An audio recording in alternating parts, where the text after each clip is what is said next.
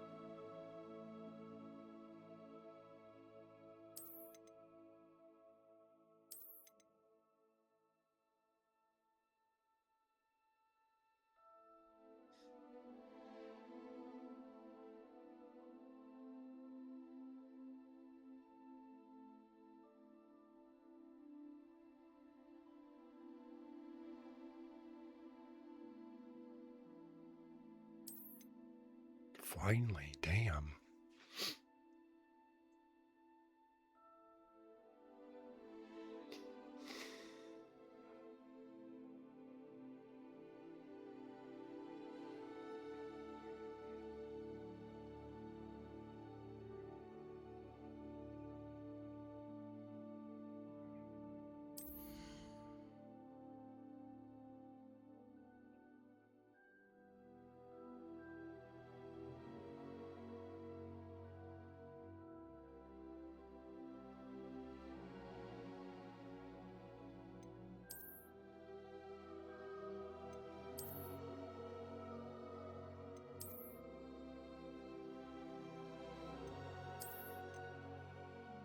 Oh, come on now. This video's got ray tracing in it.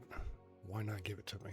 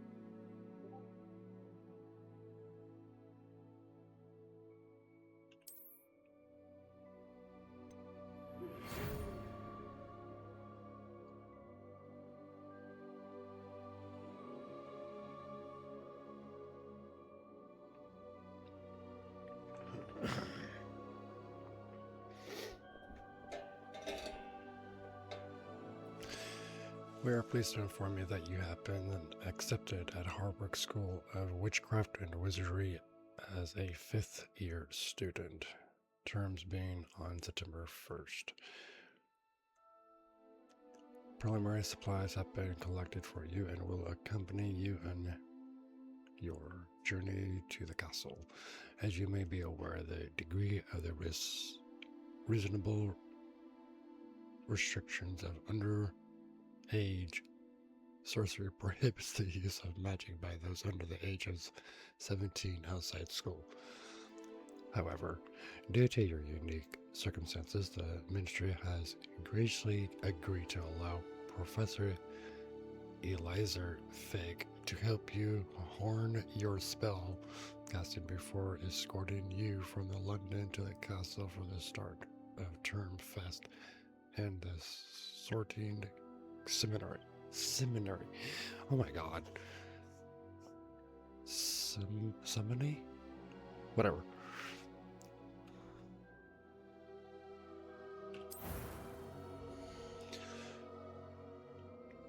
Oh boy. Well, I'm not picking Harry Potter, even though that would be cool. What are these? I mean, the cards have been...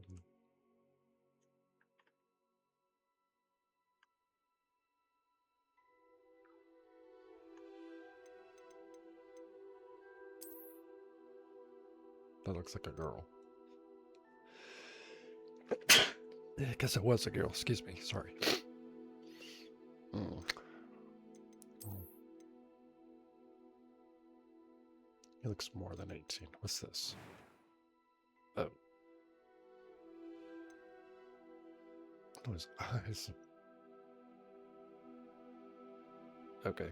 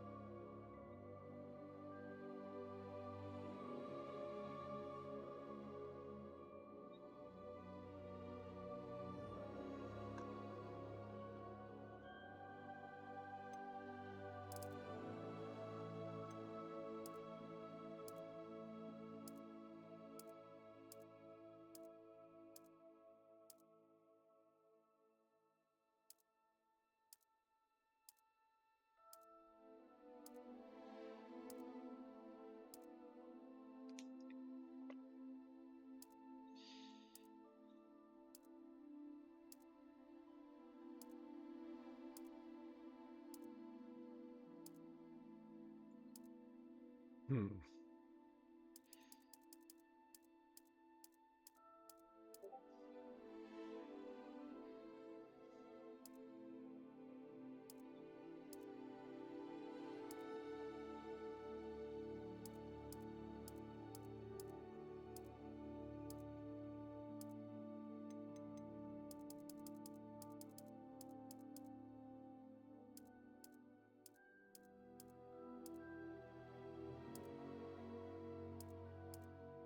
Where the hell did I just see that color?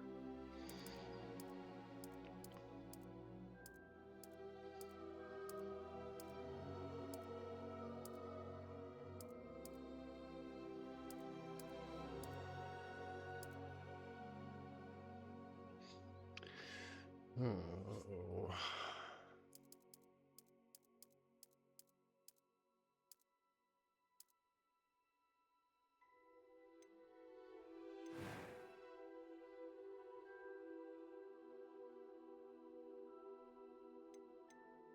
I am indeed a student, but I could very well be able to help you.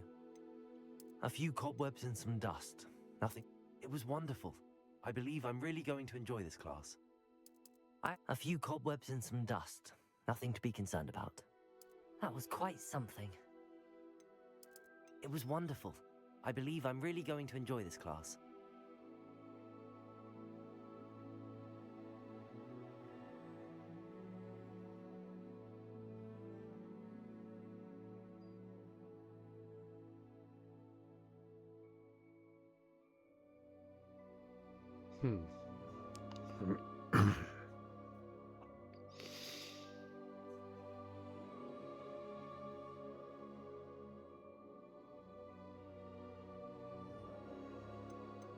I am indeed. That was quite something.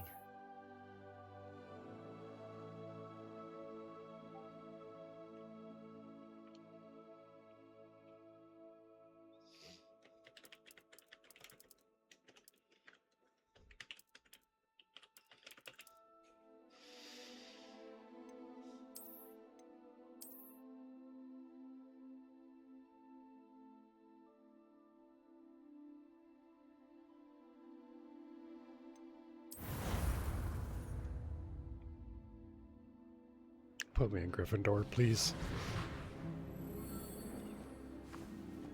Ah, it appears we are almost ready to depart. It's a pity we didn't have a bit more time to spend on spellcasting. I presume you've been practicing the spells we worked on. I have, Professor. Well, I'm quite sure I've never seen anyone take so quickly to a second-hand wand. You'll be a force to be reckoned with when you get your own. Thank you, Professor Fig. I appreciate you working with me before the term begins. Oh, Eleazar!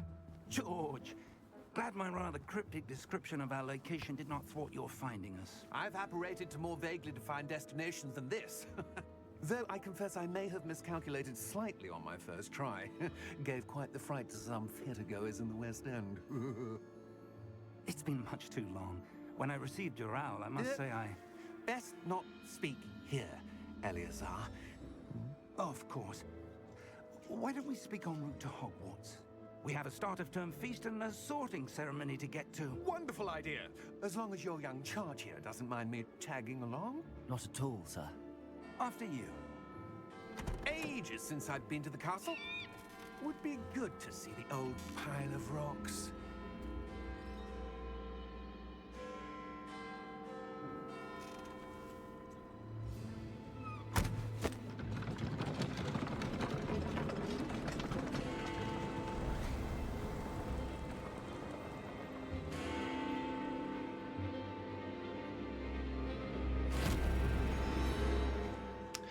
And we're sus already.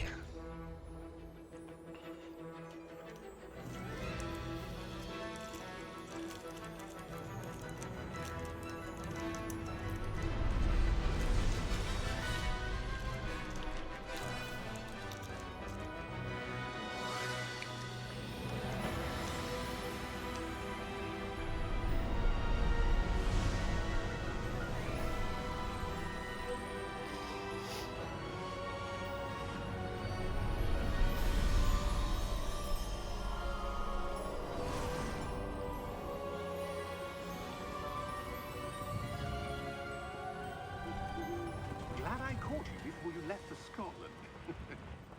Just barely. And who is your traveling companion? A new student. New? Yes, sir. I'm starting school as a 5th year. How extraordinary. It is indeed. None of the faculty has ever heard of anyone being admitted to Hogwarts so late. Nor have I. Of course, as the other 5th years will have been honing their magical skills for 4 years now, the headmaster asked if I could get our new student up to speed a bit before the term begins. Well, you couldn't have asked for a better mentor. Professor Fig is not only an exceptional teacher, he's also a remarkably intuitive and gifted wizard. Mr. Osric is prone to flattery. I dare say it's one of the reasons he's risen so far at the Ministry.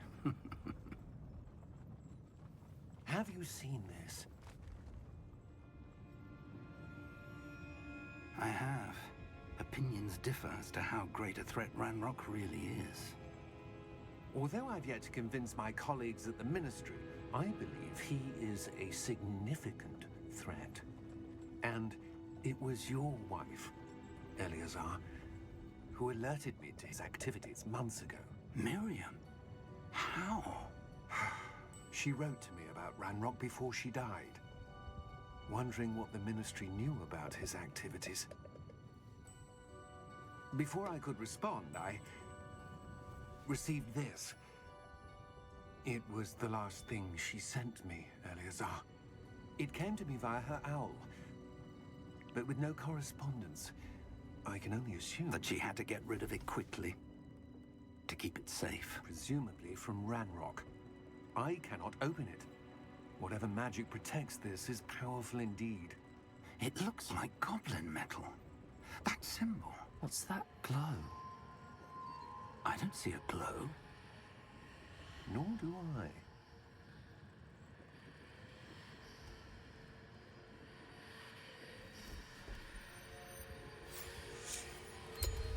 Merlin's beard. How did you... Wait! We do. Oh, wow.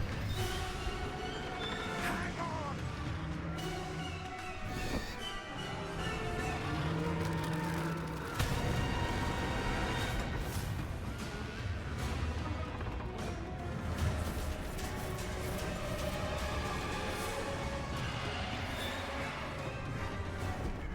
Yeah! Yeah! Jump!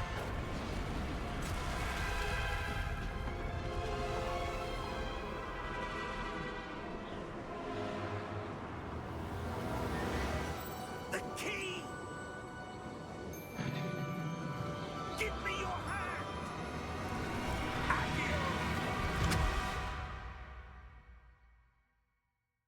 Wow. Here we go for a crazy ride. Are you all right? You're hurt. Perhaps a bit. Take this. It's Wiggenweld potion. That stuff will right you in a second.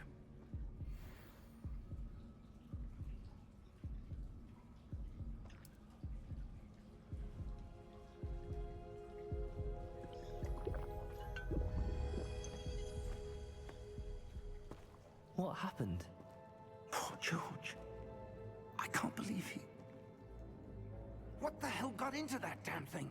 Attacking a carriage mid-air? A typical dragon would never... Professor? Sir, where are we? I'm not sure. But that key you discovered was clearly a portkey. Portkey? An item enchanted to bring whoever touches it to a specific place.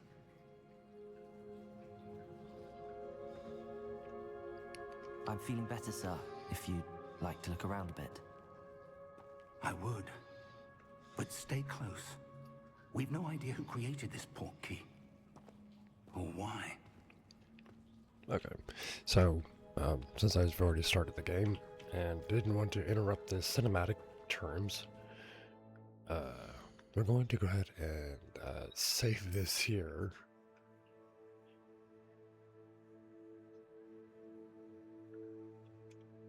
Okay. Well, okay, fuck off me. Go fuck me. Um, we're gonna restart the game to enable the settings that were changed, so I'll be right back.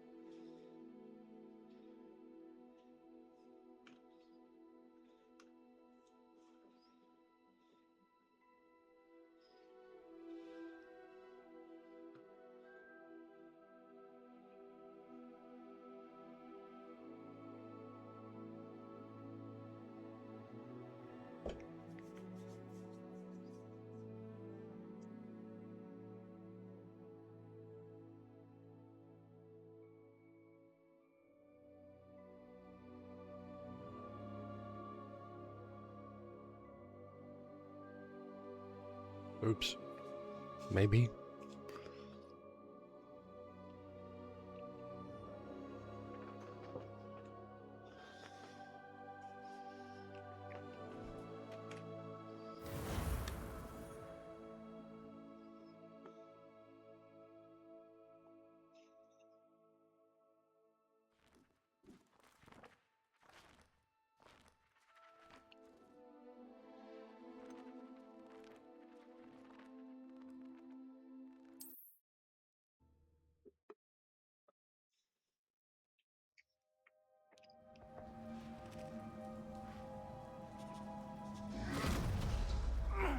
Are you all right? You're hurt. Perhaps a bit. Take this. Okay, that looks a lot It's better. World potion. That stuff will right you in a second.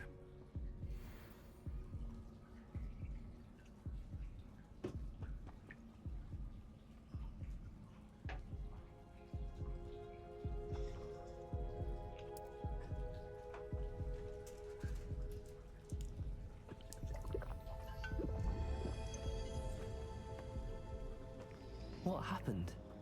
Poor George. I can't believe he...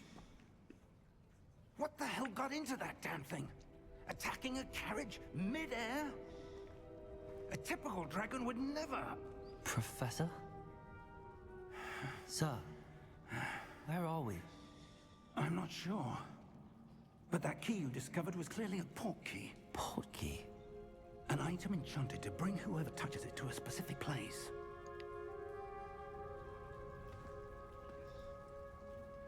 I'm feeling better, sir, if you'd like to look around a bit. I would. But stay close. We've no idea who created this port key. Or why.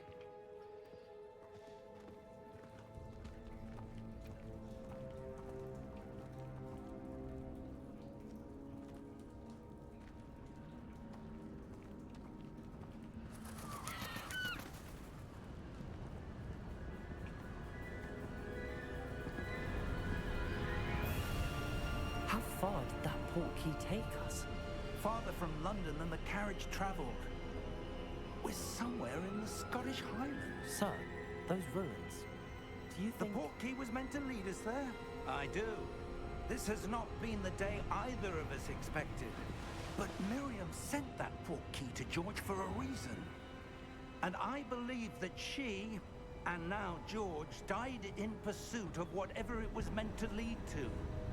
If you're sure you're all right, and wouldn't mind indulging me, I'd like to have a look around. Absolutely, sir. Good. Let's see if we can find a path, however faded it may be.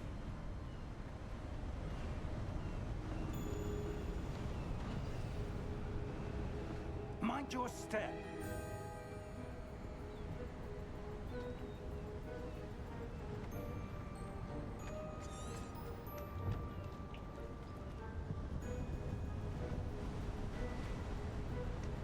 Where do you suppose your wife got the port key that brought us here?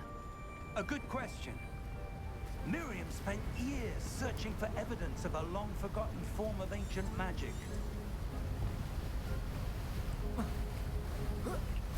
Ancient magic? Yes, a powerful magic wielded by a rare few that seems to have been lost to time.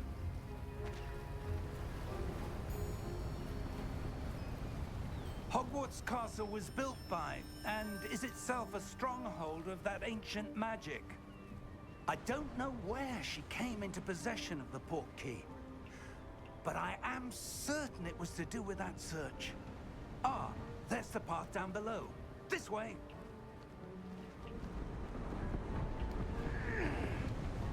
But sir, why was your wife searching for evidence of lost magic? Miriam wanted to understand why such powerful magic disappeared from the wizarding world. Spoke of the good it could do. But magic is no different than any power. What really matters is the one who wields it.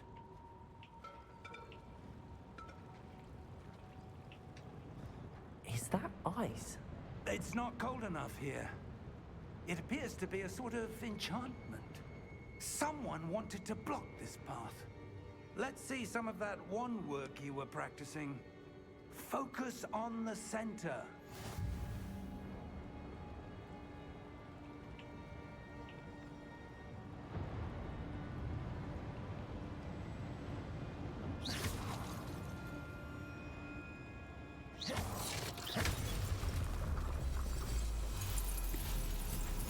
Excellent!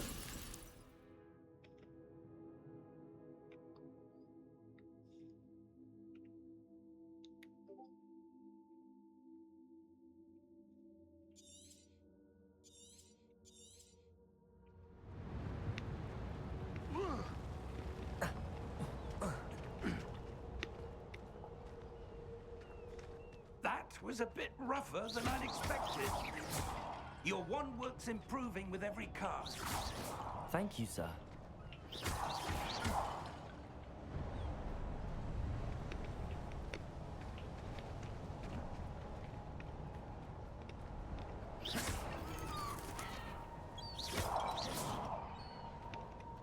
Ah, up there.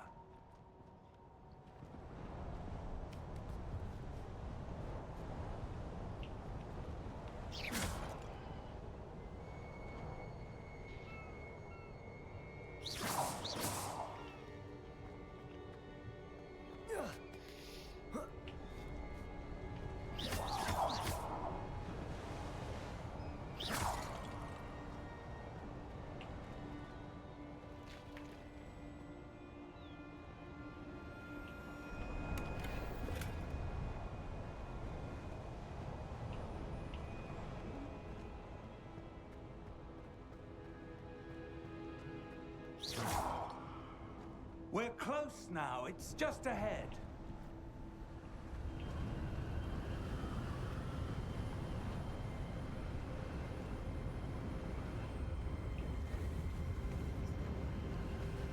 Steady yourself! A bit windy. Reparo!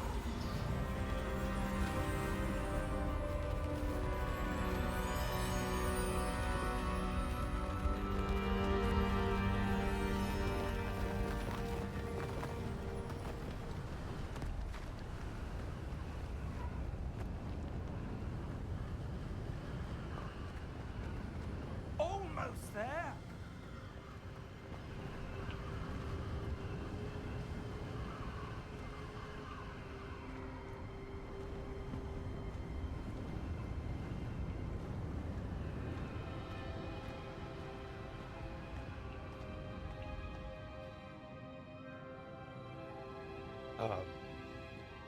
Okay.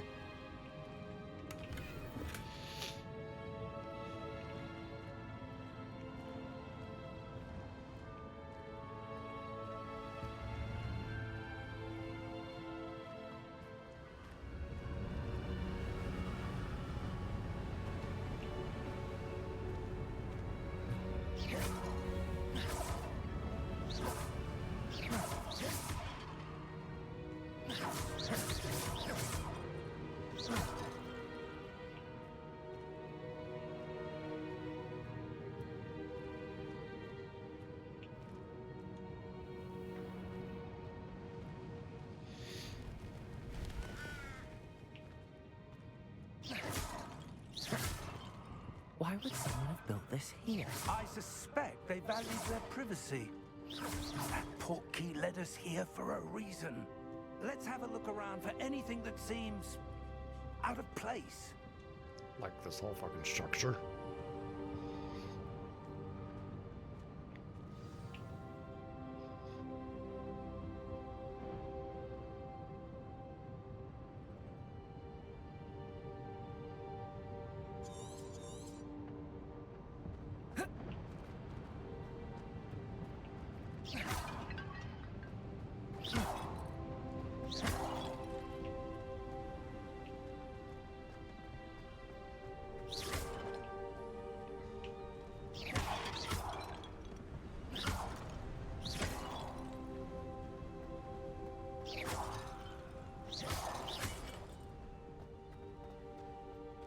That enchanted crystallized stone again.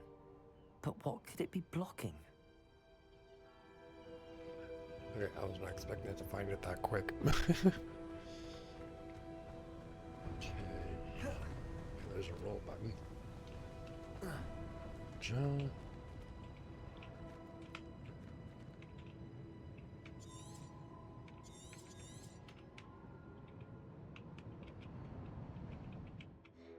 Oh.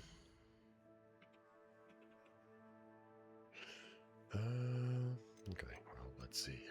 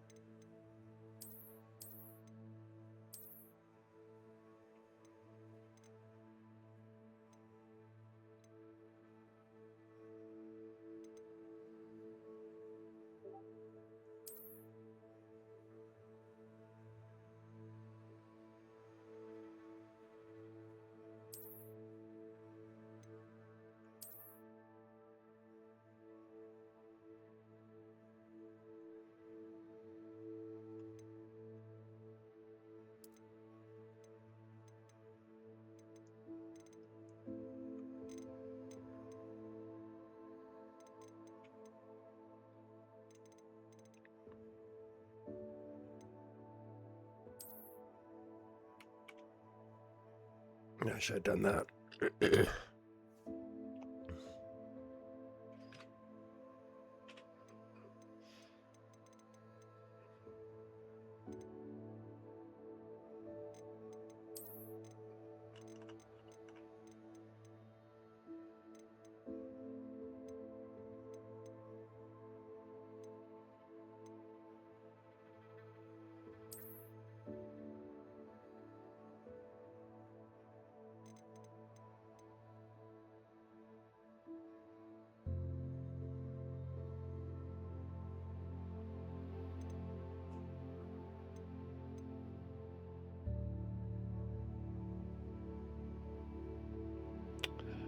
Oh, you are an ass.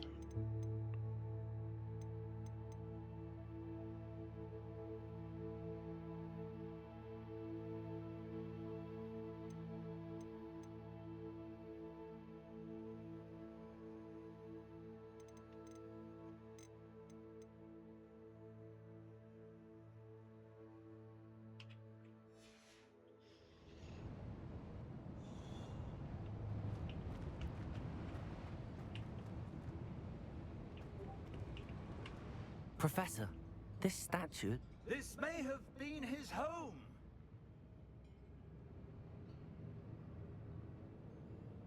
Oh God, I can't remember his name.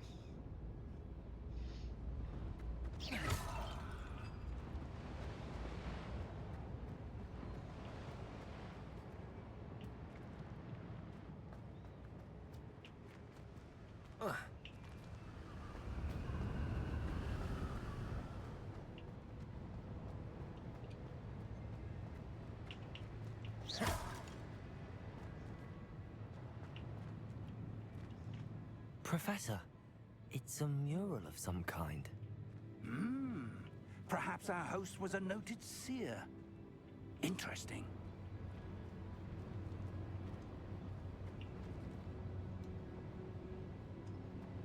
That guy.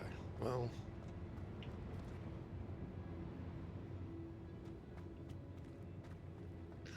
Looks like I saw everything I wanted to say. Thought I broke you.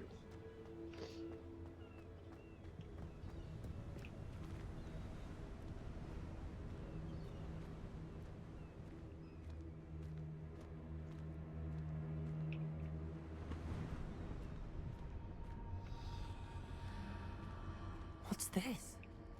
Professor Fig!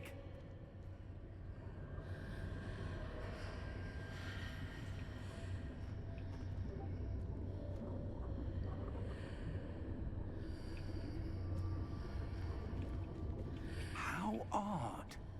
Why would someone have conjured that enchanted stone here? And how is there a room behind it? What room? I don't see anything. There's that glow again, like the glow on the portkey container.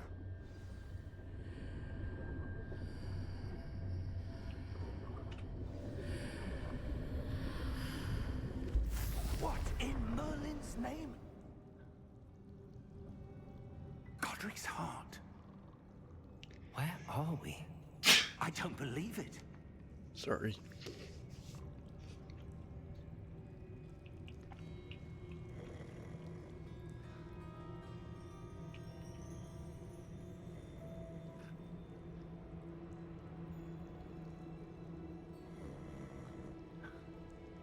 Someone is sleeping here.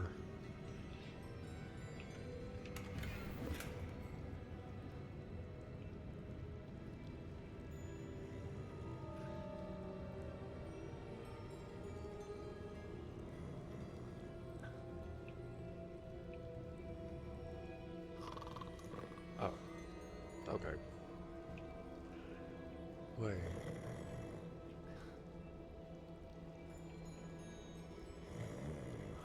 Yeah, okay. Oh, wait, I know where. No way.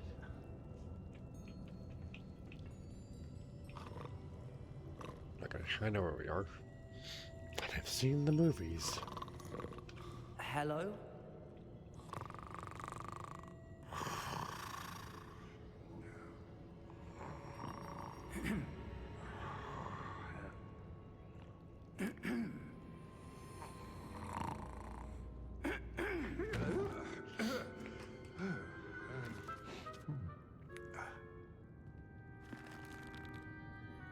It can't be.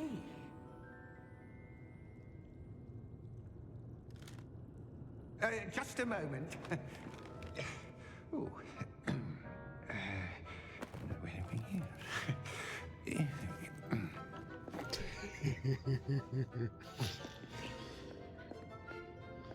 Welcome to Gringotts Wizarding Bank. Vault number 12, I presume. Precisely. The key? Hmm? Your wife's portkey. Oh, yes, of course.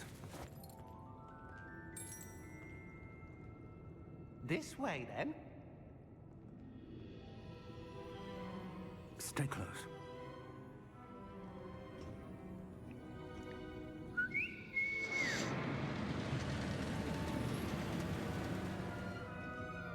After you. Yeah, I don't think so.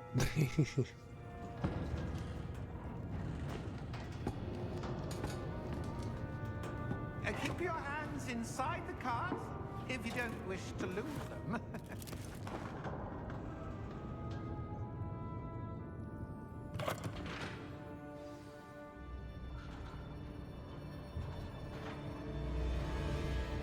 How many vaults are there in Gringotts? Hundreds. In fact, you'll see quite a few on our way to vault number 12. As we speak, we're just beneath the main lobby. The vaults you see now are the newest. Are private entrances to the bank common at Gringotts? They are most uncommon. Only one with great wealth or power, or both, could have arranged for such a service. You'll want to take a breath. A what? That waterfall washes away all enchantments. It's a security measure. Experienced the thief's downfall before, have you? Heard of it?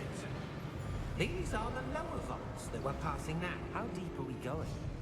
Vault number 12 was commissioned shortly after Gringotts was founded over 4 centuries ago. It resides in the deepest part of the bank. Settle in.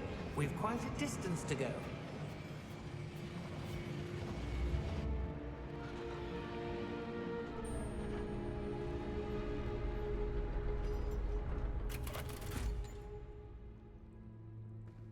Vault number. Vault 12. Momentous day. On your way.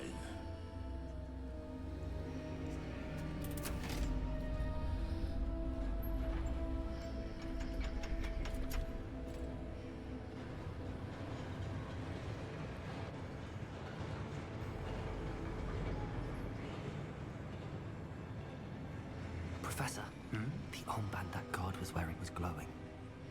Like the glow you saw on the portkey container? No, darker. I saw that same glow on the dragon's collar. Yeah, what was that? We were just wondering about that goblin back there. He watches over the oldest section of the bank. Rare anyone goes there anymore. I wonder why.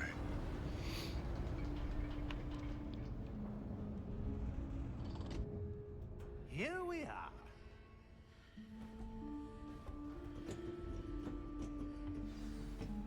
Okay, I need to make some calibrations here.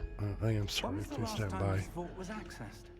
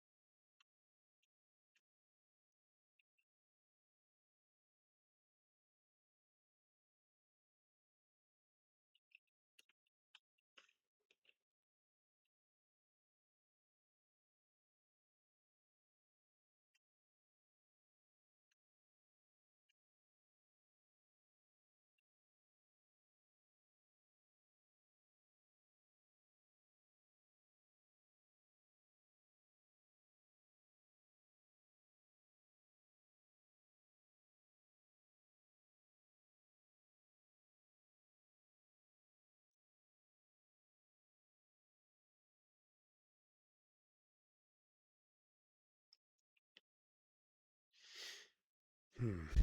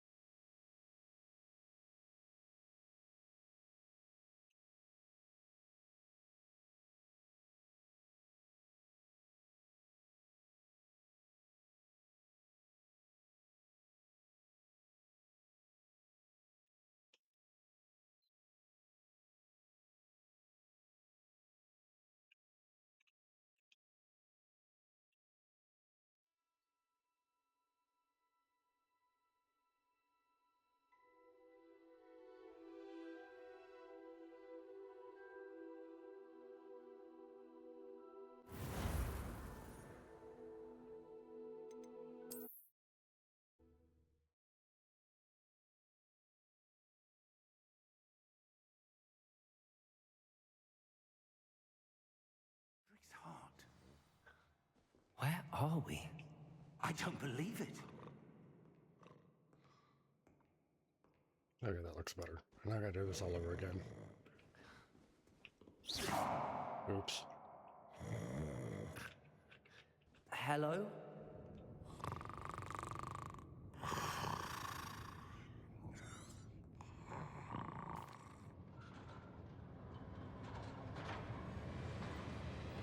How many vaults are there in Gringotts? Hundreds. In fact, you'll see quite a few on our way to vault number 12. As we speak, we're just beneath the main lobby. The vaults you see now are the newest. Are private entrances to the bank common at Gringotts? They are most uncommon. Only one with great wealth or power, or both, could have arranged for such a service. You'll want to take a breath. A what? That waterfall washes away all enchantments. It's a security measure. Experienced the thief's downfall before, have you? Heard of it? These are the lower vaults that we're passing now. How deep are we going? Vault number 12 was commissioned shortly after Gringotts was founded over 4 centuries ago. It resides in the deepest part of the bank. Settle in. We've quite a distance to go.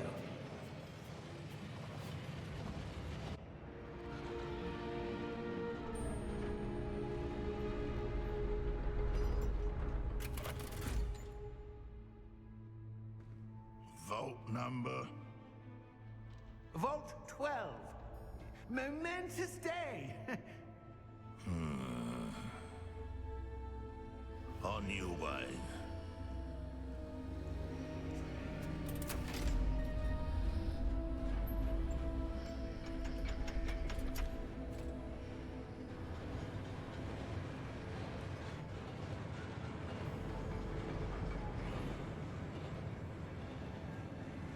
Professor, the armband that guard was wearing was glowing. Like the glow you saw on the portkey container?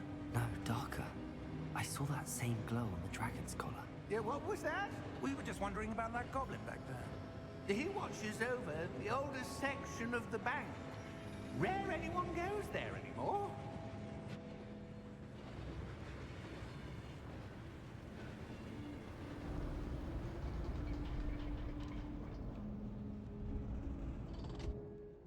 Here we are.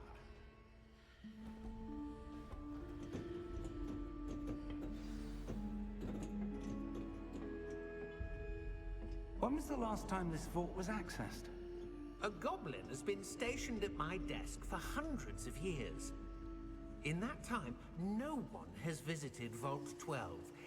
Until today.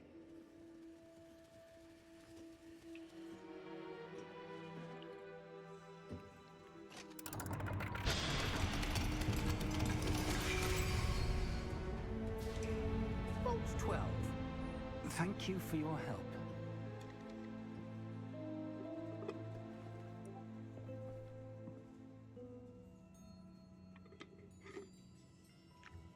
And I see a chest.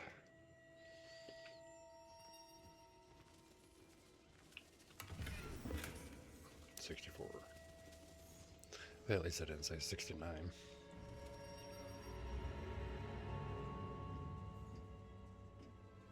What What do you suppose we should be looking for? I'm not sure. Sir, I wonder if you might... The instructions for Vault 12 indicate that I am to grant access to the holder of the key and then close the door. Wait! Best of luck. Wow. Okay. Professor? That was certainly unexpected. Let me think. There must be something here. Revelio, perhaps? Revelio? Yes, a revealing charm. No time like the present. Let's see what we're missing, shall we? Ready your wand and focus. But what the fuck is this?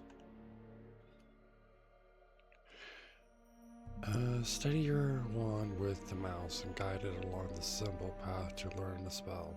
Press a corresponding input when prompt to accelerate your wand's motion along the symbol's path. Oh boy, okay, here we go. Oh. Oh. Okay.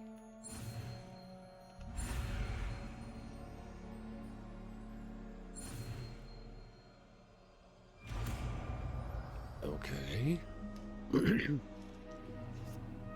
Cast. Revelio. There! I saw something. Move a bit closer and try again.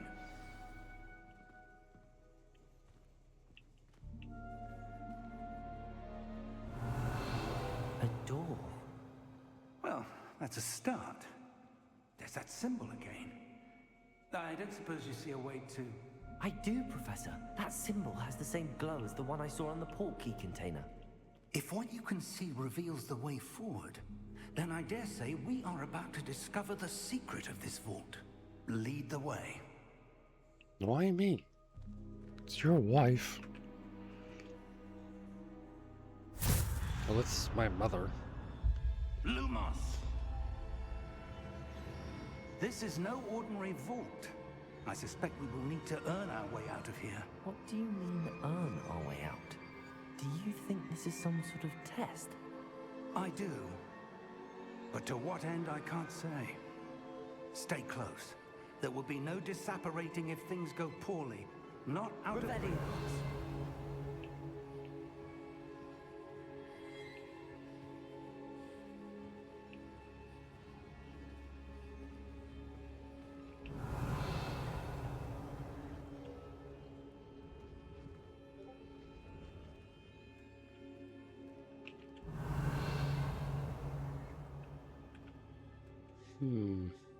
I see something up ahead. What is it? That glow again, but on the floor.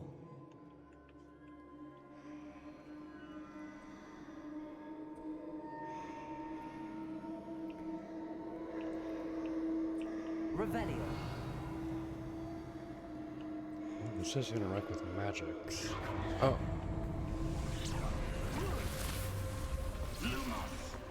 What happened? When I moved towards the glow, it suddenly seemed as if the ground was swirling about. Are you all right? Yes, sir, I'm fine. You seem to have caused the floor to change. That statue. What statue? I see some sort of statue, but only as a reflection in the floor.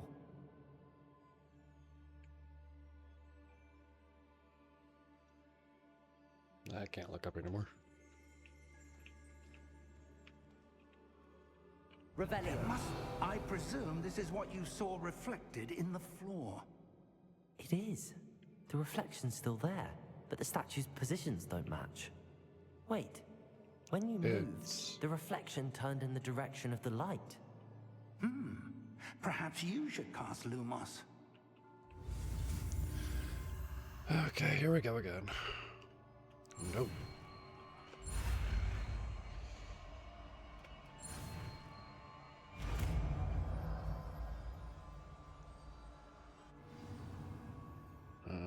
Sure. You've acquired the one lighting charm Luminous, which has automatically been slotted to your spell set. Luminous creates a light at the tip of your wand to help you see in dark areas. Lumos. Well done. Now the reflection is turning towards me. It does follow the light.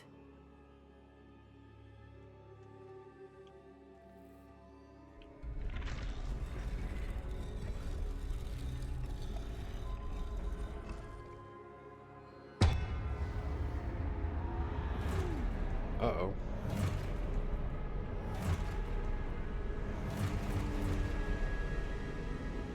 Look out! Protego! That was a little slow response. Descendo! Levioso! Deposo!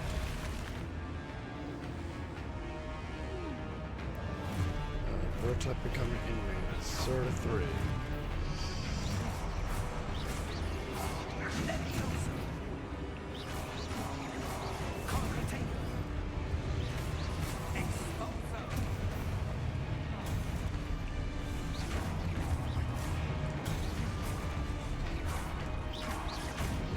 Descendo! You know. Levioso! So. Revive your objects to reveal the way forward. Yo! Expulso! Protego! Confringo! What am I supposed to be doing here? Deposo! Wait. Levioso! Lumos! Yo! Yo, yo, yo, yo, yo, yo. Expulso! Deposo! Okay, wait. Hold on, I think I see it. Confringo! Descendo! Too late. Yeah. Ow! Mother. Dude, you took a lot of hit.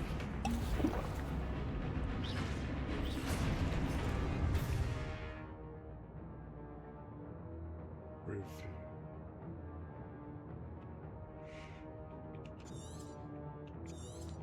Expulso!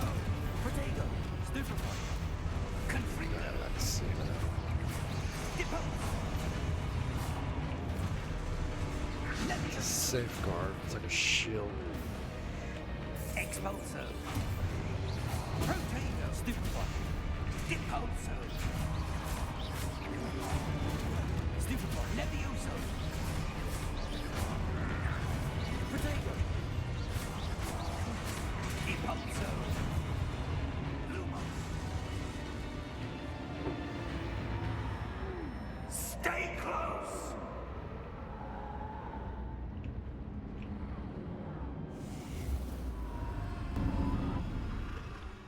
Lumos! Professor! Professor Fig! Professor, where are you? This isn't good. No, it's not. Okay, while searching through the darkness, we come upon a statue whose reflected was only visible to me when I aligned the statue with.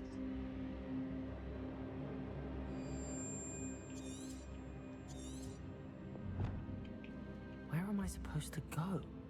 This way. What's happening? The wisps of magic seem to be leading me somewhere.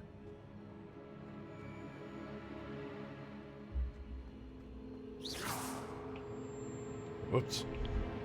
Protego! No. Lumos!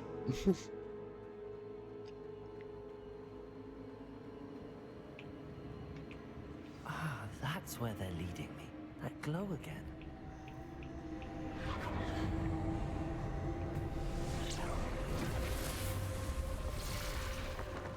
Oh no, not again. Wait. Oh no, there's 3. Bruh, not cool. Lumos! Protego! Lumos! Revelio! I suppose I'm on my own this time.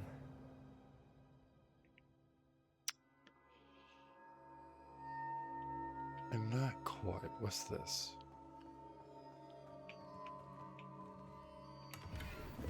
$53. Protego, Lumos.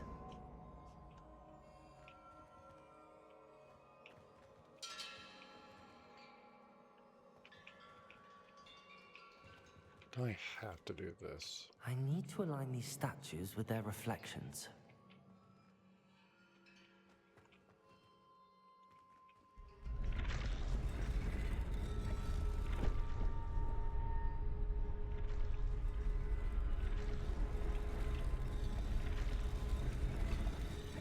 It seems I have no choice. I'm going to have to fight my way out of here. Oh, not good. I only got one potion. Protego!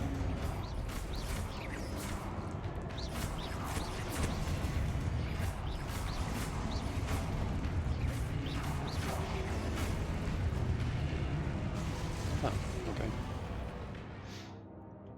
Hold Q during Protego to stun enemies with a Stupefy counterattack.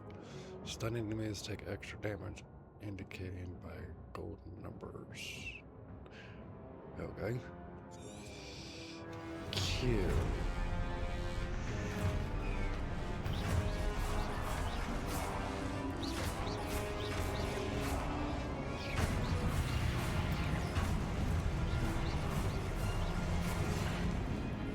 I didn't see any walk up behind me. Protego!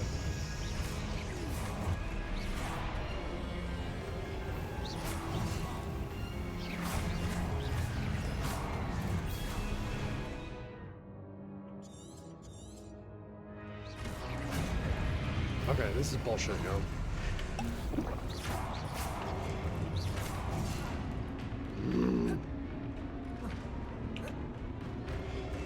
Protego! Stupefy!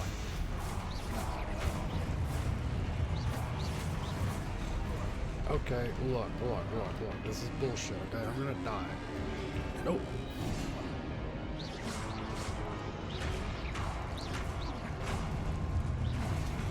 Stupefy!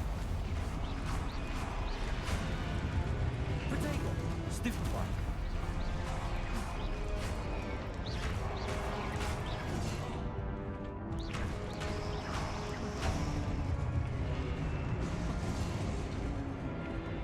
See.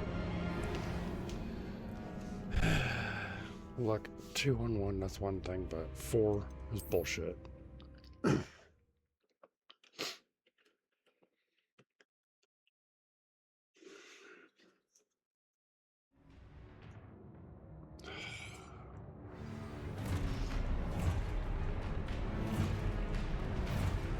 on.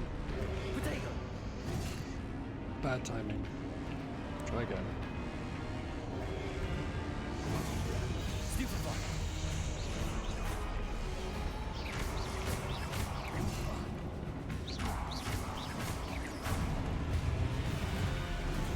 Stupefy!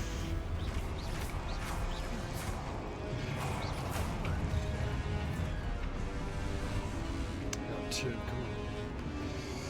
Protego! Stupefy!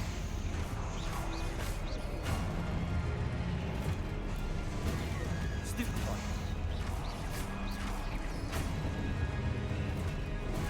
Stupefy!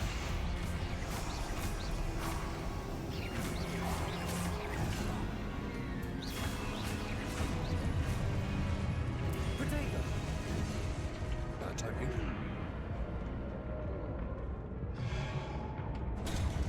Stupefy! Stupefy!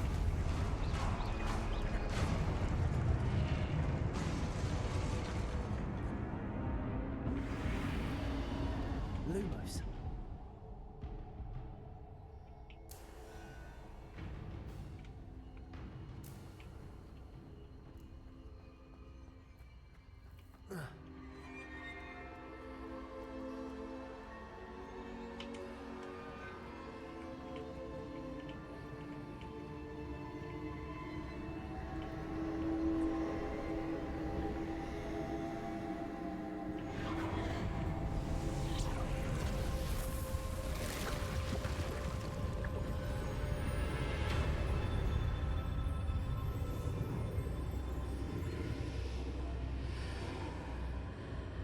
Hmm.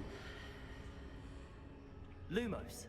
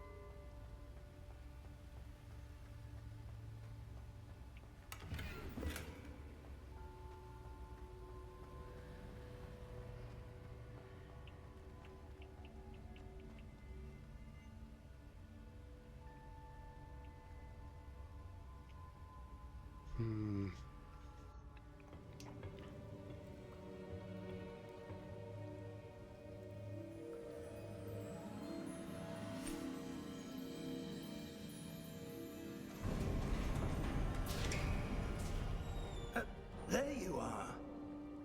How did you... What is this place? I don't know. But I found this floating above that basin. That is no mere basin. That is a pensive for viewing memories. I wonder...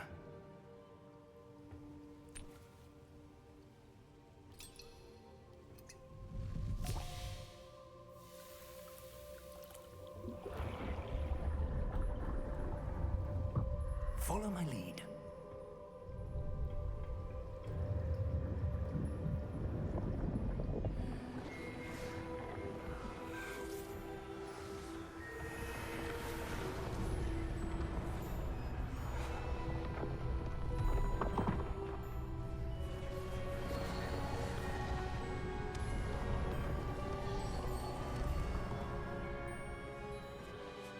All is in place.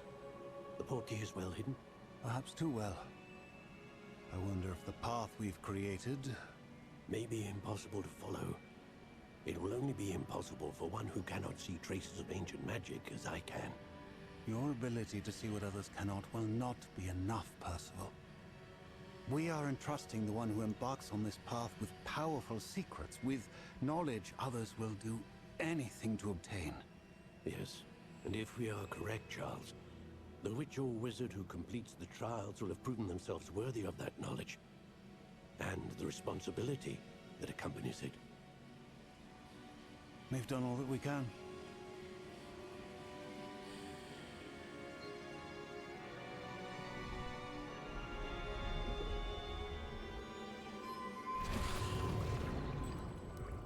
That's what you're seeing.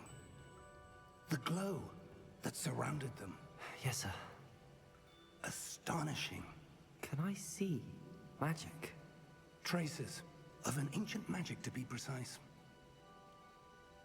The magic that Miriam had always believed existed, but could never. Miriam, and perhaps George, died in pursuit of knowledge that has been dormant for centuries.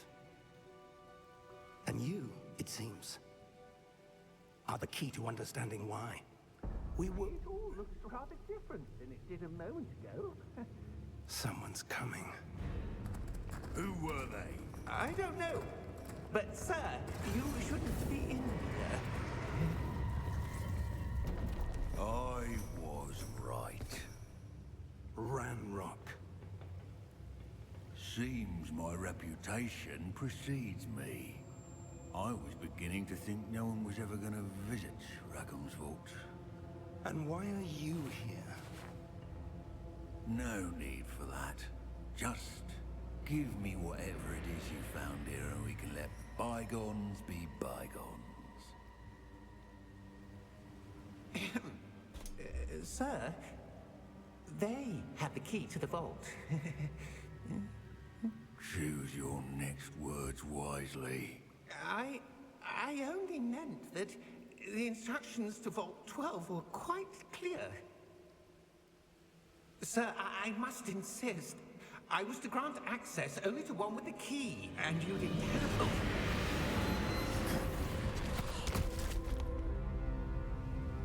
I have no patience for traitors. Now, where were we? I'm not giving you anything. Well, perhaps your young friend here will be more helpful.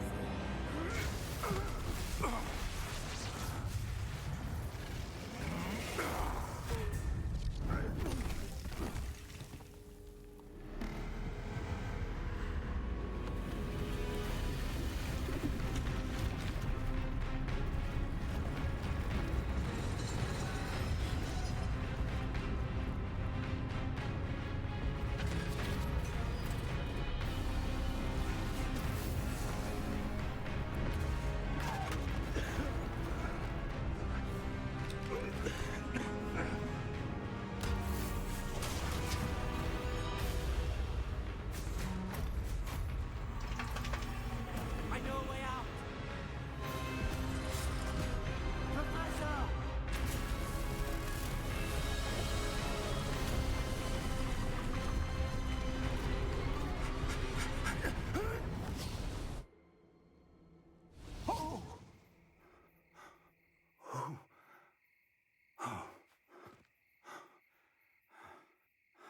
Are you all right? Fine, sir. I've never seen so powerful a goblin. He seemed wholly unaffected by my magic. Where are we? It can't be. It seems those who set up the pensive, the locket, and the path to both wanted someone with your ability to end up here. Come. We have a sorting ceremony to get to.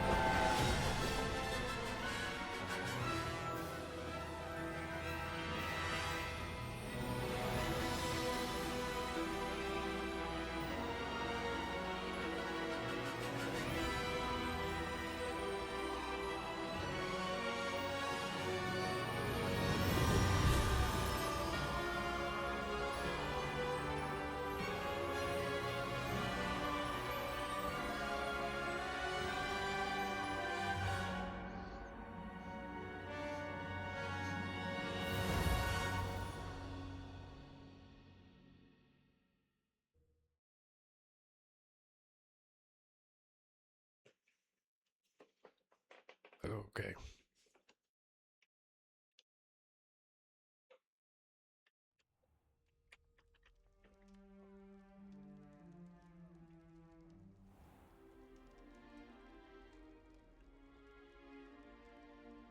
Oh, good. We haven't missed the sorting ceremony. I'm no expert, but that seems more appropriate. Now, I need to study this locket as soon as I can, but first I must contact the Ministry. They need to know what happened to George and be warned of Ranrock. For the moment, I ask that you keep all that's happened this evening between you and me. Of course, sir. Thank you. Ready for the sorting ceremony?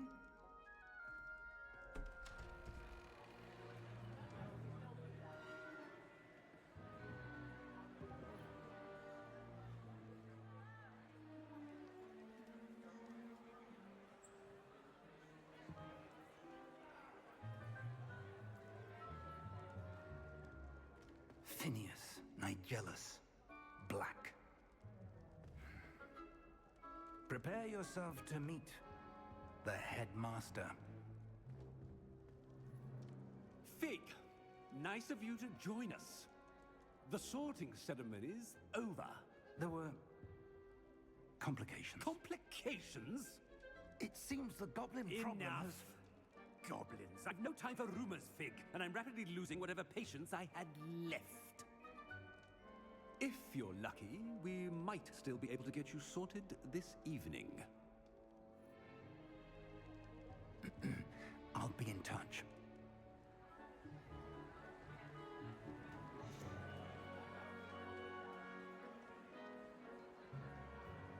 Gryffindor, Gryffindor, Gryffindor, Gryffindor. Or is this gonna randomly pick for me? No, let it be Slytherin. You've one more to be sorted. Welcome. You're just in time. Have a seat. Let's see if the hat still has the same voice that I remember.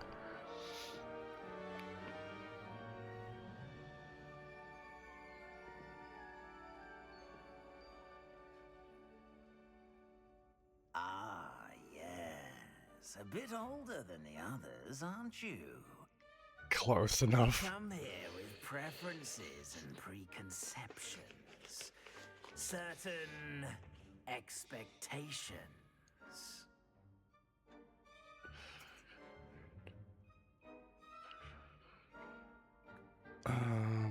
Can't wait to start class, can't wait to explore. Well.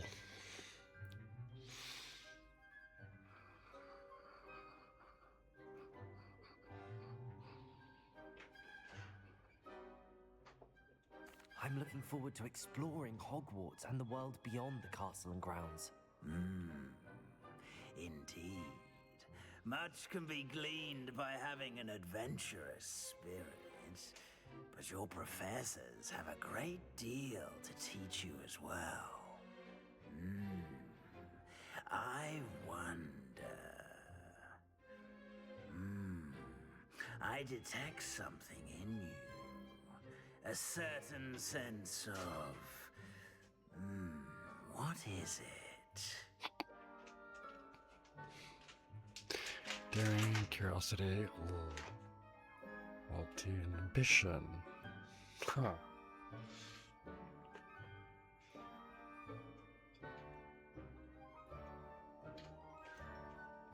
Curiosity. A desire to learn? I do enjoy a good puzzle, and I believe I have a ready mind. You're clever indeed. You have the ability to reflect clearly on that which puzzles others. And you've a ready mind, quick to learn. Perhaps you belong in Ravenclaw. No. God damn it. You fucker. I don't want Ravenclaw, I wanted fucking Gryffindor. Whatever. Yeah, choose a different house, I can do that? Okay, cool, I can... see here. Gryffindor, yes, thank you. Possess a willingness to forge ahead alone when you must.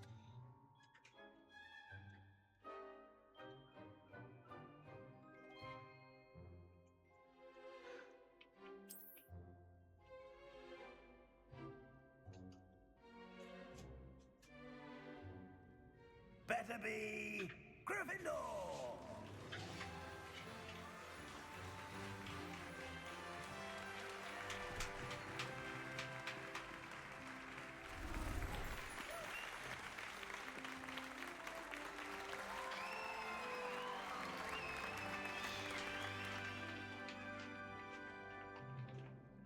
Oh, and one more thing.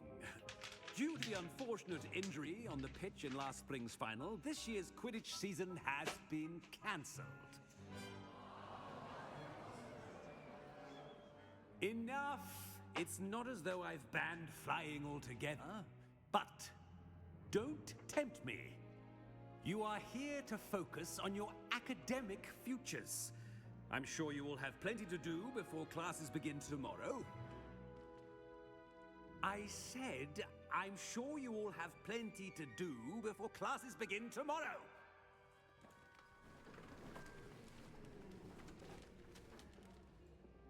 Quite an entrance. It's lovely to meet you. I'm... Professor Weasley, would you be so kind as to show our new student to their common room? I shall see to it, sir. As I was saying... That guy's a bit of I'm an Professor ass. Weasley. Pleased to meet you. Nice to meet you as well, Professor. As Deputy Headmistress, it is my distinct honor to show you to your common room. Right this way.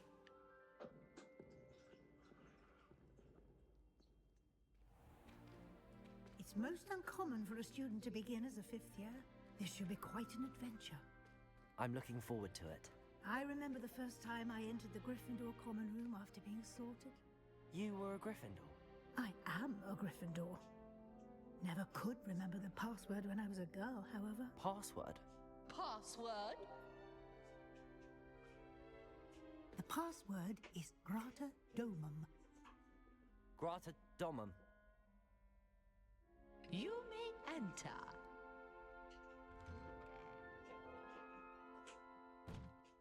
Well done. Now, go on in and get some sleep. You have a big day ahead of you tomorrow. I shall be back in the morning to collect you for your first class. Thank you, Professor Weasley. You're welcome. I hope you enjoy your first night at Hogwarts. Sleep well.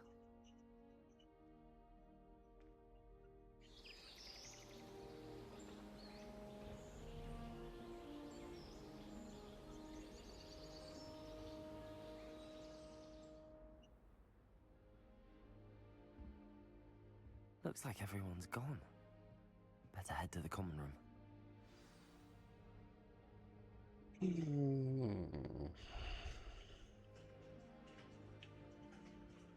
What can I access?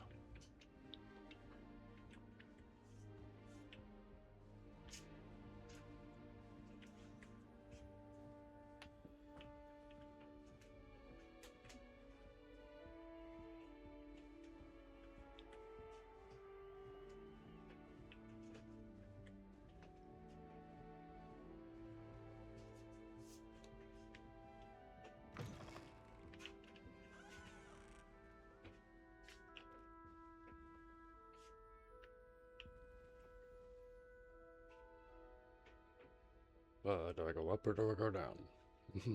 Probably down.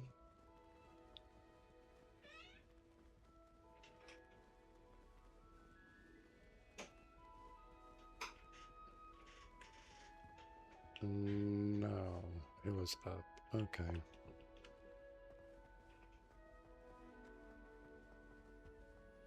Now, which way is the common room?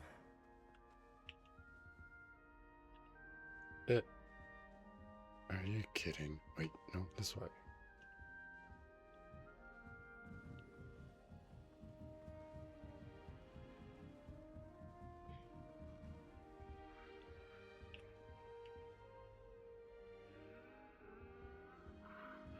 Must be different, starting Hogwarts in your 5th year.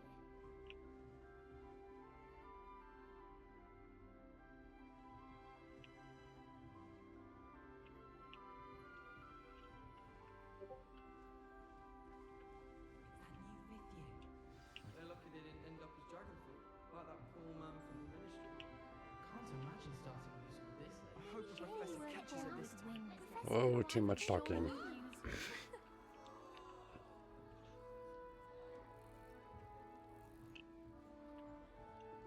I hope a professor catches her this time. I don't want to get in trouble the first day. Shame you weren't born with wings, Nellie.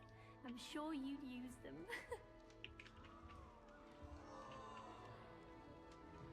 That girl thinks she can get away with anything.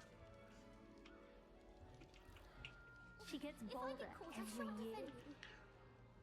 How in the hell am I supposed to introduce someone who's up there? Nellie will do Never mind. anything for attention. Why is everyone so highly strung? It's perfectly safe. Well, hello. Don't mind me. I find it helpful to change my point of view now and again. Put things in perspective. Once I made it to the top of Gryffindor Tower, from the outside, without a broom. Goodness. I'm Nellie, by the way. Nellie Ogspire. I've heard rumors about what happened to you on your way to Hogwarts. Is it true? About the dragon?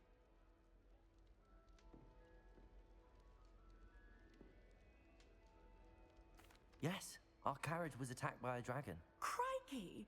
I can't believe it. How thrilling! And also terrifying. Anyway, you've certainly brought some much-needed excitement to Gryffindor. And Hogwarts, for that matter.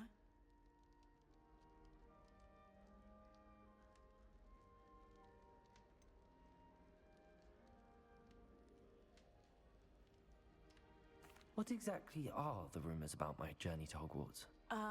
That you escaped a dragon attack? Isn't that enough? Most of us arrive via train or boat, not having just escaped the jaws of a dragon. Of course it's got people talking. Word travels fast at Hogwarts. Like a virus.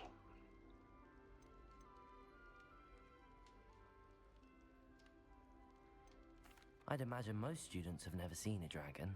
Have you? Goodness, no. And I've never heard of one attacking a carriage like that. Not enough meat in a carriage, I'd think. I take it you're not afraid of heights. It's something I've always done, since I was little. My mother once found me on the roof when I was 5. Still has no idea how I got there. But with all the strange hallways and rooms in the castle, and everything lurking in and outside the grounds, you don't need to scale a tower to see something incredible here. True. I'm sure I'll be seeing you around, either in our common room or when you scale your next tower. You never know. Bye for now.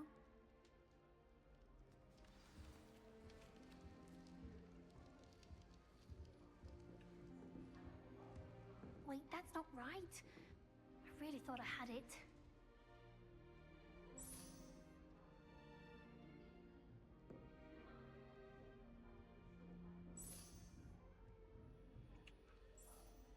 I don't know what I'm doing wrong. It's not a complicated spell. I should be able to do it non-verbally. Why is this not working? Ugh! Oh, hello there. Welcome to Gryffindor. I'm Cressida. Pleasure to meet you, Cressida. Splendidly theatrical arrival to the sorting ceremony last evening. Made it in by the skin of your teeth. Is it true that you're Professor Fig's protege? I'm not sure I'd say that, but I did study with him a little before we arrived. Blast! I was hoping he might have given you some advice on non-verbal casting. Is that what you were trying to do just there? Oh, yes. Having a spot of trouble. I've mastered the charm using its incantation, but this is proving a bit trickier.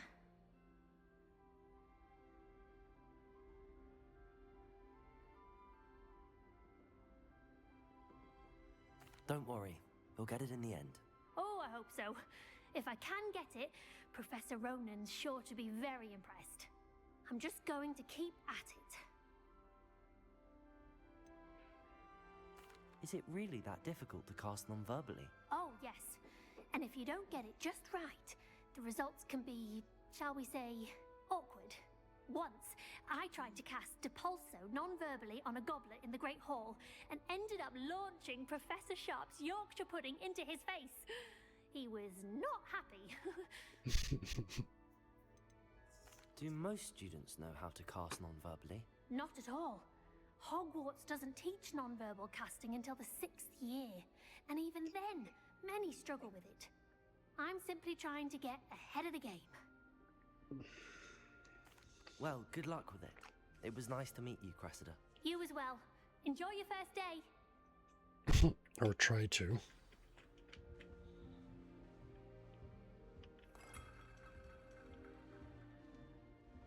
Whoever's responsible for this. Sometimes I wish I needed a new wand, just so I'd have an excuse to visit Ollivander again. It'll be the next butterbeer. Sure you don't want to try it? Brewed it myself. Hello, you're the new 5th year. Pleased to meet you. I'm Gareth Weasley. Heard about your travels here. Can't believe it. Glad you and Fig are all right. Is it true that someone from the Ministry was with you in the carriage? Oh, yes. A friend of Professor Fig's. Oh, didn't mean to pry. Nasty business, dragons. Again, very glad you're here. Thank you, Gareth. So am I. Are you related to Professor Weasley? I am. She's my aunt.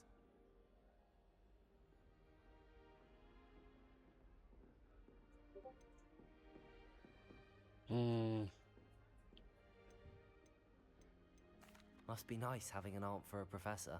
You'd think so, wouldn't you? Aunt Matilda tends to treat me as if I'm a first year. Keeps too close an eye on me. It's all a bit suffocating, to be honest. Still, she means well. And she's an incredibly powerful witch. She'll have your back. Are you having butterbeer for breakfast? Oh no. I've been perfecting a recipe I came up with over the summer. I'm almost there, based on some reactions that may need a bit more work. Some reactions? Seems you enjoy brewing. Might I assume that you've a talent for potions of all sorts? Well, as I see it, there's little difference, fundamentally, between brewing a modification to butterbeer and a Wiggenweld potion. Though, I'm not certain Professor Sharp would make the connection. He doesn't appreciate my, creativity as much as you might think. Well, it was nice meeting you, Gareth, and thank you for the insights on your aunt. Pleasure to meet you as well. Good luck today. New Gryffindor. Professor Weasley's waiting for you outside the common room. Okay.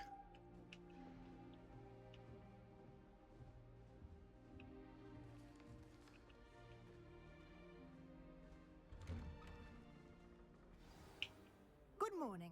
I trust you're ready for your first day at Hogwarts? No. I've been dreaming of this day for a long time. Can't believe I'm here. Well, you are here. Make the most of it. You only have one first day at Hogwarts. Now, in light of your unique situation, joining us as a fifth year, you'll need to catch up with your classmates and not fall behind. Especially as you'll be expected to complete your OWLs at the end of the year. OWLs? Owls? Yes, your ordinary wizarding level exams. They will determine what type of career you can have when you leave here. After much discussion with the headmaster and the Department of Magical Education at the Ministry, we've devised something extraordinary to ensure your success. Here you are. A book.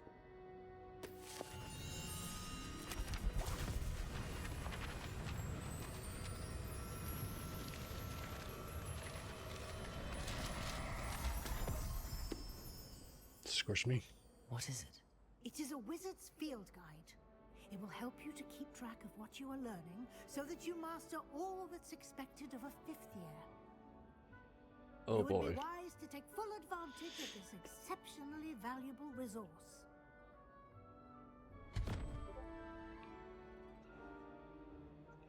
Thank you, Professor, but what do you mean it will keep track of what I'm learning? Perhaps seeing it in action will answer any questions you may have. Walk with me and we shall put it to the test.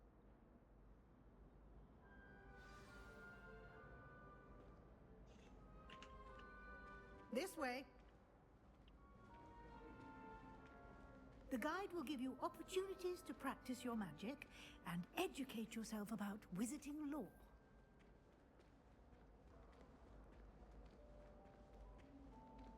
I certainly would have appreciated something like the field guide when I was a student. Using the guide will also train you to be alert to your surroundings. Do keep up!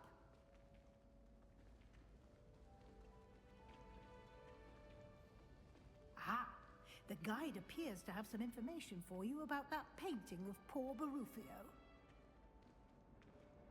Simply cast Revelio on it, and we'll see what the guide says.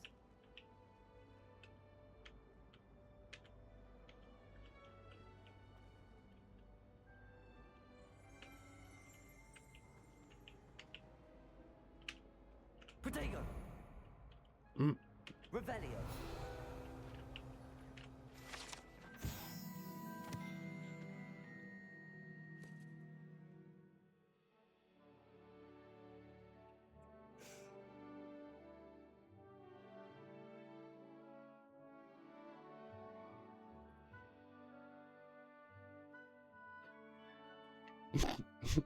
Okay.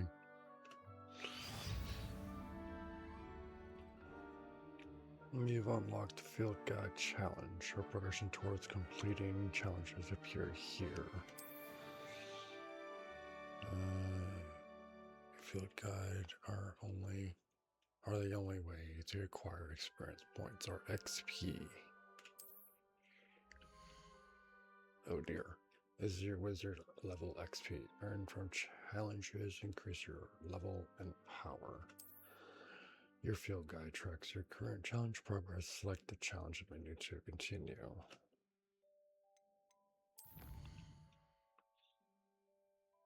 Oh boy. Collect your first guide page unlocks a new challenge category. New challenges you unlock throughout your adventure will appear here. Select the field guide page to continue. Each challenge has tiers. Special rewards unlock at each tier you complete, from appearance to critical upgrades. Reward must be claimed from the challenge menu. Come back often to collect rewards you have unlocked.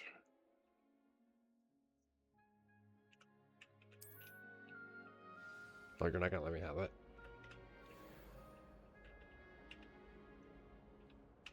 Let me have it. No? Okay, whatever.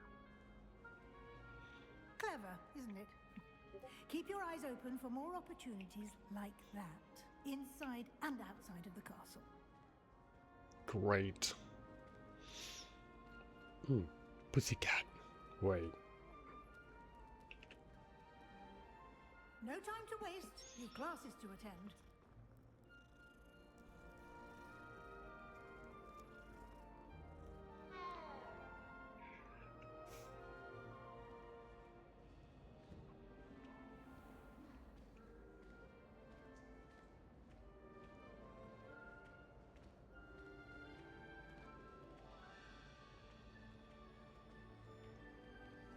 Ah, good timing. Perfect opportunity to show you how to use flue flames to get around a bit quicker. Your field guide contains a map of the castle. Open it up and find Central Hall.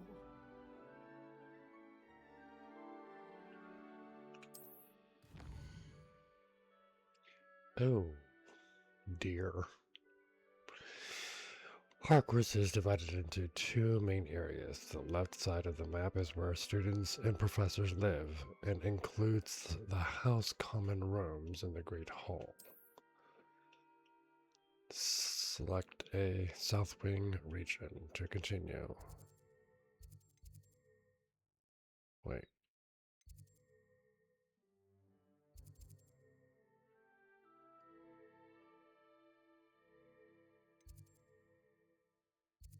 They're all South Wings? I guess so. In this view, you can see the flow flames available in that region. Green flow flames represent flames you have discovered, including your own house common room. Gray flow flames reveal the locations of undiscovered flames. The right side of the map is where you will find academic points of interest, including the Astronomy Tower, Library, and Greenhouse. Select an annex region to continue. Well, this seems to be hopping a lot. Professor Weasley has unlocked the Central Hall flow flames for you. A D to rotate the map and fast travel to the Central Hall flow flames with space. Oh, interesting.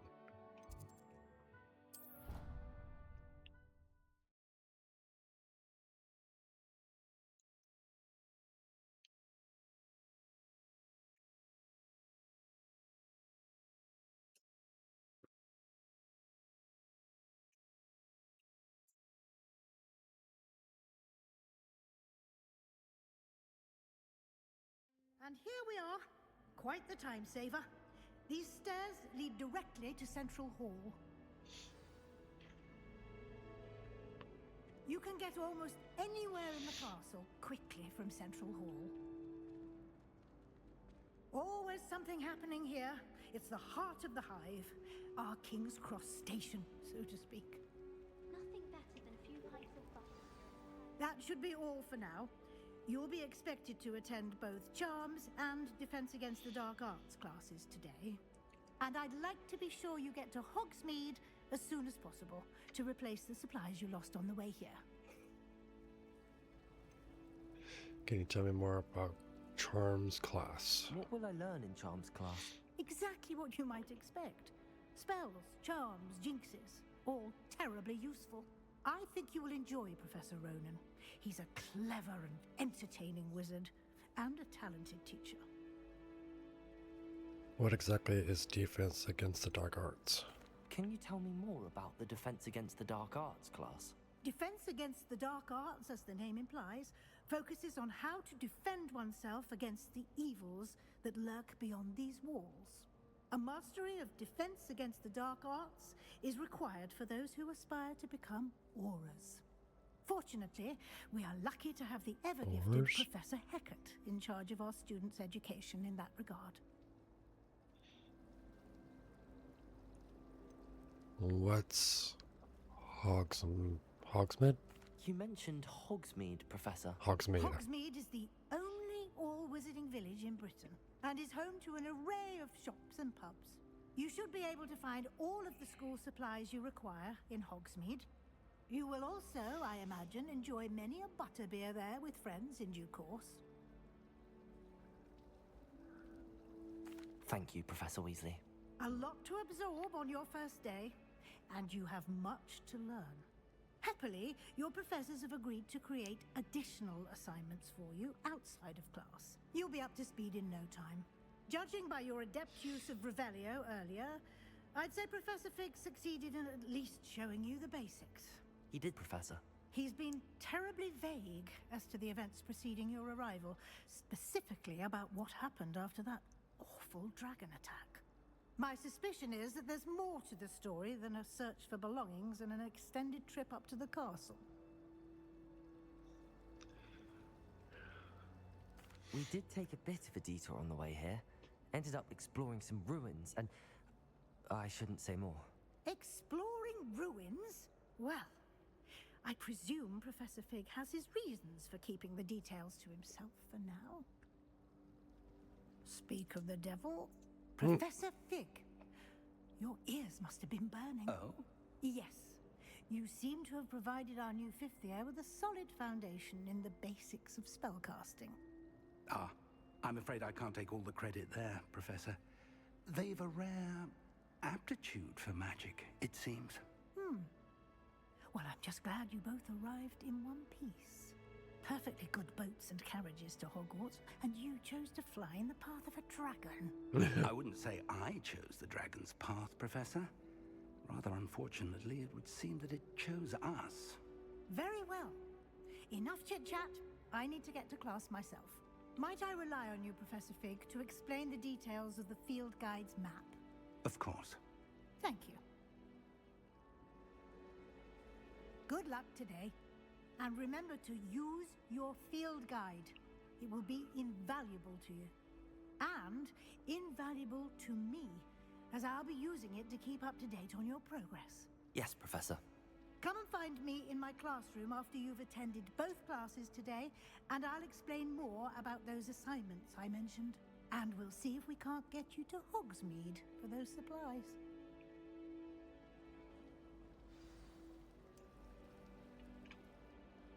It's good to see you, Professor.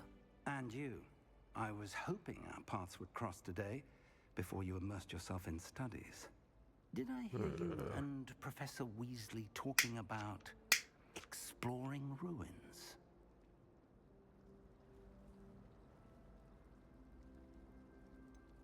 She caught me off guard. I didn't tell her anything else about our travels here. I will say, I think she suspects we're not being entirely forthcoming. Yes, well, Professor Weasley is a brilliant and astute witch.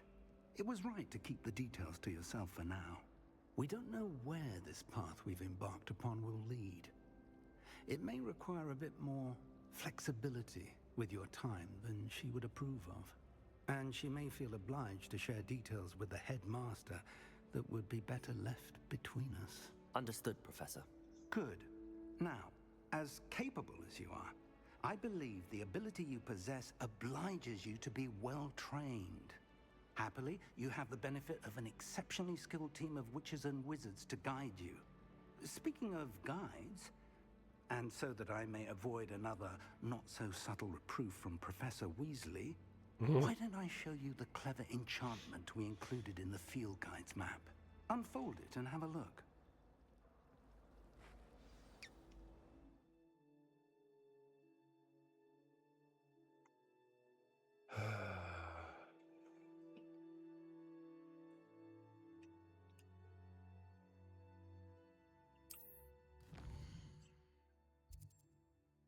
Oh. This represents main quest. Completing main quest will further the story, unlock new features, and grant XP.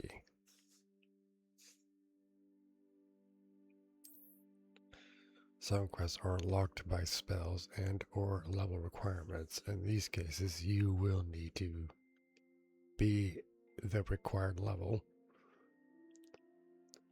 or have the required spell to activate the quest. New spells can be earned by completing professors' assignments or as quest rewards. Track a quest. Oh.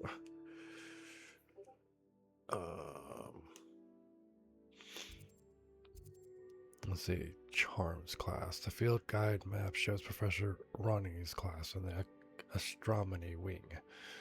This class is enormous. I may need to use the Charms Compass V in the field guide to help me find the way.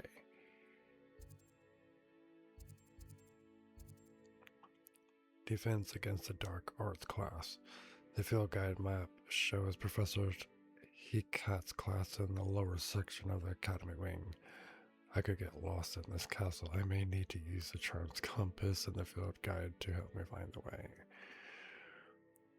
Attend defense against the Dark Arts class. Go to class. Charms class.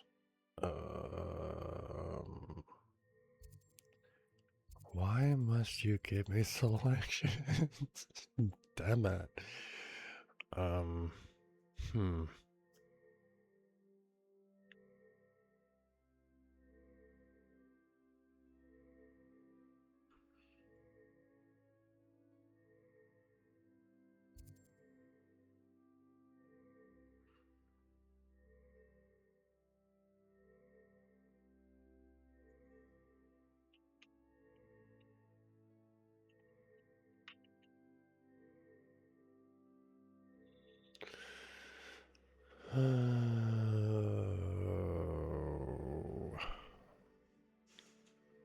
Oh, there's 5 chests on Summer's Ring. Field guide pages is 23, and okay. Oh, I guess I will go after. Fuck it. The map is enchanted to help you find your way. This will be incredibly helpful. Thank you. Now, sounds like you've quite a day ahead, what with classes and a trip to Hogsmeade for supplies, including your own wand. You'll enjoy Mr. Ollivander. He's an exceptional craftsman and a good friend. I shall reach out when I have more information about our mysterious locket. For now, focus on your classes and pay attention. More than your owls may hinge on the magic you are able to master within these walls. Great.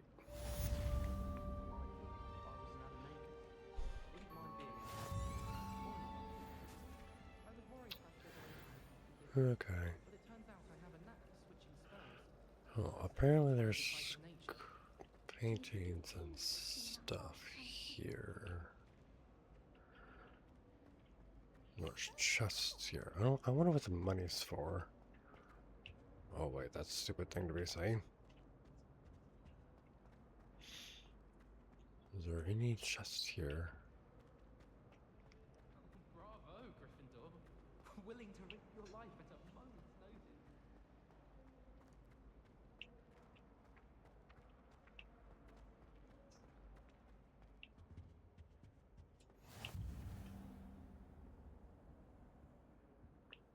Wait, does it highlight it on its own?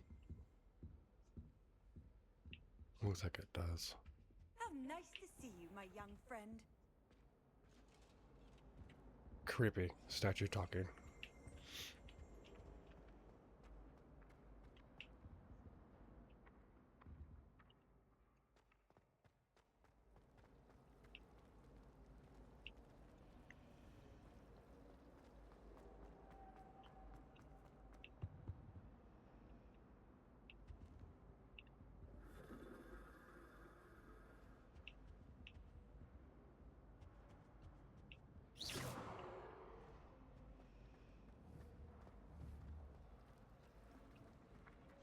There's something in there. I just know it.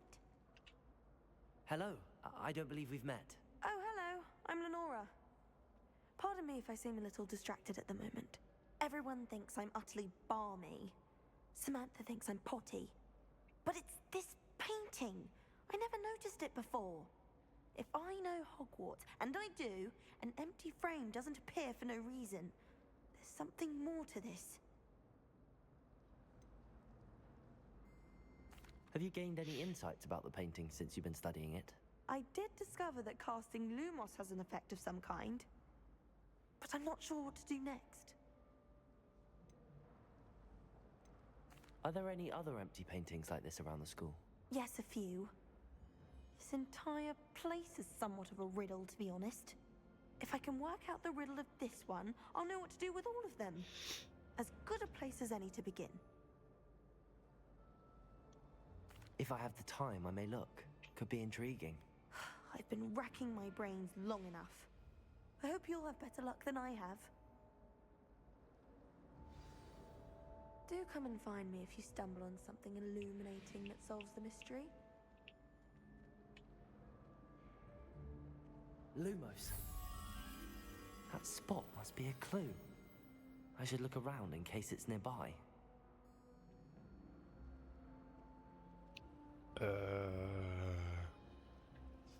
A Buddha?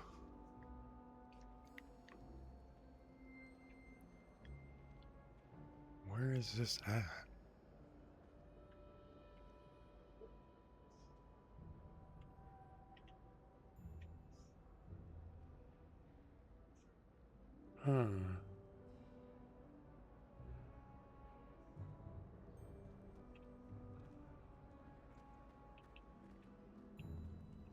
Oh, that's got to do with upstairs. My aunt says I should get to Hogsmeade as often as I can. But It's good to get out of the where? house sometimes. Is it here? Is it somewhere else?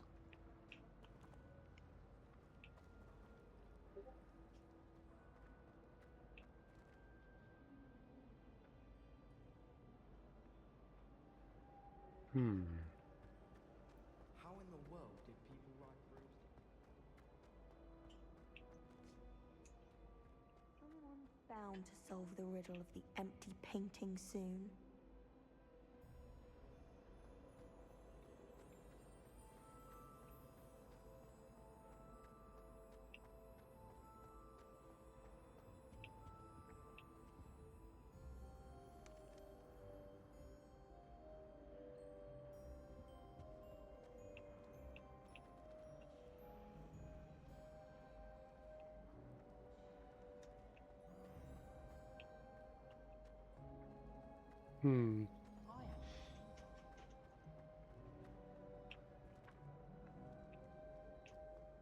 Oh, here it is.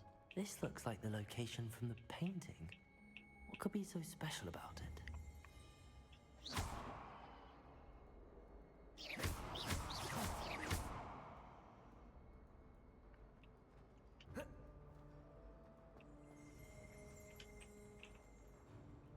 Protego! Lumos!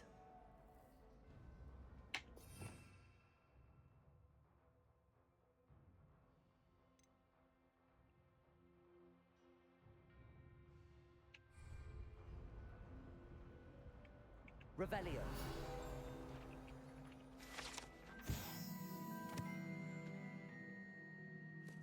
Statue of Gregory the Summary.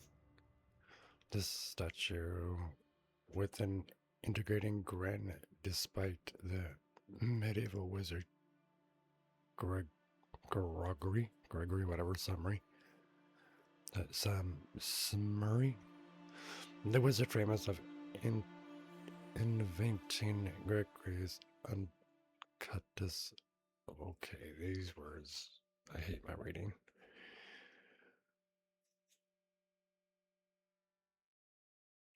Mention a potion that makes a drinker believe whoever gave them the potion is their best friend.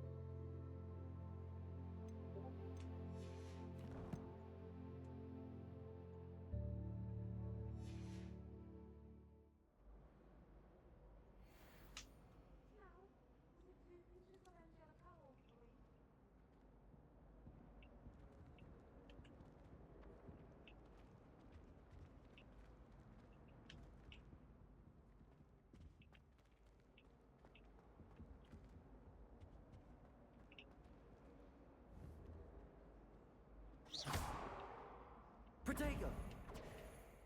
Lumos. Let's get you back to your frame, little... The moth stopped. Perhaps I need to keep casting Lumos on it. Ah.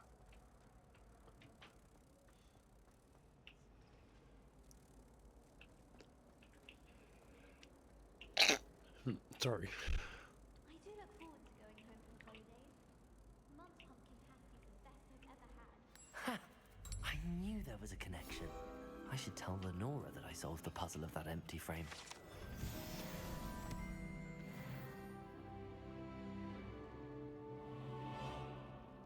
This is the first year my sibling.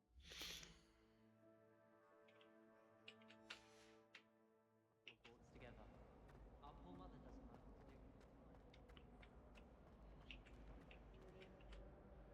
Lenora, I solved the mystery of that painting. You did? How?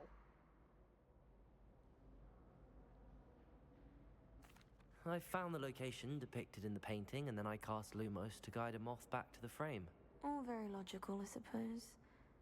Pity I was so close to solving it. You have a knack for solving riddles. Natty's good at that too. So is Meat, although he does tend to over-explain. Well, I'm glad someone figured it out. The moth! I should have seen that.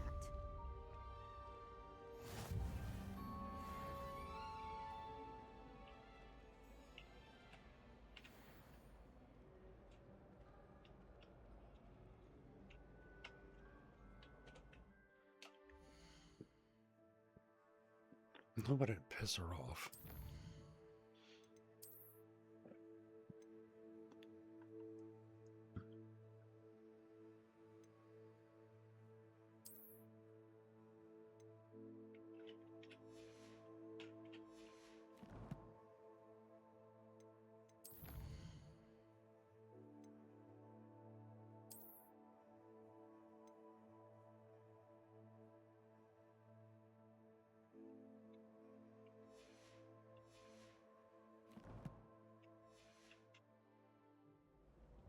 Okay.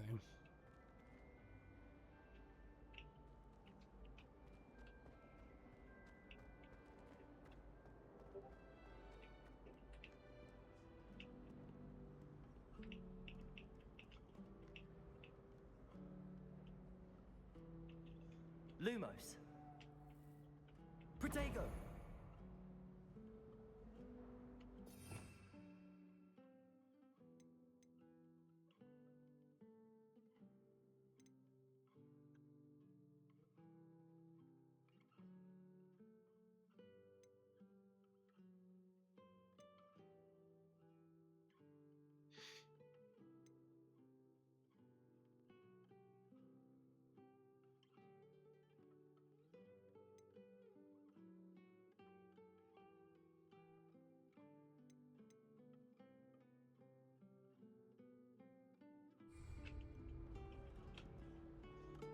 Revelio.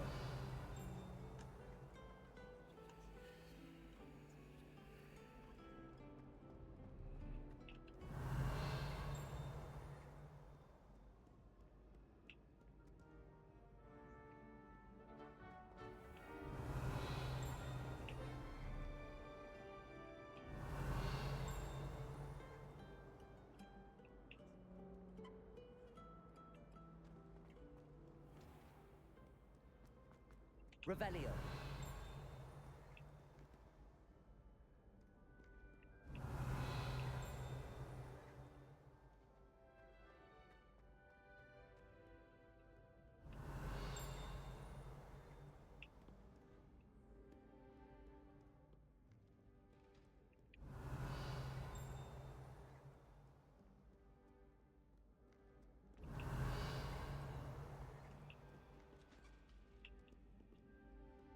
Revelio.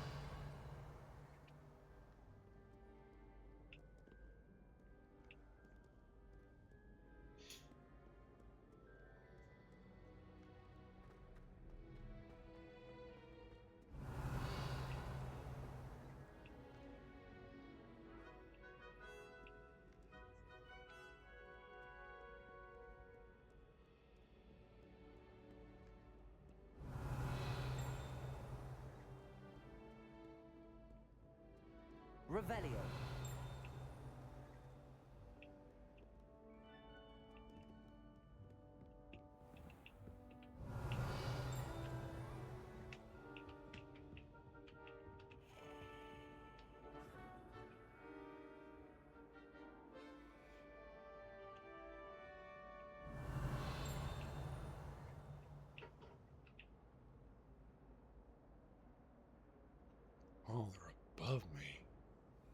Revelio.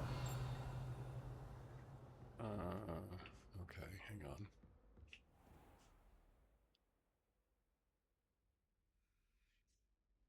It's quiet up here. How do I get up there?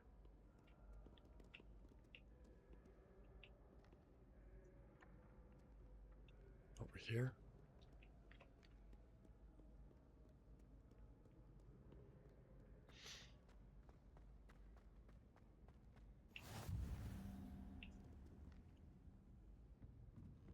Revelio.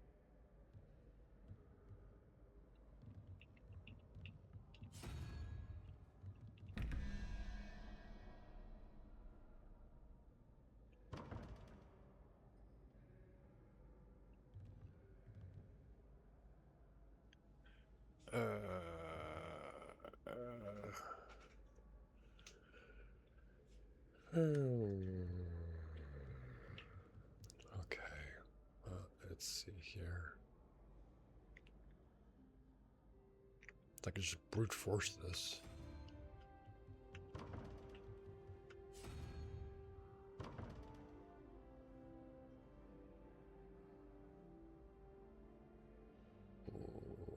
Wait.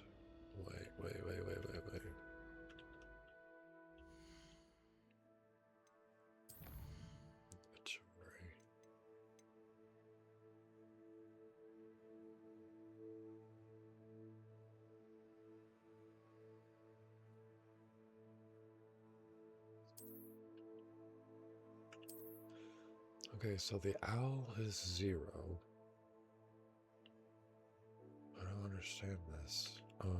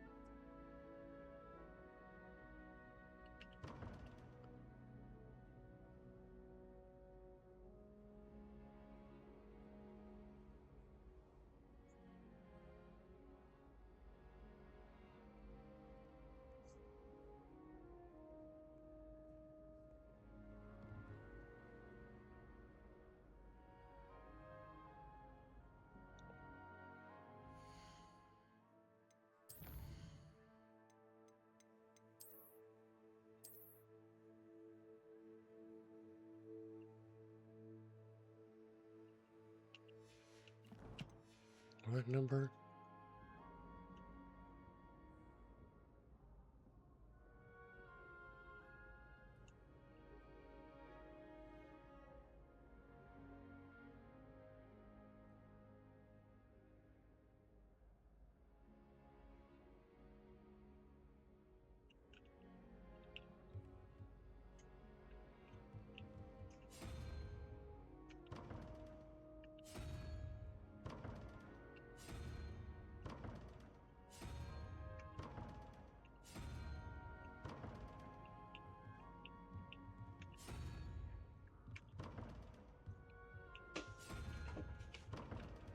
I'll brute force it.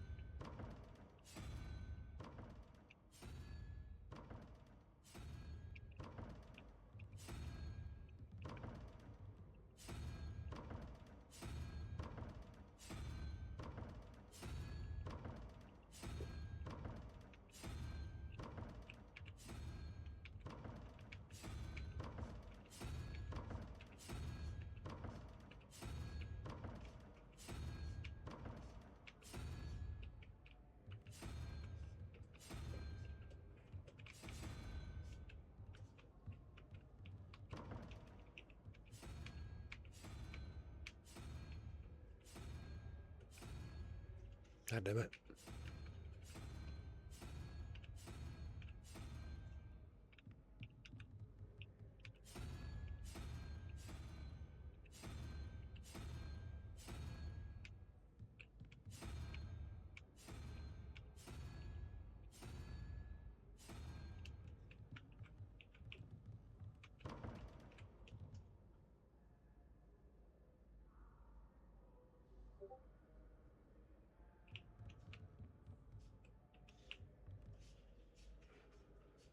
Maybe I can't open that just yet. Because brute force him didn't do a damn thing.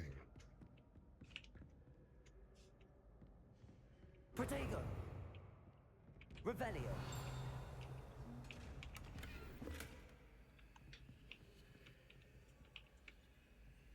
Lumos!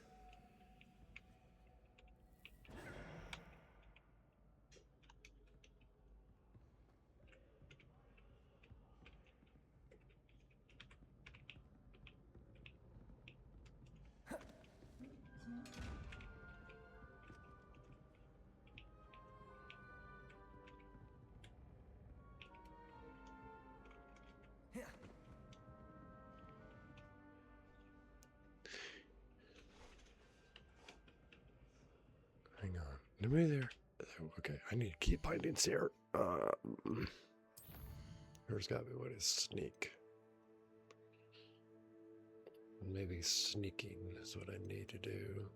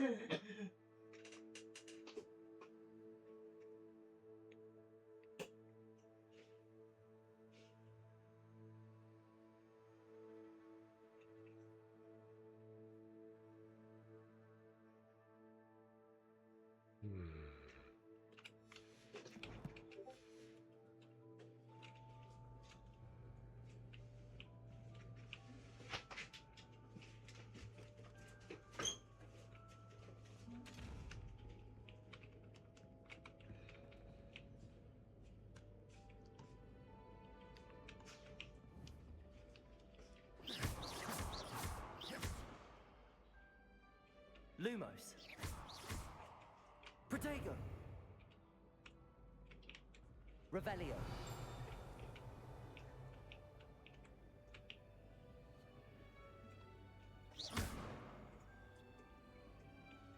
Lumos!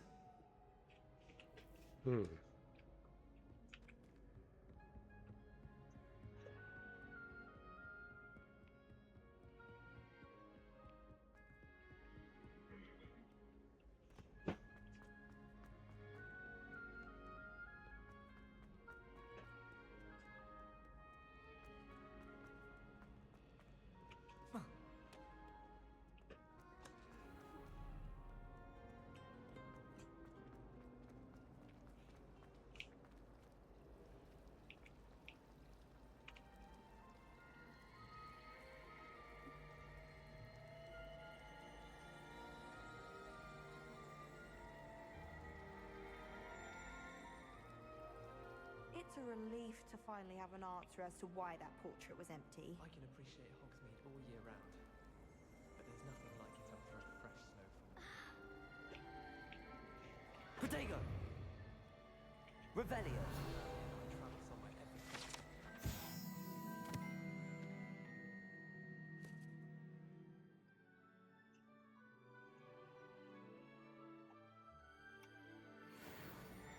I'd love to see a dragon in the flesh. I know what you mean. Even if I knew how to do it.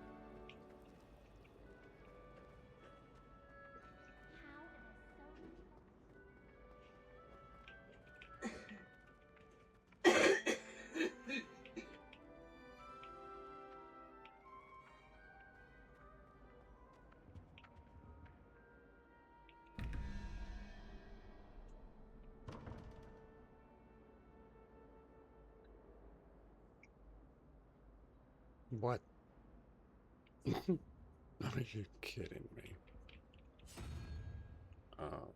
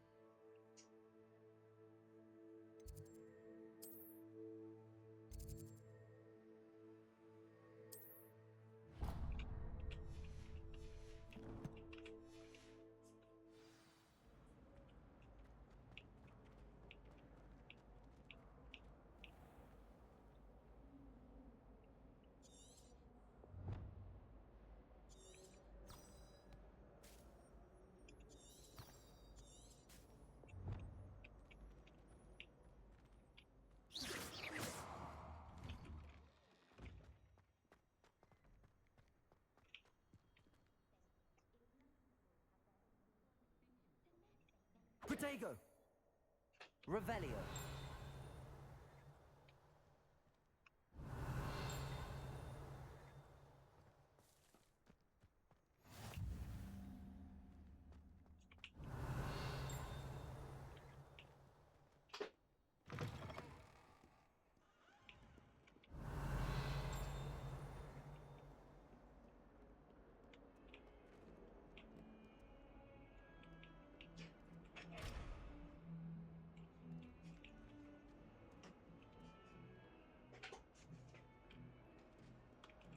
Revelio!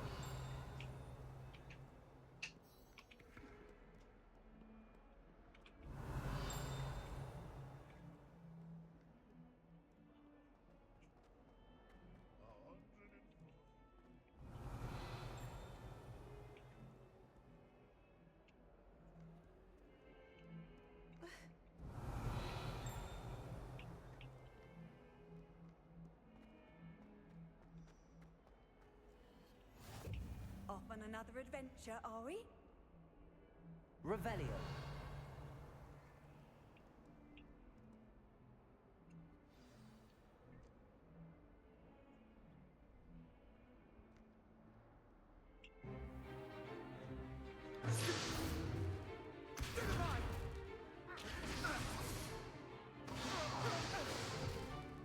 Is that all you've got? Levioso! Professor Hecat! Perhaps you'd be good enough to blast each other to pieces on your own time. I get new students every year, but I only have one Hebridean black skull. It was a token from the Great Poacher Raid of 1878. No doubt you've heard of it. Now, you may be asking yourself how an old woman like me single-handedly took out the largest poacher ring in eastern Wales and lived to boast about it. Knowledge. reach. To the wise, age matters very little. Today we will review a spell that has saved me from death at the hands of dark wizards more times than I care to remember. Levioso. Levioso? A levitation charm? Levioso! A surprised opponent is a weak opponent. Care to defend yourself, Master Pruitt? No? One thing I've learned as an unspeakable is the value of simplicity, especially in the heat of battle.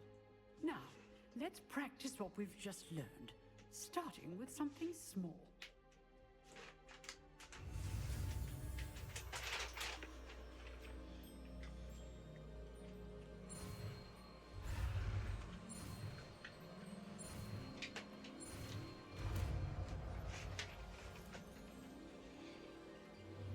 Levioso.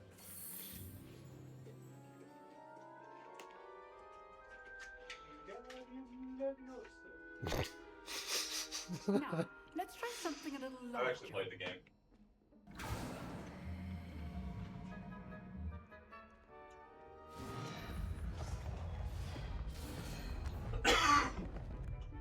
Wait until you get to the fun part where you can create spell chains.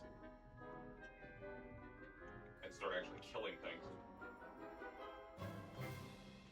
Let us begin with a basic cast.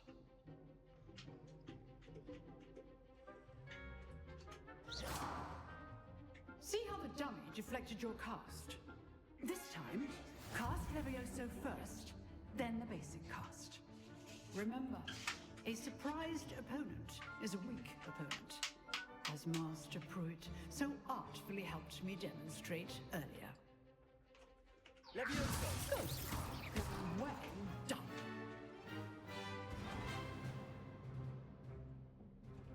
Very good. But the best way to practice is by dueling. We'll start with you two. Duelists, take your marks. Time for a proper Hogwarts welcome. Now, I want a fair duel, using only Levioso, basic cast, and Protego. You may begin. Oh, you gotta be fucking kidding me. This should be easy. Protego! Levioso! Lucky. Nothing lucky about it. This can't be your first duel. Let's just say I'm a quick learner.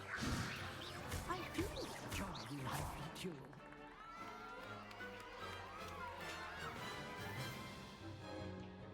Not bad for a beginner. You give as good as you get.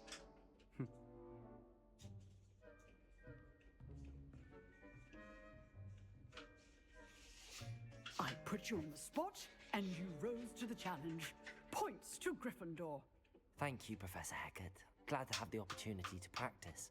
If what I've seen today is any indication, we can expect great things from you. I demand excellence from my students.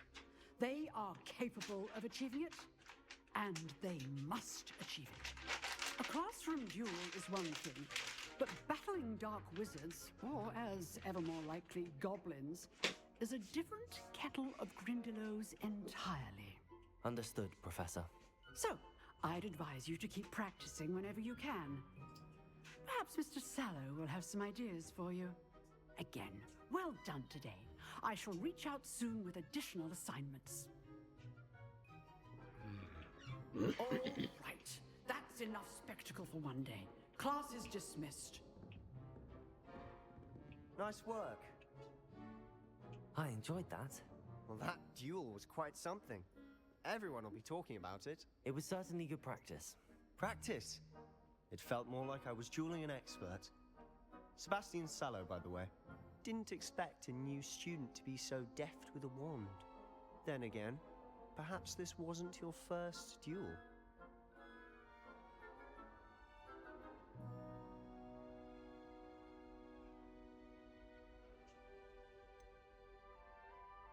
In fact, it was. Perhaps I have a knack for it. Be coy if you like, but I know better. Magic requires intention and talent. You know, you might be a perfect fit for a certain exclusive, unsanctioned dueling organization.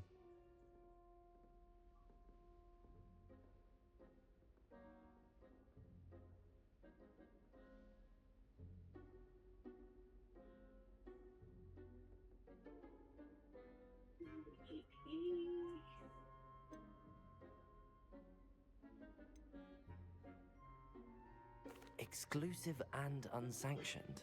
Count me in. Excellent. Knew I was right about you.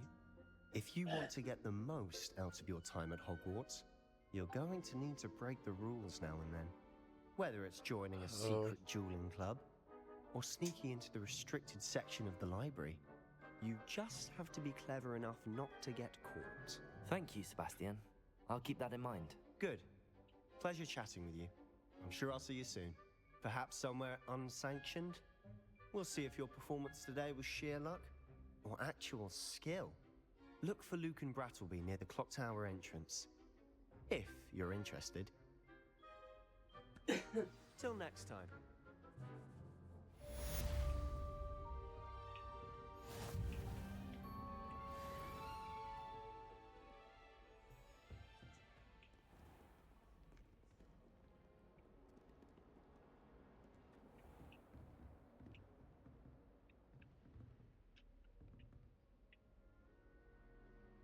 Revelio.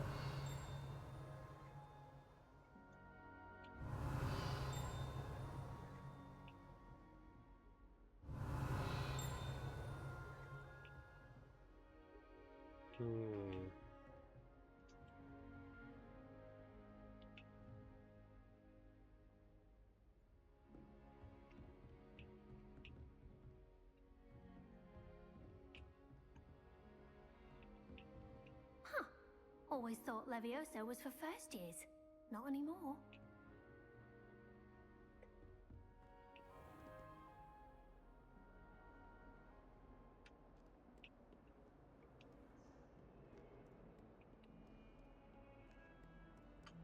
Tried to summon the pepper at dinner last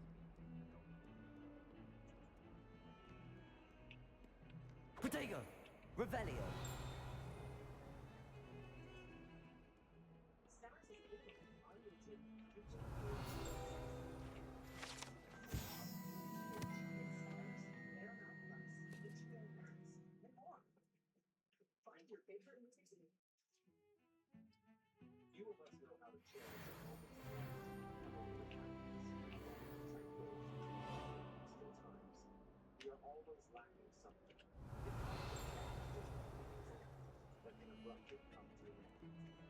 The summer vacation of two best friends turned into a horrific nightmare when they simply happened. Revelio. Help this channel grow. Like the big one, try the new title feature. Subscribe for more stories. This helps us a lot. Thank you. You made your point! 1977. Come now, Annabelle. It was a long time ago. 2 years after Elizabeth's birth. Lumos. Okay. Let's see. I don't think I've read across this yet.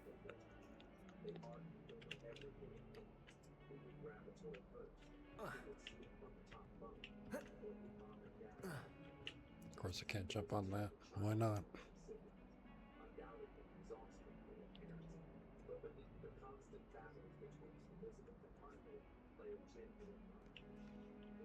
Trying to harm her younger brother, the schoolgirl will stand up for him without hesitation, and my orders are the same for her. When Elizabeth turned 10, their family moved with the addition of another child. Already accustomed to her role as the older sister, the girl helped her mother care for the equal equation. Over the years, the once tense relationship between Elizabeth and Martha began to change. Constant arguments gave way to understanding, and they truly started to value each other. Childhood squabbles transformed into bonds, defined by mutual respect and affection.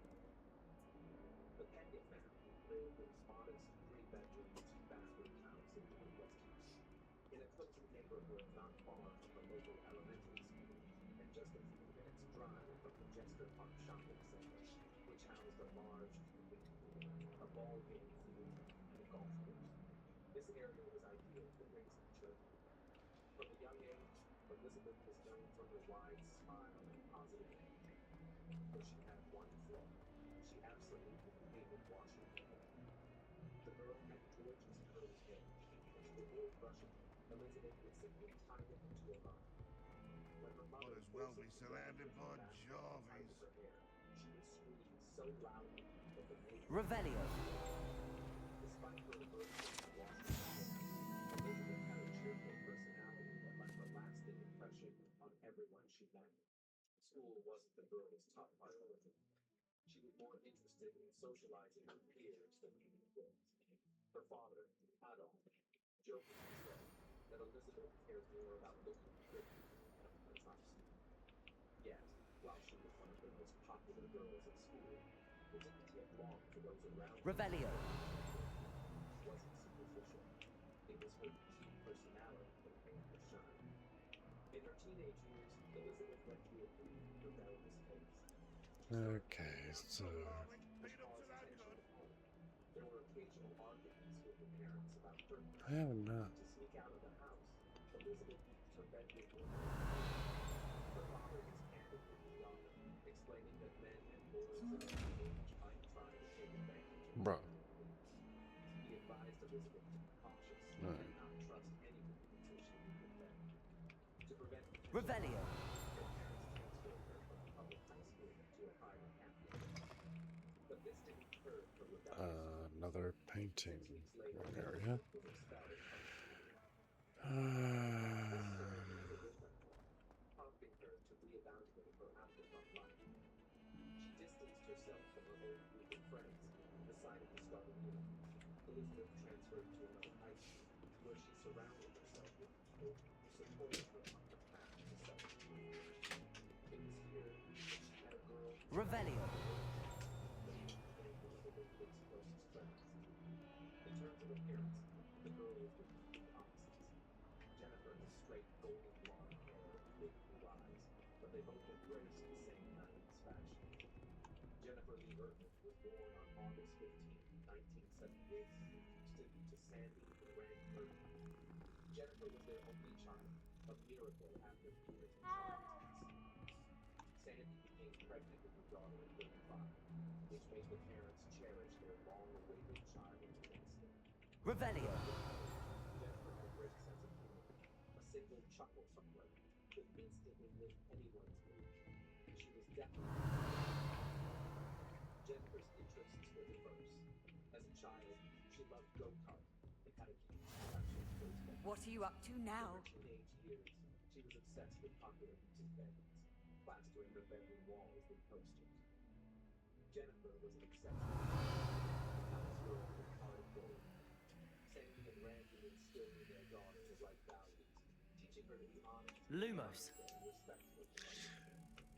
Now I gotta find that painting. Oh boy. But exceeding. As a teenager, she preferred wearing comfortable clothes. She didn't strive to meet any I think standards. that painting was down here. Baggy, shapeless clothing. Yet, like any girl, she loved doing makeup and styling her hair. Her signature accessory was jewelry featuring the initial J. As she grew older, Jennifer stayed true to her values. One of which was to take her virginity seriously. She believed it was something to save for someone she loved. Despite her age, she remained a playful little girl at heart, still wearing Disney watches. During Christmas 1992, 14-year-old Jennifer was fixated on one specific gift, a picture. She spent a long time convincing her parents to get her this technological marvel. One could say this one-way communication device was a precursor to mobile phones. Sandy and Randy were hesitant at first, but eventually decided that a pager was useful in emergencies and gave in to their beloved daughter's request. Jennifer and Elizabeth learned about 15 minutes drive from each other. Despite a 1-year age difference, both girls' parents fully supported their friendship. Elizabeth's father, Adolf, valued Jennifer's influence on his daughter. Ertman excelled academically and was highly responsible, somewhat pulling her friend along. The friendship between Elizabeth and Jennifer was something special. They navigated their teenage years together, supporting each other through every stage of growing up. By the summer of 1990, both girls had completed their first year.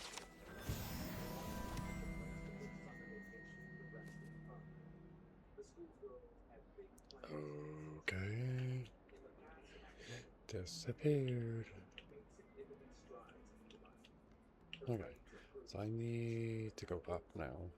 Now, the girl was filled with excitement at the prospect of enjoying a summer vacation that promised to be unforgettable. On June 21st, Elizabeth celebrated her 16th birthday, a major milestone for many teenagers. Jennifer's birthday was coming up in August.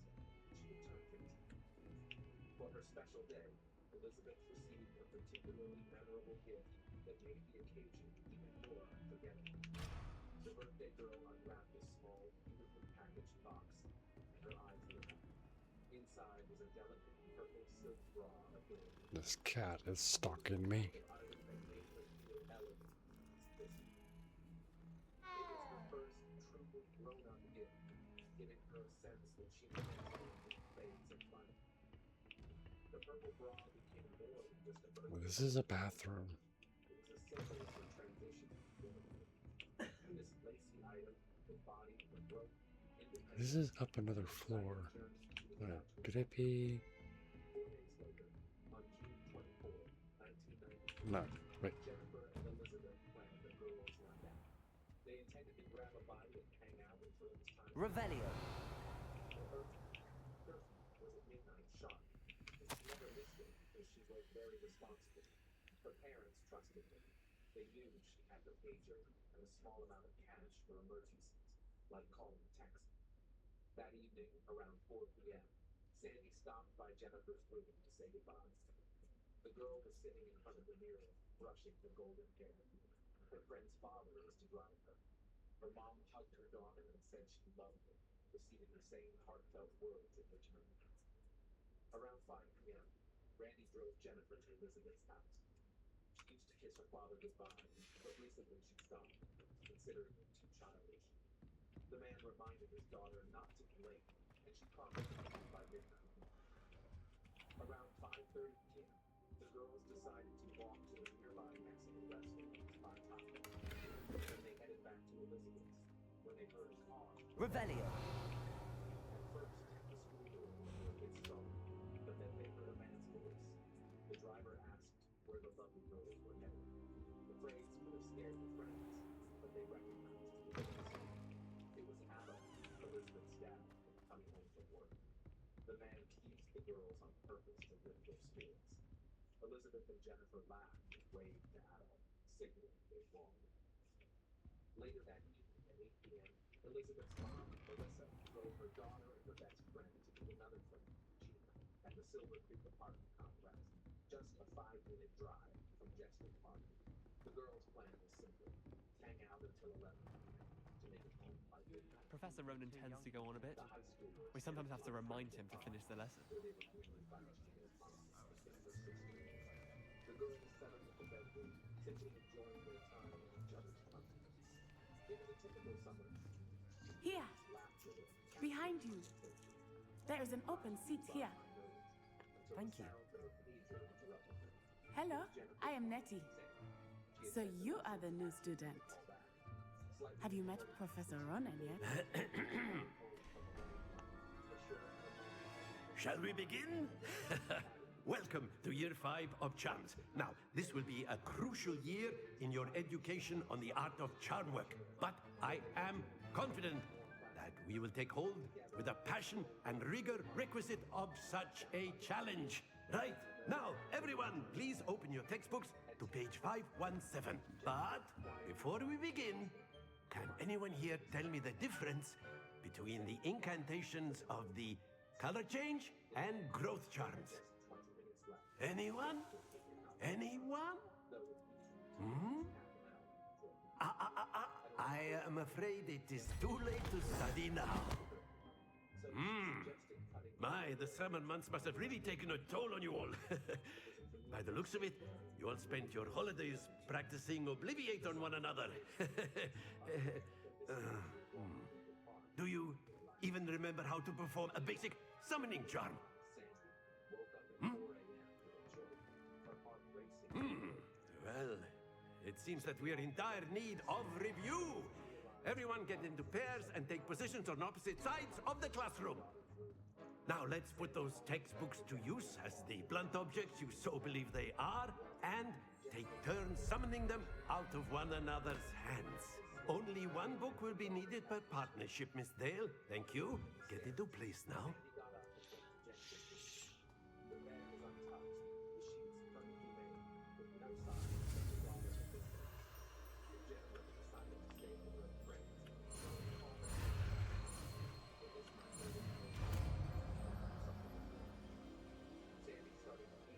Akio. That is not bad. You are a swift learner. I see a lot of potential, but remember, potential is nothing without practice. Keep at it. You might just rival Miss Onai here. Very good, everyone. That's enough of that. Well, as you all seem to have the basics down, and it is an exceptionally lovely day, I was thinking that we might have ourselves a little excursion outside for a spot of fresh air. After me.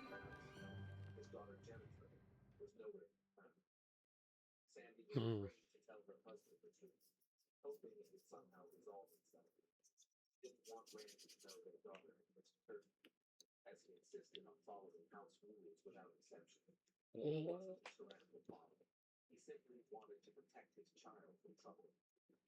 When Randy asked where Jennifer was, Sandy hesitated.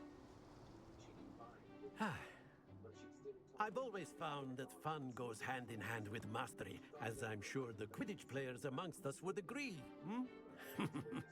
So, what better than a bit of sport to put our prowess with the summoning charm to the test, right?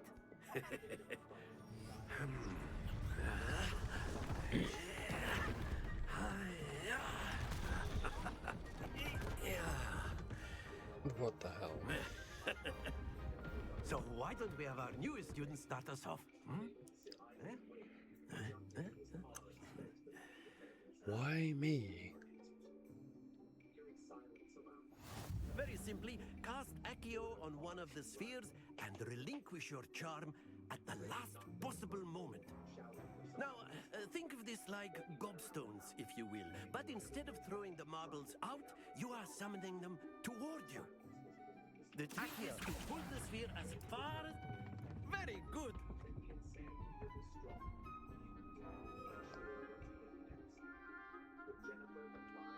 50. Not bad.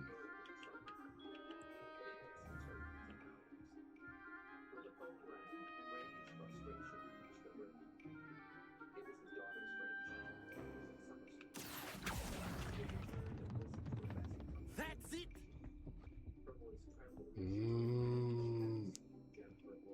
Okay. Miscalculated.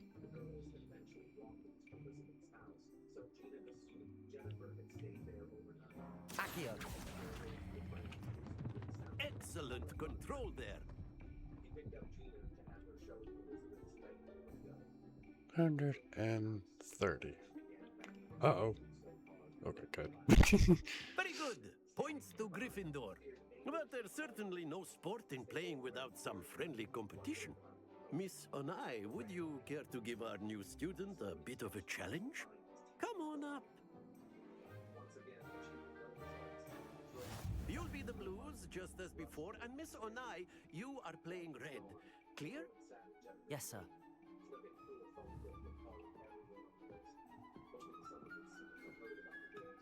Be sharp.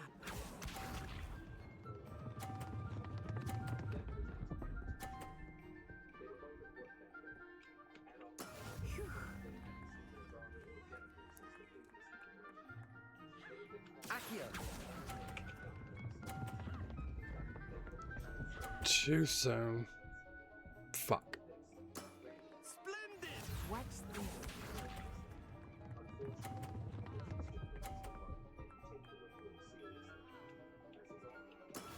Yes!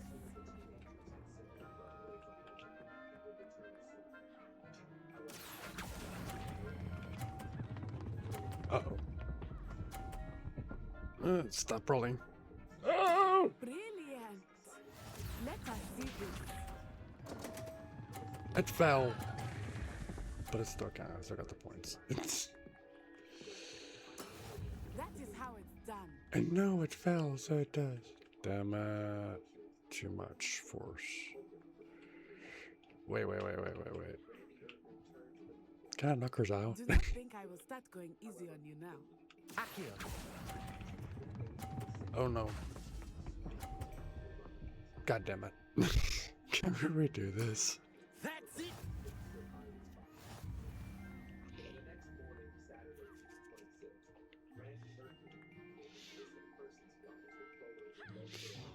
Let us make this a bit more interesting, shall we? Yeah, please.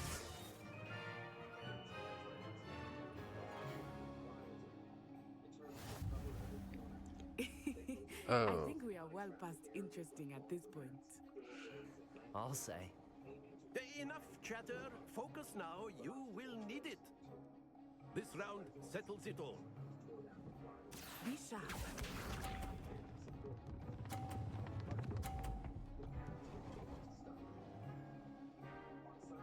Phew.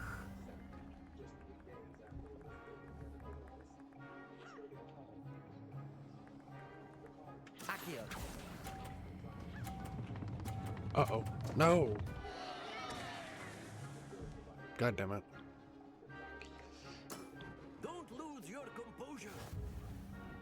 Here we go.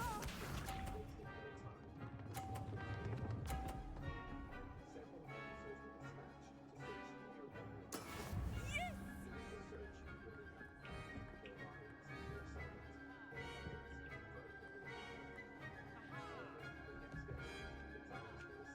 Akio.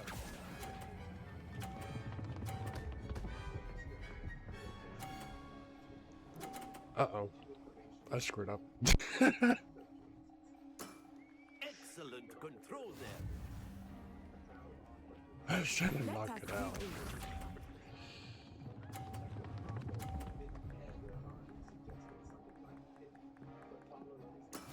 That is how it's done. Yeah, she got me on this one, as always. Akio. Bullshit. Bullshit.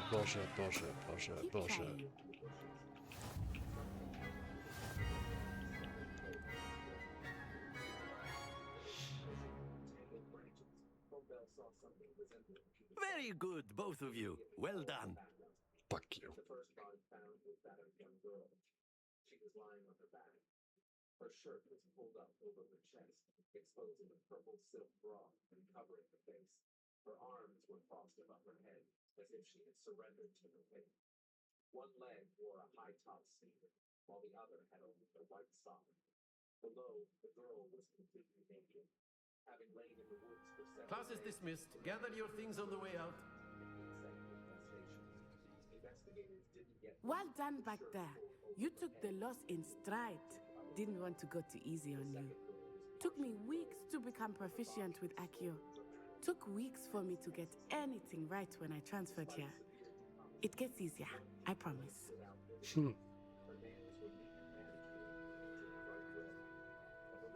That's good to hear. It's a lot to take in all at once. To put it lightly, I remember how I felt when I first arrived. I transferred here from Wagadu just before my 4th year. My mother received an offer to teach divination here. Before I knew it, we had left Uganda and were halfway around the world at a new school in a new country. Is Wagadu much bigger than Hogwarts? Wagadu School of Magic is the largest wizarding school in the world. So yes, bigger than Hogwarts. But it never seemed intimidating or overwhelming to me. It always felt like home. Is Wagadu a castle, like Hogwarts? Its address is Mountains of the Moon. It is not so much a castle as a beautiful edifice carved out of the mountainside. I remember the first time I saw it, the mist was so thick I could hardly make out anything at all. And then it just materialized before me, this enormous school that seemed to be floating in midair. This may seem an odd question, but is magic the same there as it is here? Mostly, yes. But I did have to learn how to use a wand when I arrived here. Hardly anyone at Wagadu uses one.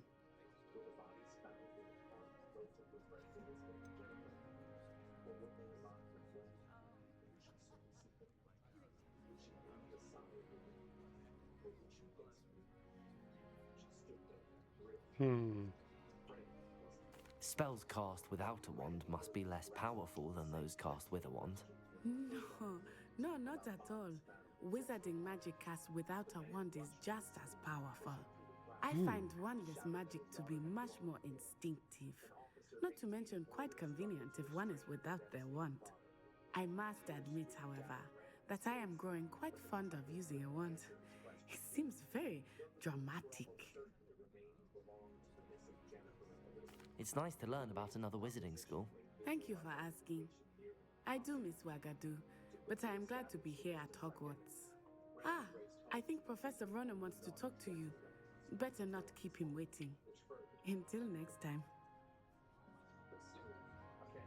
Of course, you can use if you would. humans, if you're so inclined.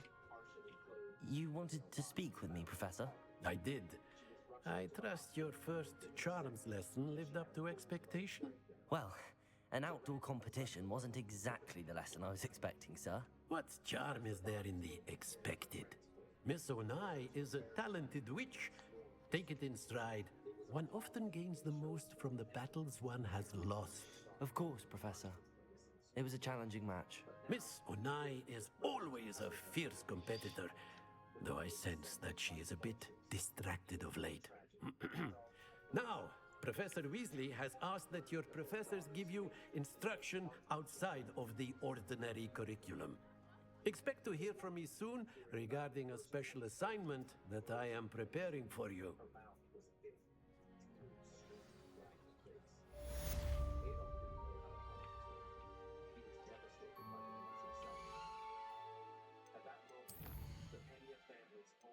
Began ripping off the book. The people were eager to be the first to tell the story of the two missing teens. Adolf had to unplug the phone to silence. He was furious with the reporters. Both families were also enraged by the Houston Police Department's response, as their slow reaction to the girls' disappearance was unacceptable. Unfortunately, even if the detectives had taken the case immediately, they wouldn't have been able to save the girls. The medical examiner inspected the bodies and offered preliminary findings. Due to severe decomposition, precise conclusions were impossible. Jennifer Irvin's cause of death was determined to be a neck injury, likely strangulation. Detectives suspected a torn belt found at the scene could have been the murder weapon. Police companion was missing several teeth, suggesting she had been severely beaten in the face with a fist or fork. Her cause of death was also determined to be strangulation. Given the condition of the bodies, it was impossible to definitively determine if the girls had been sexually assaulted. Judging by their partially unclothed bodies at the time of death, they endured the most horrific motives. With the victims' identities established, the investigation shifted to finding the perpetrator. The police first identified the anonymous informant who reported the body's location. They traced the 911 call and found the person who called himself Gonzalez. In reality, the young man was Joe Canton, about 20 years old, trying to build a stable life in Houston. He had graduated college as a paramedic and was currently working at a local blood donation center. Joe was married to a young woman named Christine, and he had one. They were living in Joe's parents' house, about a 10-minute drive from the crime scene. On June 28th at 5 p.m., just 5 hours after Jennifer and Elizabeth's bodies were found, detectives took Joe and his wife Christine to the police station for questioning. The young man shared a horrifying story that would upset the investigators. Cantu explained that he killed his parents and younger brother, 18-year-old Peter Cantu, and then recounted the events of the past. On June 25th, around 12:30 a.m., there was a loud knock at the door. His wife, Christina, opened the lock and Protego! with young people standing. Revelio! Among them were two young men Joe knew, 18-year-old Jose Medellin and 17-year-old Efrain Perez, friends of his younger brother. Hello there. You're the new student, aren't you? Hello, you wanted to speak to me? Samantha Dale. I've been eager to meet you. You're the student everyone's been whispering about. Hope your first day's going well. You certainly seem to hold your own in charms. They weren't a real gang, more like a group with close friends pretending to be tough criminals. I've been fortunate. Beginner's luck. My brother William would tell you not to be so humble. Well, better see to my charms homework. I'm afraid I can't count on beginner's luck to impress Professor Ronan. Covered in blood, with a large red scratch visible on his neck. His eyes were wide, looked disheveled. Efrain Perez didn't look much better. His white shirt was stained around the crotch and was visibly shaken. Raul Villarreal had dried blood on his right eyebrow and hands. All three teams walked into the living room as if it were their own home. It turned out they had been in a fight which wasn't surprising. Jose introduced Raul, explaining that he was a new member of the Black and Whites. They had been holding an initiation ceremony, during which Raul was forced to fight several gang members. Revelio. The teens burst into laughter, as if it wasn't just a fight, but part of something more sinister. Joe was in his stumps. Peter Cantu, Joe's 18-year-old brother, was also part of the so-called Black and White family. The youngest child of the family. No matter what he did, his mother always defended him. Peter's behavioral issue began in kindergarten and was diagnosed with Whee! Because of this, other Oh, not again! Here I've come from the toilet bowl where she said I could swim, did you praxia mole? As long as 'twere only 1 time per week, I can plunge the boys' lavatory, not for the meek. Please, you'll make me late. He tried to stop me, did rancorous carp, sought to trap me, confine me inside of a jar. Revelio. But he failed, as did his containment chapel. He did this twice within a few days. The police had a few conversations with Peter's mother, and that was the end of it. When Cantu was in middle school, he wouldn't leave a female classmate alone. They were initially friends and walked home from school together. But one day, when he tried to Took my revenge to wreak havoc and harm. It was granted my privileges be handsome indeed. Revelio. Fire up the cannon, so she agreed. To draw up a contract with her. That if I behaved, I'd have one. His mother defended her younger son, claiming he couldn't have done it, and the girl was making it up. As he left, the man warned the team that next time he'd deal with indifference, to which the brazen schoolboy replied that he could do whatever he wanted, and no one could tell him otherwise. His mother Revelio.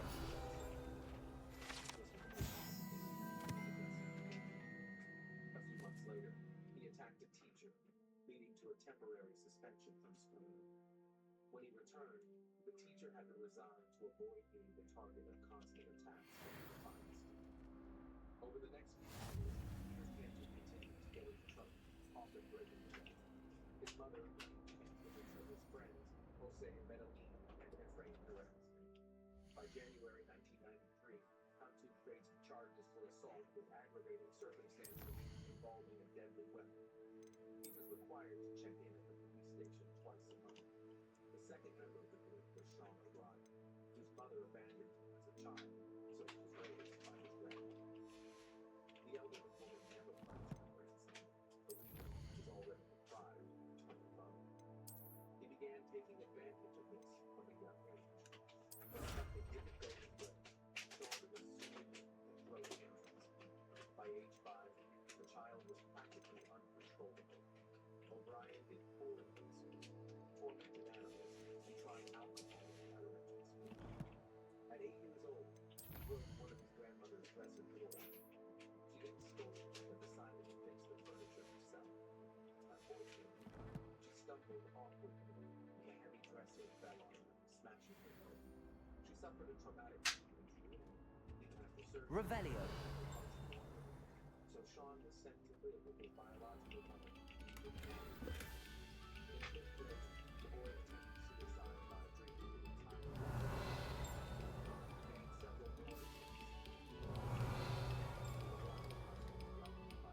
He once attacked a bus driver. He was explosive. At first, Sean was caught shoplifting, but was let off with a warning due to his young age and sent to an alternative high school, where he eventually met Peter Cantu. Revelio. Skipping school.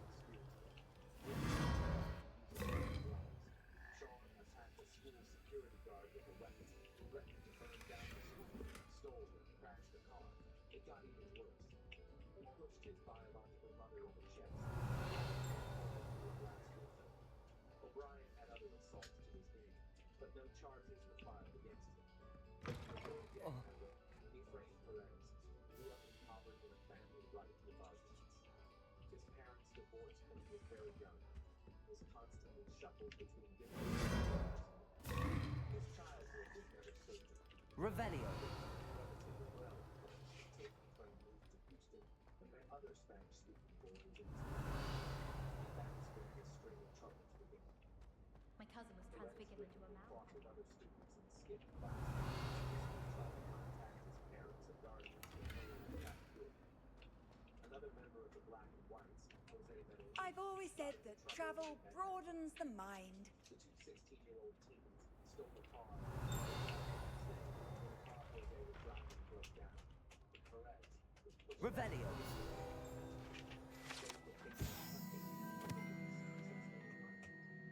Just a month later, they did it again, stealing several more vehicles, after which both were sent to a juvenile detention center. They faced formal charges. The young men were placed on probation, Levioso. during which they were supposed to complete a rehabilitation program. However, they never did. A month later, Lumos. he nearly killed Levioso. while trying to Accio. Jose shot him twice. Fortunately, the boy survived. Then Jose Revelio. attempted robbery. They escaped punishment for that crime, as they weren't caught. Just a month later, Efrain was shot in the chest. He was rushed to the hospital, but didn't disclose details of the shooting. The Black and Whites gang had other members involved in various crimes, such as theft, carjacking, drug use, and drinking in public places. But they were not involved in the murders of Elizabeth Payne and Jennifer Irving. The gang had a regular meeting spot between the railroad tracks and Jester Park. Raul, Revelio. the leader of the Black and Whites, asked me to join the group, to which the leader proposed that the young man fight each member. If Raul would withstand at all, he'd become a member. The initiation ritual took place at their usual meetings. Each fight lasted at least 5 minutes. Before this, the guy had to drink beer, so the fights were accompanied by Raul commentary from those present. With each subsequent fight, Raul grew weaker but didn't give up.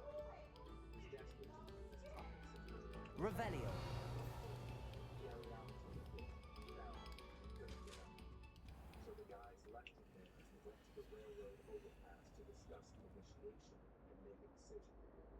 By consensus, Raul was accepted into the gang. All the Black and Whites members were in high spirits. But by 11 p.m., the atmosphere began to Glad shift you could make it. as the group, Lucan's which just had over been there. drinking all day, grew louder. Some members went home. The remaining gang members Revelio.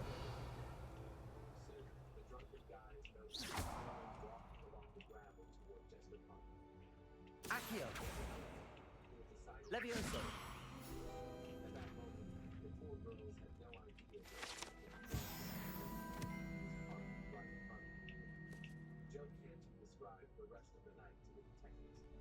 According to him, Efrain took off his brother's shirt and said Joe would hear on the news that they did that. Revelio. So he grabbed the blood-stained shirt and burned it to ashes. But the teens Can I were help too you? hyped up to stay silent. Jose, eager to brag about what they'd done, started talking. Sebastian told me to see you about a club. If Sebastian vouches for you, that's all I need to know. I coordinate duels for crossed ones. A dueling club of sorts. It's invitation only, so you must have really impressed Sebastian. This only angered the intoxicated teens. Medellin grabbed her by the neck, I'm flattered to hear that. Sebastian's not a bad duelist either. Imagine it's quite something to see the two of you duel. How does cross wands work exactly? You show up, I match you with other duelists, and whoever is still standing in the end wins. It's our way of determining the school's greatest duelist once and for all. And to liven things up, the winner is awarded a prize. Interested? Of course. Dueling's an entertaining pastime. I agree. Besides, in crossed ones, you could duel with a partner if you like. Your first time I'll pair you with Sebastian. Next time, you'll need to bring a partner along, or duel alone. So, care to step into the ring? Get me in the ring. Spectacular! Let the fireworks begin! Oh boy, okay. We'll make you regret signing up.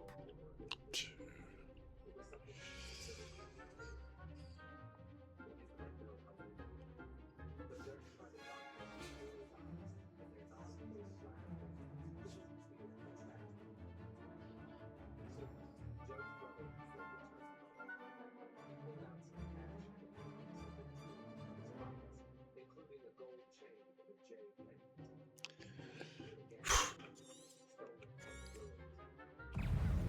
Levioso! Confringo! Give them what more! Expulso! That's all you've got? Levioso!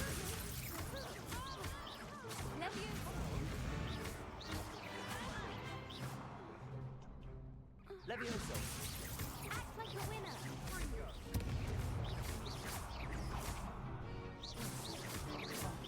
There goes my way. Expulso! Levioso!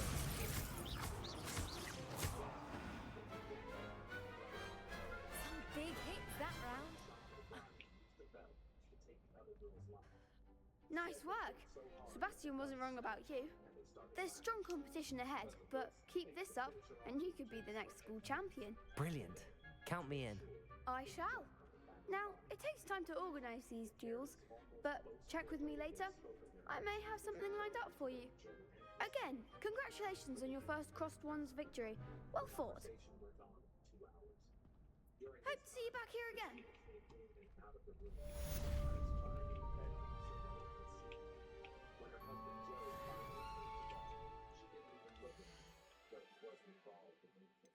The woman was so traumatized that the next day she urged her husband to do something about what they'd heard that night. Joe was torn between loyalty to his brother and the weight of her pride. However, Christina managed to convince Joe to call the police anonymously, which he did. The detectives now had enough to the arrest warrant. At 3:30 p.m. on June 29, the Houston Police Department arrested all 6 suspects involved in the murders of Elizabeth and Jeff. 18-year-old Peter Canton, 18-year-old Sean Blunt, 17-year-old Efrain Perez, 17-year-old Raul Villarreal, 18-year-old Jose Edinburgh, and his 14-year-old brother, Venezia. All were charged with a capital crime. Under Texas law, they could all be held accountable, regardless of age, if they acted together. When Elizabeth and Jennifer's families learned their daughters had suffered at the hands of 6 people, they were stunned. Why did any of these teens even try to stop the massacre? Houston communities were also more problem. Crimes were fairly common, but what happened to the girls was beyond comprehension. The senselessness of the crime shook the entire city. If Christina Cantu hadn't convinced her husband to contact the police, the perpetrators would have remained free and continued to ruin others' lives. As the suspects were escorted to the courthouse, some avoided eye contact with the public and media, except for Jose and Peter. Italy brazenly threatened reporters, while Cantu lunged at one and kicked the victim. All 6 young men were held at the Harris County Detention Center, where they faced harsh reality. In prison, there's an unwritten code. Those who commit horrific acts against minors are considered the lowest of criminals. They are disrespected not only by law enforcement, but also by fellow inmates, who subject them to all sorts of abuse. The teens' jumpsuits were scrawled with insults directed at them. These crude markings served as a visual reminder of their despised status behind bars. So the friends who fancied themselves tough gangsters had already been victims themselves more than once. Just wait till I've grown a bit, then we'll see how well you do. Brothers Frank and Ramon had left earlier. I feel sorry for your next opponent. But they didn't return only to their friends' entertainment. Detectives questioned the brothers and uncovered additional details about the initial attack. Later, the twins admitted to a detective that they didn't act because they didn't want to seem weak in front of the other gang members. But someone was willing to speak out. It was 14-year-old Venancio Medellin, Jose's younger brother, who effectively pleaded guilty to a crime with aggravating circumstances. The team provided police with key case details in exchange for a lighter sentence. Venancio saw it all with his own eyes, standing in shock, unable to believe the horrors unfolding before him. Elizabeth and Jennifer were assaulted in every possible way by 5 gang members. The youngest was also forced to participate. He gave in because he feared for his life. Out of fear. Oh, wait, right. Venancio thought it was over when Peter came to deliver the terrifying news that the girls had seen their faces and asked to be eliminated. Nice and warm! Jennifer was killed first. As she fought for her life, her friend Elizabeth could only watch, knowing she was next. When the boys couldn't strike, Revelio. they began kicking her with all their might. Elizabeth and Jennifer remained in neither shed a tear until it came to the final execution.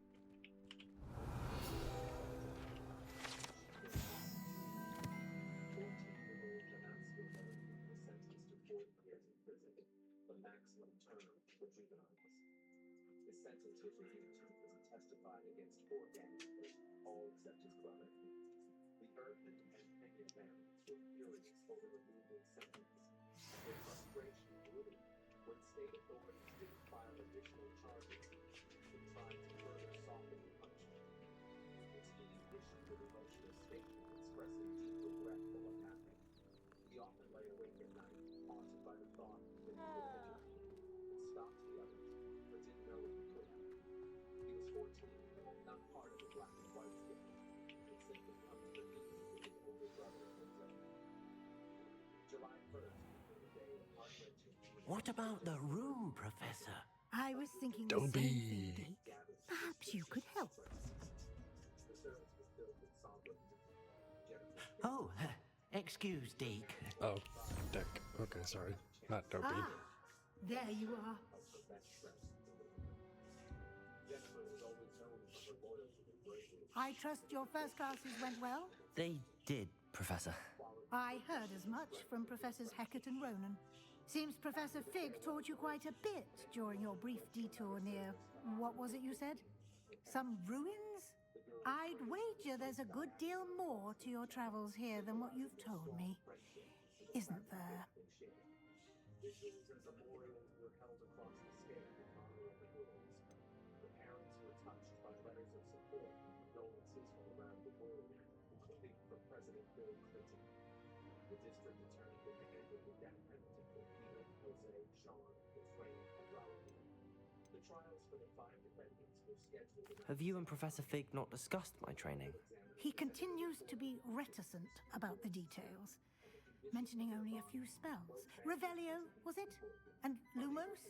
That's correct, Professor. I see. Like trying to get a sonnet from a streeler. Regardless, you must continue to build upon what you've learned. In that regard, I've asked your professors to help hasten your progress with some extra assignments.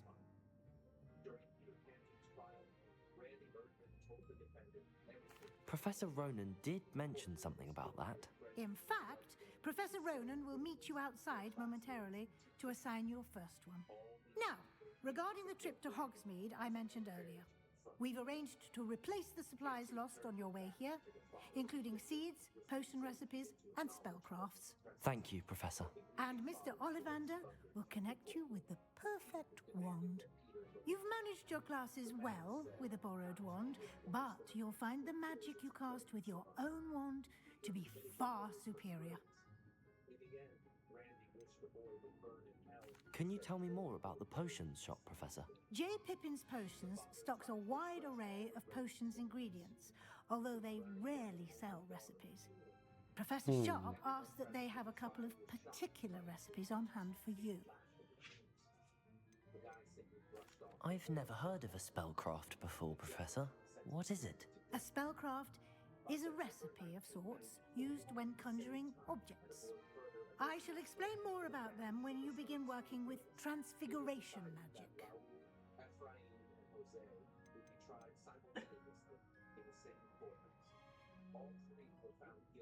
There's an Ollivander's in Hogsmeade. There is. Most people are familiar with the shop in Diagon Alley. We're fortunate to have someone like him nearby. Mr. Ollivander is a genuine craftsman and highly skilled wand maker. I would trust no one else to pair me with a wand. I'm eager to get to Hogsmeade. Very well. I'd like you to make your first visit to the village with a classmate. Help you get your bearings. Perhaps Sebastian Sallow or Natsai Onai. I've noticed you spending time with them.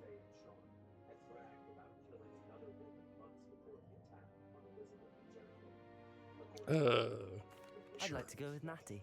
Excellent choice. Miss Onai is one of our most talented students. And she knows the area.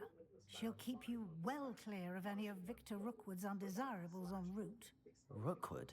A rather unsavory local. Best to avoid him and his associates, including his right hand of sorts, Theophilus Harlow, if you can. Once you've finished Professor Ronan's assignment, your friend will meet you at the castle doors. No time to waste. The sooner you complete your work, the sooner you can enjoy a butterbeer at the Three Broomsticks.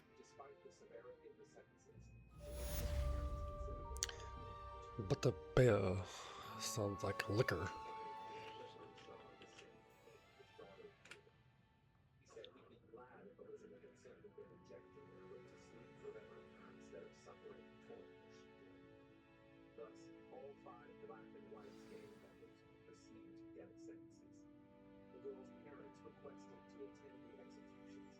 Such a thing was previously prohibited in Texas, but the families united and lobbied for a new law.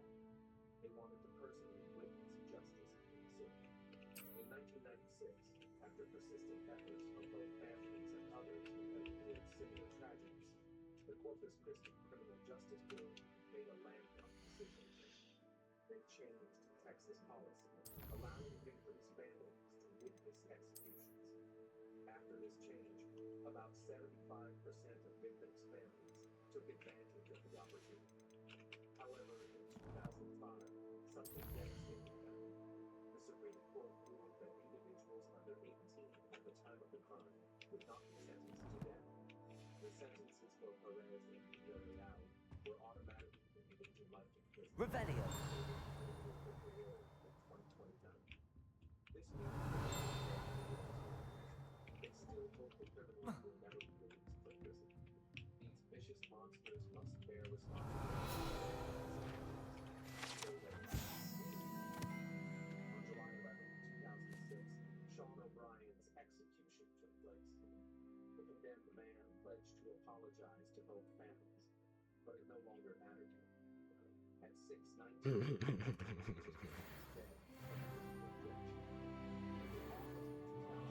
Revelio.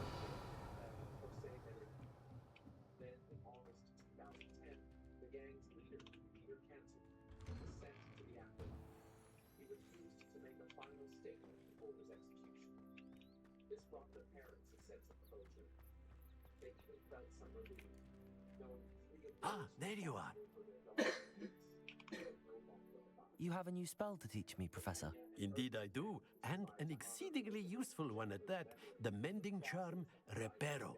Fixes things right up, makes a broken object good as new in the blink of an eye. It seems as if that might come in handy. More frequently than one would imagine. As Professor Weasley mentioned, I am not the only one who will be teaching you spells outside of class in an effort to catch you up with your peers. A number of your professors have agreed to do so as well, but first, each shall ask that you complete a few preliminary tasks to hone your magic. I have arranged some for today. See them through and then report back to me. We will have you casting Reparo in no time.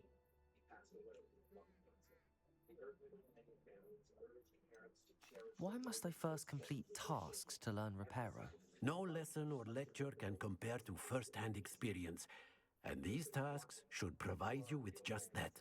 Such experience is invaluable when mastering any new bit of magic. I'll start on the task right away, Professor. Okay.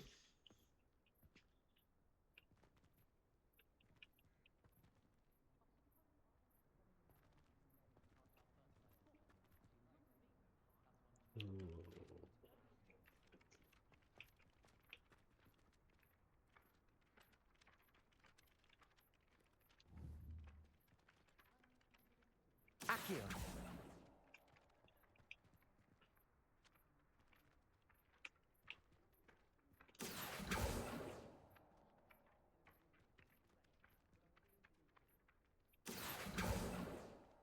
Wow, it's harder than it looks.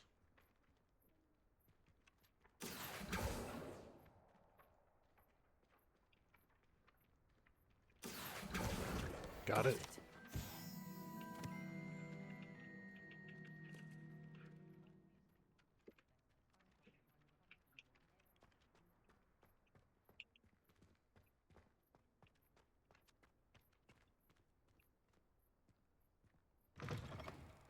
A flying page must be around here somewhere.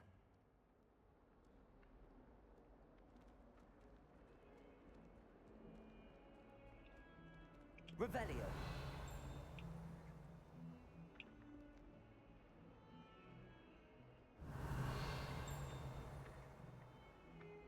Okay.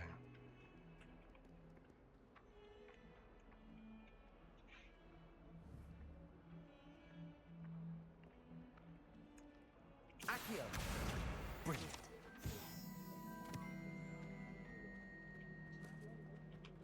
She did everything the system tells her for any mother to do. 14 postal units, videos, games, full files, and a GPS tracker she pulled from her own car in the decades. 10 days before her death, she wrote, I am leaving here because the window I trust the preliminary task. I completed the assignments, Professor. Marvelous. You clearly know your way around basic charms. Let us give the old mending charm a try then, shall we?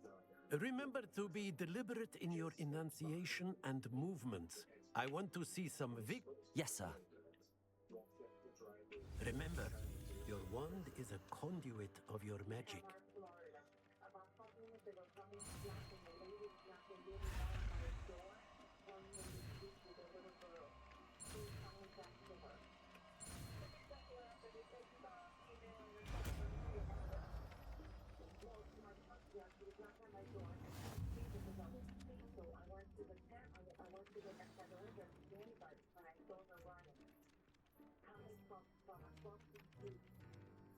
That's it. Very good. If you would like to practice mending something, have a go with that broken statue in the alcove by the water. It allegedly symbolized heartbreak. Perhaps a jilted lover thought it too accurate and lashed out.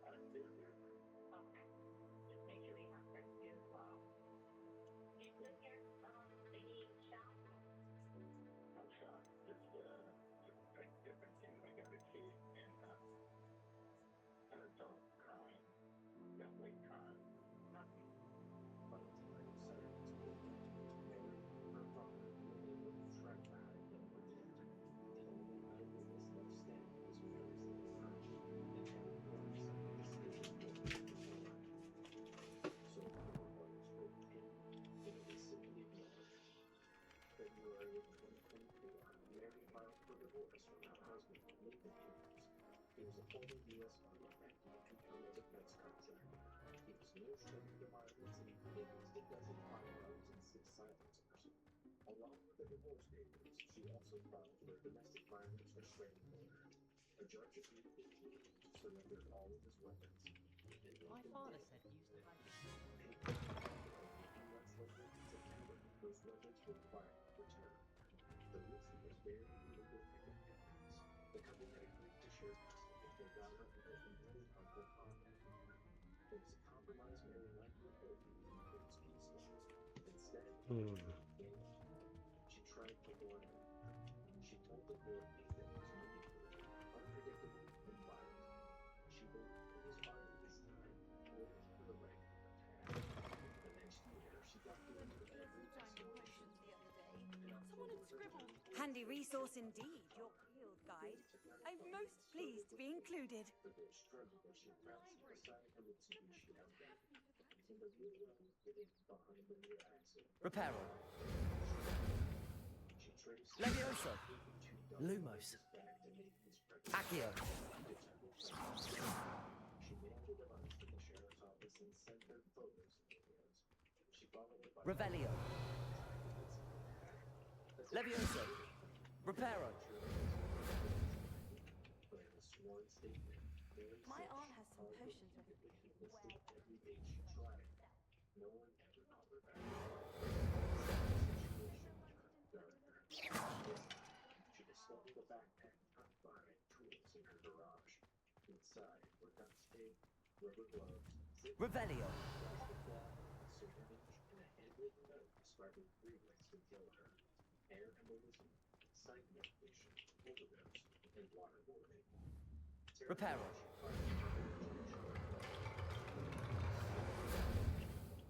But nothing was done beyond that. In early January, officers finally went to Nathan's apartment to search the protected corner. Revelio. They left without searching. No arrest, no reason for detention. Under Florida's red flag law, police may remove guns from people who are considered dangerous. That's the description right away, but no one stepped in. Levioso. She wasn't in any danger.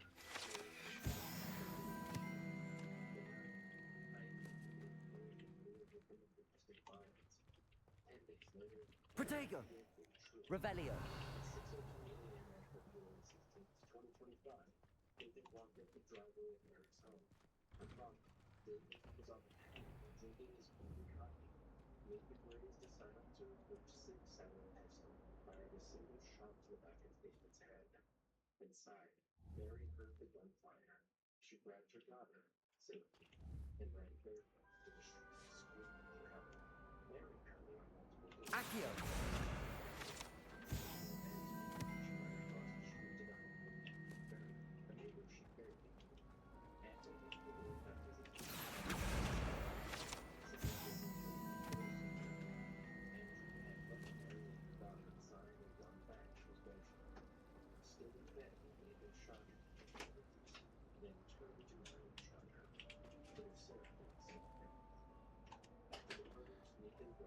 Revelio. Then he drove away as if nothing had happened. Police issued an Amber Alert, and 5 hours later they found Nathan and Sarah. Reparo. Sitting quietly in the back seat. The shooter surrendered without a Revelio. He offered no confession, no explanation. There was something else too. A dash of powdered bat spleen, I think.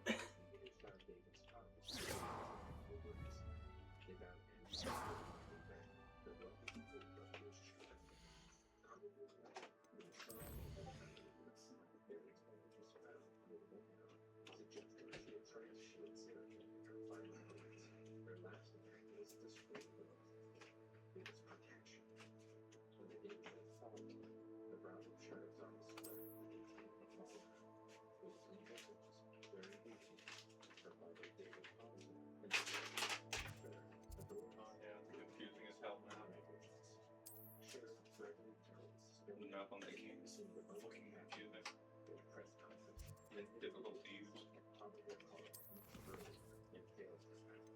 Mary's family didn't want to failure and called it a betrayal.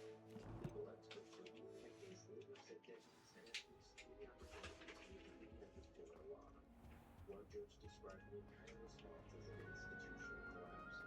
And through it all, It's a relief to finally have an answer as to why that portrait was empty.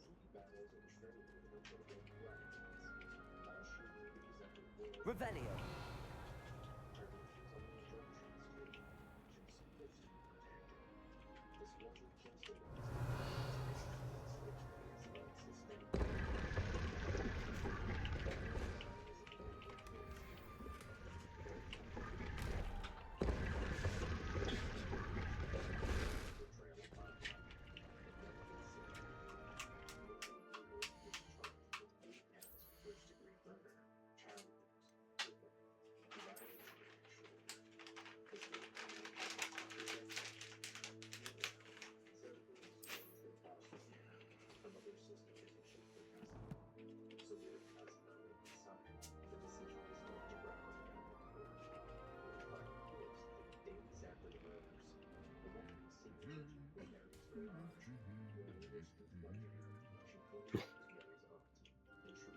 Revelio.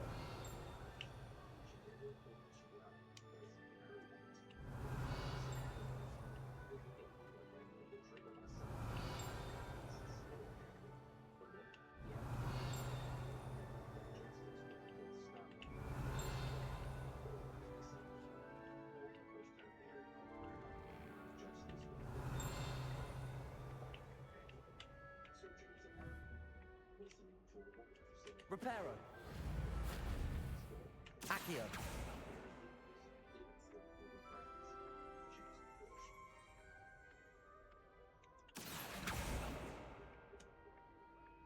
She was frantic when she called 911. There was a fire upstairs. Her stepson was pushed.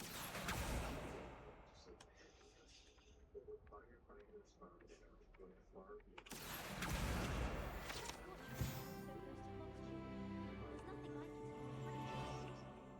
beyond it started to find himself because it was completely out.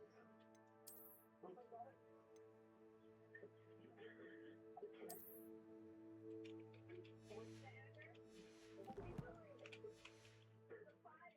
encountering a muggle. I could spend all my galleons of honeydew and just on drinking water. Revelio.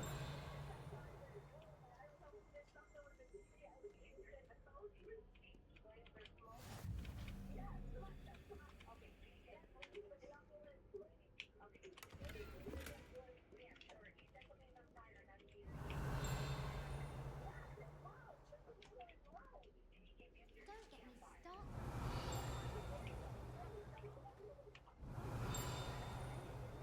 Hello, looking for me?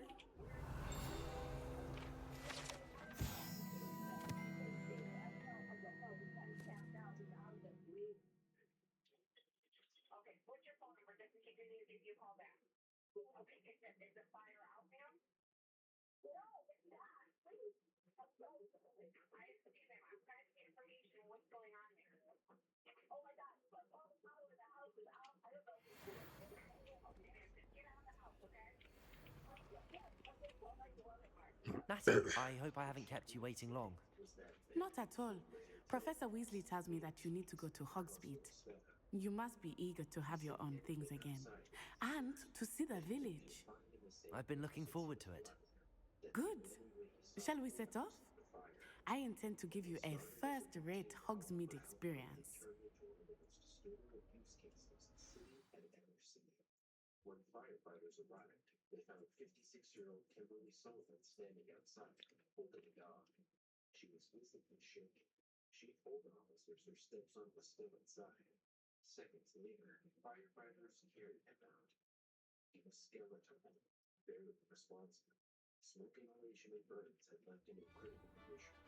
Yet, he floated him to an ambulance and rushed him to the hospital.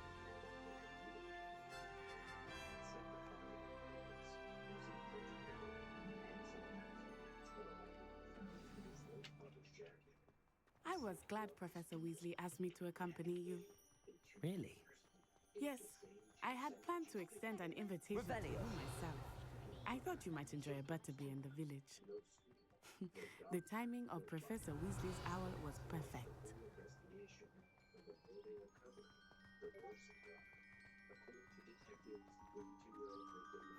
I cannot tell you how nice it is to breathe fresh air after being cooped up in ancient rooms. Grave mistake to take it as an elective class, believe me. I believe you. Though I suppose you would not really call it elective when your mother was the one who elected that you take it. Revelio.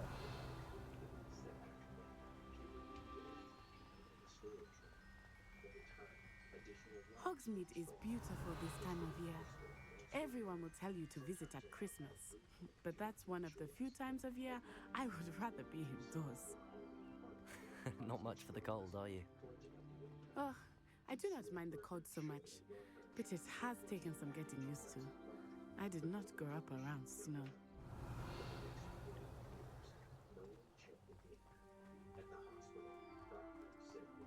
Oh, wait, over here. I often spot Lacewing flies. Revelio. Oh? What's so special about them? They are interesting to look at. But if you stew them, you can also use them in potion making. Police arrested Kimberly Sullivan on August 12th. She was charged with second-degree kidnapping, first-degree assault, unlawful restraint, cruelty to persons, and reckless endangerment. Look, from the Forbidden Forest. Hippogriffs. I wonder if something started there. I heard rumors that hippogriffs had been spotted nearby. Across the country, reported cases of real-life horror stories. A man locked away for decades. Protego! Revelio! Waterbury police witnessed dozens of photos shown inside the house. Trash everywhere. Plywood in the town. Rocks on rooms and through interior buildings. A charred resident when a fire had started. The Kimberly You think Sullivan's Poppy's defense already came seen the from hippogriffs?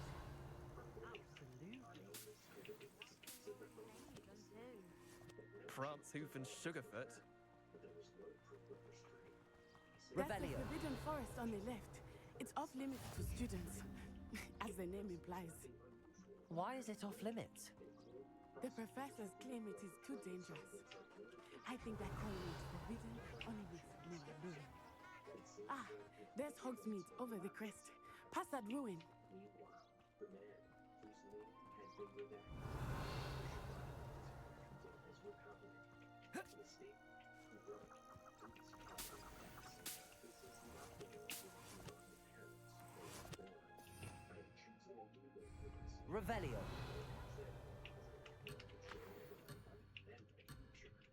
My will was my choice, and it was the first of many choices I will make for myself now in 2014. His biological mother, Tracy Bellerin, said she was 6 months old. She gave up custody, believing he would be safe with his father. I just want him to know I'm here. And he wanted to as the kids made its way through court. I would spend all of my time exploring if I could. I confess I was surprised when Professor Weasley mentioned that you knew the area, since you're relatively new here. She said that? She knows more about me than I had thought. I will say, while I certainly learn a great deal in class, much can be gleaned outside of the castle walls. Revelio! One officer called it a house of horrors. A local advocate said it's absurd to see that. The prosecutor argued that the victim was in fear. At the center of it all is a man who says he was never wrong, who says his words were rational. Levioso! Story. For now, Sullivan is still out on parole. Her trial is and the system is still Accio! Reparo! Levioso! Because sometimes it takes a fire to reveal what's been hiding. He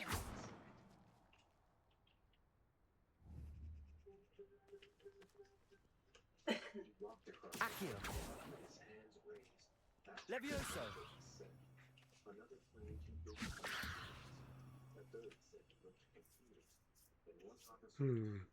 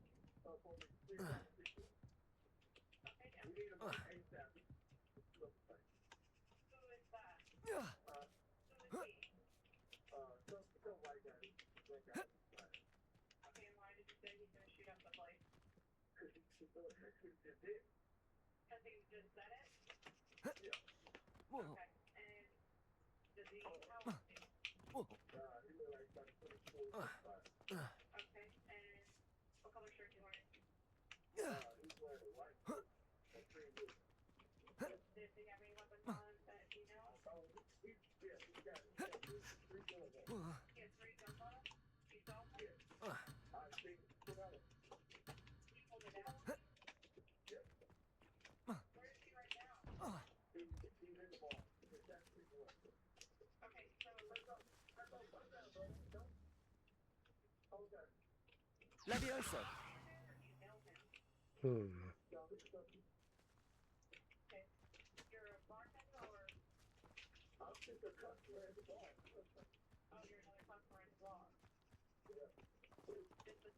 Revelio.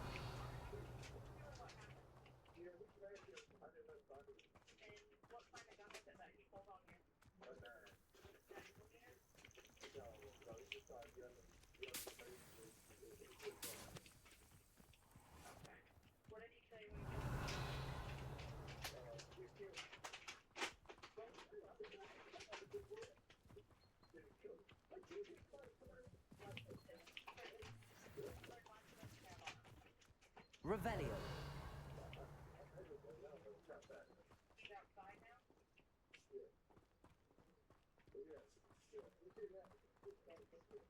How are you settling in? I remember the weeks that followed my arrival feeling quite strange. Everything was so new and unfamiliar. I'm getting used to things. What about you? Do you finally feel settled? I still miss my homeland, but it is beautiful here too. And getting out of the castle and exploring helped me to adjust quite a bit. Hogwarts has become something of a home now, I would say. Hopefully it will for you too.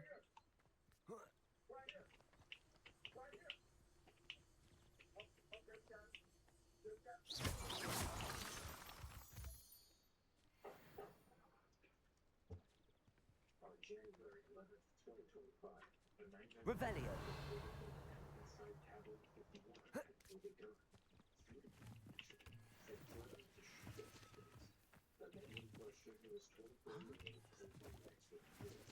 By the time officers straight outside, Cole could use PCs with the shopping center parking garage from behind the road. Officer Kyle McClure was the first to arrive.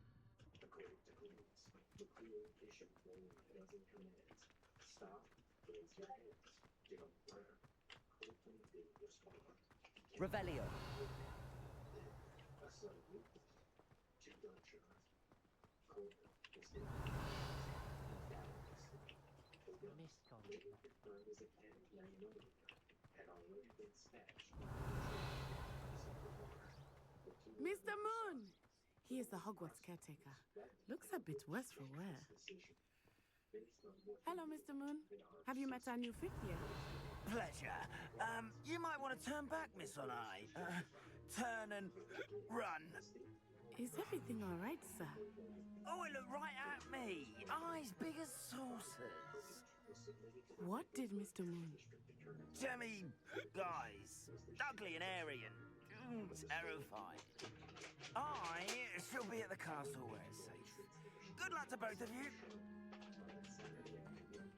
Poor Mr. Moon. A demiguise. Revelio. I think he had too much fun in the village. I will say that I have never seen him in such a state. Merely there. There is much to see outside of the castle walls, not just Hogsmeade. I am happy to explore whenever you'd like. Rumors being what they are about goblins and such, it might be nice to have a friend with you. I'll keep that in mind, Nettie. Thank you. Revelio.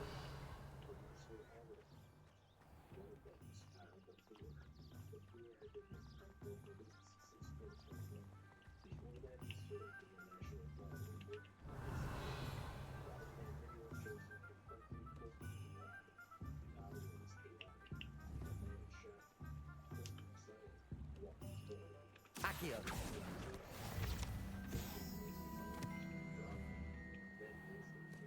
Revelio. And here we are. It is hard to know where to start.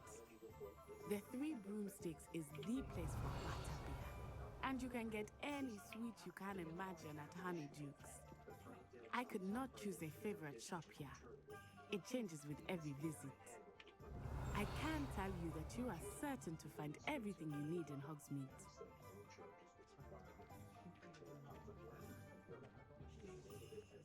Revelio. Professor Weasley said that you need to get potion recipes, spellcraft, some seeds, and... A new wand. Of course! You will enjoy Mr. Ollivander, and I am keen to see what you will do with a wand of your own. You should be able to collect everything you need and still have time to explore a little as well. Experience Hogsmeade at your own pace. We can meet up in the town circle when you are finished. Enjoy yourself. I will see you soon.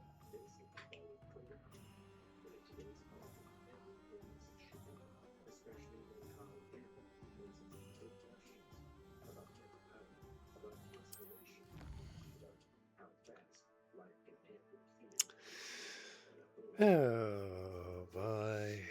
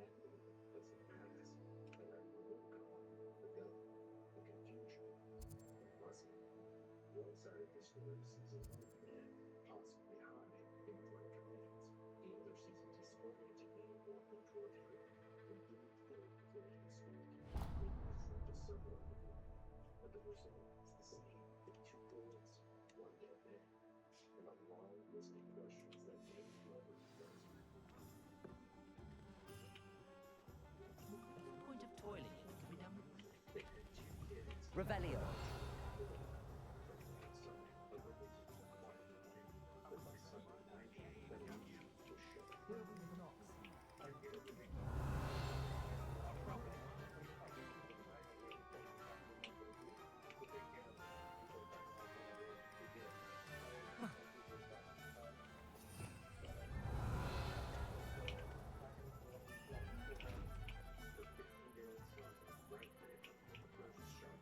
Lumos.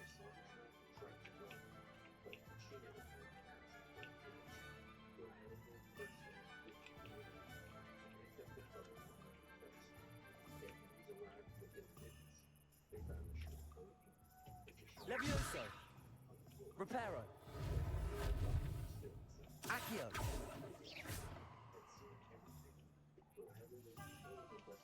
Revelio.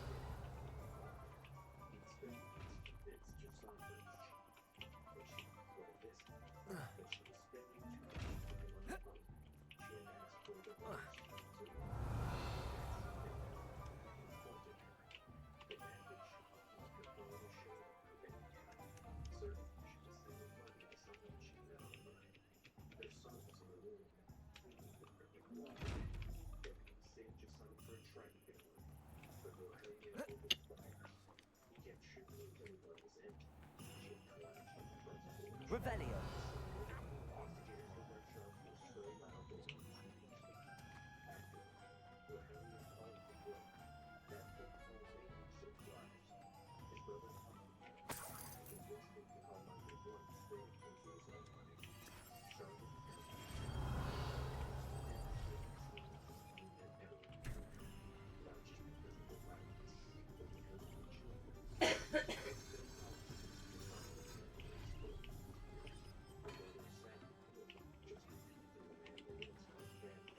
Revelio.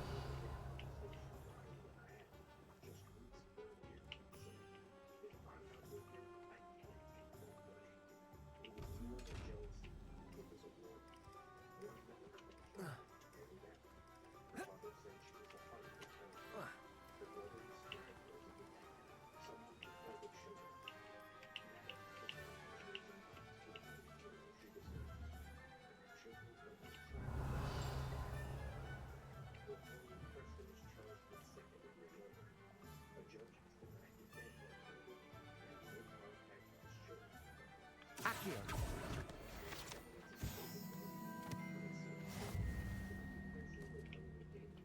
Well, hello there. Pardon me, sir. I'm here for the seeds Professor Weasley arranged for me to collect. Oh, the dittany for the new 5th year. I take it that's you then. Merlin's beard. Starting Hogwarts as a 5th year. You must be positively reeling from it all. Not at all. I'm choosing to see it all as one big adventure. Well, bravo. Not everyone has the temperament to take things as they come. Name's Timothy Teasdale, by the way, and this is my shop, the Magic Neep. I keep the cart out here because I like a good chat. Can't very well be in the thick of things if I'm hidden away inside now, can I? I suppose not. In addition to seeds, I have plenty of plants. Grow everything myself. My speciality is potion ingredients. Even Pippin purchases from me. But what say we get you a packet of Ditney seeds?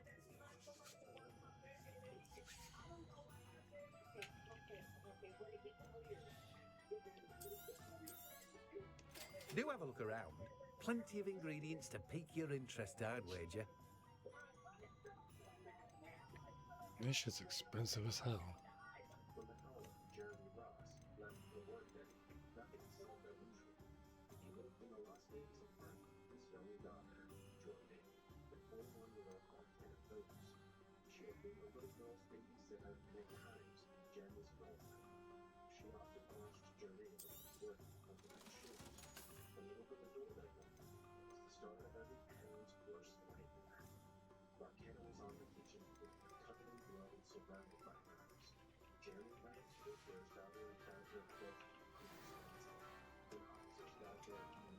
Revelio.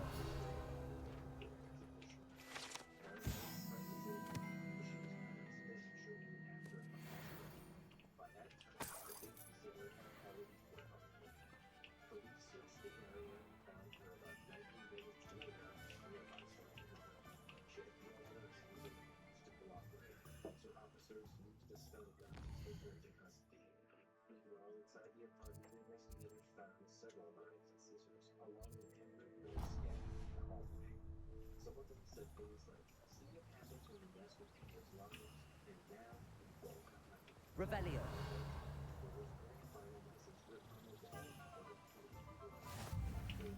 How nice to see you, my young friend.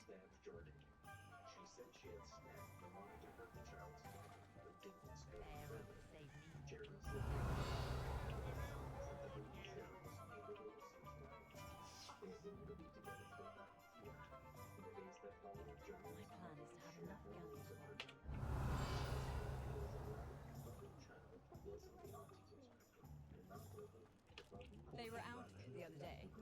Tomes and scrolls. Out of 1,000 magical herbs and fungi. Surprising. Likely the school's herbology professor assigned some homework and their library wouldn't have enough copies. Might what? You said that their library wouldn't have enough copies, didn't you? An inquiring mind. Pardon me, sir. I'm here for the spellcrafts Professor Weasley ordered. Matilda, student. I thought I might be seeing you soon. I am the proprietor here, Thomas Brown. I take it you've had a conjuring lesson then? I'm afraid I haven't yet, sir. Ah, but you will soon enough. It is magic at its purest, creating something out of nothing. Of course, it is not without complexity, but that is where my spellcrafts come in. Stay the course, and you could soon impress even Professor Weasley. That's certainly something to aspire to, Mr. Brown. I look forward to that day. And I, too, seeing it. Spellcrafts are incredibly useful for conjuring unique items like custom pieces of furniture or decoration.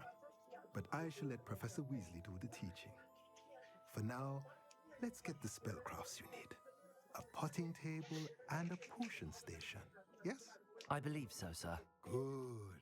Nothing like being able to grow your own ingredients and brew what you want when you want. Let's have a look.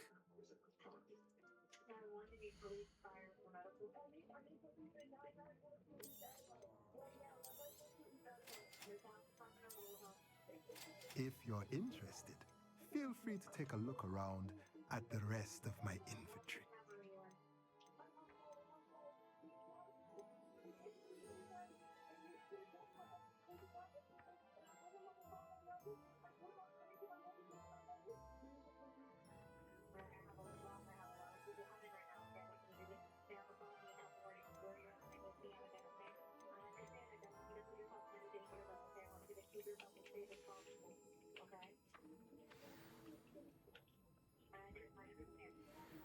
Revelio.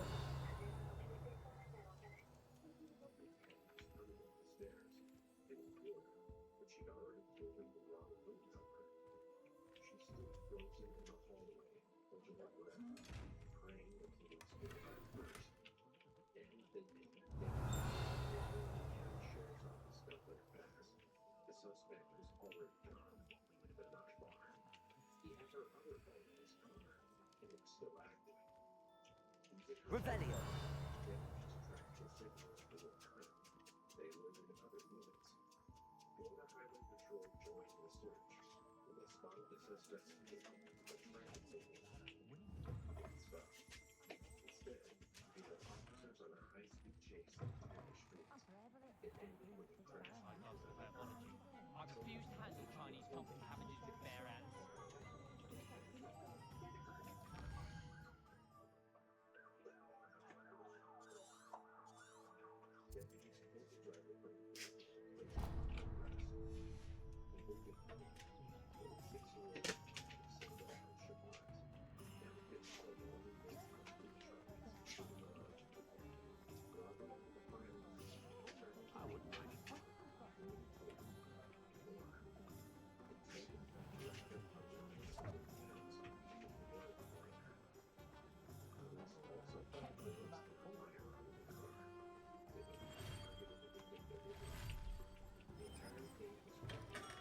Welcome to J. Pippin's Potions. Revelio. The woman was standing outside the motel, breathing hard, trying to explain. Pardon me, sir. Oh, thank goodness. When I heard the bell, I thought you were Miss Lawang. Not that she deigns to come here. Though, I don't believe I've seen your face here before, either. It's my first time in Hogsmeade, actually. Is it really? Well, Parry Pippin at your service. And this is J. Pippin's Potions.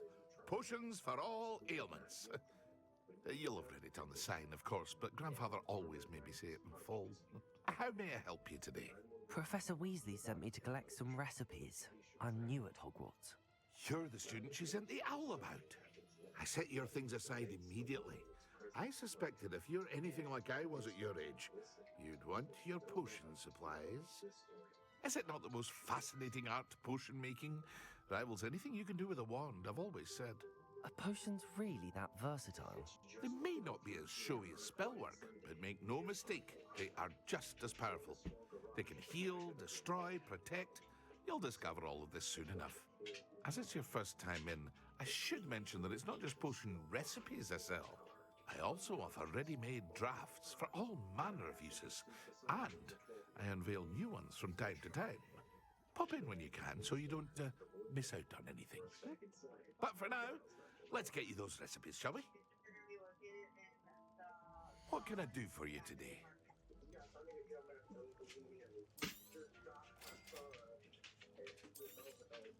Feel free to take a look at the rest of my inventory, or come back another time if you're in a rush today. Still unconscious, his breathing still unresponsive. Medics rushed both to the hospital. That one is identified as Brioche's drown, the Team Park resident and the wolf's mother. At first, it wasn't clear what happened or why. But as the investigation unfolds, the story begins to take shape.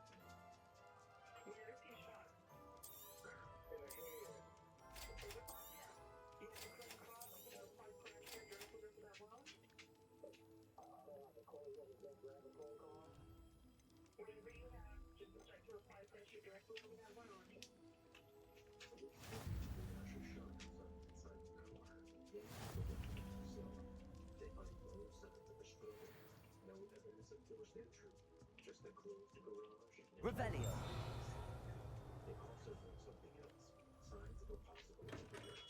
It was supplies the Hogwarts House dispatched.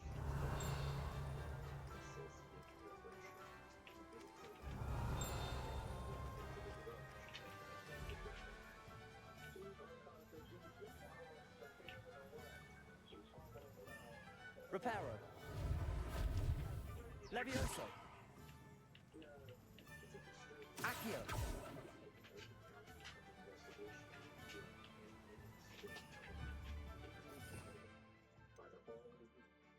Russia's been in charge. A grand jury indicts her on Revelio. Hannah's authorities solved. Prosecutors confirm they believe she pulled the trigger. Cold weapons do not list any prior violent history, and publicly available statements don't reflect feelings or full-time head of the shooting. But police describe the case as a domestic situation, and they say the investigation against We should put spout holes further than all those lawyers are living accurate. See how long they last. Work hard and do me a favor. Revelio.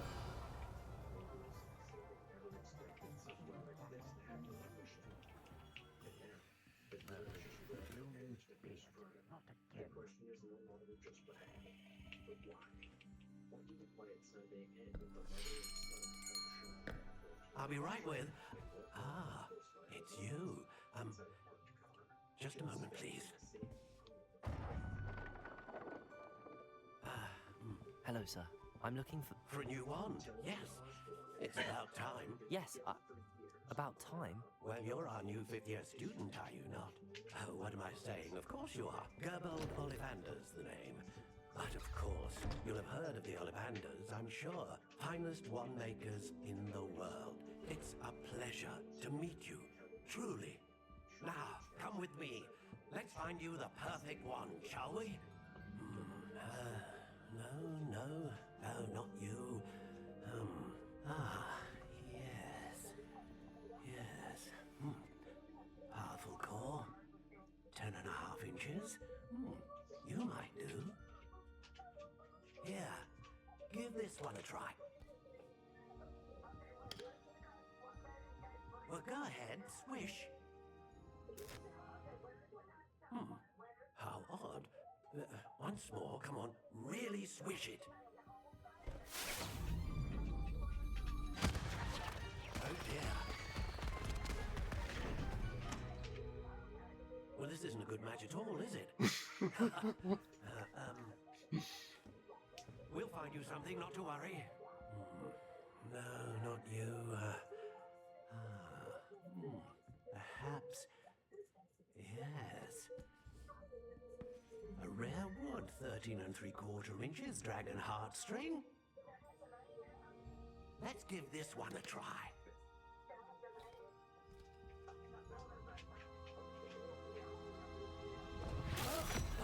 Oh, goodness.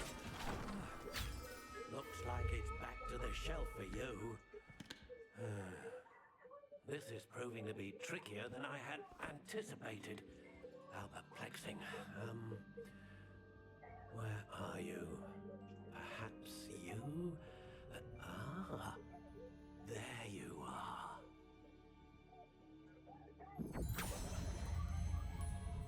Yes, I think you might be the one. Here, take it.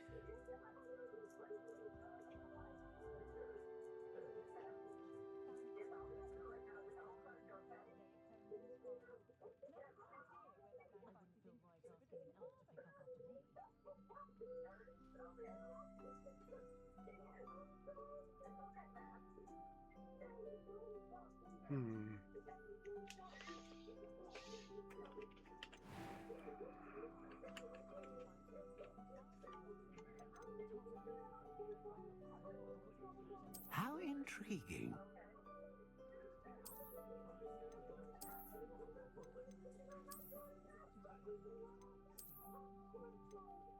Curious indeed.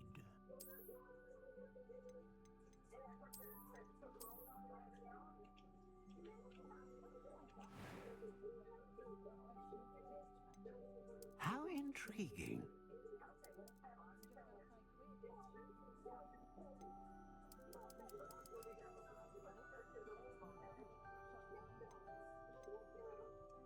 Curious indeed.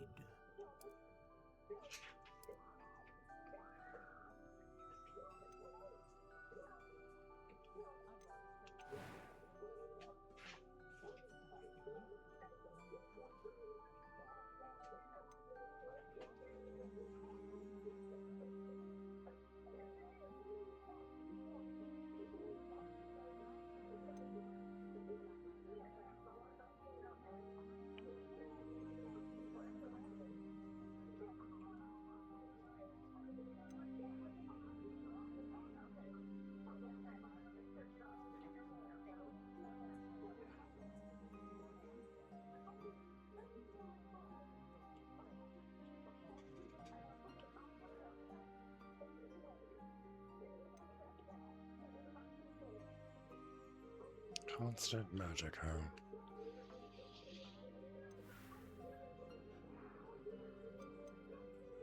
How intriguing.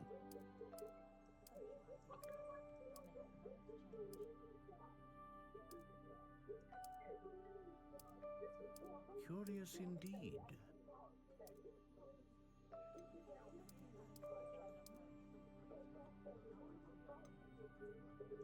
How intriguing.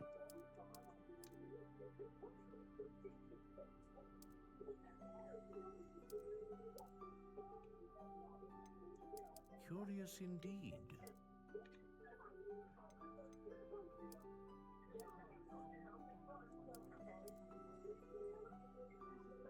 How intriguing.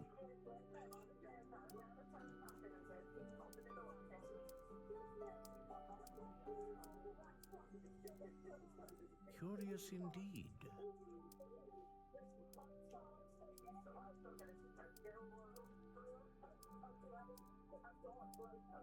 How intriguing.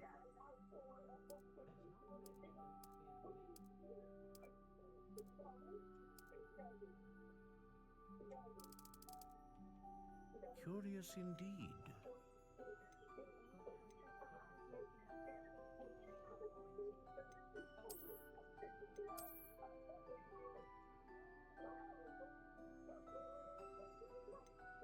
How intriguing.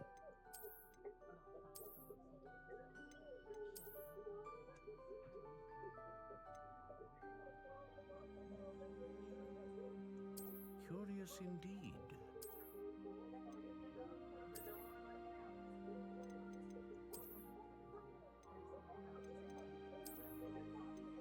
How intriguing.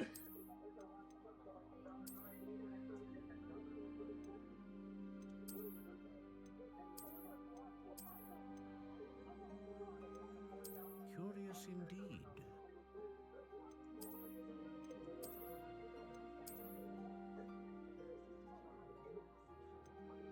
How intriguing.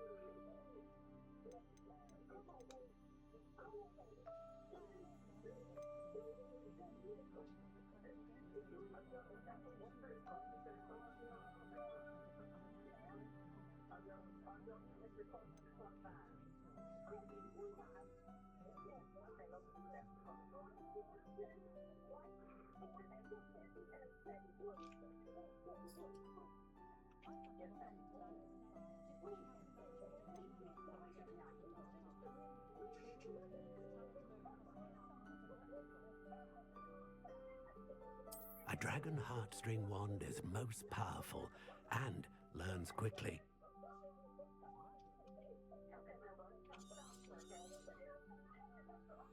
What do you think?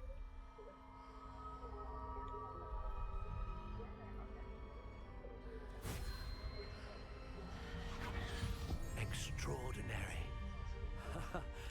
Another wand, another beginning of a bright and magical future.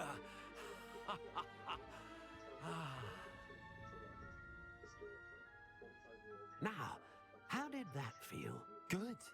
Different. I sensed a sort of surge of some kind. A match. Your connection seemed particularly powerful. The right wand will learn from you, just as you learn from it. I'm eager to try it out. I would imagine so. A wand with a dragon heartstring core is capable of dazzling magic. And the bond between you and your wand should only grow stronger. Do not be surprised at your new wand's ability to perceive your intentions, particularly in a moment of need. That sounds wonderful, Mr. Ollivander. I'll let you get to it. Do come and see me again if ever I can be of further assistance.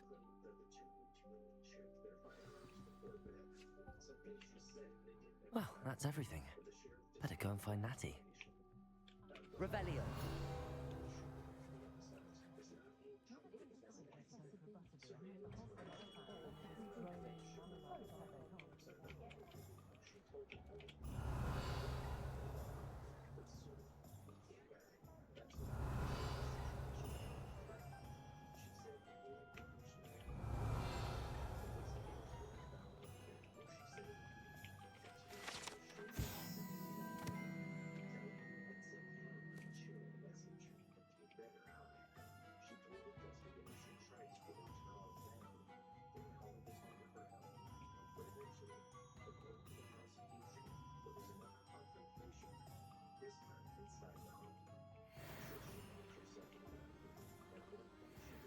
Revelio.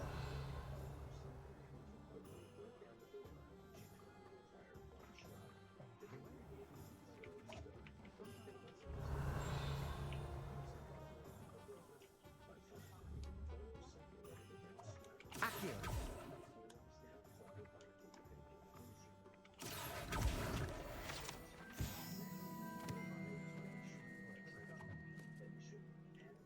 Revelio.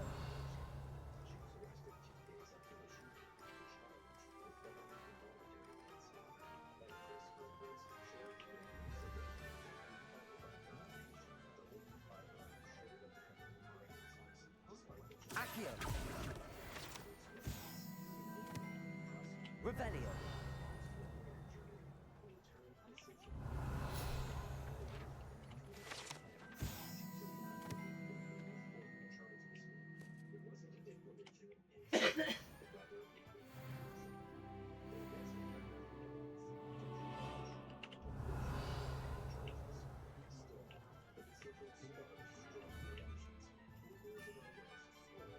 Accio.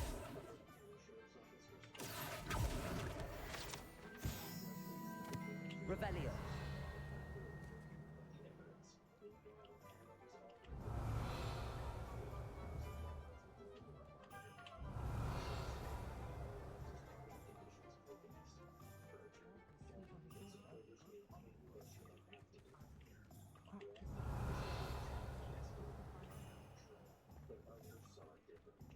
Have you ever had a cauldron leak?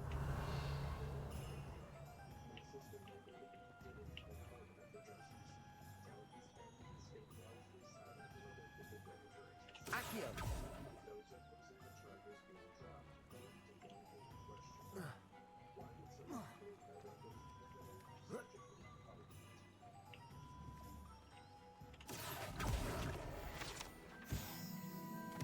Revelio.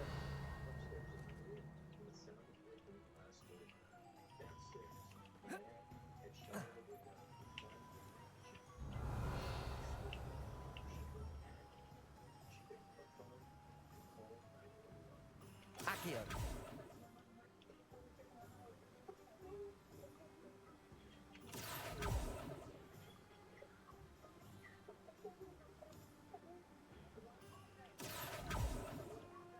Hmm?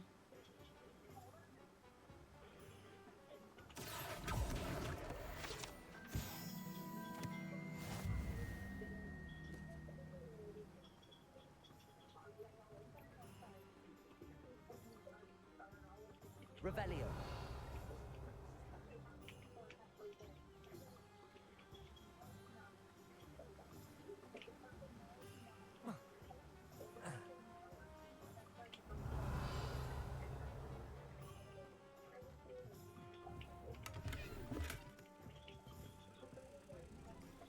Lumos.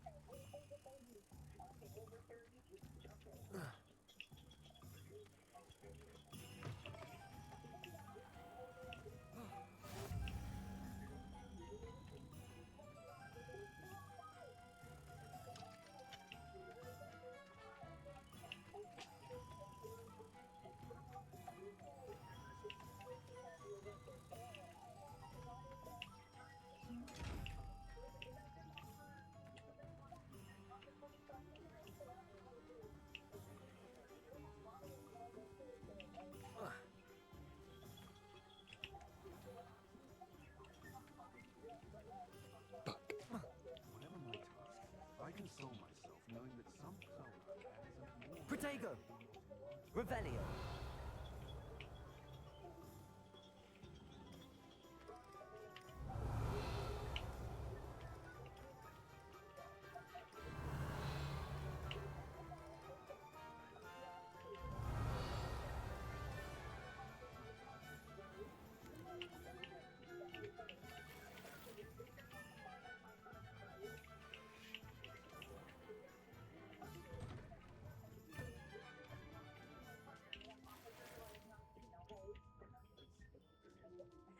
Revelio.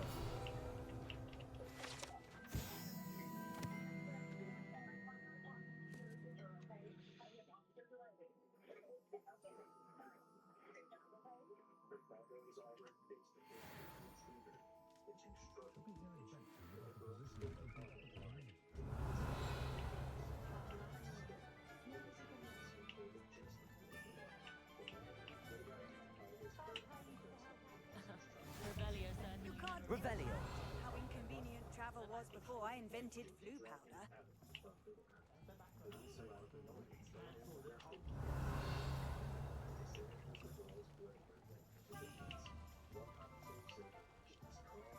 Accio.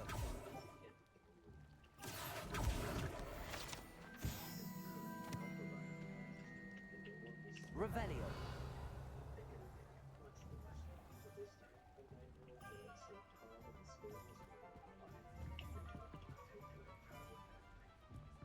Accio.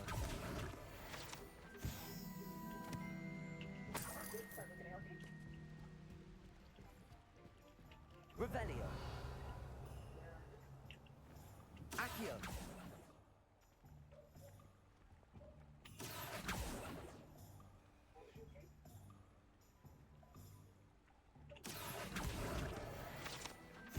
Revelio.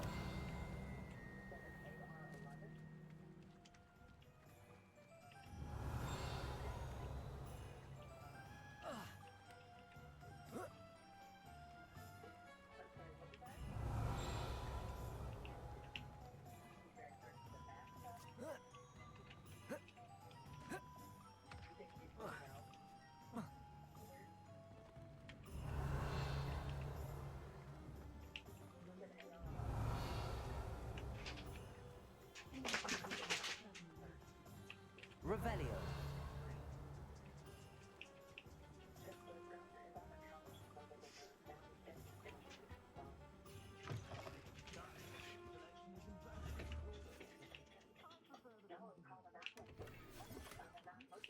Working on not working.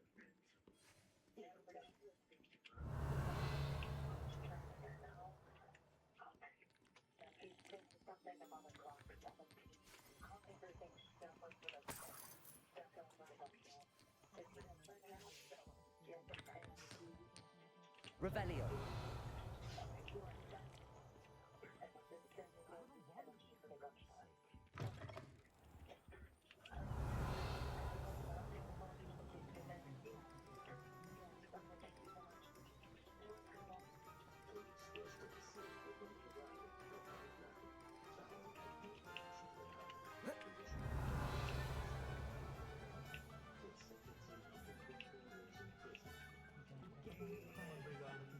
Revelio.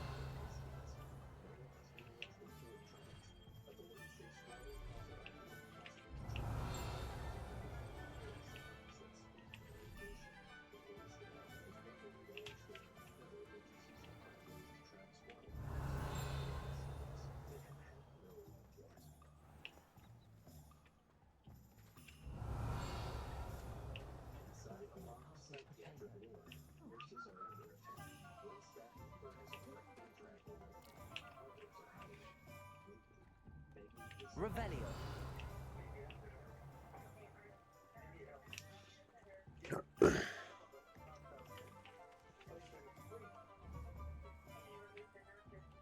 Accio. Revelio.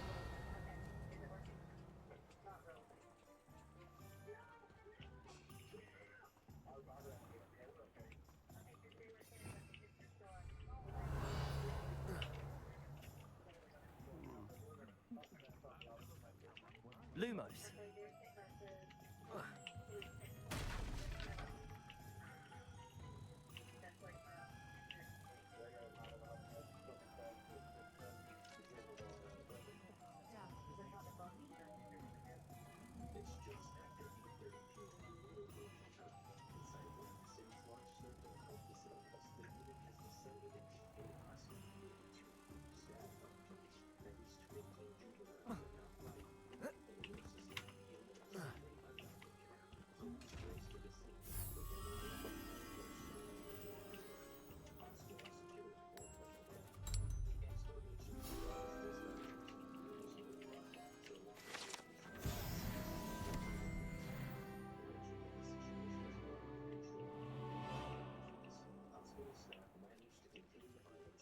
Revelio.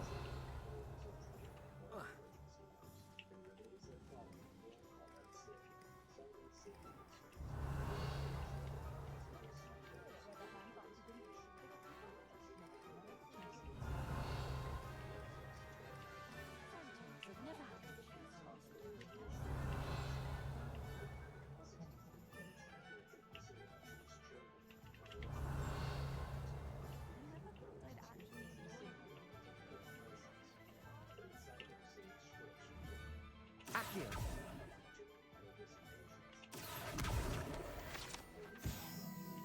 Revelio.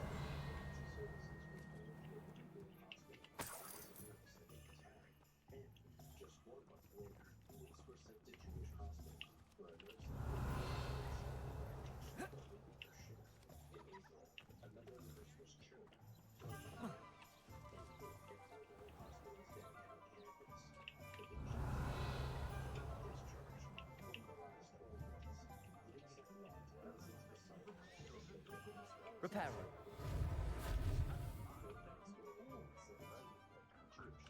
Accio.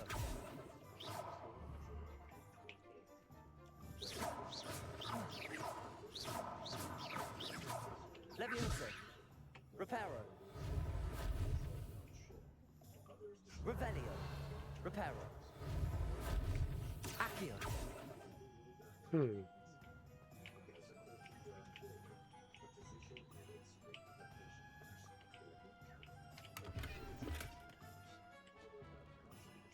Lumos.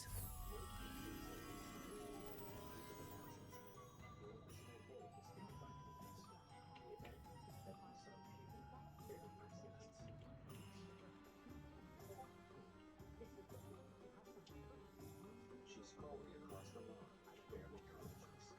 Then sunlight inspired her.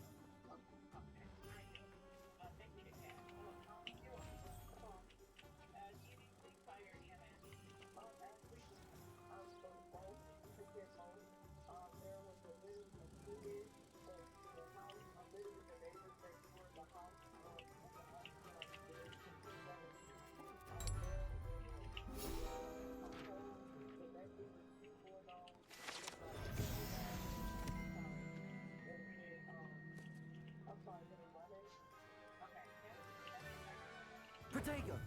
Revelio.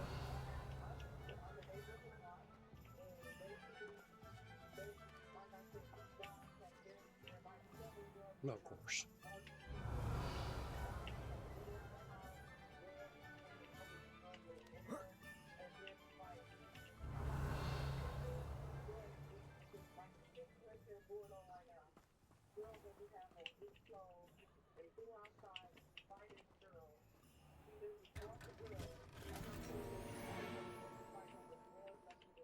Revelio.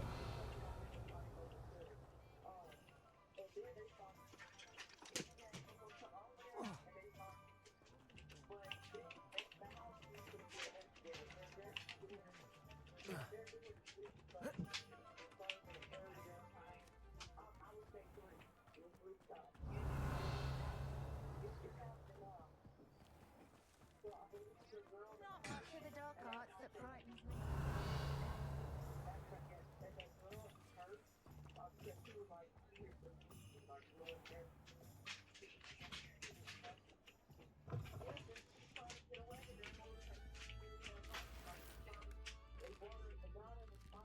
Revelio.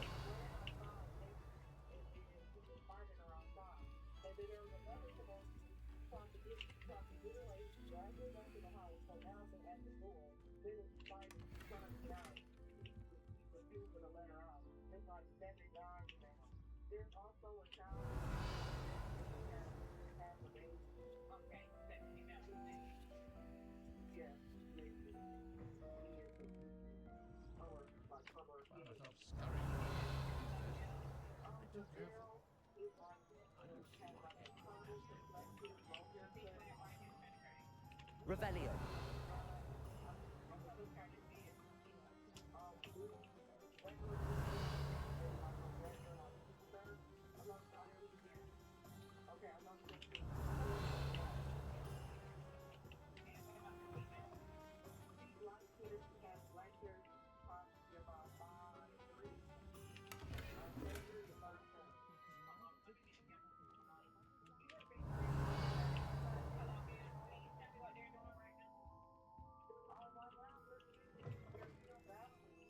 Revelio.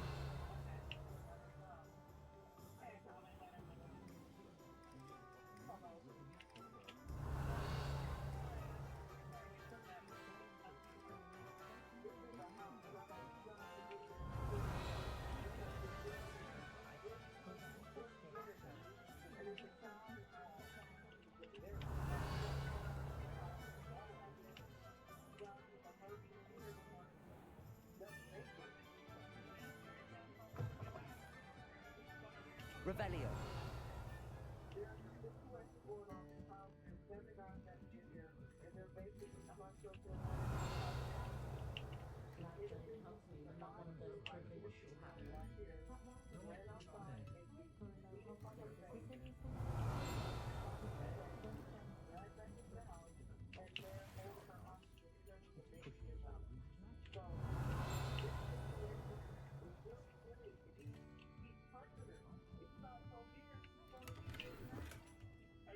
Revelio.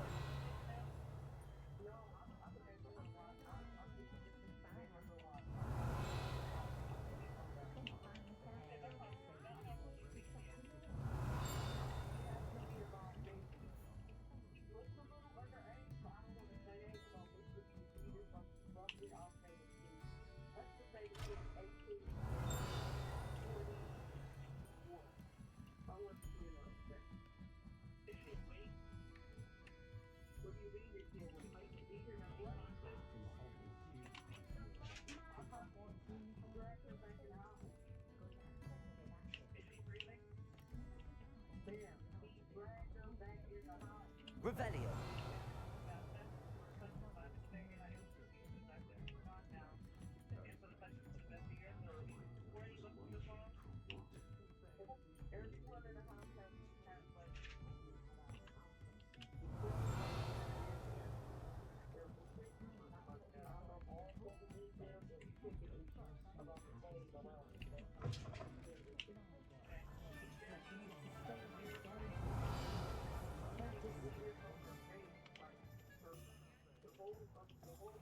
Revelio.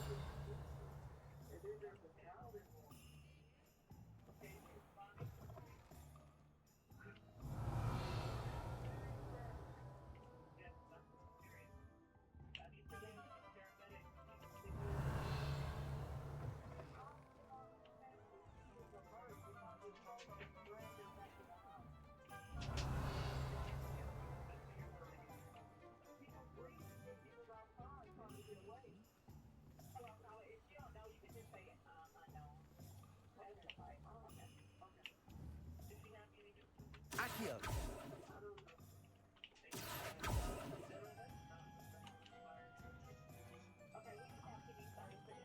Estoy más scared.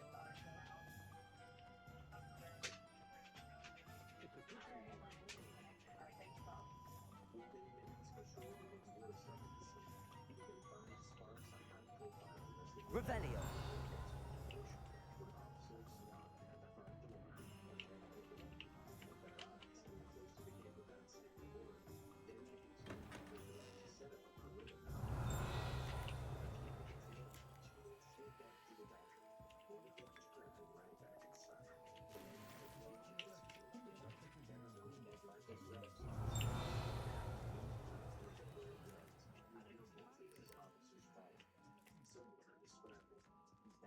Revelio.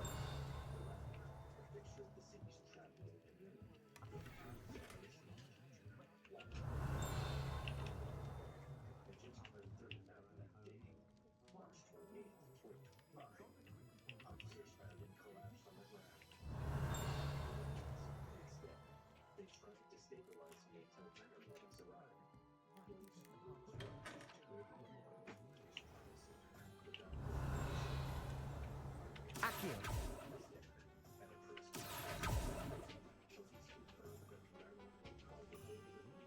Revelio. Accio.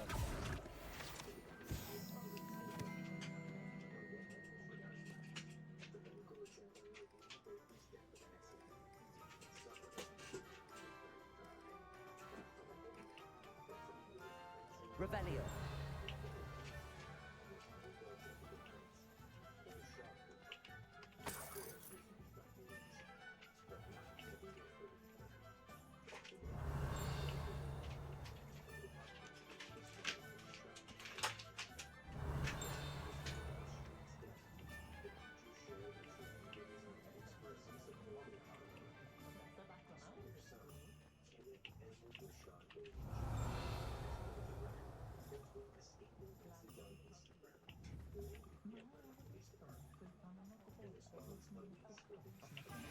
Revelio.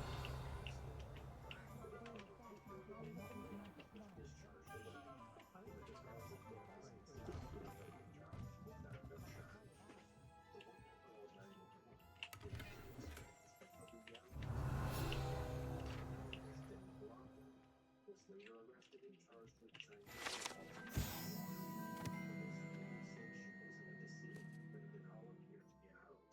She later addressed the public on Instagram, claiming she was being unfairly treated on social media, but provided no further explanation. As of now, the woman she described has never been found. Revelio. Officers saw the inside the house, and an investigation into the suspected death remains open.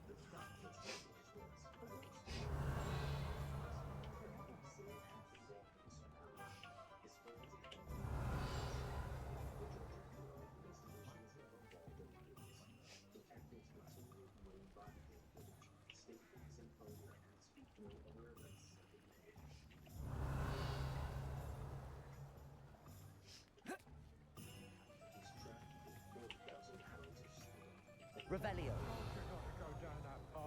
Miss Peck from Brood and Peck said a customer lost a deeracle around here. I know we're not supposed to go down there. I just thought... Sorry, Father. Only she said I might earn a reward. Instead, I just wasted our time. There you are! Huh! Finally! I'll have enough for that winged wisp. Ah, well, not meant to be. Also, I may have knocked over a dustbin back there. Never mind, I'll fix it, as always. Revelio.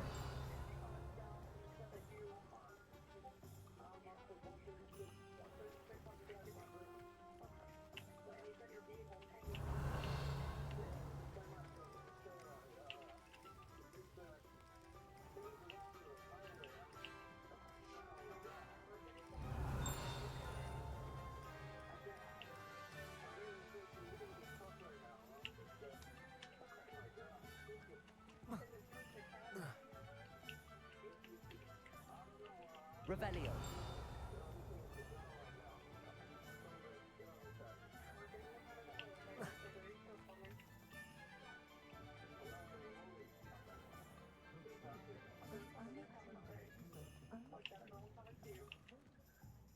Ah, I have everything.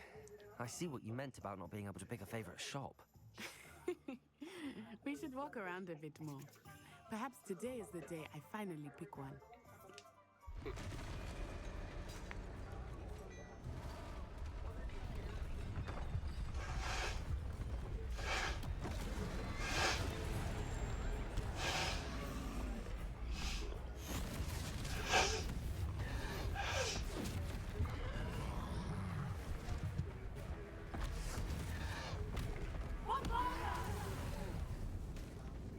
Draw it away from the buildings! Away from the village!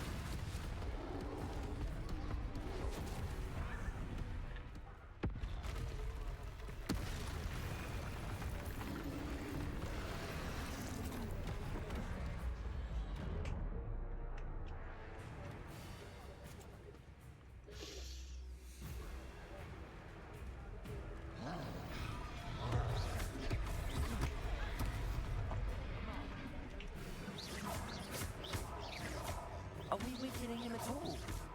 Keep at it! We have to wear him down!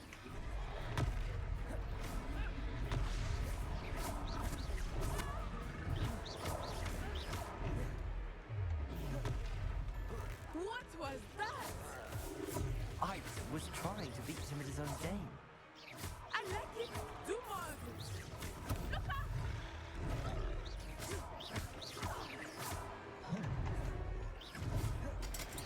Descendo!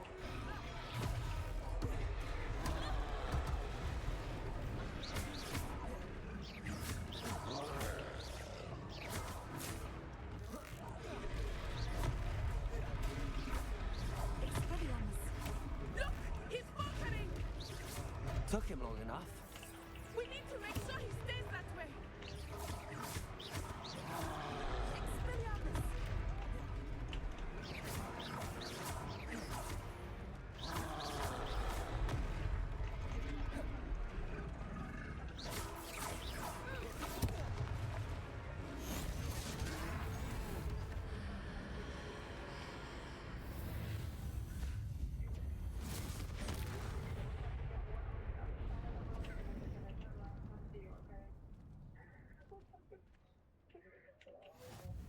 Goodness! A second troll! Did you two take on a fully grown troll by yourselves? I suppose so. It's all a bit of a blur, to be honest. Merlin's beard. Are you all right? We are, and we were glad to help. I'd say help is a bit of an understatement. Nerve like that. The makings of an aura, if you ask me. If you are unharmed, perhaps the two of you wouldn't mind helping me put a few things back to where they were. Of course, officer. Singer. Officer Singer. And thank you, again.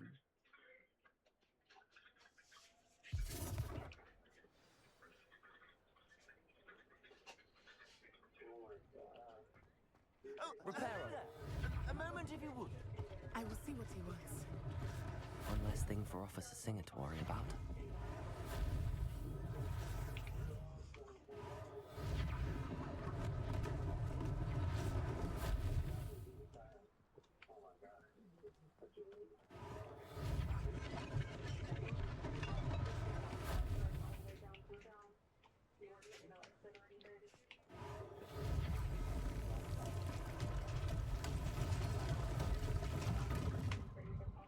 Reparo.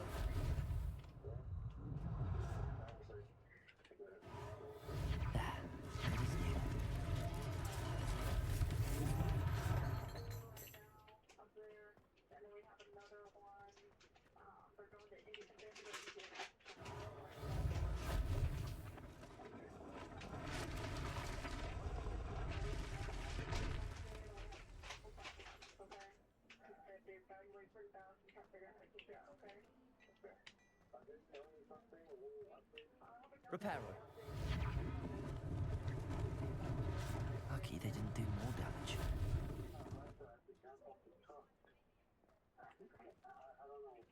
Protego. Revelio.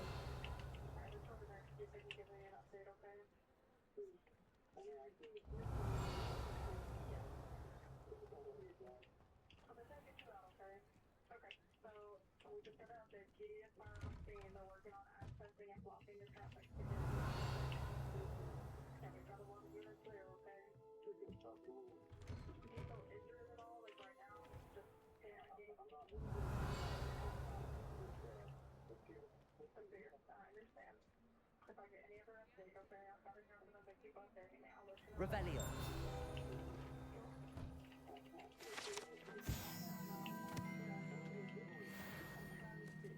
We were just talking about you.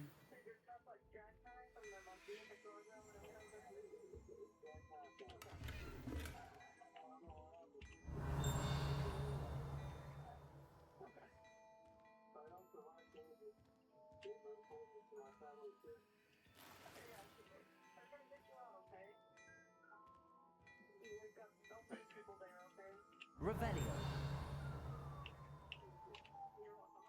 Hello, sir. I don't believe we've met.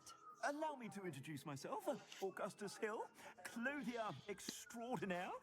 I should like to thank you for your remarkable bravery in fighting those trolls, and not to mention your help restoring Hogsmeade to its rightful state. I was happy to help. Frankly, you deserve an Order of Merlin. But I can offer you something much more useful. I own Gladrag's wizardware, and among my inventory are some unique items that afford certain protections, as it were. Life-saving protections.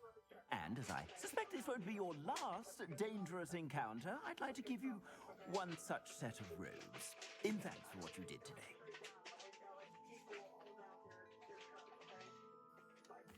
Thank you, Mr. Hill. That's very generous of you. It's the least I can do. Now, let's try this on for size, shall we?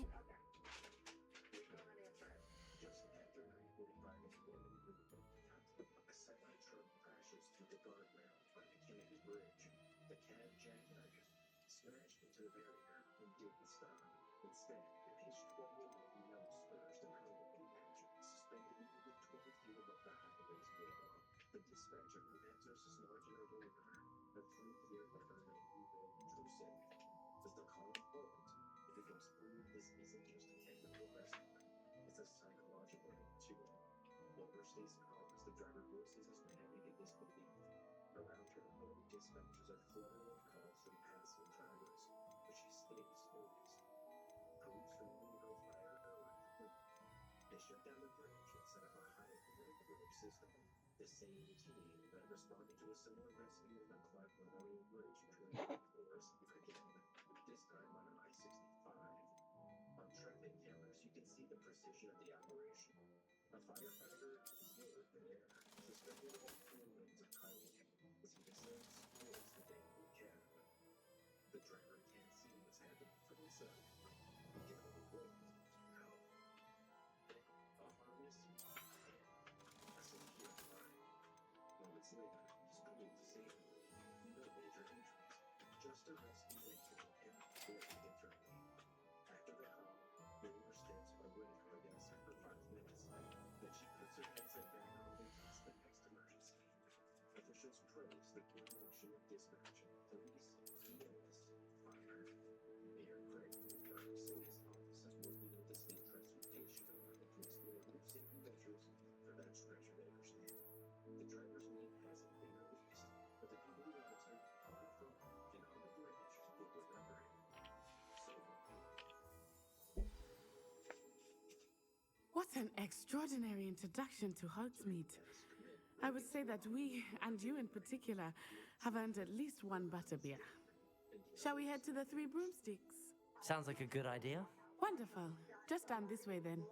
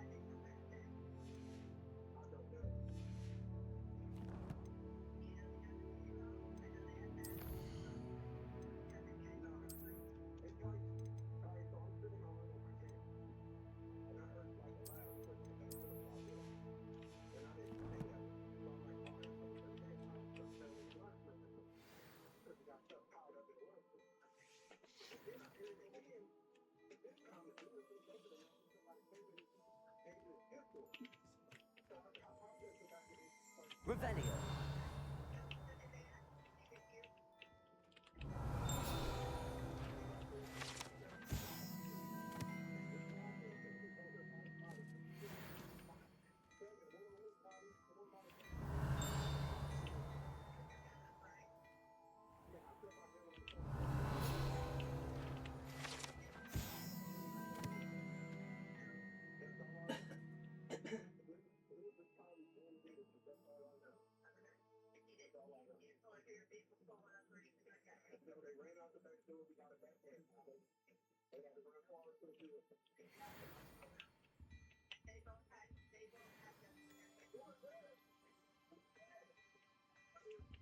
Revelio.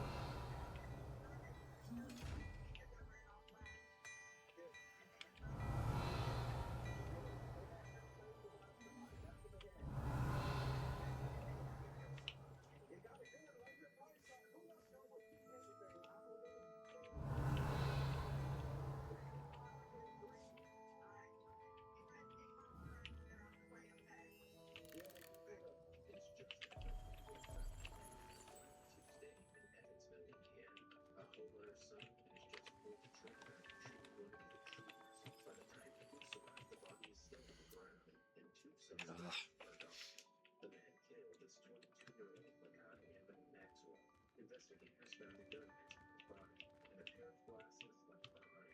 Those glasses later helped ID the suspects. As word spread, neighbors gathered and saw they saw three men in the house. Well, aren't we the loveliest of them all?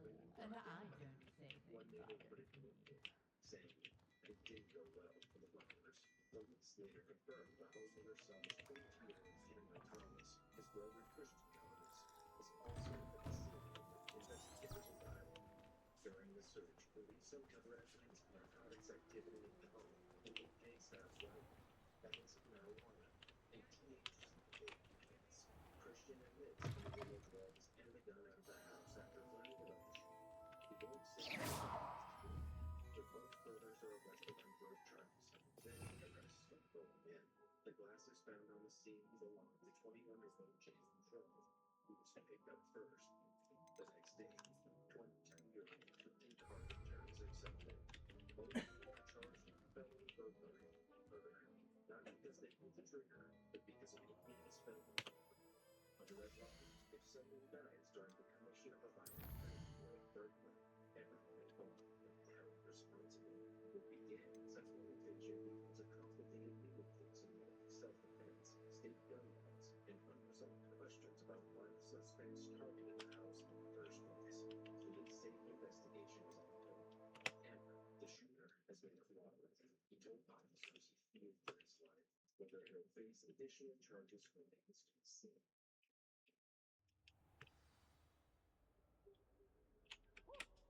A DoorDash driver finishes a food delivery. 2 minutes later, a 15-year-old is shot dead. The shooter stays behind and says it was self-defense. On the back of what he told her, set on fire in front of our house.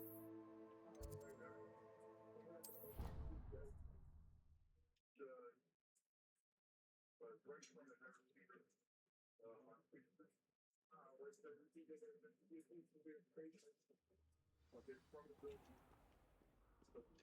Hello, looking for me? Natty, I hope. Not at all. Professor Weas.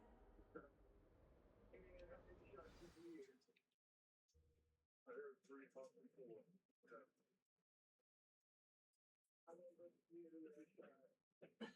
About 3 minutes ago, I took the brand and now there's security down there. I don't think once I figured out. I just think they'll figure out there. And do you think anybody wants to know what I've been part of that.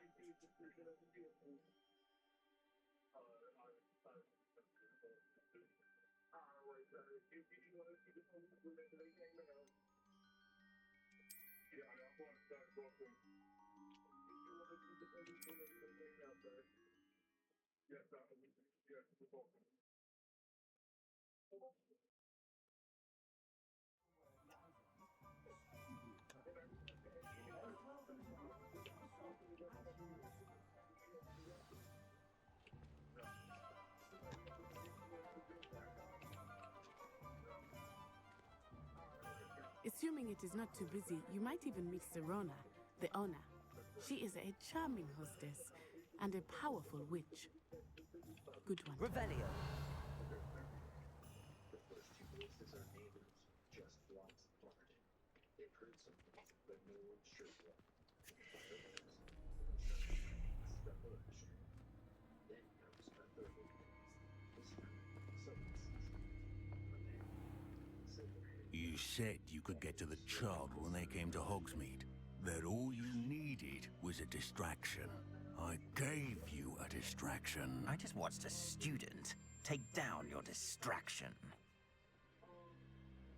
Who's this child? What are you not telling me? All you need to know is that if you cannot get to the child, then you have no value to me. Let's go.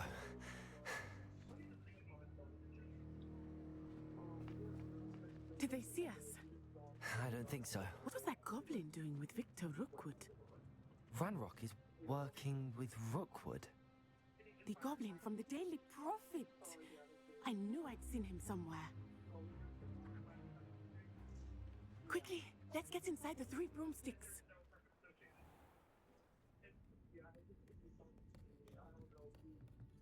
It's a treat to see you, Lodgok.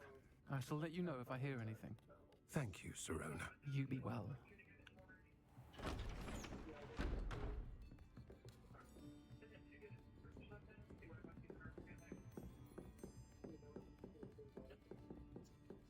Now, what can I... Oh, there's a face I haven't seen before. It's my first time here. Welcome. Butterbeer's on me. Heard about the attack. I shall be looking in on the other shopkeepers and residents shortly. Glad to see you two escaped injury. Thanks to this one, single-handedly took down a troll. Is that right? Well done. Thanks for this. My pleasure. I will say, trolls in Hogsmeade. That's never happened before. Something's not right. The only brutes we usually have to deal with are... How timely.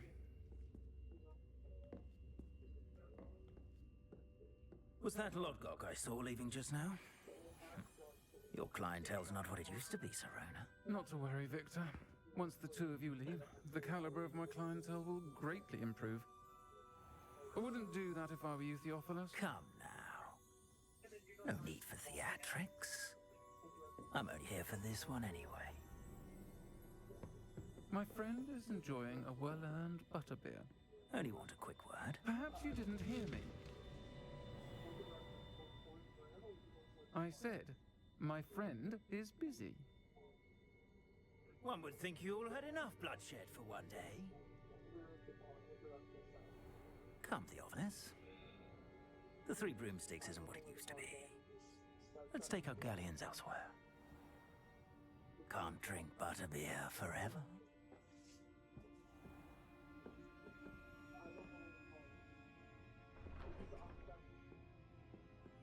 Seems you've made an unfortunate enemy. Watch your back. Rookwood and Harlow are worse than any troll you might encounter. Trolls, Ranrock, and Rookwood. What are you not telling me? I promised to tell you everything, but it's perhaps best I do that later. Not with those I eyes. think that now might be a good time to head back to the castle.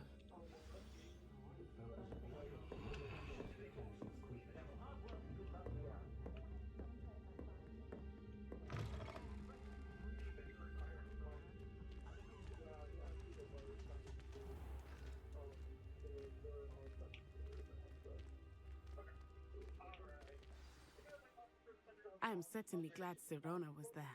And that she isn't intimidated by thugs like Rookwood and Harlow. I want to understand what's going on, and I hope you will tell me. But for the moment, we should return to the castle. Professor Weasley will certainly hear about the troll attack soon if she hasn't already. I don't want her to worry. The man who shot him is 27-year-old Deshaun Boyd. He's still on scene. He tells officers he pulled the trigger when the team tried to steal his car. Police detain Deshaun and charge him with first-degree murder later that night. According to the official report, the shooter had just dropped off a food order when he saw someone, allegedly the team, near his vehicle. Matthias, a freshman at West Charlotte High School, was unarmed. His family doesn't deny he may have made a bad choice that day. They say it didn't involve a death sentence. Deshaun had no prior criminal record and holds a valid concealed carry permit. His lawyer has argued that the shooting was an act of self-defense, but the family disagrees since he fired 7 shots rather than a warning or holding him for the police. His grandmother, Cheryl Lott, says the team had fallen under the influence of the wrong people. The family believes social media may have played a role, warning other parents to stay alert and involved. Deshaun Boyd has remained without bond since the night of the shooting.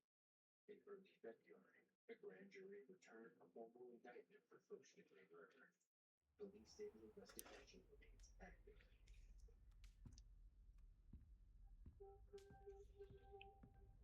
It starts with a flash, followed by a wall of noise. The warehouse is burning. They trapped inside, and suddenly the darkness is filling civilian. It's just after 7:10 p.m. on December 1st, 2022. The first 911 calls come in. All kind of directors.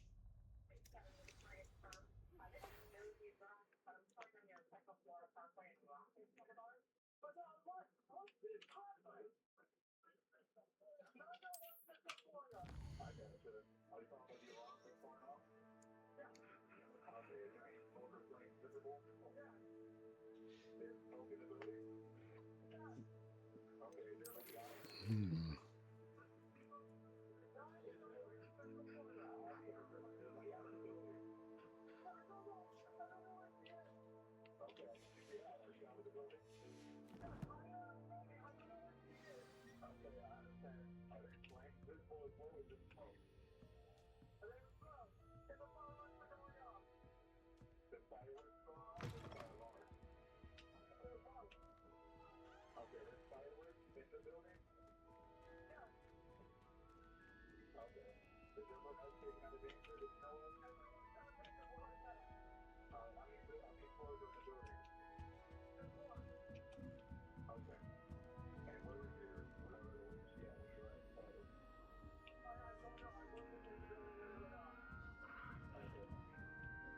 Revelio.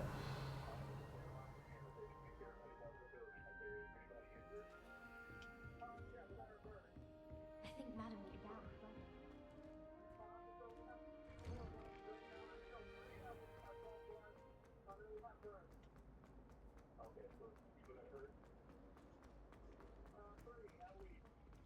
Answer me this!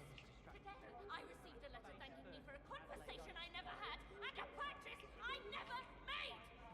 If I discover that you have been using Polyjuice Potion again, I shall write to the headmaster and ask him to expel you!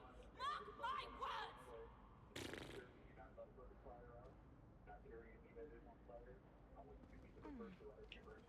went to the lake once. Wanted to have a think by myself.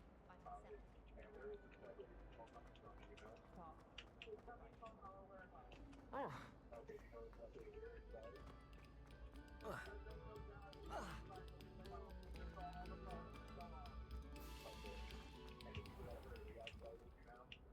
Revelio.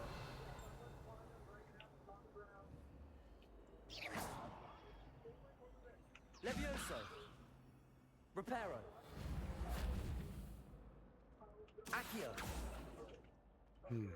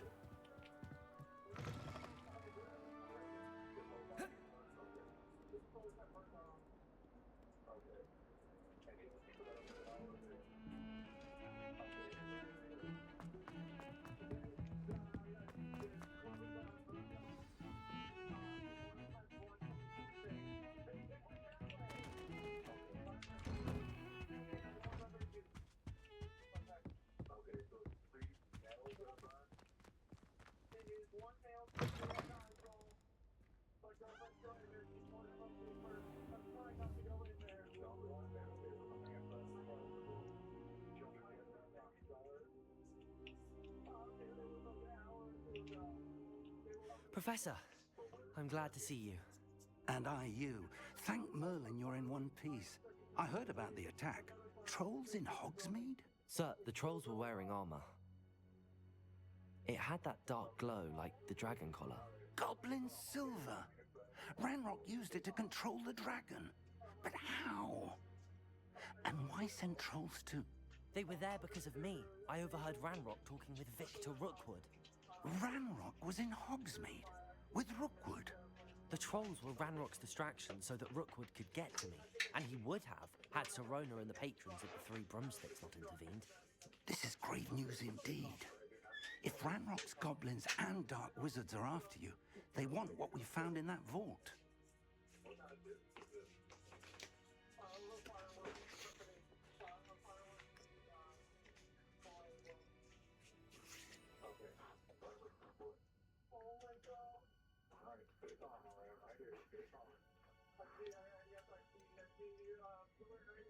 Speaking of the vault, do you think that Ranrock is working with any of the goblins at Gringotts? I do not. Gringotts goblins aren't typically the friendliest of beings, but they have a great deal of integrity. No, I dare say after what happened to that poor banker, the goblins at Gringotts are no followers of Ranrock. They're after the locket. You said you discovered something in it. Yes, yes. I discovered an inscription. When I read it aloud, this map appeared. Clever enchantment. It's a map of Hogwarts, to be sure, but I do not know where it leads. It leads to the library. A restricted section, to be precise, and a bit beyond. I see traces of magic there on the map. I suspected you would see something. Shall we go? I appreciate your enthusiasm, and I'm eager to discover what we may find there as well. But if our experience at Gringotts, let alone what happened to Miriam, taught me anything, it's that the path we're on is terribly dangerous. I'd like you to work with Professor Hecat a bit before we continue. But sir, how dangerous could the library be? Perhaps we're only after a book. Perhaps we are only after a book, but we should be prepared for anything. Once you've honed your defensive magic further, come and see me. I'll let Professor Hecat know to expect you. Oh dear.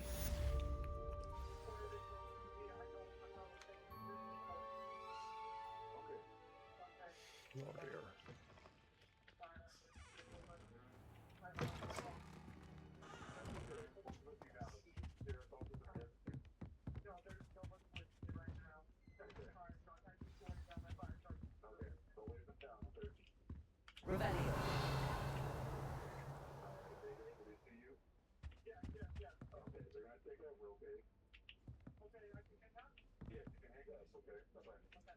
Shields shooting to the night sky. Drivers pull over on Central Florida Parkway. The Bronx don't stop.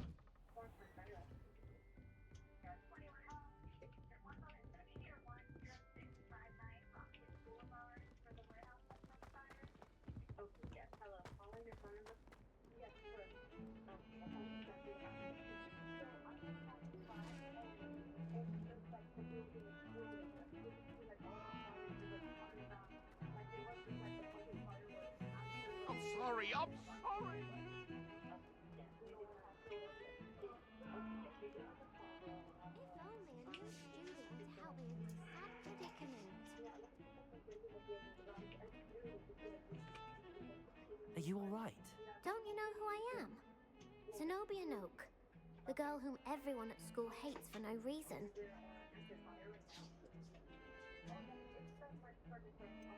Everyone hates you. Why? Because Hogwarts is full of bullies and spoilsports. Leander Pruitt's one of the worst, that no-talent moon mind.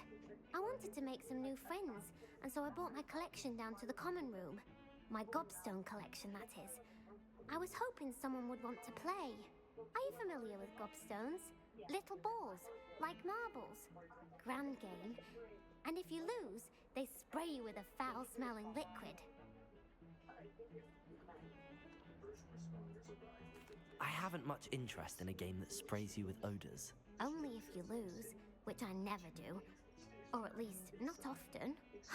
People can be so cruel.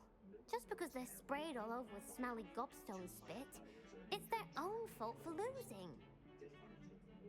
Imelda is one of the worst losers. Everett and Astoria are terrible as well. And now those poor losers have taken my gobstones and hidden them in very high places all over the school.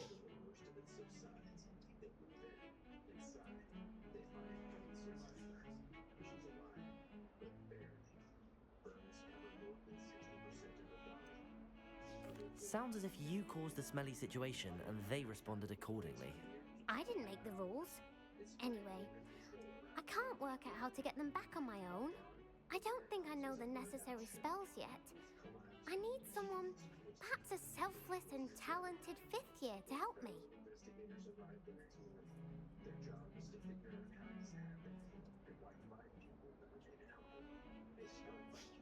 I'll see what I can do. I'd appreciate the help. If you do find all of my gobstones, do come and see me again. I'll be back to playing Snake Pit and Jackstone by myself in no time. Oh god, I don't want to do that.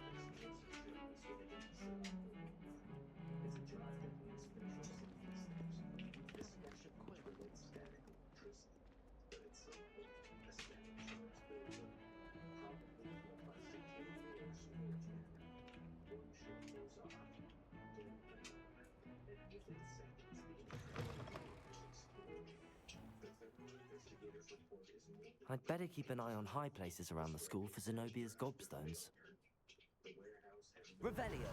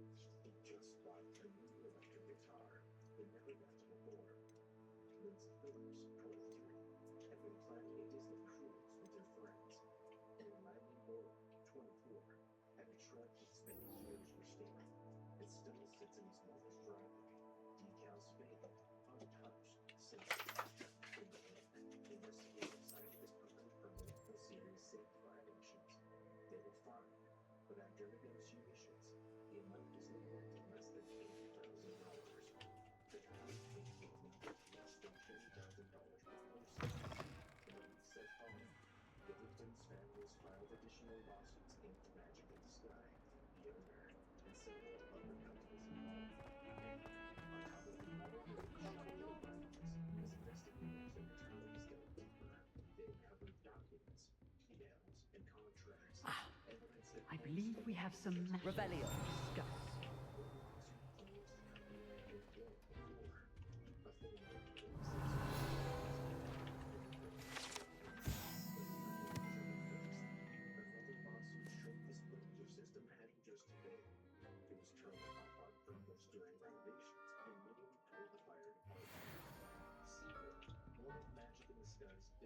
I'm here about the new spell you wanted to teach me, Professor.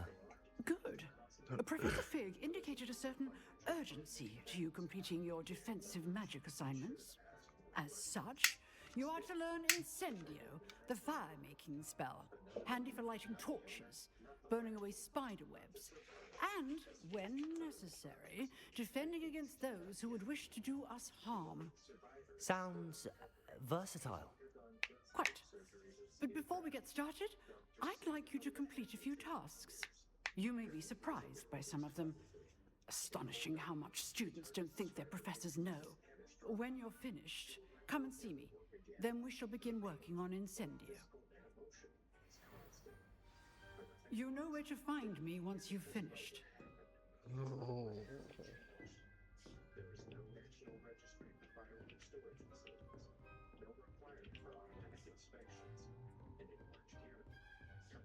Seems crossed wands isn't as secret as it's believed to be.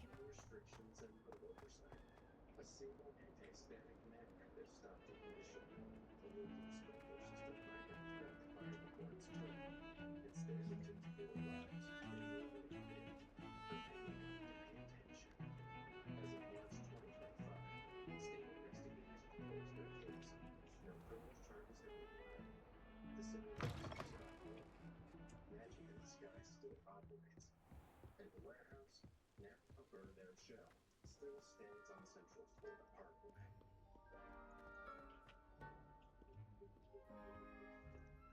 It's a snowy Saturday morning, the kind kids dream about, soaked in fresh powder and clear blue skies. In my backyard, I'm a little boy, and satisfied spreading with friends. He climbs the small hill again and again, buckled in his winter jacket. His laughter carries across the snow. The toddler's sled picks up speed, gliding straight toward the pond.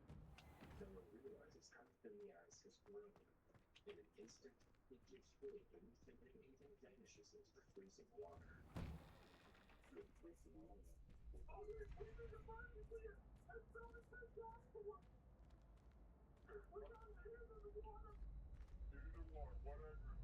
Ready for another round? I think so. We shall see who shows up. There's no one in the school I'd be afraid to duel. I know, Sebastian. I know.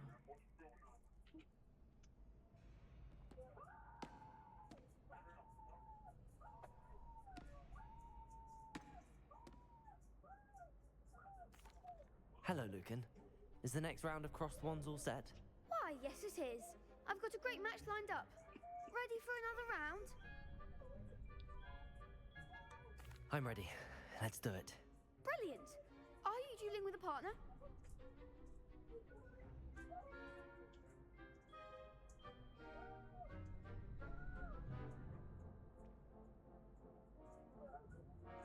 Yes, Natty.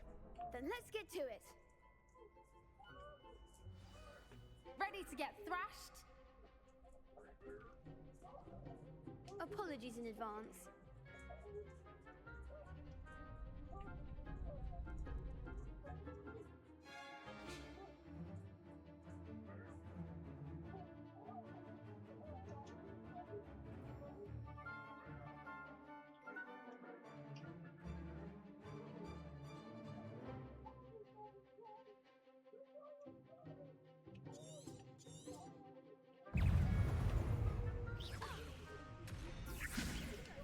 Act like a winner.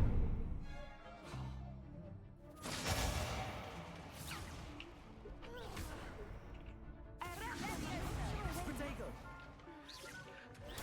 Stupefy!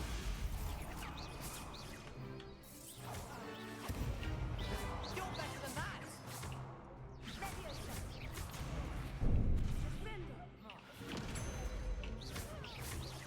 Give 'em what for?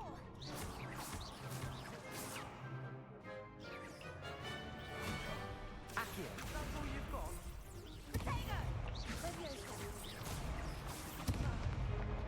Come on!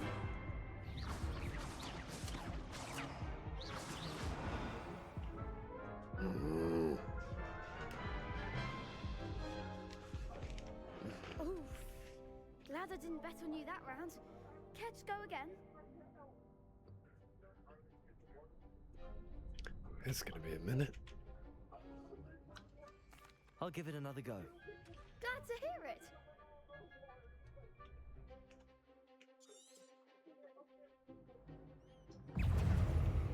Expelliarmus! Potato!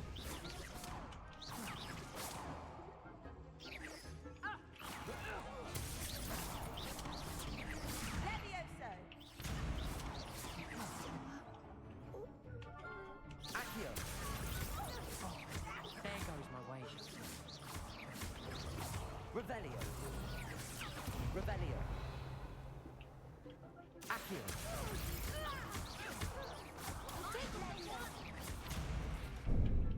Expelliarmus!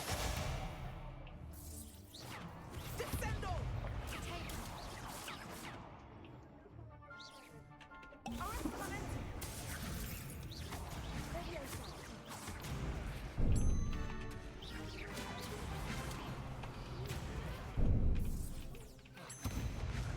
Accio.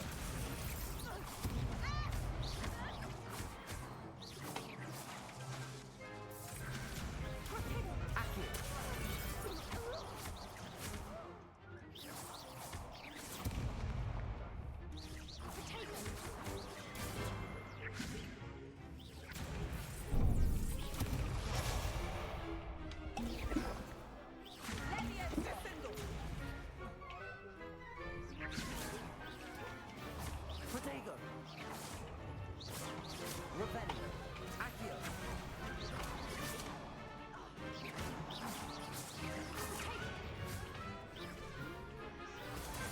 Stupid.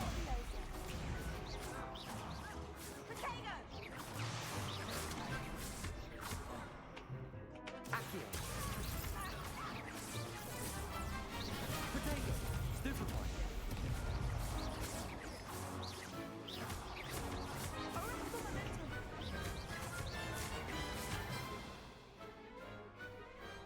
Perhaps one day I'll sign up for a round. But despite every effort to save Bravo! I gave it my all. You did indeed. The other duelists have already taken notice of you, but after that last round, they'll really have it in for you. You'd better keep practicing if you want a chance at winning, or at least surviving the next round. I'll let you know when we're ready. Hope to see you then. The next round is for all the gobstones, so to speak.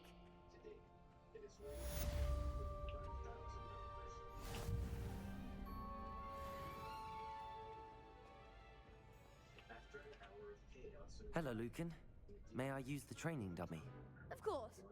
I'll fetch it and give you a list of combinations to practice. Ready to have a try now? That would be wonderful. Be sure to cast all your spells before the dummy lands. If you need to stop practicing before you finish all of them, let me know.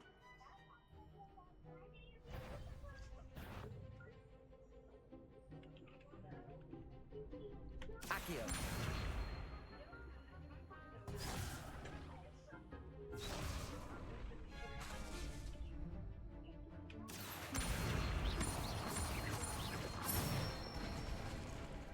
Good one!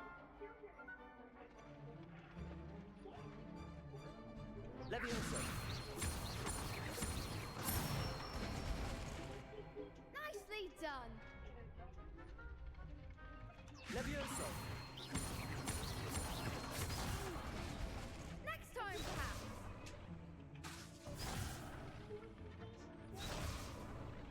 Levioso. Accio.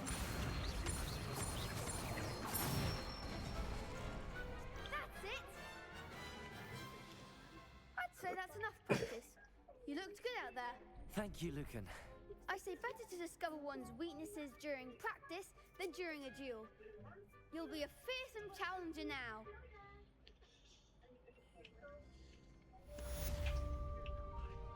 Assignment's all finished.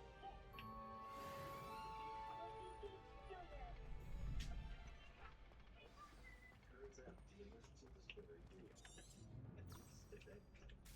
Used an old phone that only works for 911. They called it a donut. The next day, more PD showed up with a box of donuts. Because even in law enforcement, some calls just hit different. For more true crime, watch this episode next.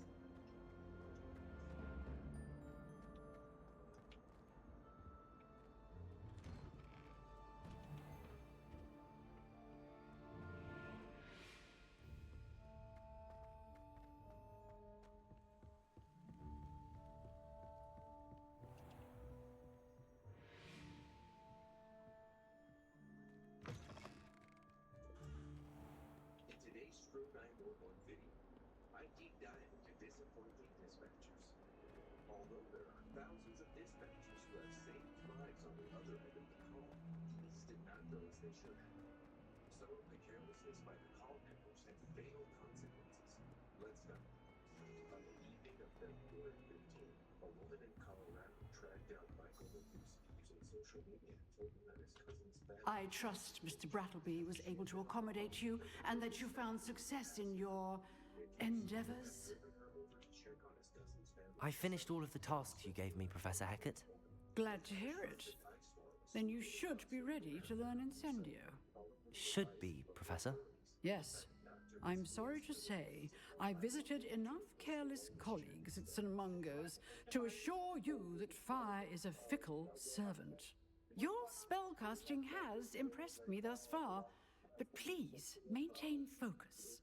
I would rather we not end today's lesson with your robes aflame. Let us begin. And remember, focus on the proper wand movement. Concentrate and keep your wand steady.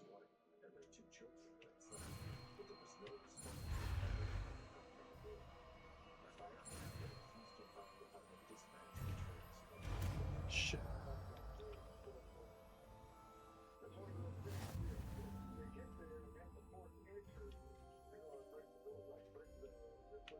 Good work.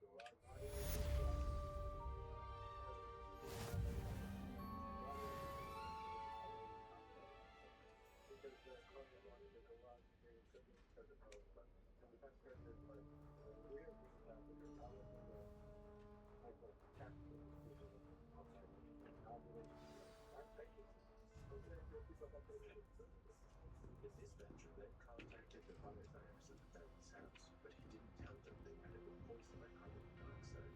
Houston was under a blanket of snow, and the family home remained silent. After 15 minutes, the fire department left without even contacting anyone inside. Bradley and his family wanted more than 4.5 million homes and businesses left without power after they traced this electricity grid failure. In winter, the temperature in Texas rarely drops below 24 degrees Fahrenheit. But in February 2021, it plummeted to a low of negative 7.52 degrees. Desperate to stay warm, people took risks by lighting barbecues indoors, leaving gas stoves burning, and running their vehicles in enclosed spaces. 2 hours later, Becuse was still unable to reach his cousin, and he hadn't heard back from the Houston Fire Department. At 11:20 p.m., he called 911 again and was eventually connected to a fire captain at the dispatch center. I called 2.5 hours ago for a weather check and called priority. Okay, so we went out there. If you get in contact with checking outside the home, I think the fire department is here too. And trust me, Ah, there you are. Hello, sir. You'll be pleased to know that I worked on my defensive magic with Professor Hecat. So I hear. She tells me you've taken rather well to your new wand. You must continue to work with her and your other professors to improve your skills. That said, I don't wish to postpone our visit to the library any longer. So, shall we proceed? Fig, I have work for you. Come. Headmaster, I'm with a student and my schedule Your schedule will wait indefinitely, as will your student. I would think that after all the trouble you caused me with Osric, you'd be eager to make amends. My office, 5 minutes.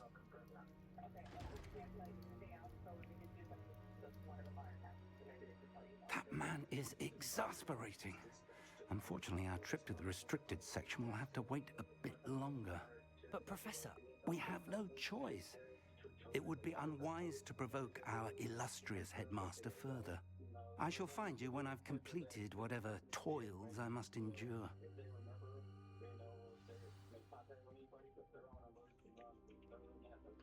There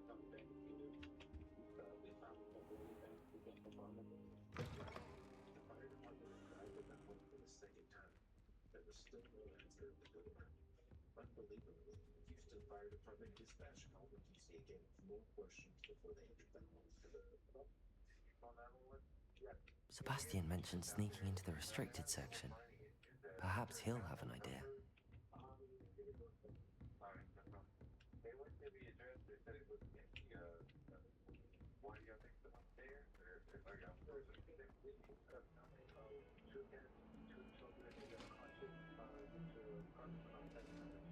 Almost 3 hours after Becuse's first call to 911, the fire department finally entered his family's home. Inside, all 4 family members were unresponsive. Sebastian, there you are. I was hoping to see you. I was in the Three Broomsticks after the troll attack and saw what happened with Rookwood and Harlow. Not many students have Victor Rookwood's attention. What was that all about?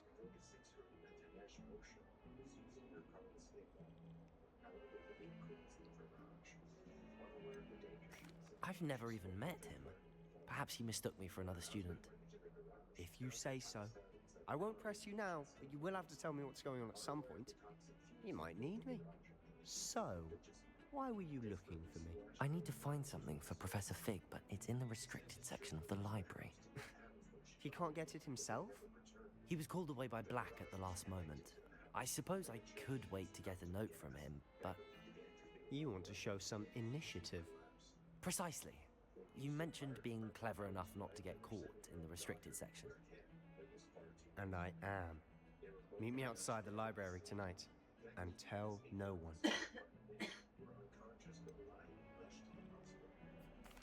What will happen if we're caught in the restricted section? Detention, no doubt.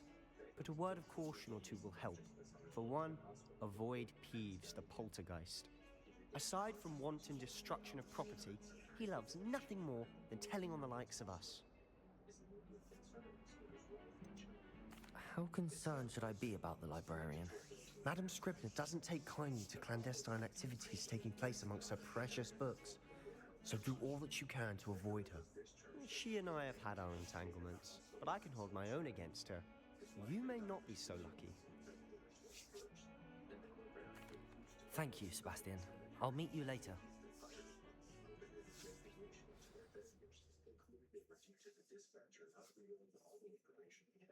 Doctors told the distraught father that his only son had a very good chance of survival. But miraculously, after 2 weeks and spending his 9th birthday unconscious in hospital, whining with no consciousness, against all odds, he made a near complete recovery and is now back in school.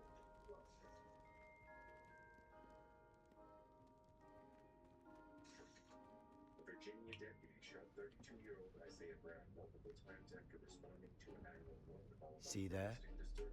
That's the door we need to reach. And those annoying prefects would love nothing more than to rat on us to Scribner, so don't let them see us. Understood? I can be sneaky. Let's go. Hold on now. There's a spell you should know. The Disillusionment Charm. Good for getting places you're not supposed to be. Cast it and you'll appear as little more than a trick of the light, just as long as you keep your distance and stay quiet. You mean I'll actually be able to turn invisible? Something like that. It's not as foolproof as a cloak, but those are expensive. And spells are free. Give it a try.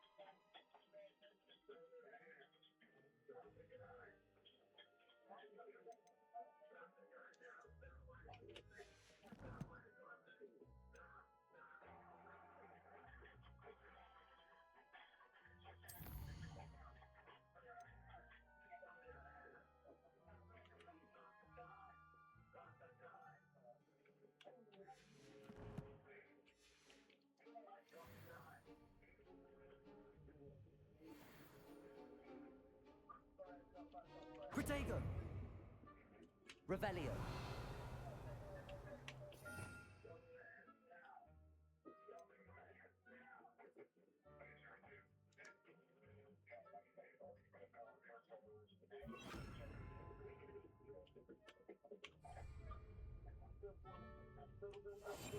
We must remain unseen.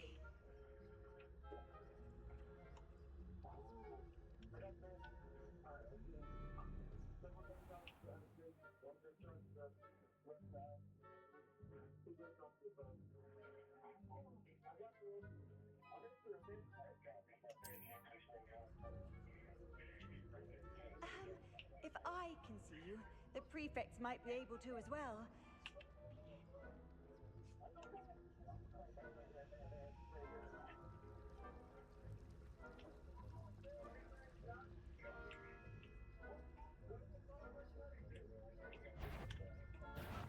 You should have known better than to cross my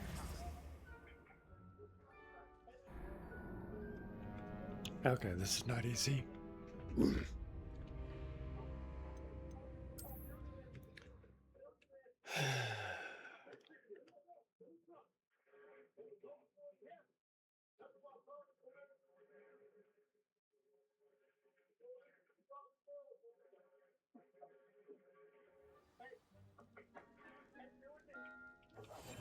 I'll be quieter than a jobberknoll.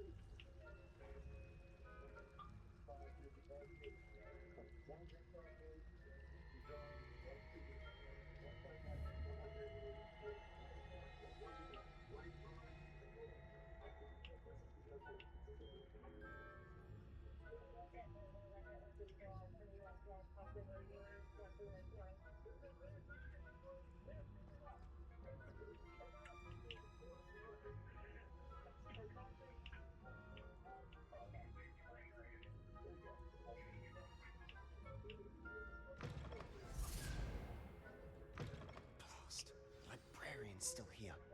Quick, behind the bookcase.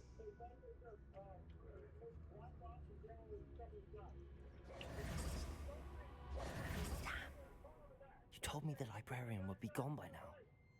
I said usually, but it'll still be all right. Do you see her desk behind me? The key is in the drawer of that desk. Now, here's what we're going to do. I'll create a distraction to draw her away. You focus on getting the key. I'll meet you outside of the restricted section. Wait, why do we need a key? Isn't there a spell for this? Alohomora. That's how I always used to get in. But the librarian twigged that I knew the spell and cast an anti-Alohomora charm on the lock. So now it's just this key. But don't worry. I said I'd get you in, and I always keep my word. Trust me. Isaiah Brown, a gay black man in suspected 911 over a dispute with his brother. Police arrived at the home in Spotsylvania, and Deputy David Turkeyfield shot Brown critically after thinking that the court was held against his head was about standing outside of his home. Brown worked home an hour earlier after his car broke down. Is someone The there? same deputy who shot him. Is that you, Peeves?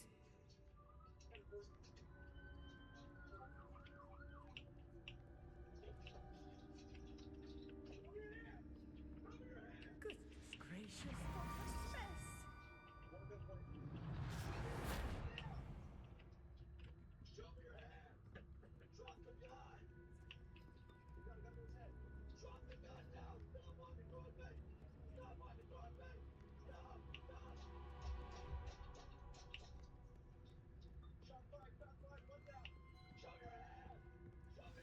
wasn't so difficult after all. Now to find that book.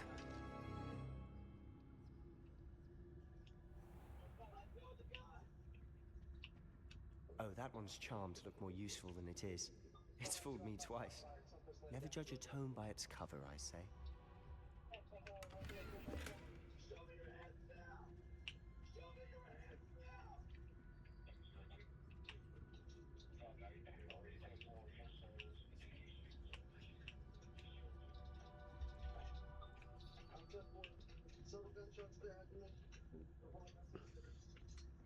He was in critical condition and was placed on a breathing machine. 2 bullets were successfully removed from his body, but 8 remained. Doctors described Brown's condition as being touch and go. The incident reportedly occurred as a result of miscommunication between the 911 dispatcher and deputies responding to the call. The dispatcher allegedly did not communicate that the victim was unarmed. However, according to the 911 recording, Brown answered both yes and no when asked if he had a weapon. Brown's family and Black Lives Matter protesters Ghost, were aghast. don't let her see you. Harris not only downplayed Brown's critical condition, but also responded to the protesters by telling them that they should be grateful that Turkey will save Brown's life by performing CPR on him after he was the one who shot him 10 times. He awaits his trial and sentencing. Isaiah Brown was in critical condition for several weeks and still remains in recovery. If you and hadn't subscribed, hit that red button and turn on notifications so you don't miss new uploads.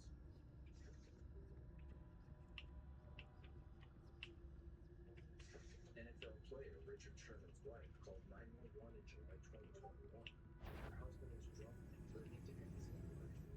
Sherman was arrested just outside of Savannah by authorities shortly after the call.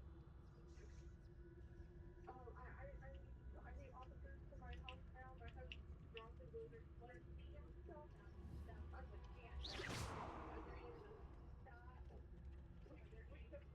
No, there's no. I'm saying there are no weapons. There are no weapons. Should be in the clear now. No need for us to be skulking about. So what is it you've been looking for? I'm looking for a cure to help my twin sister, Anne, so that she can return to Hogwarts. Because Merlin knows everyone else has given up. Why do you think we'll find a cure in the restricted section? Does the Hogwarts matron have nothing that can help Anne? No! We've tried everyone from Nurse Blaney to St. Mungo's. But I can research on my own. No need to concern yourself with that right now. Let's focus on what you're after. Which is what, precisely? I'll know it when I see it. You're being awfully cryptic.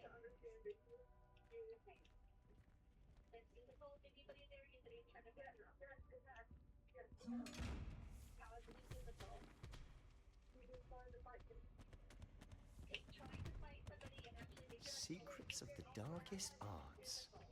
I'm impressed.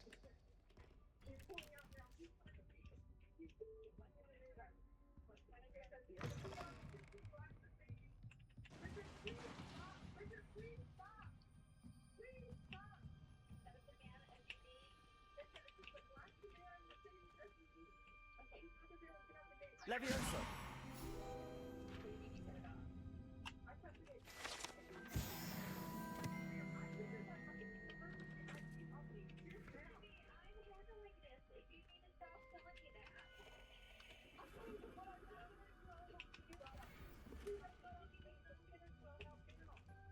Who have we here? Sebastian Solo and his new little friend. Out exploring where they shouldn't be. Naughty, naughty, you'll get caughty. Peeves, don't you... I'm going to tell, I'm going to tell, I'm going to tell. Oh, blasted Peeves! I've got to stop him, or at least get to the librarian with a good excuse for all of this.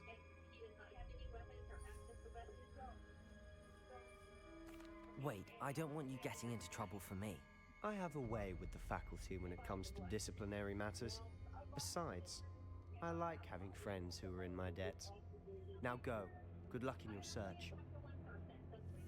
Now, where has that damned poltergeist got to? I know just the spell to repair this armor.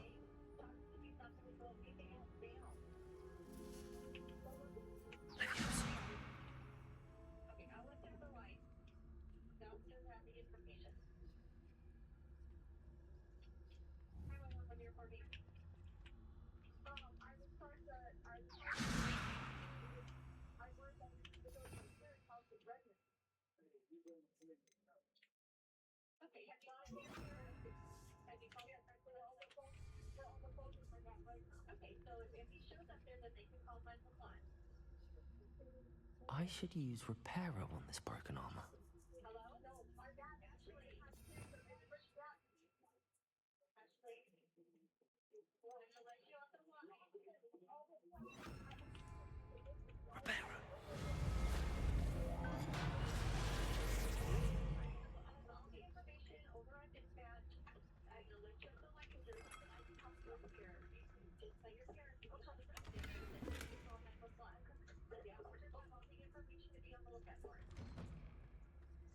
The free agent quarterback has reportedly been intoxicated and is in the hospital with his wife, who identifies herself as Ashley Sherman, August, contacted 911. She had told authorities that her husband was living and contained himself during the conflict. Of course, traces of ancient magic. Calls to relatives and friends. There must be more to this run. That's it! Acting out of character instead. The development also led to a decision to shoot a hotline as the quarterback was threatening to shoot him as they arrived. According to authorities, Sherman had crashed his SUV into a construction site, attempting to break into his neighbors. The following officers had to use a police stick to apprehend him. When police arrived at the home with the K9 unit, they managed to apprehend the drunk NFL player and admit him to a nearby hospital. Upon hospital clearance, Sherman was arrested by authorities for burglary of domestic violence and booked into T-Town Correctional Facility. The burglary charge is a felony that includes a domestic violence component because it was a felony with relatives. Sherman's wife told reporters that her husband didn't harm anybody. My kids were unharmed in the incident. He's a good person and this is not his character. We're doing all right, just trying to get him out. I want people to know no one isn't hurt. Richard Sherman was held without bail, which is the standard procedure for suspects of domestic violence until they appear before a judge. As well as his charge of burglary of domestic violence, police also began investigating Sherman in connection to a hit and run and damage to the State Department of Transportation property. Sherman played only 5 games in his last season and reportedly remains on his side for future games.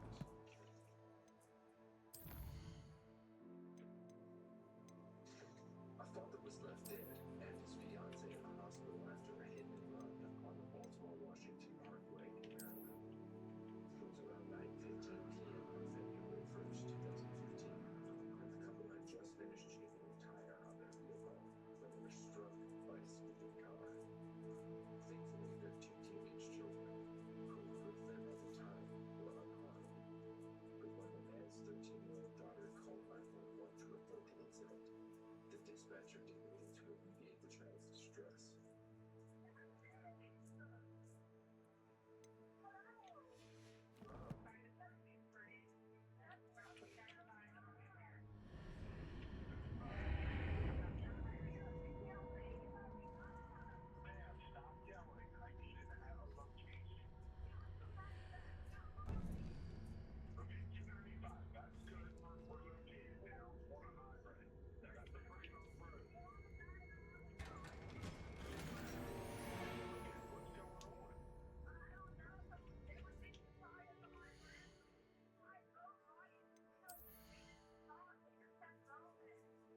Somebody hit everything that's kept going. Okay, a person struck by a vehicle? Okay, so a car was driving down the road and struck 2 people? Revelio. Where might this lead? Let's stop worrying about hurrying up to get there. We're already on our way. I need to find a better location.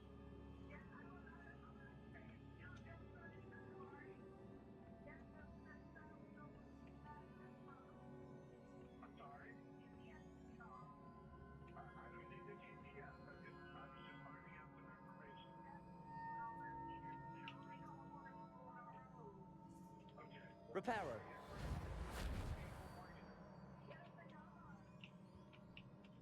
What does she mean? Ah, I need to wake up that rune over there. One of them maybe I said. The 2 people were struck.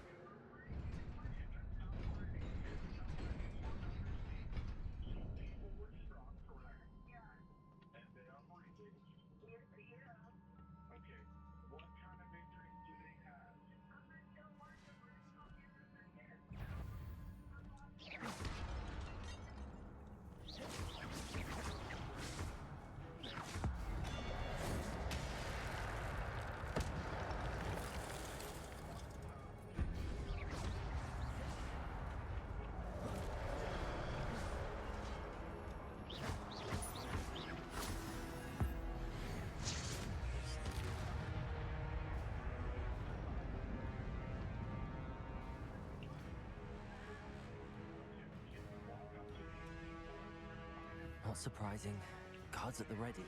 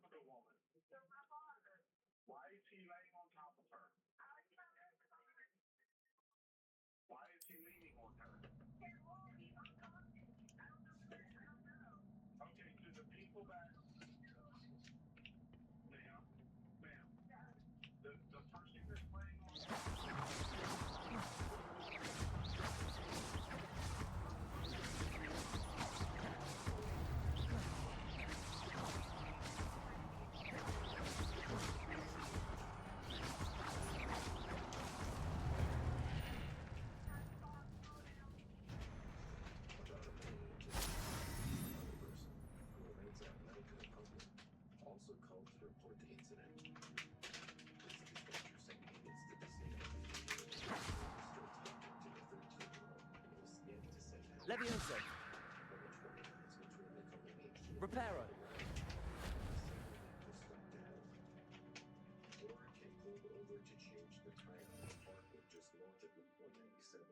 About 20 miles from Baltimore. His hazard lights were on, and his children were holding flashlights. Warwick had just finished changing the tire when the vehicle Accio. and Pierce had sped away. Hmm. The children, there were no witnesses.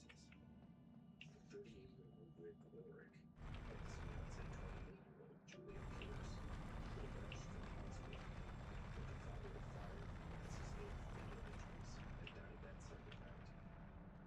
His fiancée, Eleanor Lena, would survive. The biological mother of Warwick's children had already passed away, so the teens became orphans after he died. Police collected debris from the scene, including fragments of the vehicle that had fled the collision. However, as the weeks turned into months, the police returned with nothing. Then, 3 months after the fatal accident scene, a 73-year-old man named Earl Teeter turned himself in. Police seized the vehicle he had been driving, a 2004 Toyota Sienna, from Brown's Honda repair shop in the suburb of Baltimore, and charged him with leaving the scene of an accident and operating the vehicle without insurance. Both charges carried a maximum sentence of 6 months, and Teeter was convicted of both crimes. Warren was sentenced on September 30th. He spent in jail for 24 months probation for each charge of community service. He was allowed to keep his driving license with the restriction of only being allowed to This must be the way forward, but to where? The judge said that Teeter's light sentence was due to the incident happening on a parkway. Teeter, a Vietnam War vet and having no prior driving convictions. After being sentenced, Teeter left the court without making a statement. Pierce was heartbroken and told him that he was saying nine. I understand that he was older and that it wasn't going to be much, but I really just needed him to say we were human beings, not roadkill. That's what it makes me feel like, roadkill. Incendio. Told the same outlet, it was just a sad day. A sad day. Justice wasn't served fair. With his release, the public was outraged. Captain Davis times that the call didn't meet their expectations. Dispatcher did the exact same job, but was more money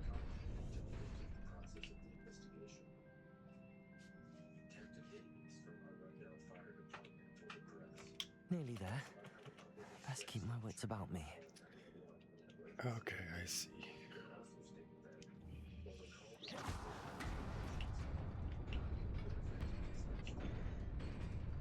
Victor Stone, an attorney for the Maryland Crime Victims Resource Center, disagrees.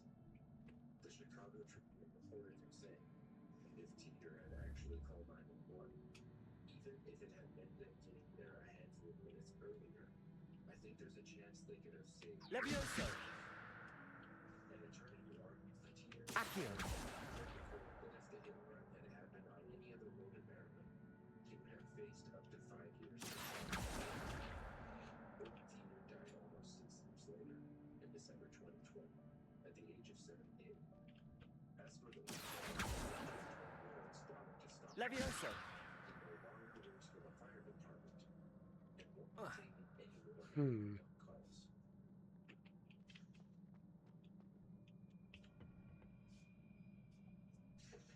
A Washington state man blew up his house, killing him and his 2 sons. This happened a few days after the court judge ruled against the custody hearing.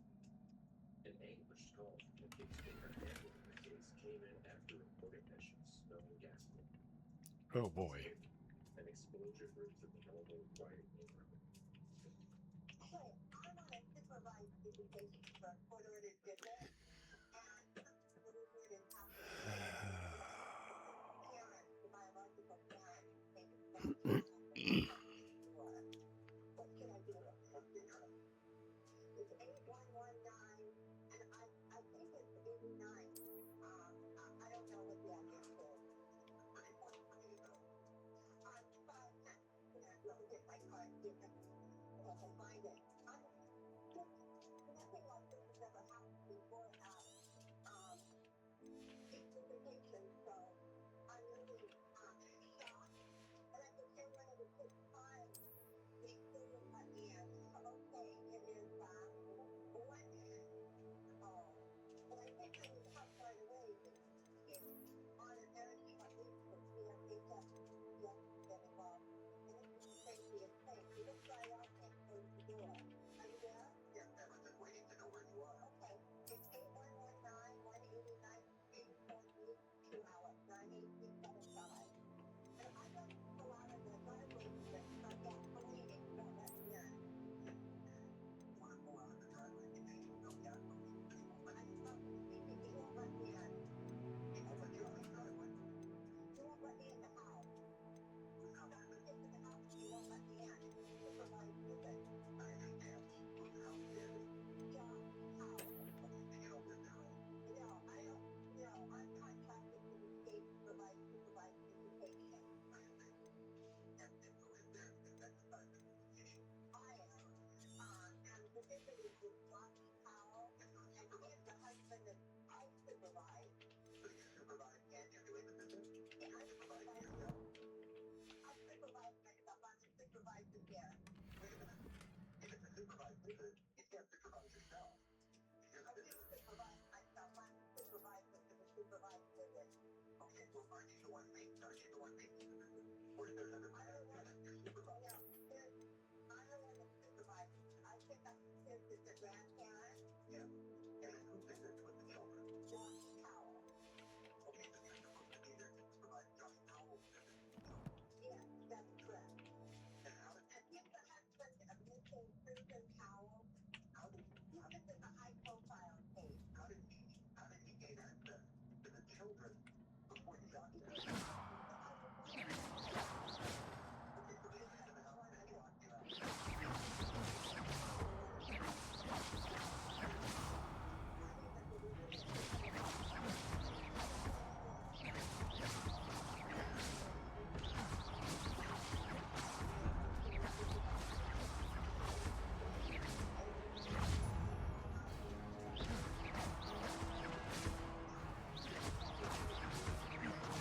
Incendio!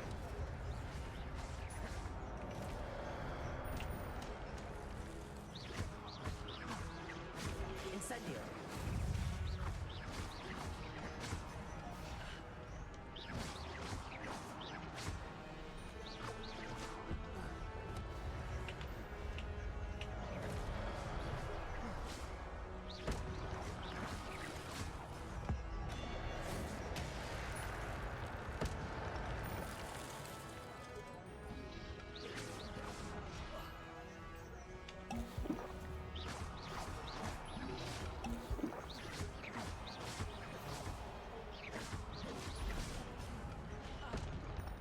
Ortega!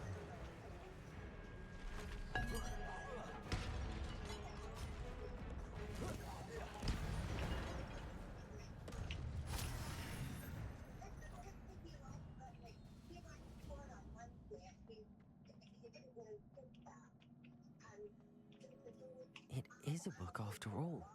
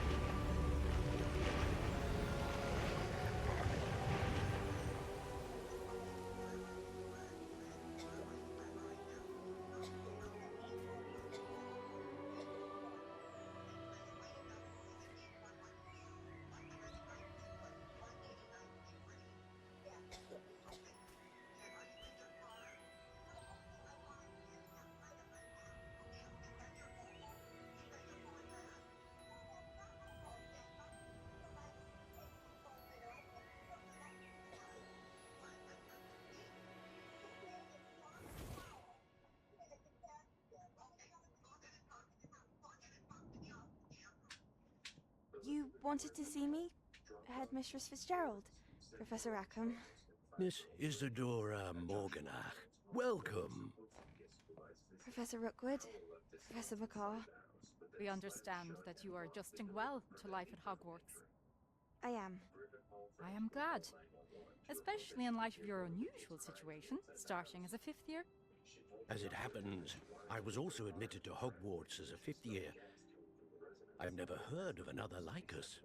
Miss Morganoff, when we spoke yesterday after class, you asked about the beautiful swirls you saw years ago when we visited your hamlet. I recognized you all immediately. I cannot thank you enough for what you did. We were glad to help. And yes, I did see swirls of magic everywhere that day. My father insists it was my imagination running wild, but it was certainly real to me. It was not your imagination. Percival, Professor Rackham can see them too, but we've never known of another who could. I don't understand. What are they? The whispers or traces that appear when a particular form of ancient magic is wielded. Ancient magic? Few are capable of wielding it. Hogwarts itself is a stronghold of ancient magic. So if I can see traces of ancient magic, does that mean I can wield it too? With the proper training. But let us not get ahead of ourselves, Miss Morganach. Before I can train you to wield such magic, you must first master all that Hogwarts has to offer. A magic this powerful can do great harm in the wrong hands. It must be wielded by a select few. As such, we ask that you not speak to anyone about what we have discussed here today.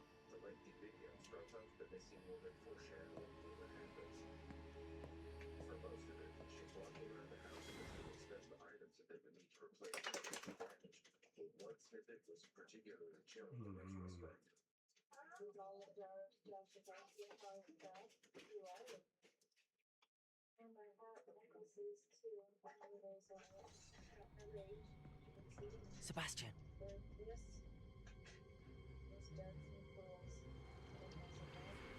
Sneaking in the restricted section again! I had thought we were through with this mischief. Clearly detentions are insufficient. I'm afraid I must take this to the headmaster. But that being said, Peeves informs me that you didn't come alone tonight. If someone has coerced you, I would have you tell me. You're a bright boy. Don't waste this. There was nobody else. I came alone. Oh, Sebastian. What will your uncle say? The father of two is reportedly optimistic about the future and was looking forward to a day when he could regain custody of his boys. After a brief investigation, officials confirmed that Powell had been murdered by one of their suicide. Two gallon cans of gasoline were found on the premises, as well as evidence that gasoline was spread throughout Powell. Investigators found a hatchet near Josh's body and believed that he used it to attack the boys before igniting the gas leak. Coroner identified the boys had shot Damon Hurst. However, he ruled carbon monoxide poisoning to be caused by Josh and his sons. 20 minutes before attacking his two sons with a hatchet and igniting a gas leak, Powell left a voicemail for his family. Revelio. His final words to his loved ones. In the short voicemail, exclusively obtained by ABC News, Powell pointed to his boys, Brayden and Charles, for the reason behind his heartbreaking act that left all three dead. This is Josh.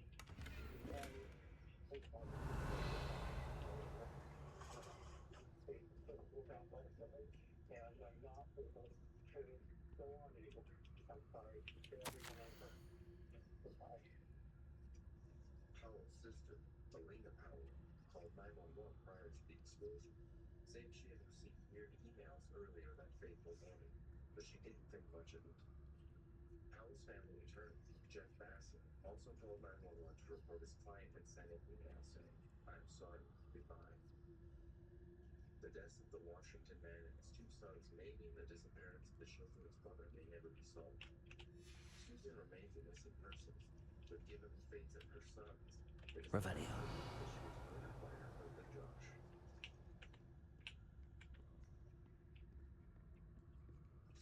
A 9-year-old girl's voice trembled with fear as she yelled for her father to pull over in a 911 call. The girl can be heard begging her dad to pull over and stop the car as she tries to figure out where she is.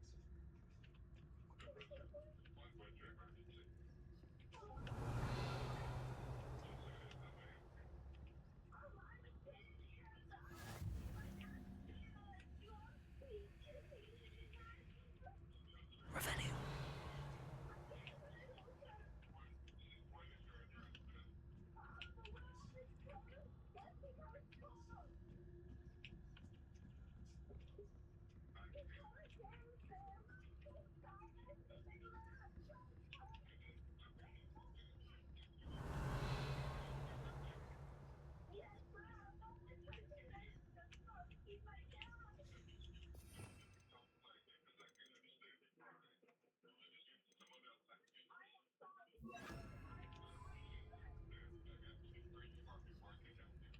Revelio.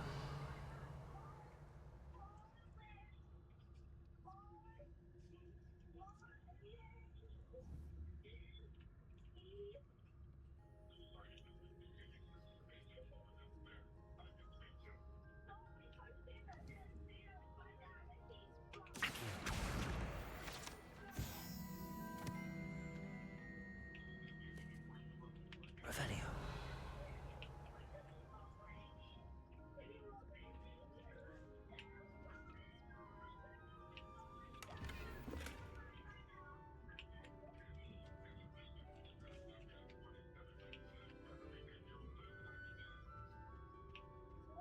Lumos.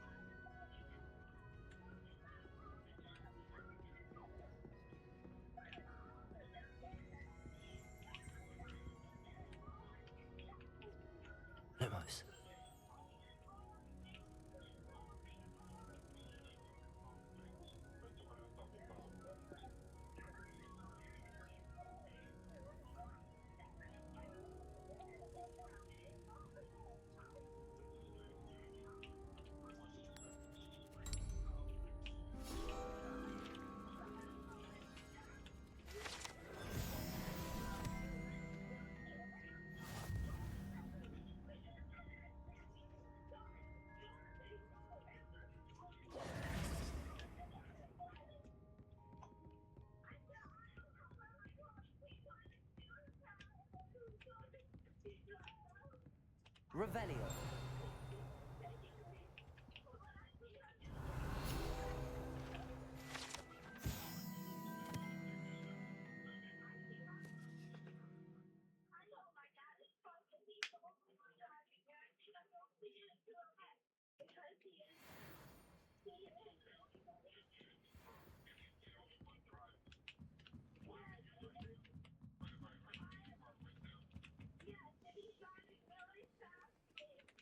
I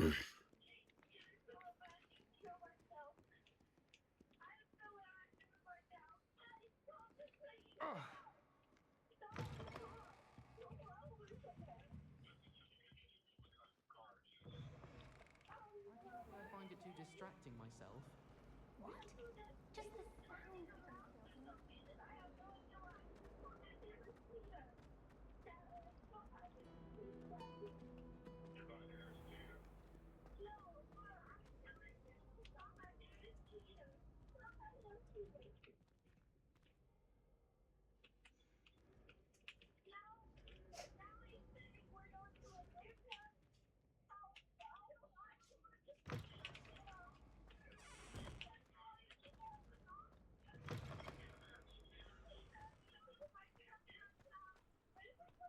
Just the sound of them fills me.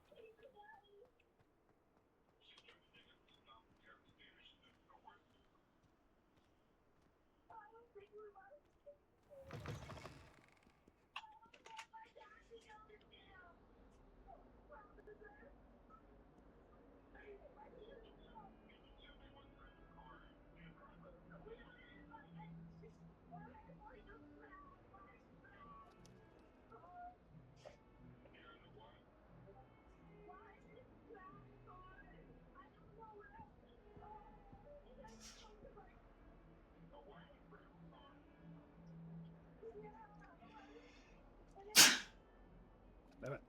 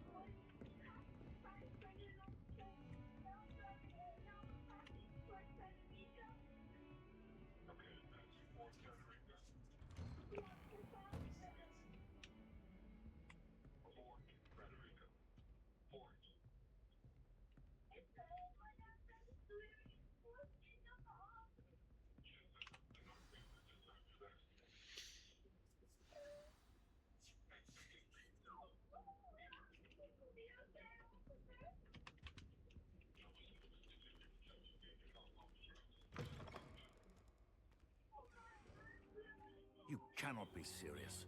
Goblins working with Rookwood makes no sense. It is rather unorthodox, to say the least. Unorthodox? It's inconceivable. It's... Ah, Fig. You have a visitor. I'll see what I can find out. Sir, I was able to search the restricted section while you were with Professor Black. It was a book we were after.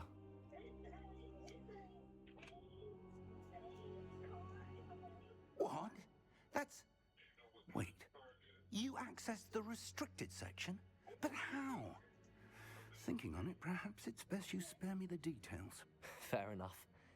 In fact, the book was below the restricted section as it appeared on the map. I want to hear everything. First, let's have a look.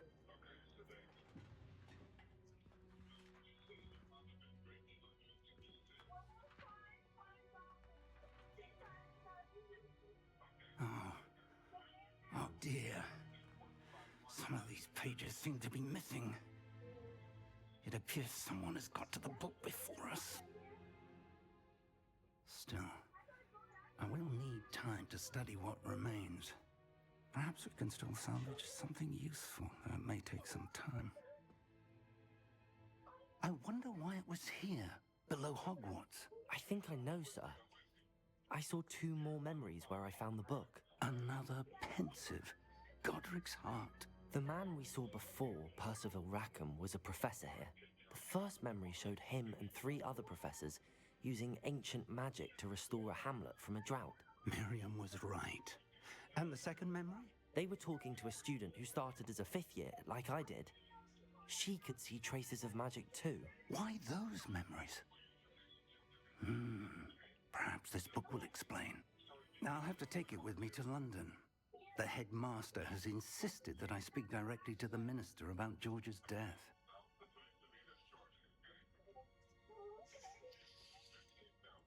What will you tell them about Mr. Osric's death? I don't know how much I dare say. George tried to convince the ministry about Ranrock, but to no avail. My instinct is to follow the path we are on for the moment and keep the details to ourselves until we know more. I understand. I'll see what I can learn about the missing pages while you're gone. Good. Don't neglect your studies. Your wand work is improving by the day. But you'll want to pay attention in herbology and potions. There's more to magic than spellcasting. Plenty to keep me occupied while you're gone. You've done exceptionally well. I look forward to seeing all that you've accomplished when I return. Oh, and don't neglect your friends. You may be surprised by how much you can learn from them as well.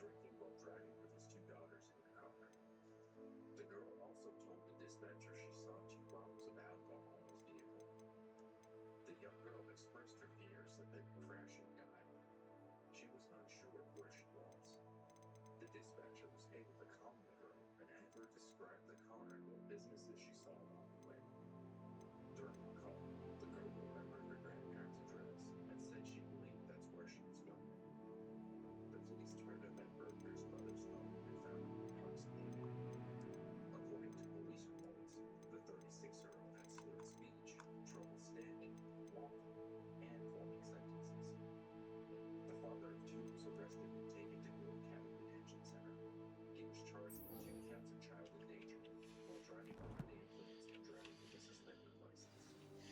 Hmm?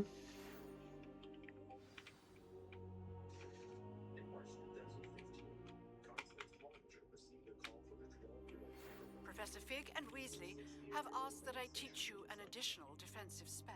Please complete the assignments I have given you, and then proceed to see me in my classroom.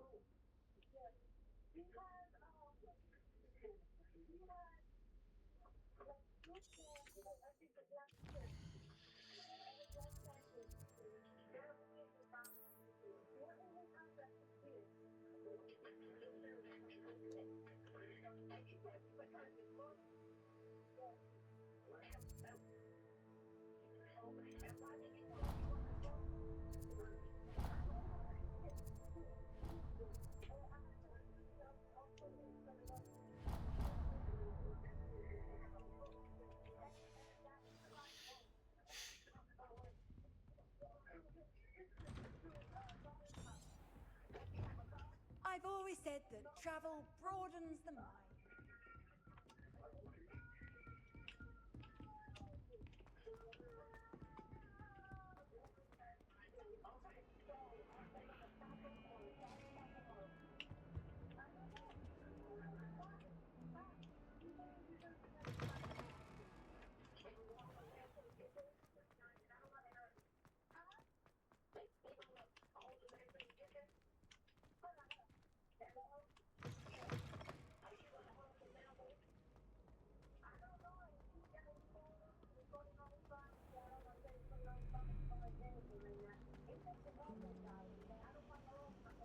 Yes, but if we had a round of golf alone dinner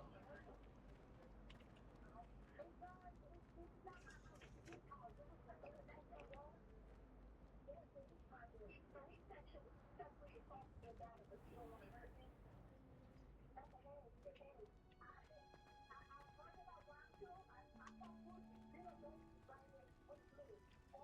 Revelio.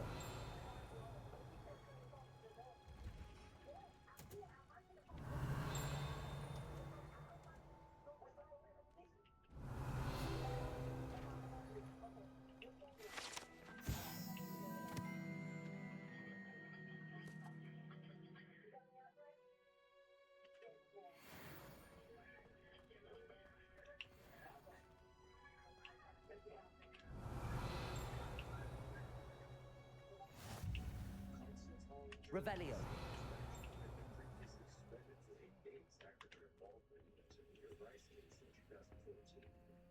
Has yet again been disciplined for her misconduct in her role as an emergency operator. Hollinger had reportedly answered a call for a 20-year-old woman sexual abuse of a hairless 16-year-old. Good morning, Professor Garlick. How wonderful it is to see you again, Lenora dear. Oh, here, you'll need these for today's class. A little treat for your auntie. Ah, hello! Class, please welcome the newest rose in our garden. We do look forward to growing together. How thrilling it is to have everyone back together again. This year will be filled with enchantment and excitement, but the most important thing cultivated in herbology is knowledge. The prudent herbologist is no more afraid of the venomous tentacular than the bouncing bulb. Now then, today we will be acquainting ourselves with the mellifluous tuber known as the mandrake root. Accio. Let's see if we can't make our fibrous friends a bit more comfortable, shall we? First, let's protect our ears.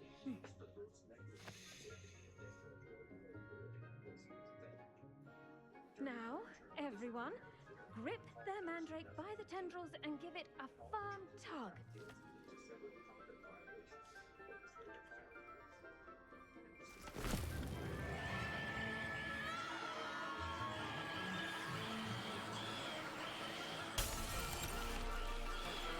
Quickly! Place your mandrake in the new pot and cut out the soil!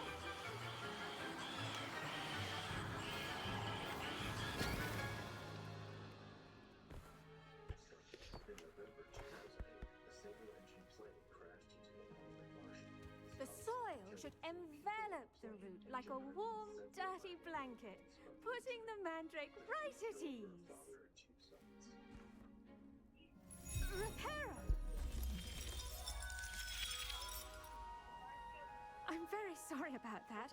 Yours was a bit mature, I'm afraid. All right then, off you go. Splendid work, everyone. Now for our next task, we'll be planting dittany at our potting tables. You can all get started. I need to have a brief... I wonder if hippogriffs like knotgrass. Yes, Professor. Firstly, well done with your mandrake. They can be rather difficult to get a grasp of.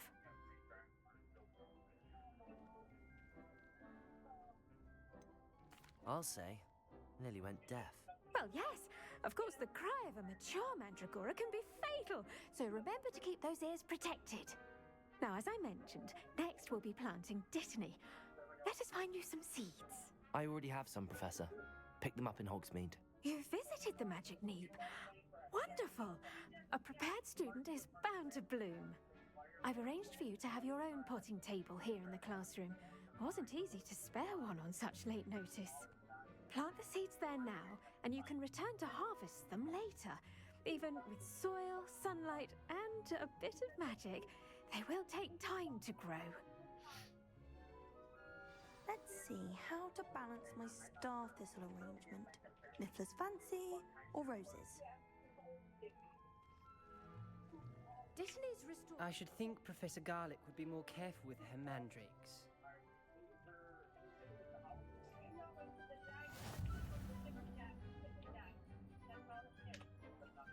Pardon me, Professor. What am I... Your part in all this floral alchemy is simple. Take the seeds to your potting table, plant them, and then wait for harvest time. The best time to plant a seed is last season. The second best time is now. I do wonder about Professor Fig. He's hardly ever in his classroom. Most strange. The victims were identified as 41-year-old James Edward III, president of Greenville Junior Gamblers, operator, and owner of top young sons.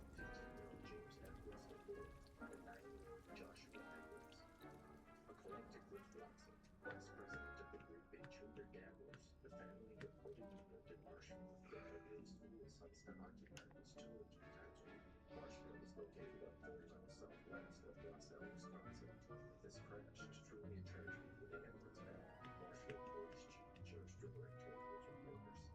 The wreckage was a mere quarter-mile from the airport runway, according to the negatives. Edward III Well done! Once it can be harvested, your Dittany will be ready to use in Wiggenweld potion. I'll let Professor Sharp tell you about that. Now, what say we branch out? Introduce you to a different sort of flora, the Chinese chomping cabbage. Oh. You'll find that some plants are better suited to uses outside of a cauldron. The cabbages do get testy without something to chew. Fortunately, I have a dummy for them to gnaw on. Be a dear and let them have a good chomping. Yes, Professor. They're in the other greenhouse. It's just at the end of the footbridge leading out of this room. Your classmate, Mr. Pruitt, has kindly offered to accompany you.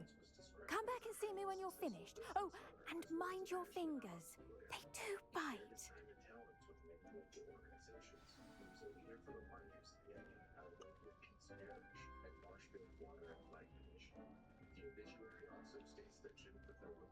Keep at it. A garden requires patience as much as water and sunlight.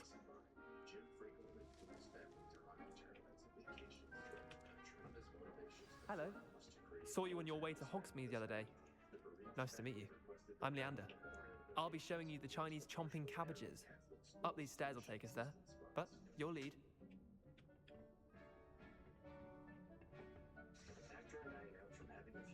Nice work in Defense Against the Dark Arts, by the way. Excuse me? Your duel with Sebastian! And he's good. Thinks he's really good. But you outright slaughtered him. It was brilliant. Oh. Well, thank you. I nearly put Sebastian in his place myself. I mean, I would have, if Hecate hadn't stopped me. Didn't she stop that dragon skull from crushing you? Typical Slytherin trick, dropping a dragon skull on someone during a fight. We Gryffindors fight with honor. You know that, of course.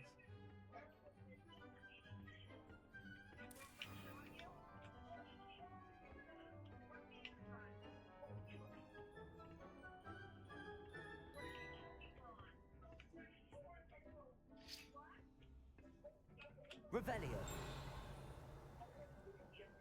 Here we are, home of the Chinese chomping cabbage. Go on, grab a few of those cabbages. Now, see that dummy? Just toss the cabbages at it, and they'll do the rest.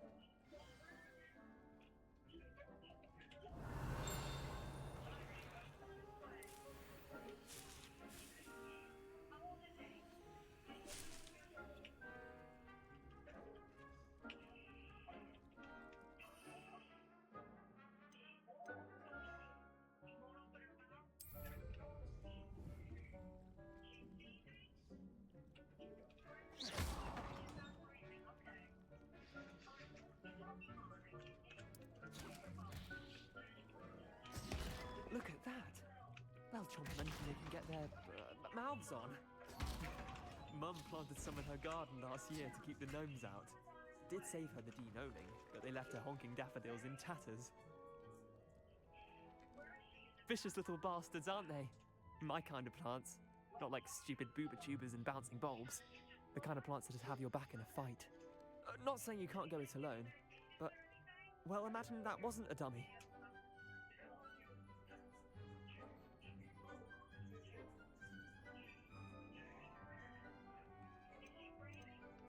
I suppose they could prove useful outside of the greenhouse.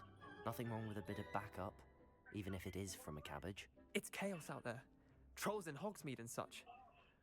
You can't be above throwing a cruciferous vegetable if necessary. Dogweed and deathcap has more of them, if you're keen. Other plants too. Ones your parents wouldn't plant in the garden. You get the idea. Anyway, we probably ought to head back to class. Take your time. I'll see you back in class.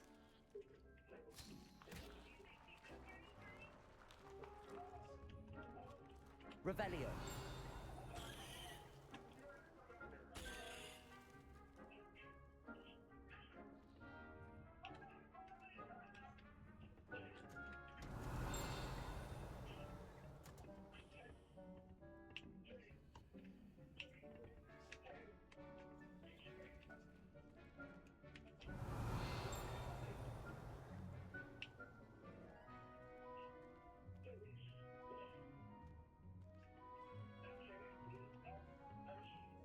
on another adventure, are we?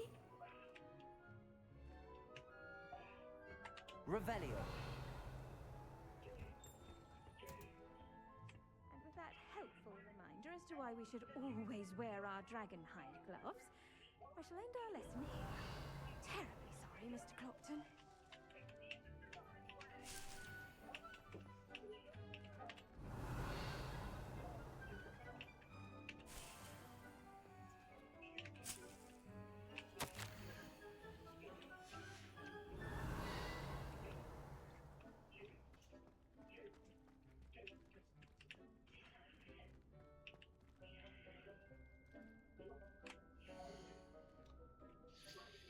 I'm gonna make me something.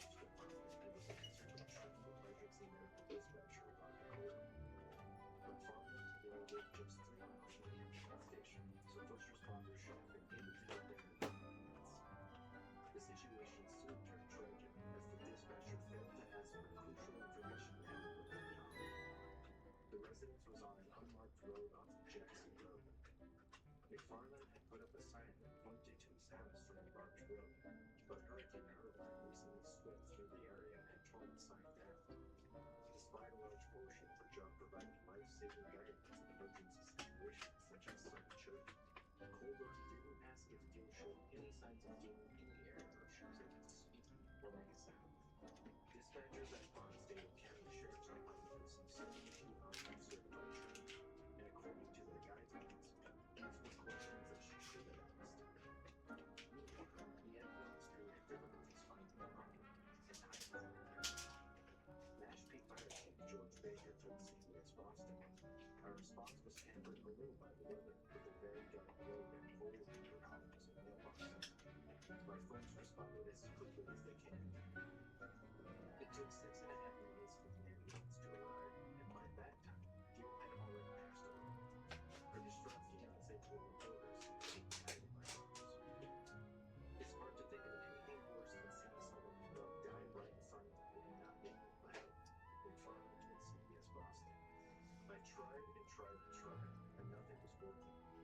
I looked down on the floor and saw a big marshmallow with a big bite out of it, and I'm like, oh my God." Chief Baker said it was very unfortunate a young woman died.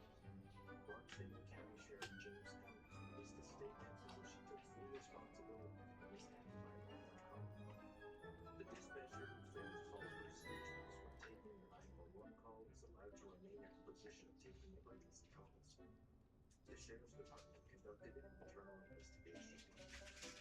Though her He guilt took is to not this fixed, marshmallow. she remains secret. No words can express what I go through every day," he said. "I miss her so much." McFarlane later filed a lawsuit against the town of Mashpee. It alleged that the town's failure to post adequate street signage at the entrance to the small road leading to his house, along with his inability of EMTs to find the correct address, had caused both Gil's death and his emotional distress. However, Judge Levo ruled that Gil's death's original cause was choking on the marshmallow sheet, and the town wasn't responsible for the tragedy.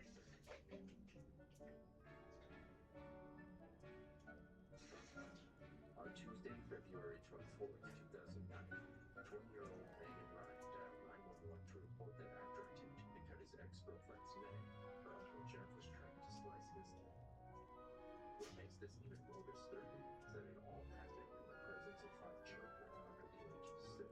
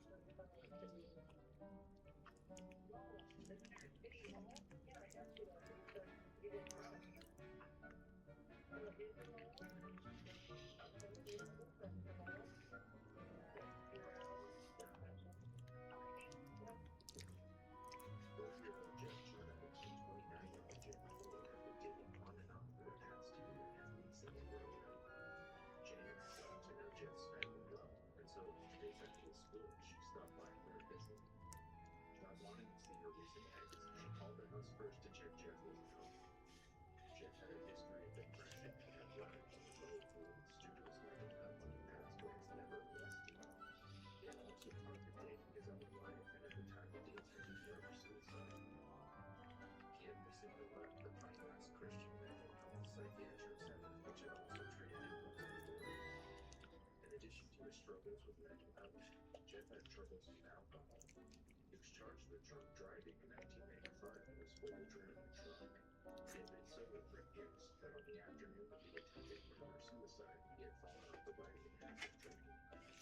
When Jane was visiting with the family in Neenah, Michigan, Jeff unexpectedly arrived home from a doctor's appointment. The 4-year-old confronted his ex-girlfriend on the enclosed porch. They spoke briefly before Jeff pulled out a knife and lashed into Patty.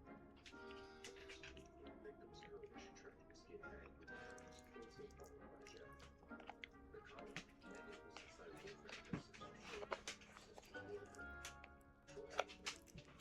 Troy tried to stop Jeff from continuing his assault while Megan did what she could to shield the children. Because she called 911 for her son, the call went to the state police 20 miles away in Hogwarts.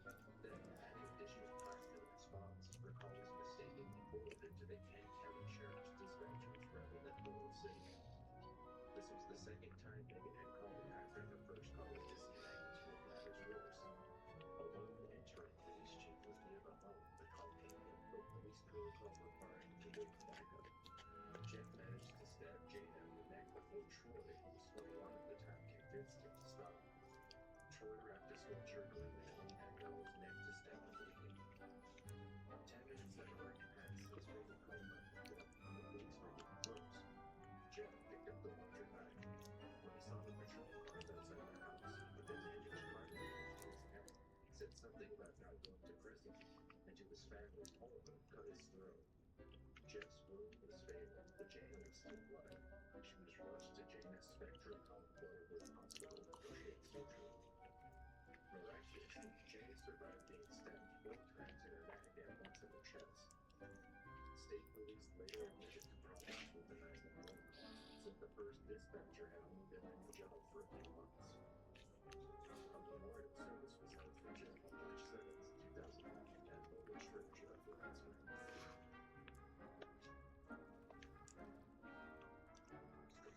Mark Hemmings called for help 3 times in March 2013, begging for an ambulance. He was refused help and died in agony days later. The 999 call handler has come under fire for telling him to call back if he falls unconscious.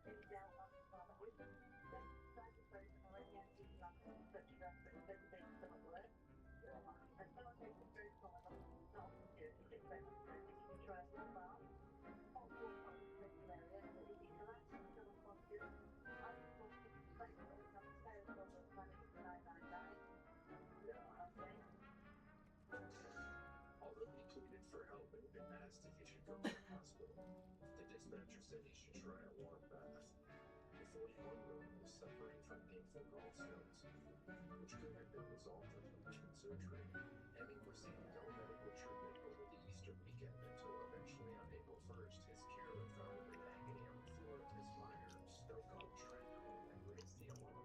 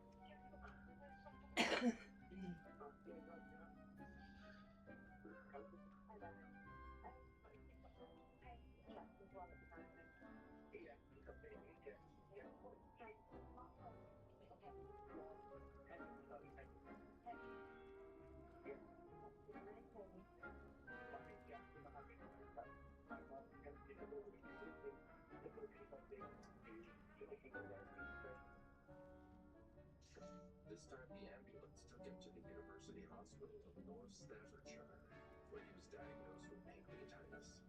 Unfortunately, it was too late. Minutes after his arrival, he died. Evidence post-mortem revealed his gallstones had blocked his pancreatic duct and triggered a fatal heart attack. An inquest into the man's death showed he could not drive and spent his final 2 days in excruciating pain as his organs slowly failed. During the hearing, a specialist from the University Hospital of North Staffordshire said that the pennies had been taken to the hospital could probably have survived. The orthopedic consultant, Damien Durkin, criticized a series of computerized questionnaires by ambulance controllers to decide if callers need help and out-of-hours doctors who failed to rate them. I tended to the Chinese chomping cabbages, Professor. Remarkable plants, aren't they? I hope they weren't too much trouble. Oh, don't see any bite marks or missing digits. And good, as you do seem to be quite green-fingered. Oh, I'm eager to see your skill in the soil continue to blossom. Identified only as Miss Nichols told the court the questions she was told to ask by a computerized algorithm system meant he did not need an emergency ambulance. Magical plants have so much to offer. I'm eager to learn more. I'm glad. Herbology is a bounteous subject. Tend to your garden, and it will tend to you. Huh. Well, I suppose that's everything. Do come by for a chat sometime. I so enjoy checking in with my new students. The out-of-hours Dr. Superfox told the hearing I had no doubt. How's those mandrakes already relishing their new pot? Must be my damned hearing. Because we had an enormous amount of work Make that night, anything. and it is better to examine patients in a clinical setting than people's homes. Also saying he didn't call an ambulance because the patient had already been told that it was not necessary, but in hindsight, he should have explored it further. The verdict was reserved and no further updates were published. The judge said Hemmings fell through the cracks because he wasn't pushing enough. For more True 911, watch this episode next. If you want more compilations like this, let me know in the comments.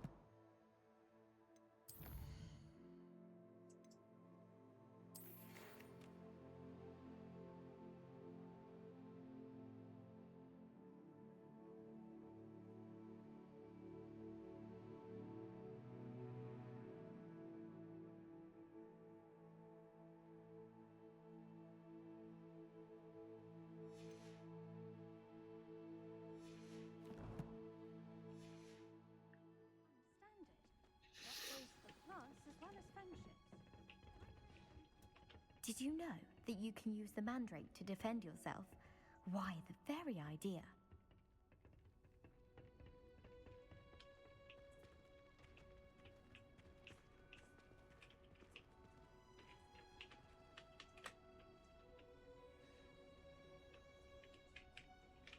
Protego!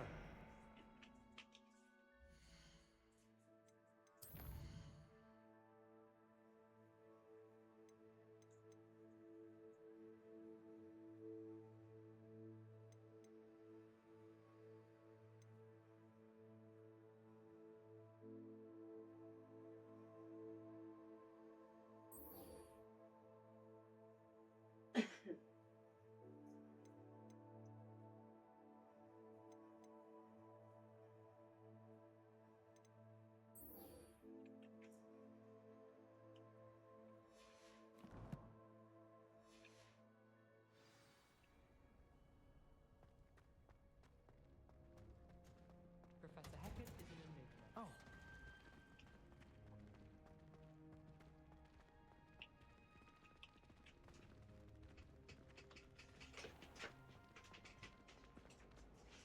My older brothers were all sorts into Ravenclaw.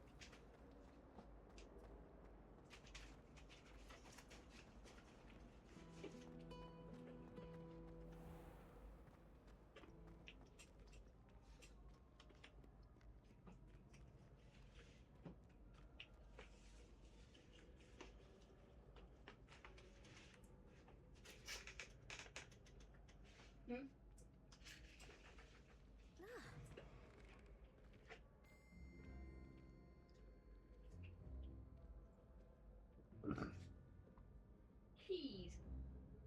Chili cheese and what was left of the hamburger meat.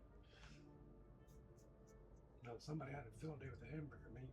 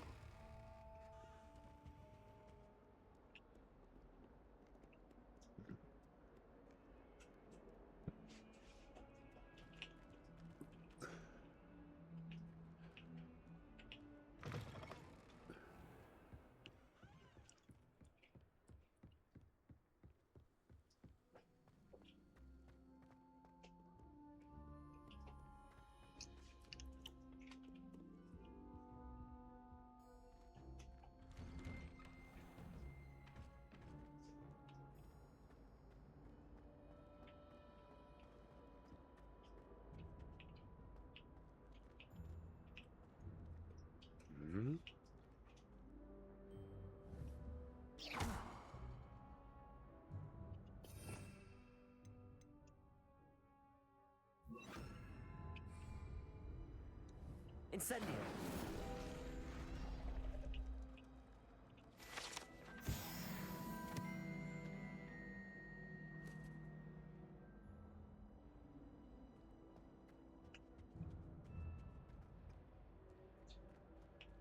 Pee for me.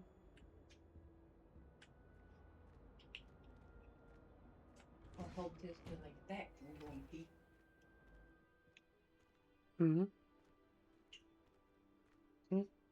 Hold this till I get back from going to pee.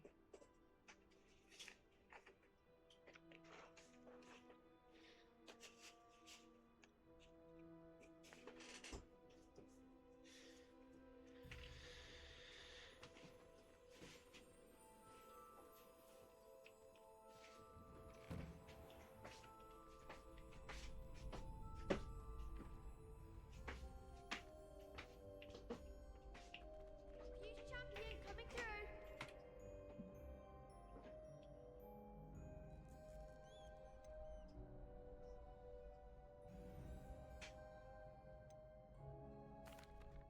Hello, Lucan. I'd like to practice with the training dummy. Excellent idea. This time will be a bit more of a challenge. Ready?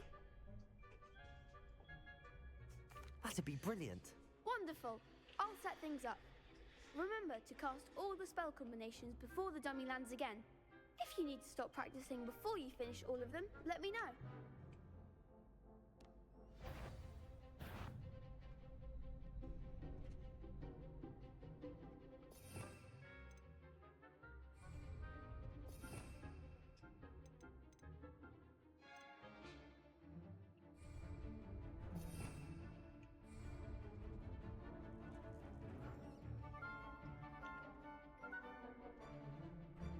Accio! Incendio! Levioso! Excellent form.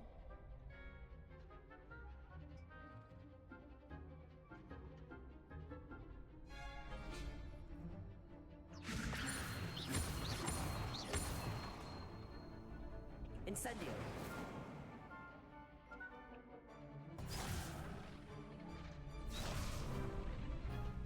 Levioso! Accio! Incendio! Nicely done. Accio! Incendio! Levioso! Accio!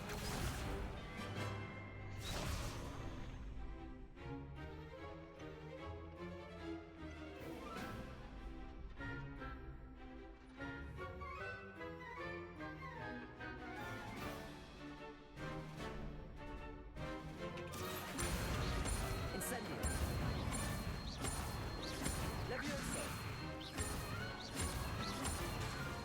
Accio! Incendio!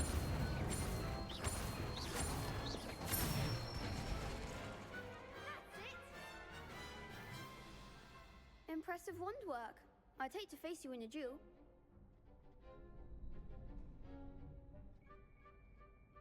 Thanks, Lucan. You've been a great help. Oh, stop. Don't make me blush. Seriously, well done. Training dummies will think twice before challenging you again. Plus, you'll be even more formidable in crossed wands. Other duelists had better beware. Oh dear.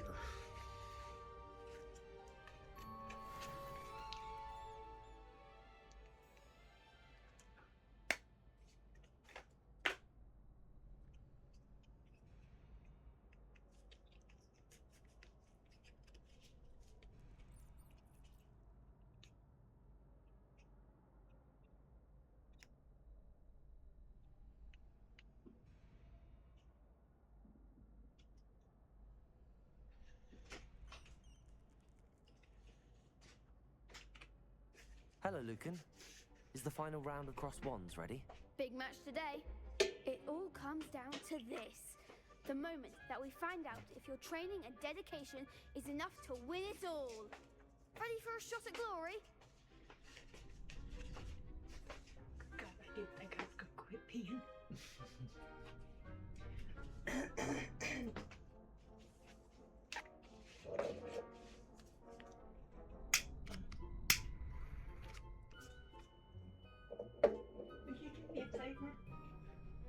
I'm live streaming, so I cannot.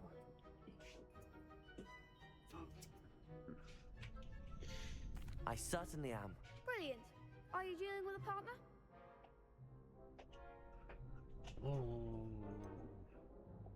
Yes, Sebastian.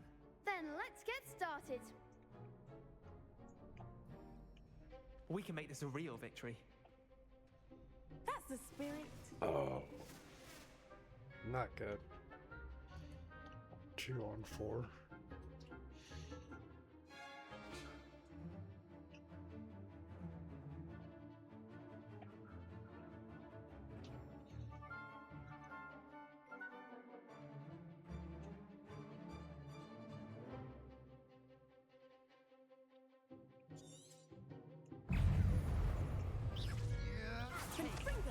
Come on! Incendio. Accio. Levioso. Act like a winner. Leviosa. Don't shy away from that. Incendio. Give him what for.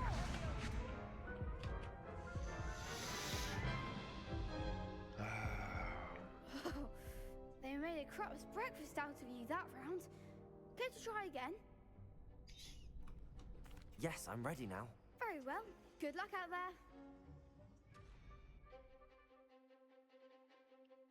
there. This is a pain in the ass.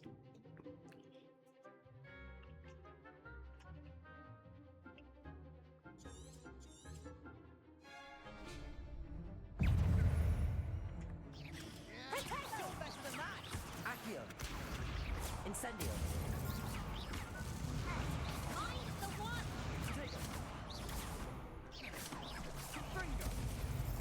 Levioso. Leviosa. Fringo.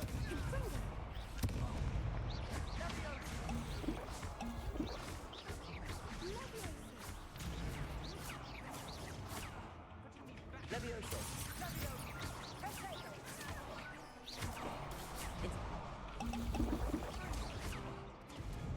Incendio.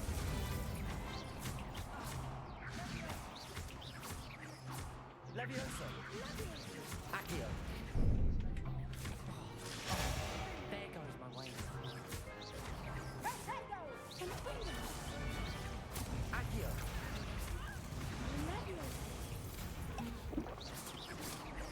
Levioso. Levioso.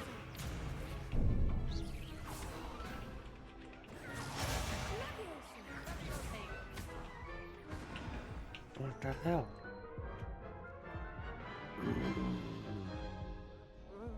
Care to try again? Yes, I'm ready now. Very well. Good luck out there.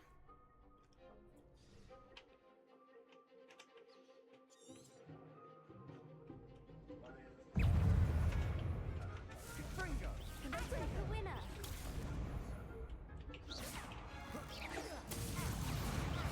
Give him what for. Protego. Leviosa. Incendio. Come on. Descendo. Fringo. Fringo.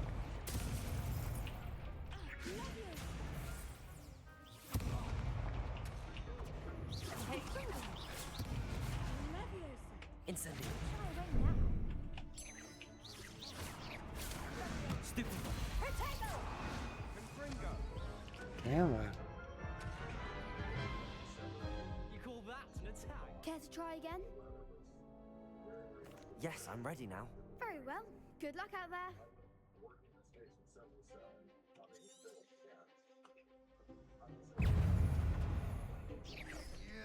Hey. Stupefy. Protego. Defendo.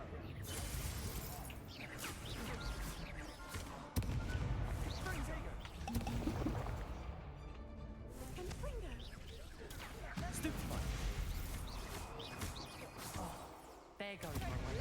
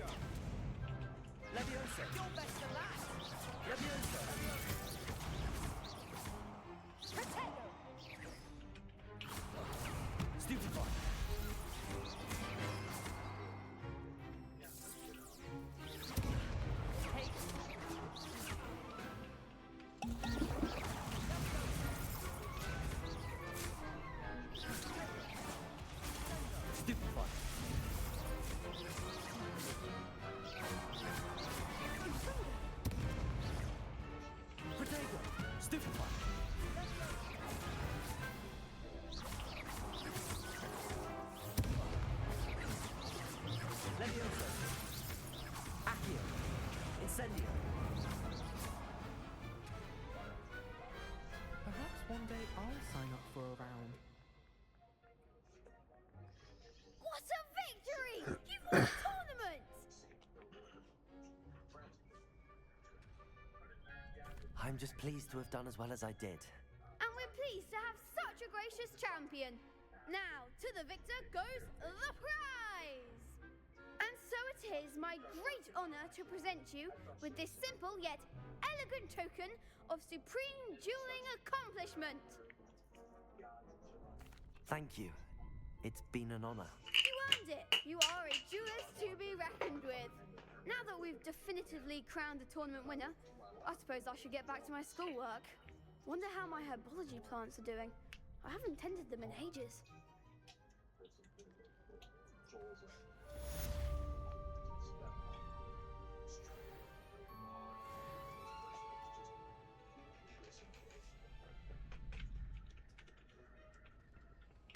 You can't be beat, can you?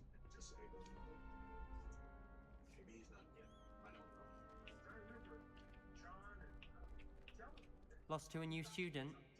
I didn't see that coming.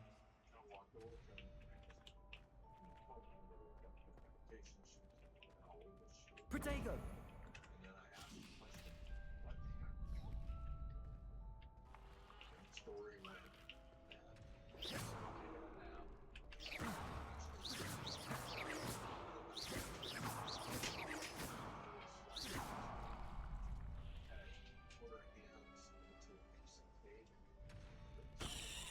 Revelio. Wash your hands and swing. Shit when you get in trouble. Must have gone down to wash your hands and face and done that.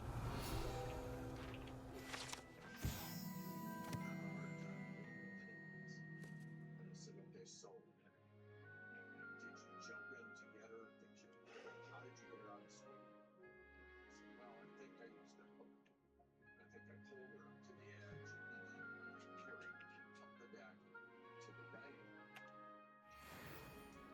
The swimming pool was a long way from the house. I had 3 kids, so I know what little kids are like in the dark.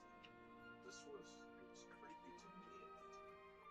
So I was having a hard time imagining this little shape of a 3-year-old girl. I went to look for the pool, so I went running downstairs and started going to the back. I actually never stopped. And I thought, how did she ever get down this far? How did she find her way down there? I thought that was kind of weird, but the next thing was this birthday cake in a lantern. And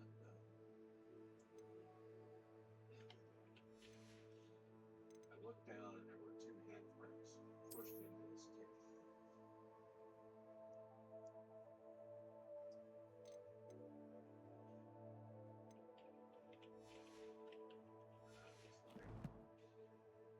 That's no good. Something's really wrong there. I looked at the cake. I'm thinking this is something straight up there. Get my flashlight out and start looking around. But there was a trail of cake crumbs from the back door down to the pool. My suspicion that I picked up a piece of the puzzle was this person was not allowed to leave. The deck is super slippery, which seemed kind of strange to be out there walking all the way around this deck without taking the time. Shame it's over. I was just getting started. All those things were The best duelist won, I suppose. You need to tell me what really happened. The story is exactly the same. I would say I was getting a little bit angry because I got, 9 people in this house working on Tesla to save this little kid. And he's acting like it's no big deal. The other thing was happening with his other son was in there, who I believe was in there. This poor kid's kind of cycling in and out of the room. You can tell he's distraught. He's making no effort to take care of that child either. It's just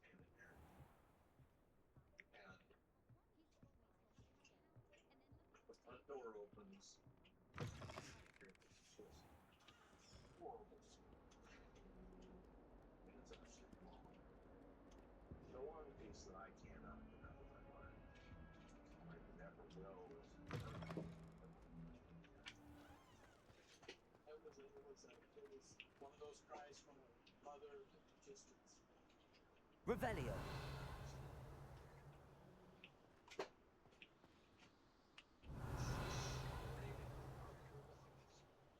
what did you do? What did you do? To hear that actually fall, scream that, and to see her fight her Joel's and click in me that this wasn't an accident. And in my mind, and I'm thinking of this complete stuff. And this guy gets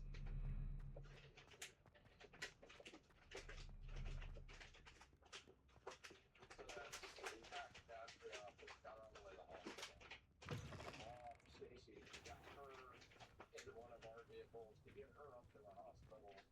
Summer went with her. And then the sergeant, King County Sergeant, showed up. So I go over to the sergeant and I said, you guys need to look at this. Nothing makes sense. The scene isn't what this guy says it is. I know he did this.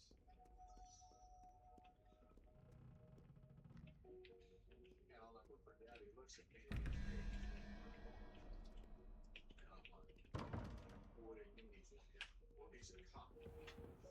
I'd better keep an eye on high places around the school for Zenobia's gobstones. Accio! Well, that's one of Zenobia's gobstones. I hardly see what all the fuss is about.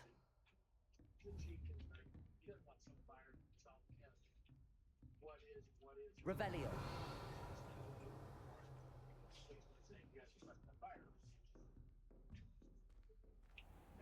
Levioso.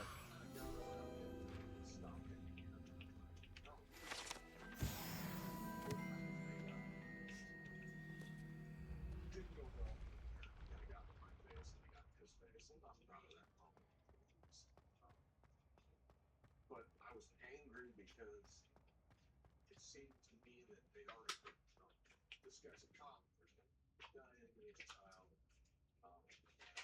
Revelio.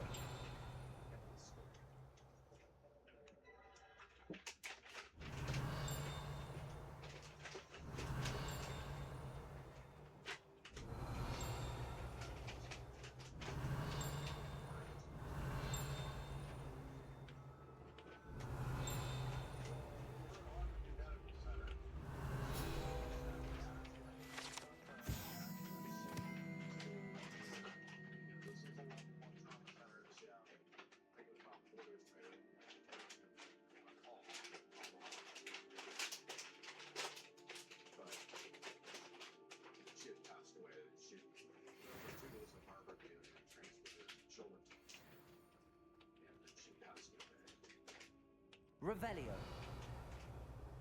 was like, oh man.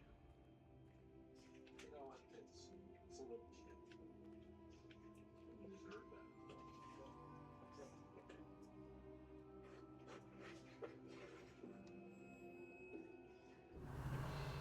Yeah, I'm sitting there going, I know this guy murdered this kid.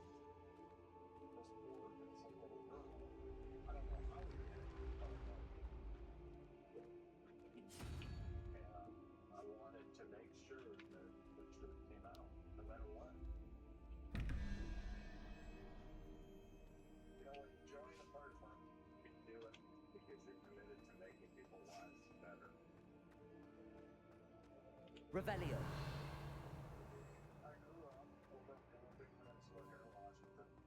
I was a logger for a few years, and then I went up to Alaska and worked in the Bering Sea as a game practitioner.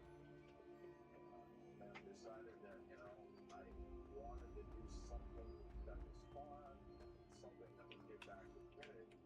And it's a commitment. When you become a firefighter, commitment is to the truth, it's to justice, it's to taking care of people. That's right, even when nobody's looking. Incendio.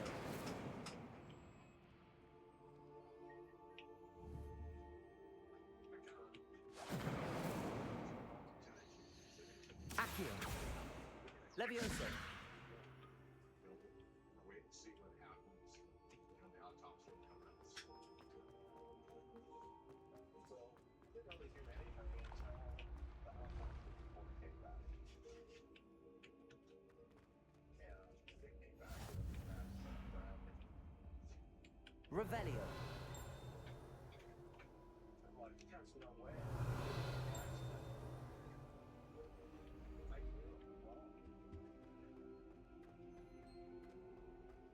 So here's the problem. The medical examiner expecting one person to be based on the right place. But the detectives are expecting the medical examiner. I'd better keep an eye on high places around the school for Zenobia's gobstones. I can't disprove it. Revelio. Just have a hard time understanding how that happened. Accio. At that point, I'm sure it was super annoying. Call it everything. This isn't true. And to his credit, he said, I'll take it further up the chain. But at some point, it came back to me, and that the answer was, we're not going to tell the police officers how to investigate crime, and they don't tell us how to find hunters. So that's the end of it. There's no more. And I get it. You've got a fire captain down here who's saying, Revelio.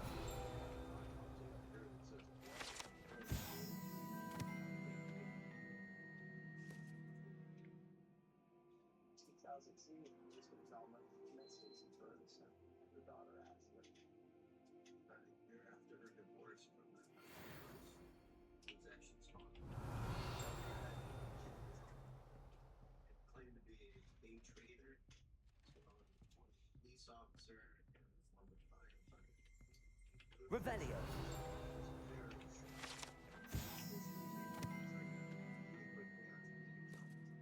Due to the pregnancy and the pressure that Zelma was applying to her, Stacy relented and agreed to a loan.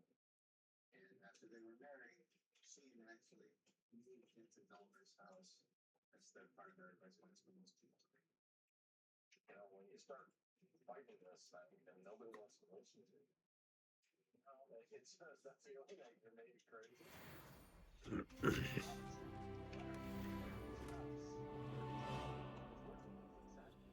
Didn't see it that way. So that Revelio.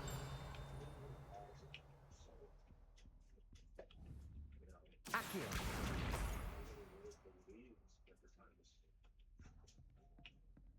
I'm no stranger to tragedy in a family. My own sister was murdered. She was a police officer. She was murdered. But,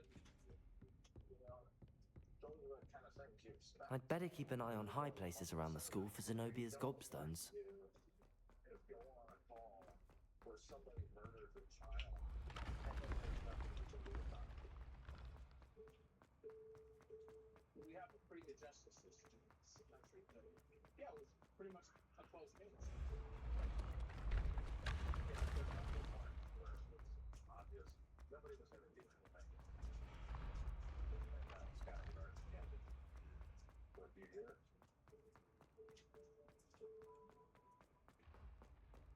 I'd better keep an eye on high places around the school for Zenobia's gobstones.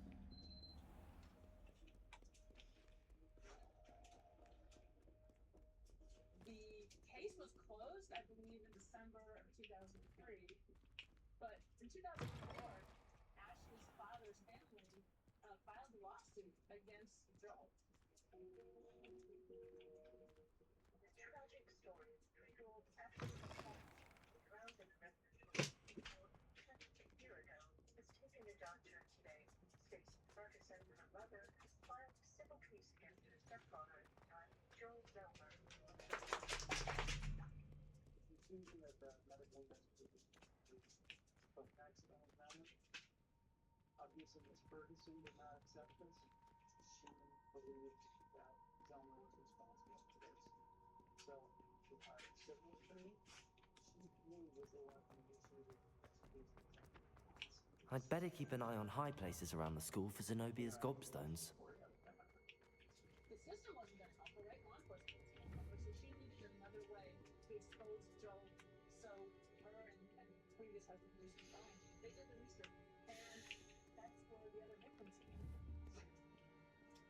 Accio! Everything about this guy was shady. He described himself as like a former police officer. He discovered Revelio! corrections officer. He done that for 3 months. And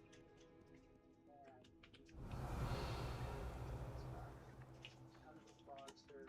His boys finally Accio!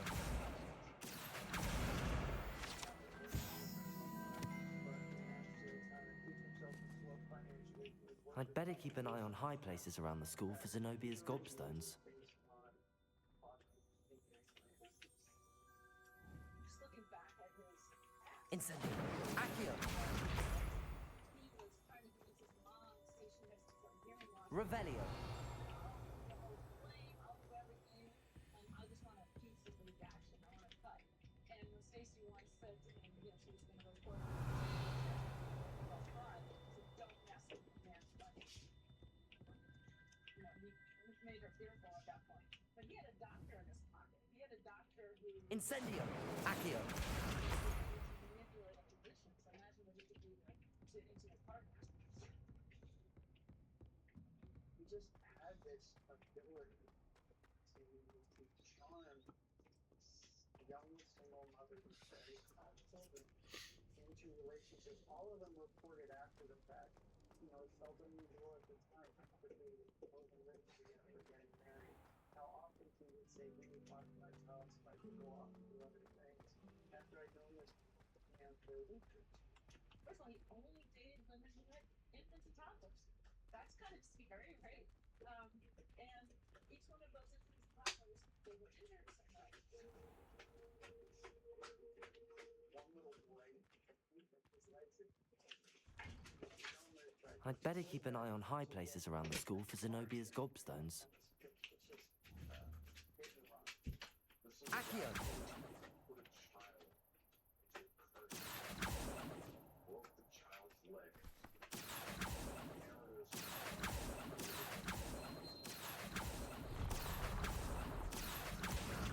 That's the last of Zenobia's gobstones. I should go and see her. He sniffed out these women. He found women that had toddlers and infants. Revelio! There were actually two. One was a 1-year-old who supposedly crawled out of the bedroom and kind of opened the cover of a hot tub, and he ended up saving the child. So, he was practicing. And the other case, there was a 4-year-old who supposedly fell into a swimming pool. And he used his son, Dakota, to tell those moms, oh, you gotta come to the center. I hope you've had more luck than I did tracking down my gobstones. Hello, Zenobia. I found all your gobstones. Really? I didn't think it was possible. However did you do it? Common sense and basic magic. Well, may I have my gobstones back? Of course. They are yours after all. Oh, how wonderful. I shall dedicate all of my future victories to you. Speaking of which, now that I have all my gobstones back, I wonder if anyone in the common room would be up for a game.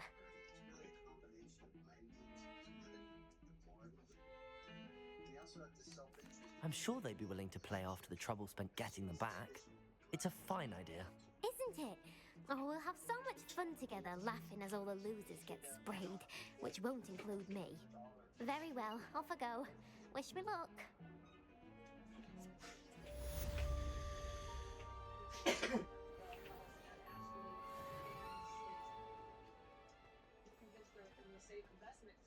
I wonder if you might be able to help me with a small, project. You wanted to speak with me? I did. Hello, I'm Duncan Hobhouse. Pleasure to meet you.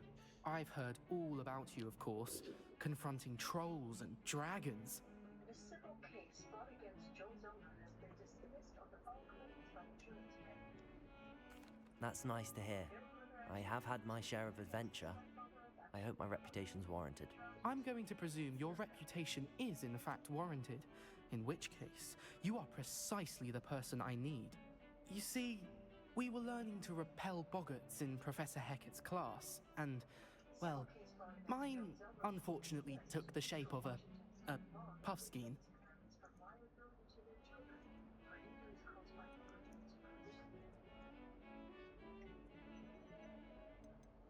Surely you're joking. You can't possibly be afraid of a puffskein. It may seem irrational to you, but my experience with them has been most upsetting. They eat bogies, you know. Regardless of how reasonable I believe my fear of puffskeins to be, I'm beginning to get a reputation as a coward. Some have even taken to calling me Puffskein Dunkeen. I'm sorry, but you have to admit that's rather clever. I do not have to admit that. Everett said the same thing. Anyway, to make matters worse, I stupidly blurted out that I must be braver than people think, since I have been in the hidden herbology corridor. The hidden herbology corridor? Yes. Rumor has it that the herbology professor before Professor Garlic kept dangerous plants there. It's supposedly so overrun now that no one dares enter it anymore. I was hoping you could go there and bring back evidence that I could use to show that, well, I'd gone in. Say a bit of an exceptionally dangerous plant of some kind. What sort of plants should I expect in the hidden herbology corridor? I haven't a clue. But have you seen the kinds of plants Professor Garlic grows? If the previous professor was anything like her, I'd imagine they're not exactly harmless. Very well. If I'm in the area, perhaps I shall take a look. Grand. I'd very much appreciate it. Come and find me if you get the proof. I shall be forever in your debt.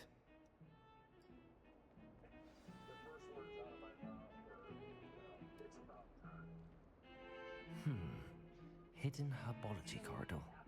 Sounds intriguing. Can you remind me of our arrangement? Certainly.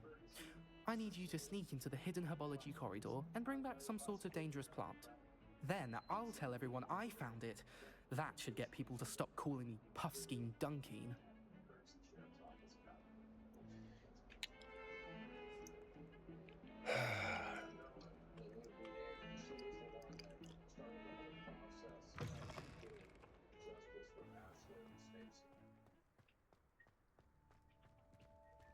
Honestly, the way some of those Slytherins move all over the It was a tremendous sense of relief. I felt like finally there was somebody else in the fight and somebody To finally have an answer as to why that portrait was empty. Quite a few hamlets outside of Hogwarts.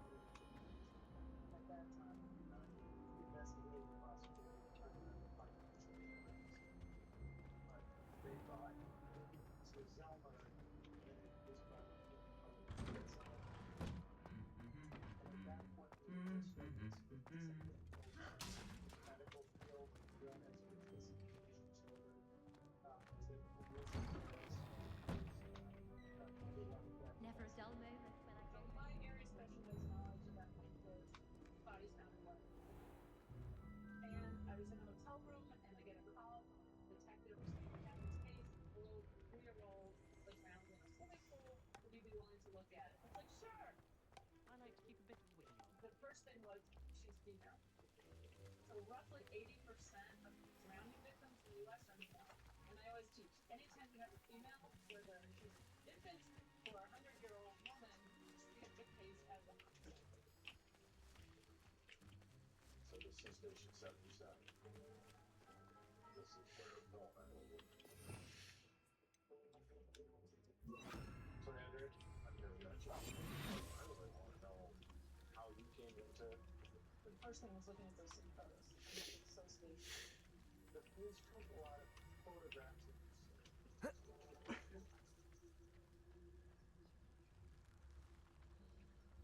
But we had to examine the scenes. This become possible. I started looking at the photographs and looking at the staircase. The first thing that hit me was, how did a 3-year-old go down the staircase? Accio.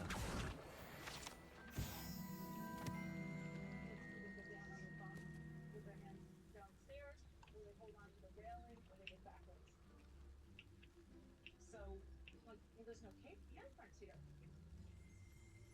Everything we know that Ashley was, she's not the type of kid who would do something like Revelio.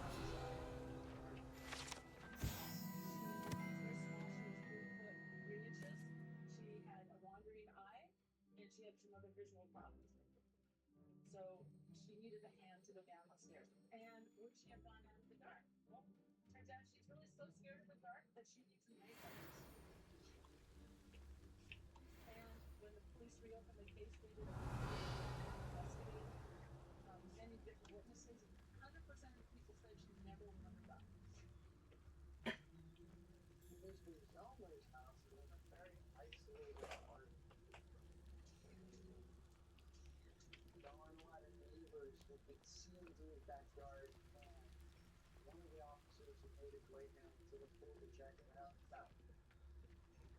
He seems like a grown man who's used to dealing with outdoor conditions. These dry vines are one spark away from becoming kindling. I walked from where the gate was out to the pool. Then I figured out, and I'm looking as I came back, and there's no water. So the deck's responsibility is one thing. Incendiary. But there's no water. Any water spots that would come out of the floor should have shown up on the bench. And the police, they were not afraid to ask for outside help. They were not afraid to think out of the box. You know, they got a tracker. Trackers. This must be the entrance to the hidden herbology corridor. Revelio. Devil's Snare seems to thrive in darkness.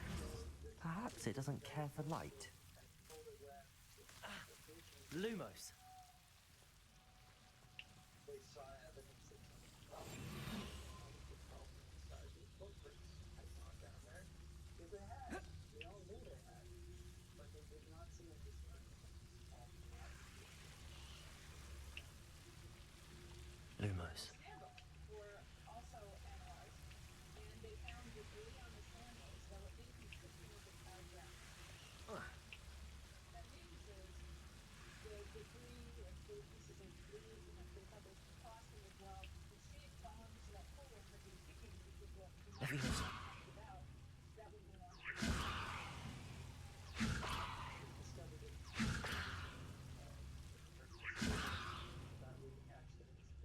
Lumos. Seems the Devil's Snare was protecting a chest of some kind.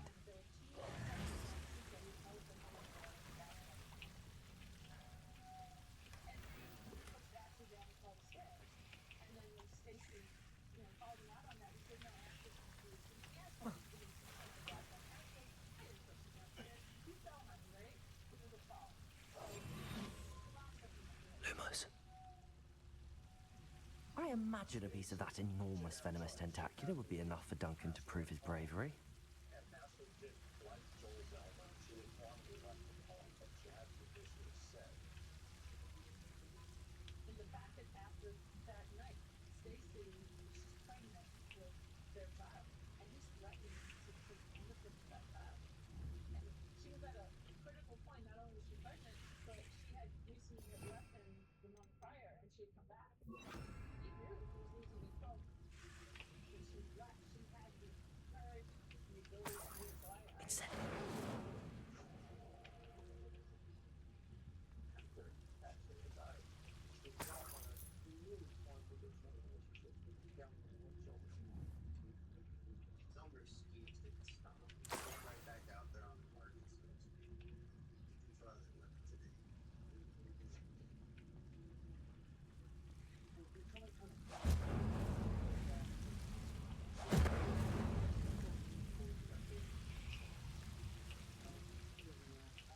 Incendio.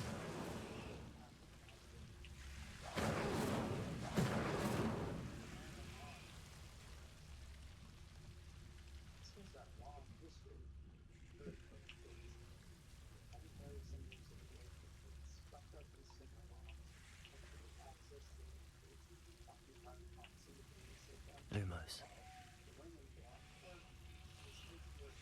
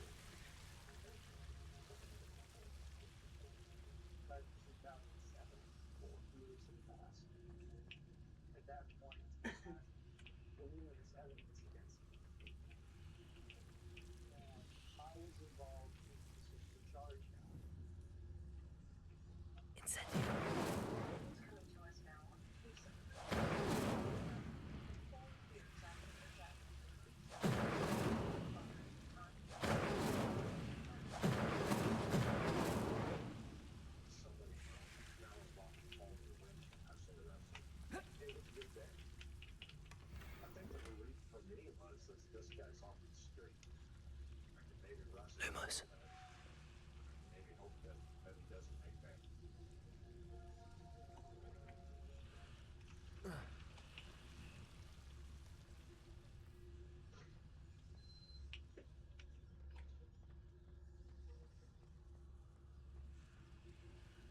Once we were arrested, he was held on very high bail. So a bunch of people post bond. Bail was substantially high. $5 million. 7 years after the event, the 3-year-old Ashley McClellan, her stepfather Joe Felton returned triumphantly for her murder. Did we feel like we had a strong case? Yes, we did, but it was also For me, the trial, it was stressful. I was really nervous. I didn't want to give anybody an excuse, but can we get away with it?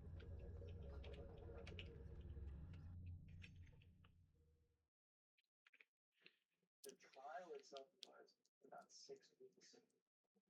We, brought Miss Ferguson into the courtroom so the jurors could hear from her about how Ashley was being in the defendant's care. For me, to be on the witness stand, they didn't ask me a lot of questions. They asked me about Zelmer's reaction to what was going on around him. And it's kind of interesting because the entire time he's staring at me, the entire time I was with him. I just ignored him, but it was kind of nerve-wracking. It was terrifying when I found out, I was going to testify. The defense obviously is going to try and beat you up and make you this lying, self-interested, money-grubbing person. So, the questions, it was interesting. Marilyn, he asked me about, drowning as a diagnosis. How do you confirm that cause of death is drowning? I remember objection because I'm not a doctor. Revelio. I'm not a doctor. Well, I have a number of pathologists who train my training. I have friends of pathologists who call me up and ask to help in their cases. So the judge allowed me to.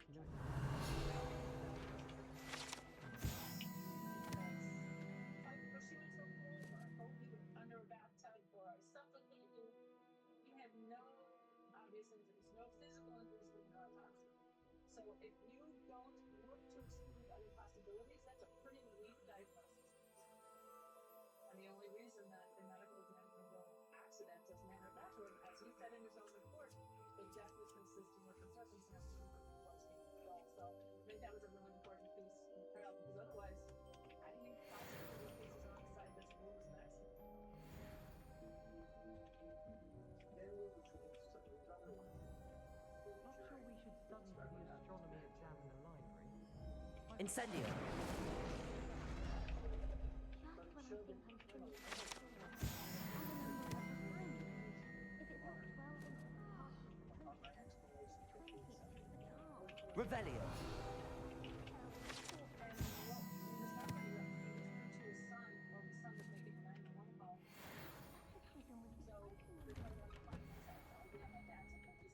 So law enforcement, I think, going to this fellow law enforcement officer who would never, Incendio. Child, right? There was no taking the There was a red liquid, which was probably Robitussin and possibly drugged her with. You know next time? That's all. Pleased to finally have an answer as to why that portrait was empty.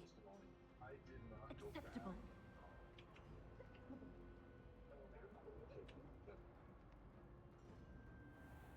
I heard that. I sat there and watched it. Unfortunately, it's human nature, even for experienced investigators, to accept the idea that this was an accidental thing. And that the last thing that we do in situations like that is to call out. Have you found anything to, prove my bravery yet? Hello, Duncan. I have the proof you wanted. That's one leaf. Must have been a giant venomous tentacular. It's even more than I expected. I knew you were the one to ask. I appreciate you getting it for me. The case is closed because the child's not in danger, and that's what kept happening. No one connected the dots that Of course. I hope this helps you prove yourself. This is sure to put an end to Puffskein Dunkeen for good when I show everyone in the common room tonight. This'll show Everett how ridiculous that nickname was. Thank you again, and have a good day. I know I will. Thank you for all of your help. No more puffskein dunking for me.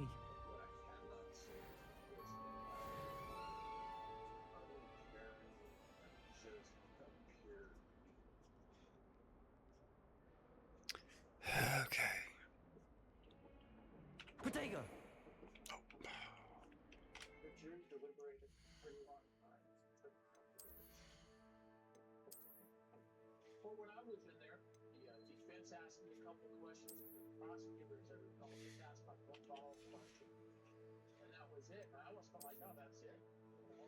I walked out of there thinking he was not guilty. He found guilty. Wow. I wasn't sure he was going to. Quite frankly, I was worried that, okay, so if this guy doesn't go away, what's he going to do with me? What's he going to do to all the other people that have testified against me?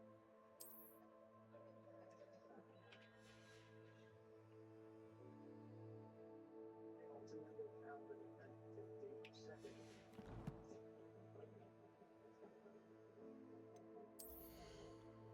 We were very pleased that we were able to get a unanimous verdict. We were very pleased that the jury understood that the defendant knew that actually was essentially vulnerable and took advantage of Frank's position to trust him with record. This is the King County Courthouse. This is where my fight for the truth ended. Joel Zellmer was found guilty, and I was here when Joel Zellmer was sentenced. And for me, it was like one of the best days of my life. Hearing the judge say 50 years, no parole. It was like the end of the journey for me. So they brought him in.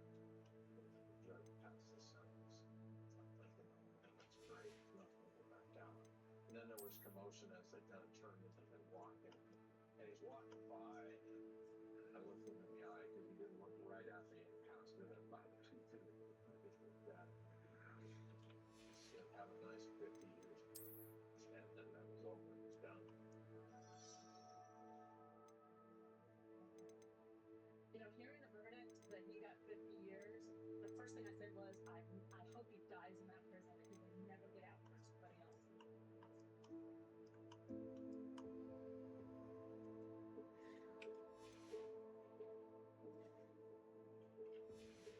I think the jury and the judge, I think they understood he staged this. I do not believe she was ever in that stuff before. She had a very cold temperature. She had about 78 degrees Fahrenheit core temperature that I believe Fahrenheit is Scott. So I believe that he either drowned her in the bathtub or he suffocated her in the bed and then placed her outside. And even after he was convicted, there was no remorse. Joel's not going to serve. His targets were pure demonic evil. Had he not been found guilty, he would still be out for chopped up multiple bodies. Most of us shudder to think about some of the things that we do. When it's a brutal, when it's done, it's kind of cynical, callous, cold-blooded. We look at the world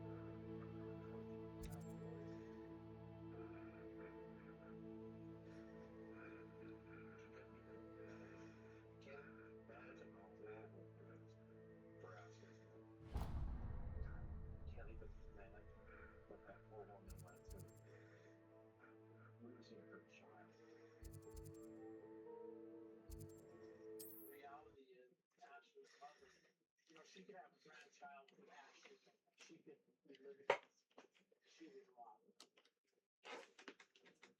I can't imagine that she doesn't feel like it's her mother, but she knew her life was in danger, yet she was lower.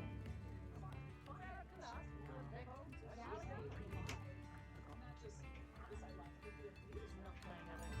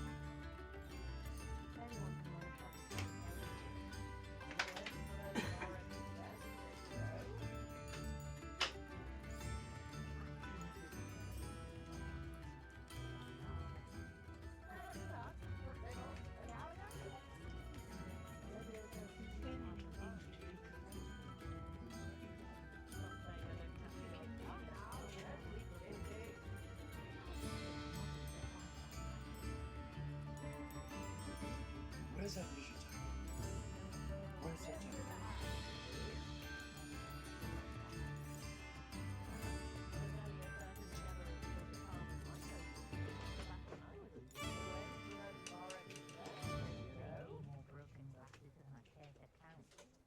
Only a hairy-hearted sod would cast Nintendo on a cow. Americanut, the pickle, a galleon. That's not necessarily a good thing. Still, character. If it weren't for the popular thing, Come now, don't be Sushi. Sushi. You want sushi?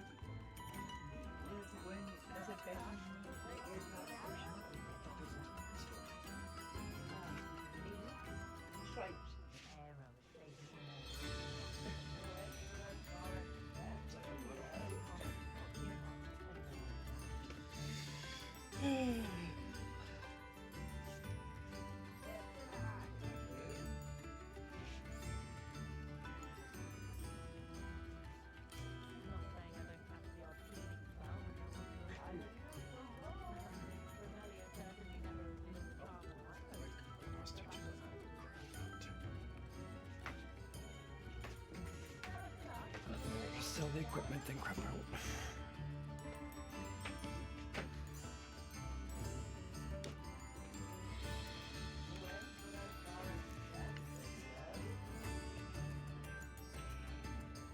Okay, here we go.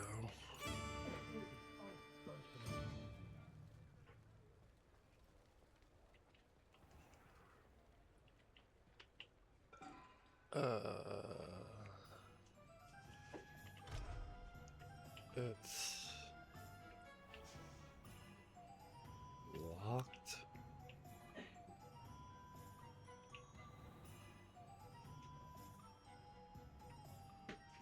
Like closed locked or oh well.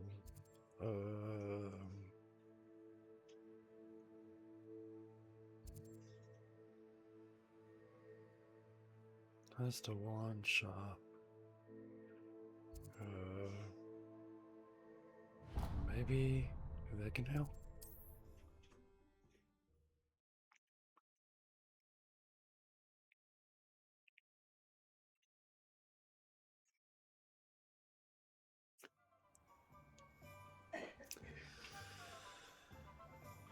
Oh.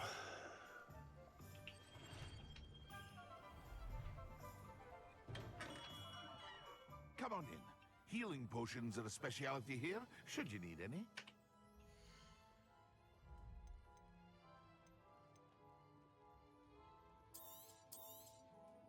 Very good. Never hurts to keep my stocks replenished.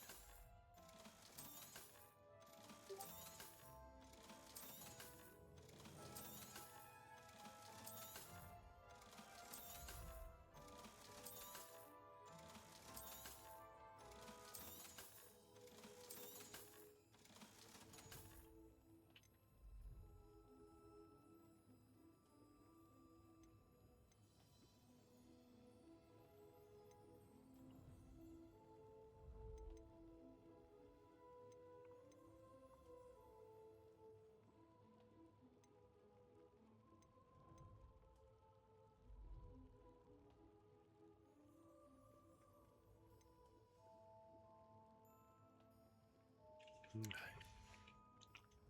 I hope to see you again. Farewell for now. Yep. Farewell.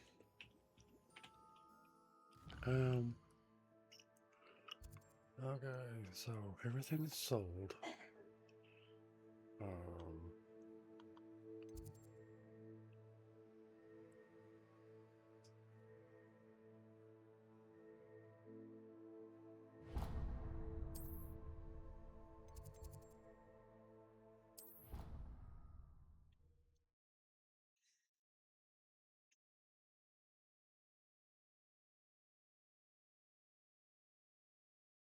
are you up to now? A whole lot of nothing. And gotten the wrong. Revelio. What? Oh, this is new. Oh, I can't climb no faster. Okay. Fair enough. Let's see here. What's up here?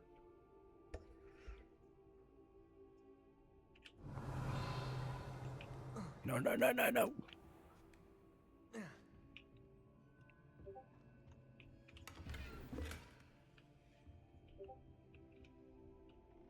Revelio.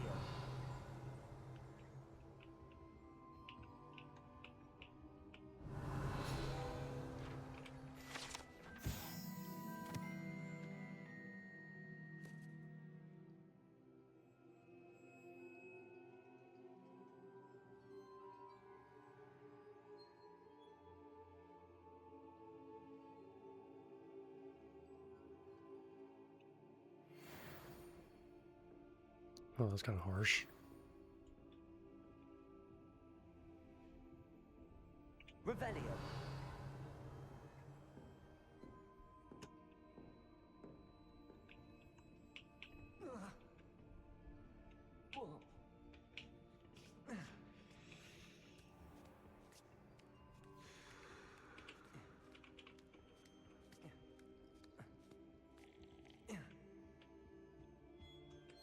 The other girls and I were up all night investigating.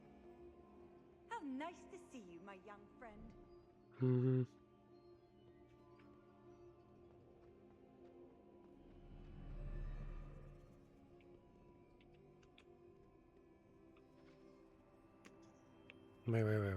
This way?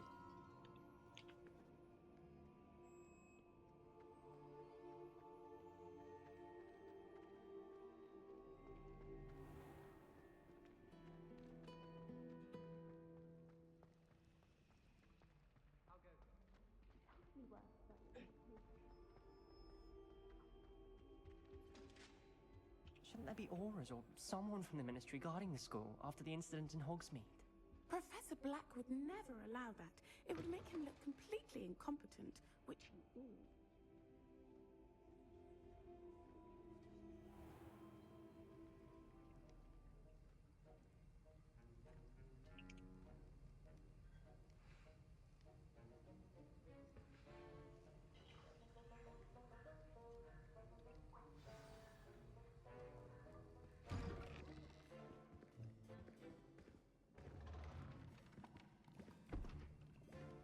Potions is one of the most challenging and hazardous subjects taught at this school.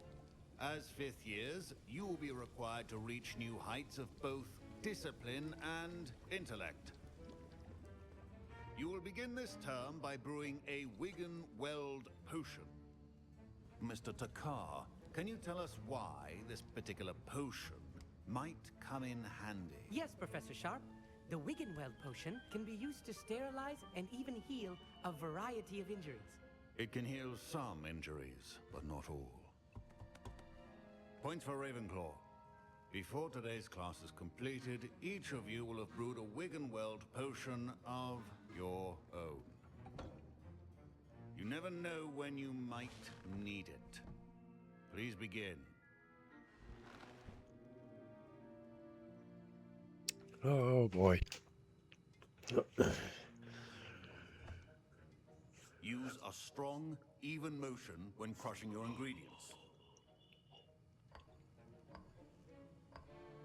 Please be meticulous when adding powder to your potions. One errant sneeze could be disastrous.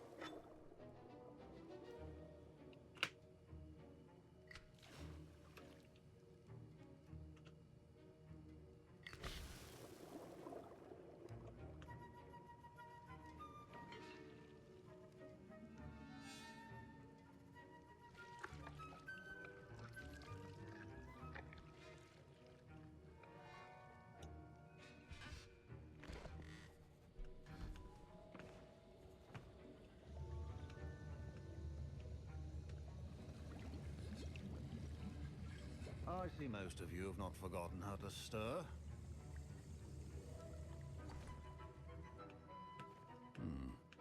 Not an easy potion to brew. Well done. And from what I hear of your recent exploits in Hogsmeade, you'd also do well to practice brewing the defensive Edurus potion. Professor Weasley had you acquire the recipe from J. Pippin's, correct? Yes, sir. Good. For the moment, you can find the ingredients you need in my office.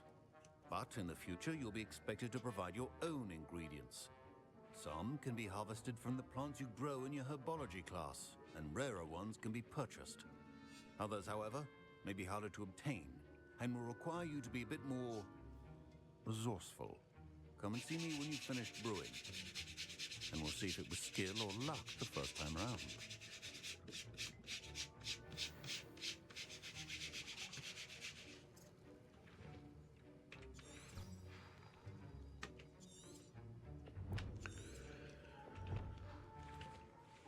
My parents considered keeping me home from school this year after the rumors of a goblin rebellion.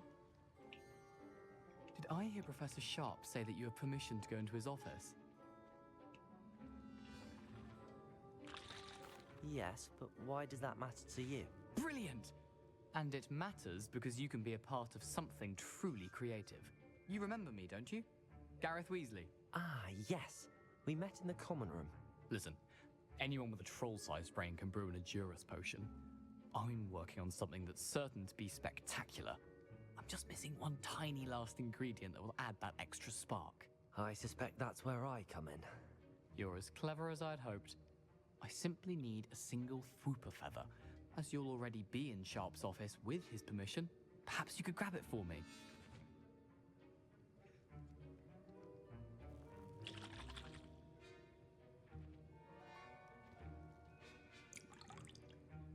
I don't know, Gareth. I don't want to get on Sharp's bad side. You won't. Fwooper feathers aren't that valuable. Sharp won't even miss it.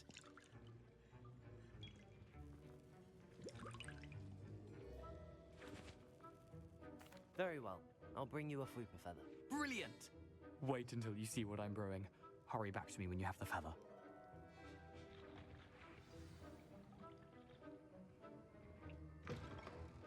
Remember, precision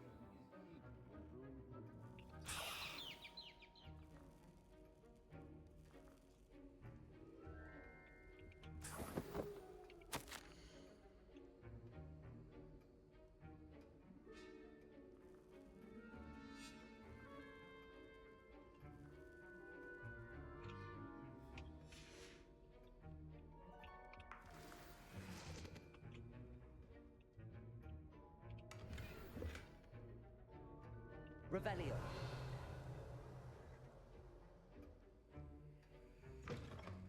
Your potion station's organized and free of clutter. Here's the Fwooper feather you wanted. Brilliant! Thank you! This is going to take a moment to brew. You should get back to brewing your Edurus potion, and I'll tell you when this concoction's finished. Professor Sharp said that Wiggenweld potion can treat injuries. Hope I never need it. Should you chop the Dittany or crush it? The wrong answer could result in the unfortunate loss of your eyebrows.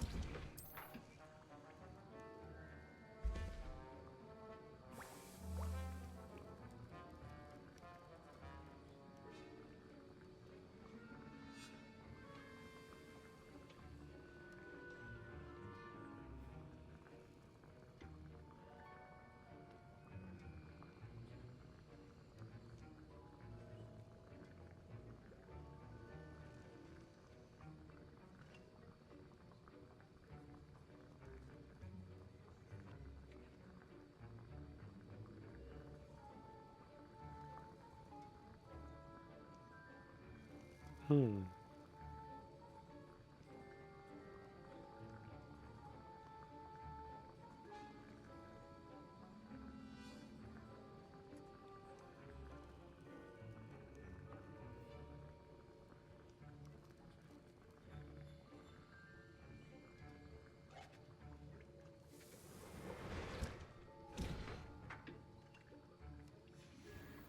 now we add the mallow sweet, and that's odd. What's happening? Wait, it's not supposed to. Ah!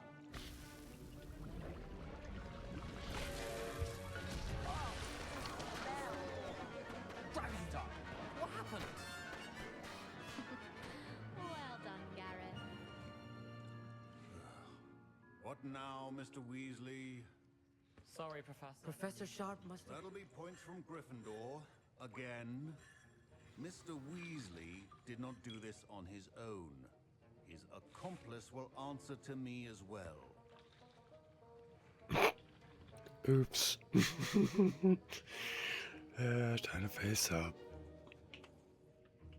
I brewed an Adura's potion as you asked, Professor. I'm surprised you had the time. You seemed rather busy helping Mr. Weasley brew chaos.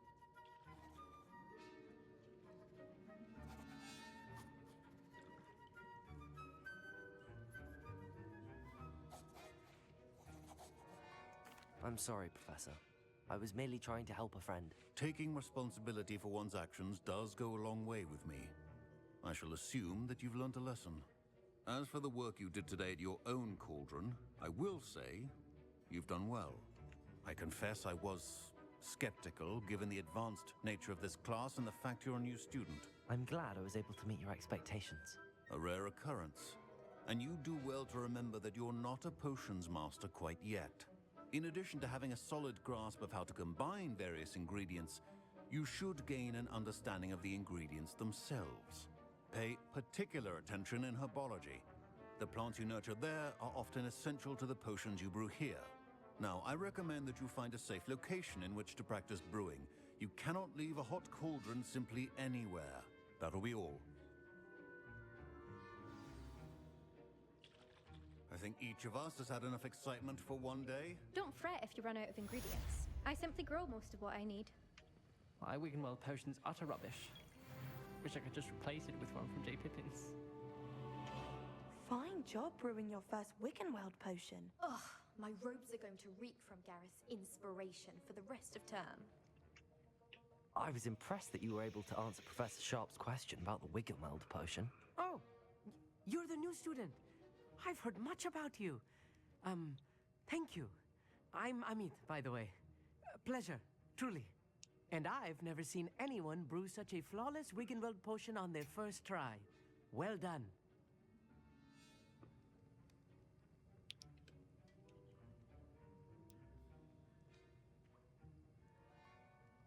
I'm glad I was able to get it right the first time. You must simply have a knack for potion making. Some students seem so confounded by potion recipes, it's as if they're written in gobbledygook. A fascinating language, by the way. Neither here nor there, really, but I am a self-taught speaker. Merlin's beard, good conversation is the enemy of free time. I must return my book, Gateway to the Far Stars, before my next class. Speaking of stars, we'll be in astronomy together. You'll love it. Professor Shaw is firm, but quite clever. See you soon, no doubt.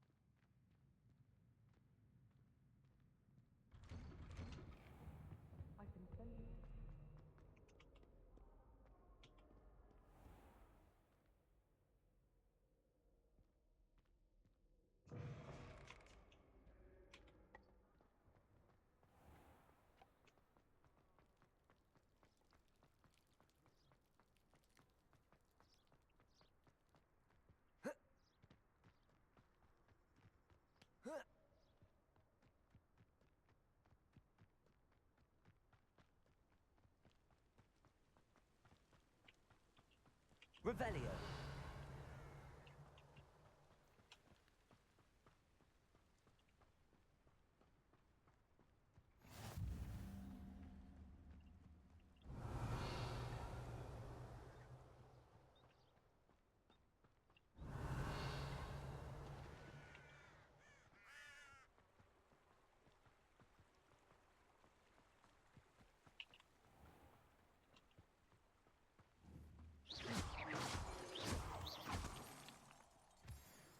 Revelio.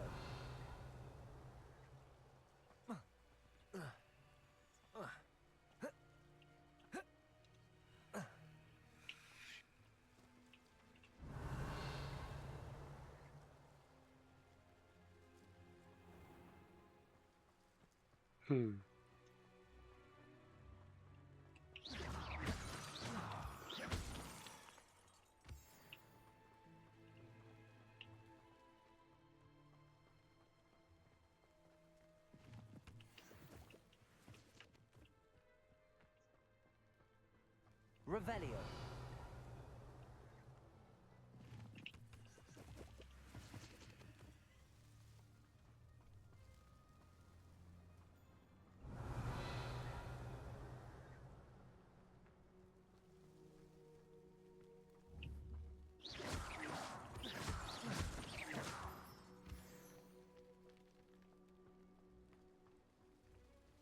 Revelio.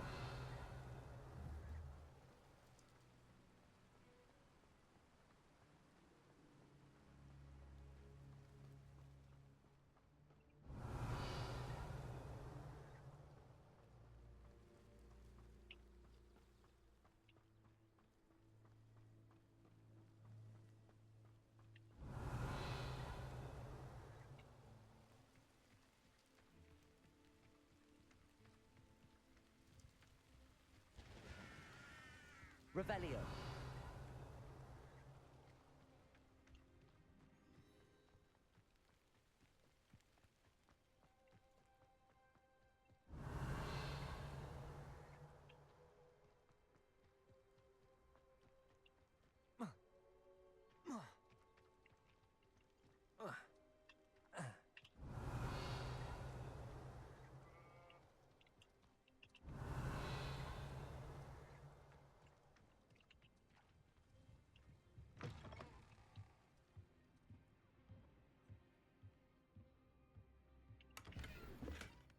Revelio.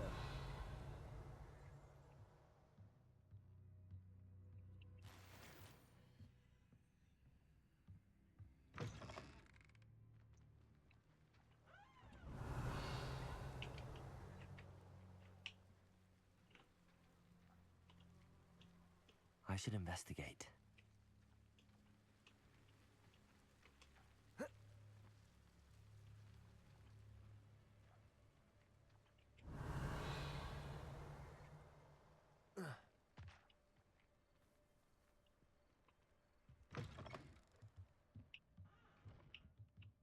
Revelio.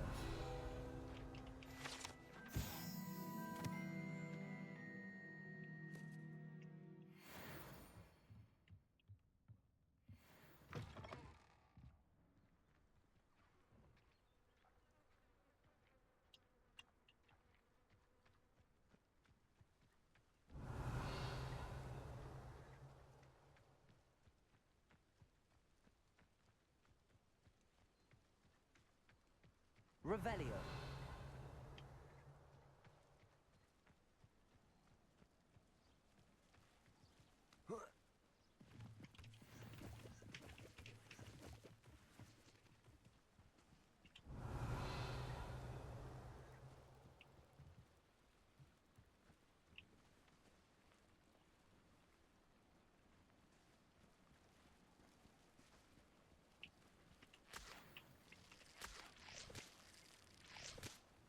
Revelio.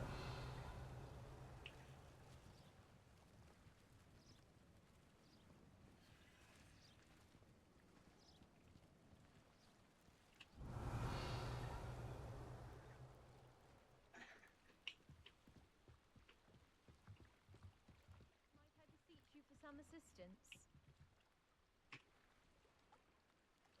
Hello. Can I help you? Oh, thank goodness. Yes. My name is Grace Pinch Smedley. Of the Bath Pinch Smedleys? I was hoping someone would come along soon.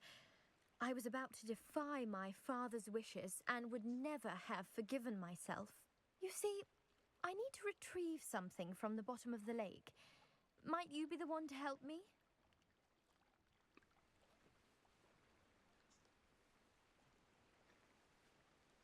Diving into the lake sounds like an adventure. Tell me more. Splendid! Precisely the response I'd hoped for. What do you need help retrieving? Years ago, my grandfather, who fancied himself quite the astronomer, set sail from Hogsmeade Station for what was meant to be a quick stargazing cruise with my grandmother. They never returned. I'm so sorry. What happened to them? We can't be sure. We only know that neither they nor their boat made it back to shore. They were presumed drowned. Father was so distraught that he forbade our family from setting foot on or in the Black Lake ever again. A treasured family astrolabe vanished with them that night. If you could dive down and retrieve it, I may be able to bring my father some peace. You seem to think I might have heard of the Bath Pinch Smedleys. Why would I know your family? That's like asking why the sky is blue or grass is green. The Pinch Smedley name is synonymous with intellectual curiosity. We are known for our contributions to science and art. I'm surprised you haven't heard of us, frankly. But with all I plan to discover about the world around us, those that don't yet know the name certainly one day will. What exactly is an astrolabe? It's an astonishing ancient navigational tool. Essentially, a handheld model of the universe. It's mainly used for studying the stars, astronomical pursuits, but it has nearly 1,000 uses. Fascinating device. Sadly, I'd imagine it's rusted beyond repair now. Still, we'd love to have it returned to us. It would be like getting a bit of my grandparents back. It sounds dangerous, especially for something of mere sentimental value. I understand. But I'd be forever grateful. Of course, you may discover much more than the astrolabe. Anything else you found would be all yours. I've cross-referenced the vessel's last alleged location against the lake's topography, depth charts, and tide schedule. My best guess is that it's just over there, about a furlong from the dock. It would be wonderful to have my grandfather's astrolabe back. I do hope you find the astrolabe. It would mean so much to our family. It sounds as if her astrolabe is just northeast of the dock. I should dive down and see.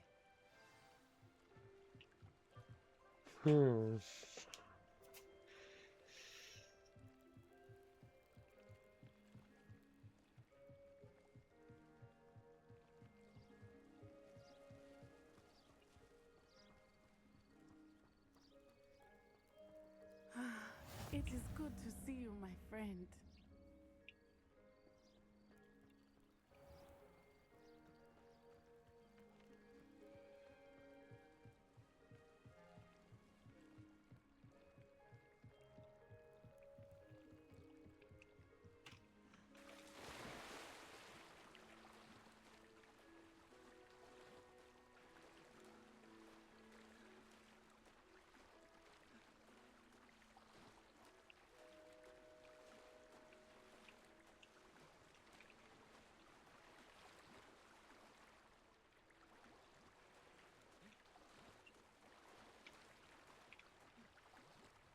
This must be where the Pinch Smedley family astrolabe is.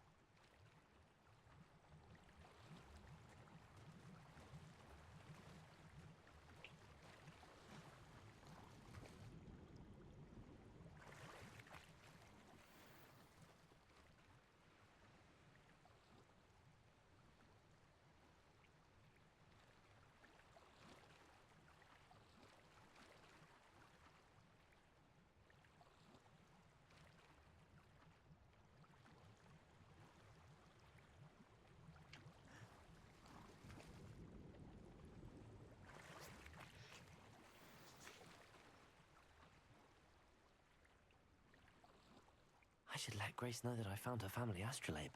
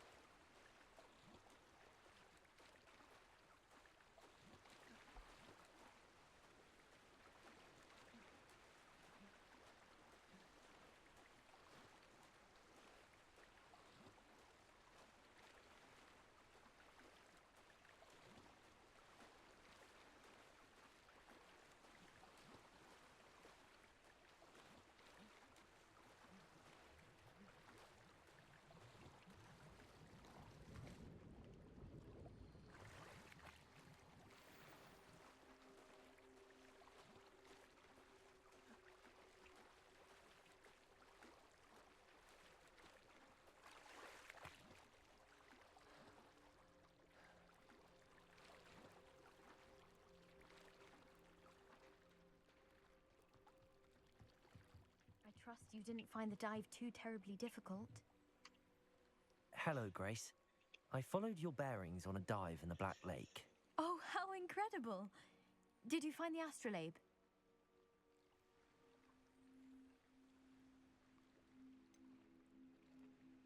I did, but it wasn't easy.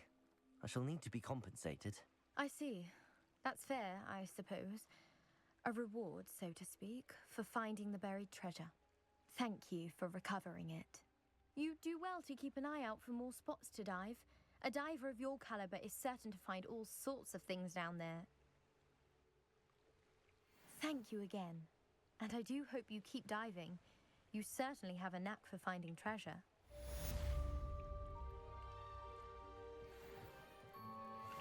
Is it greed? Maybe. Revelio.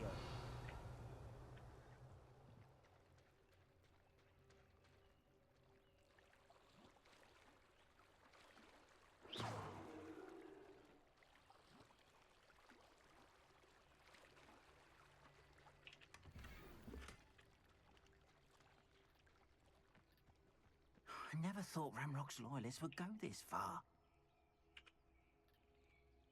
Pardon me, is everything all right? Hardly.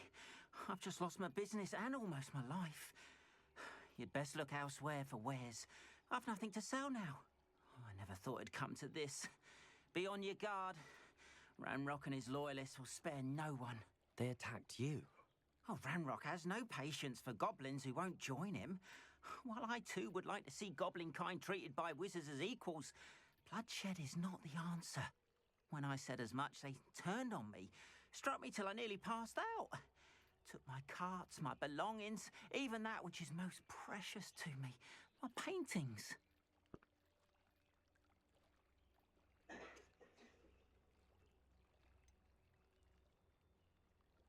Has Ranrock's lot ever attacked you like this before? They've been taunting and threatening me for a while now, but they've always believed that violence is the only way to get what they want. Things have taken a much darker turn of late. Ramrock is getting more powerful, and his loyalists know it. They feel untouchable. Ramrock assumed that all goblins would agree to follow him, but he was wrong. Many of us would like a diplomatic end to the discord with wizard kind. You mentioned that your paintings were taken. Are you a painter? I am. It's my calling, though most would think it an unusual path for a goblin. Most of my family work in metal, or associated with Gringotts.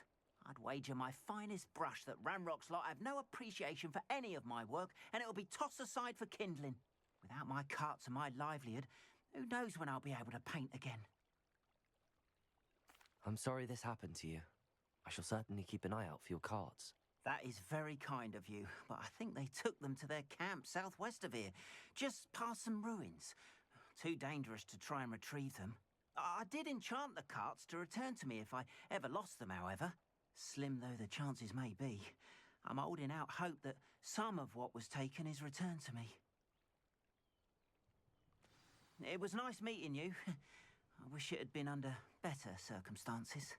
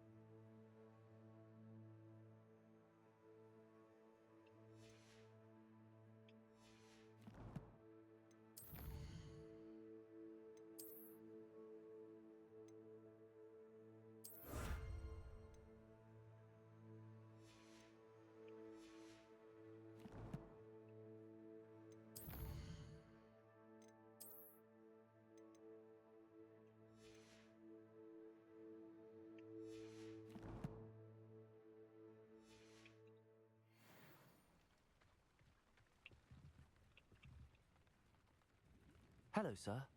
What do you sell here? Hello, I'm Jalal Semi, and this is my potion shop. I can answer any questions you have about the town. What do you have for sale?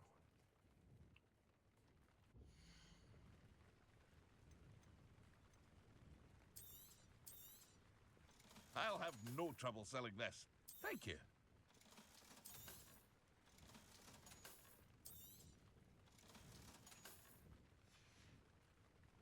I hope to see you again sometime.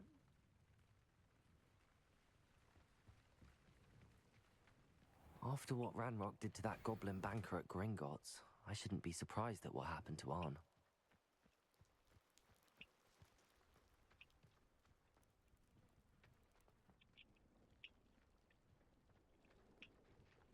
Revelio.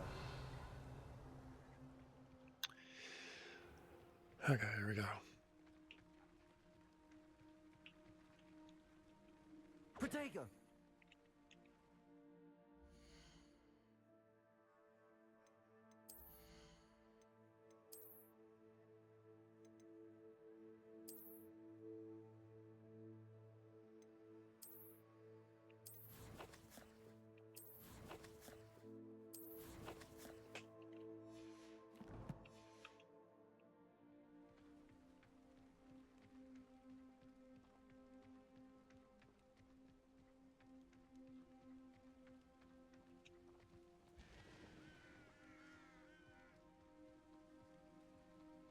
Revelio.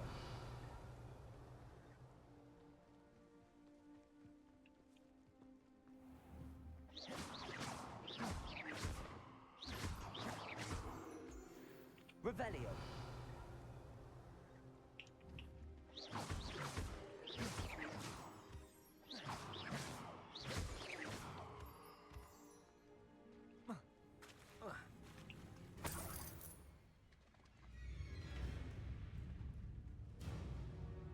Revelio.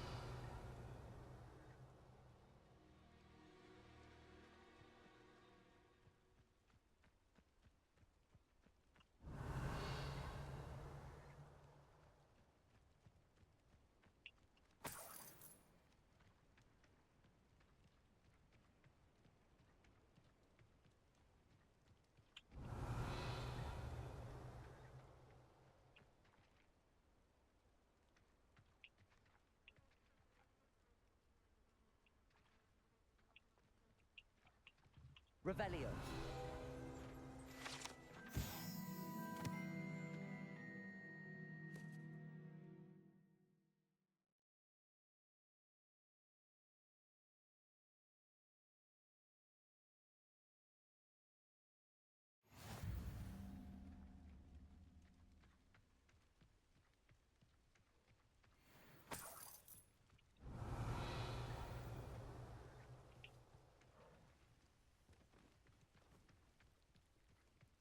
Revelio.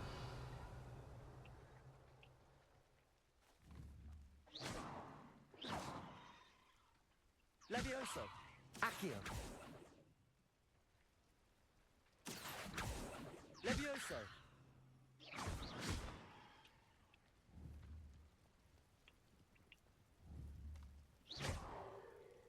Incendio.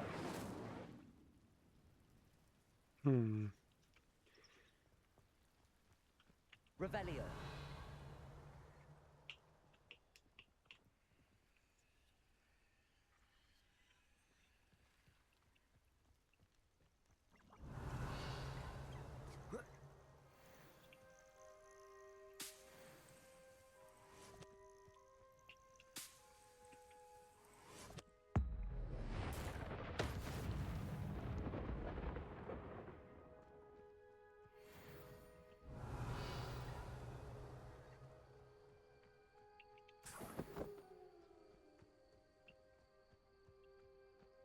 Revelio.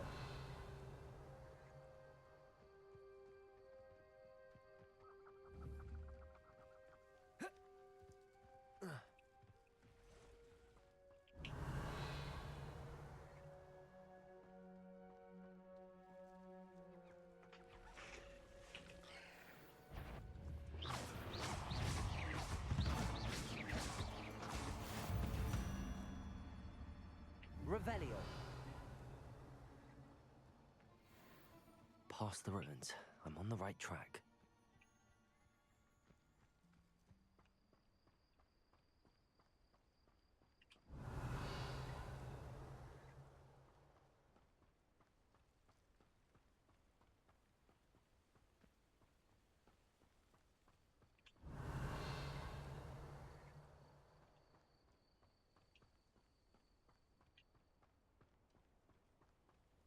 Revelio.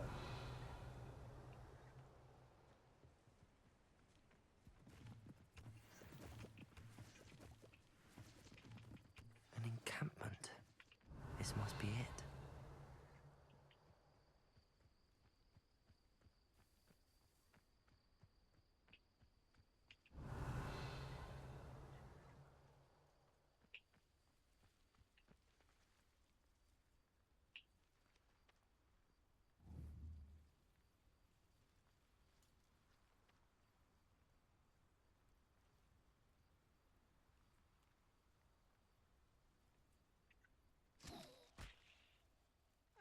Touch your helm. But thank you for making me the first object of your suspicions. Friends are now, don't I?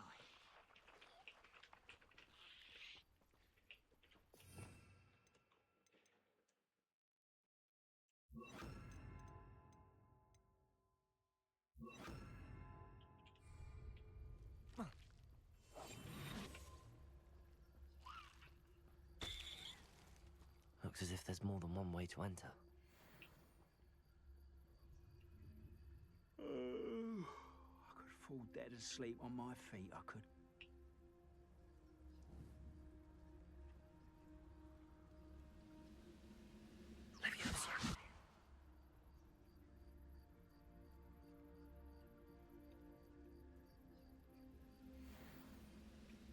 Anne will regret not joining us. If If he doesn't come round now, he'll be made even more of an example. We should have killed that traitor arm when we took his cards.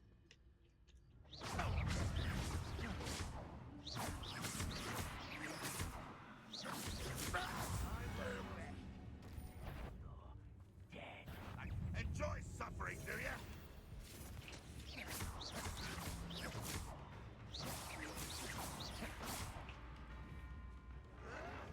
Protego! I'll find ya. Incendio!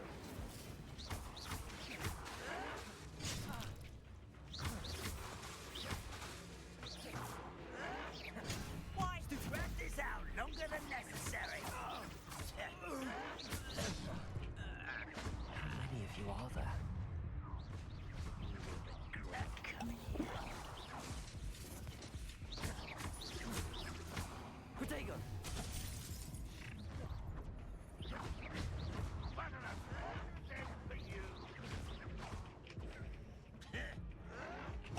One less Hogwarts.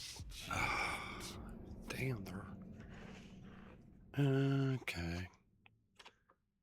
That was tricky. Let's try that again.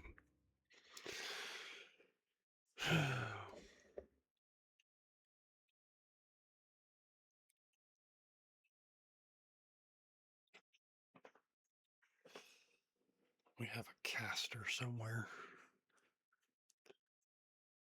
As if there's more than one way to enter. Yeah, it looks like you go boom. Yeah, tell me about it. How many of you are there? Arn will regret not joining us. If he doesn't come round now, he'll be made even more of an example.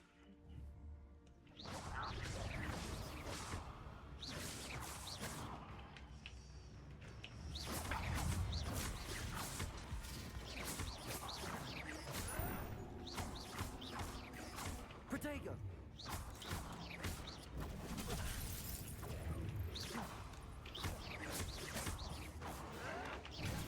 Stupefy!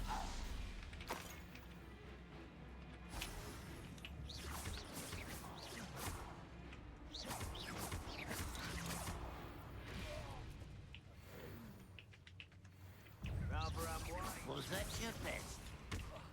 Protego! Well played.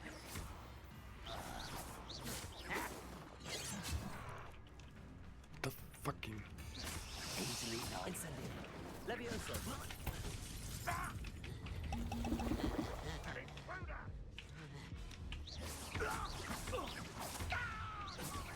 Your spells glance off of me. Protego!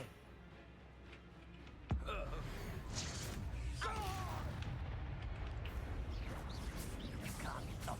Levioso! Enough of this nonsense. Accio! I've been fighting since before you were born. Oh, that was meant for me? Levioso! I will not be made a fool. Losing your stride. Protego! You won't stop me. Not quite. Pity. Not quite. Okay, this is bullshit. No.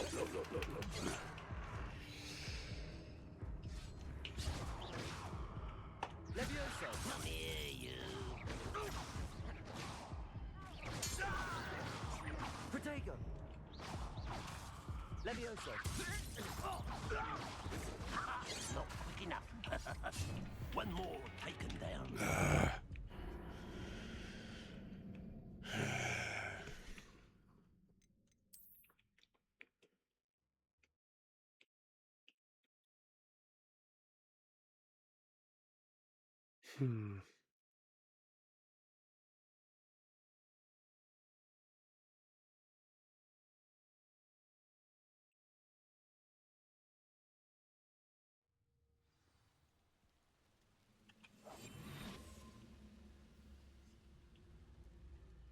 How many of you are there?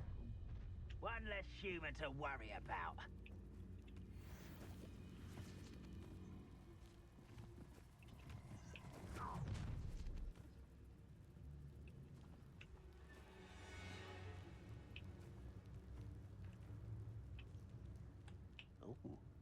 gold in my pocket.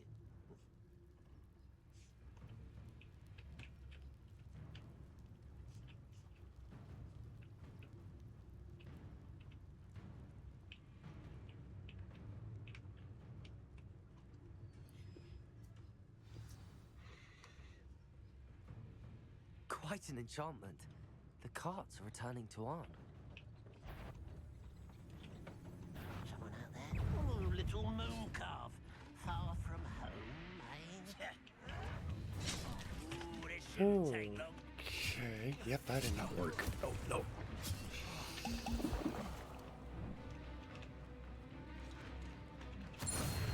Protego!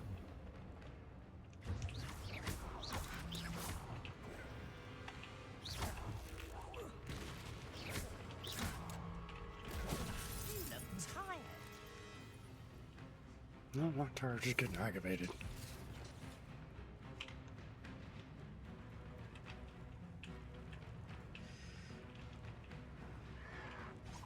Protego! Stupefy! I don't believe it.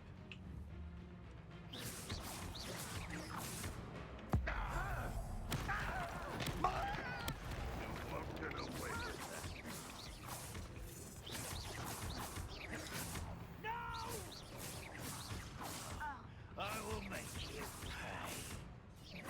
You can't stop. Incendio! Levioso! Protego! Was that your best? You people prepare to surrender now. Much too slow.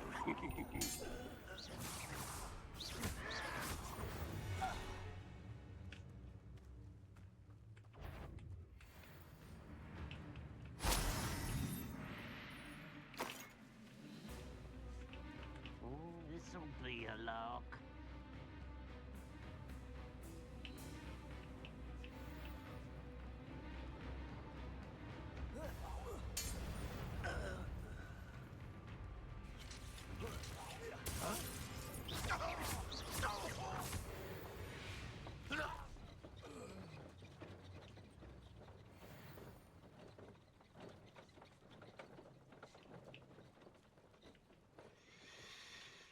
Revelio!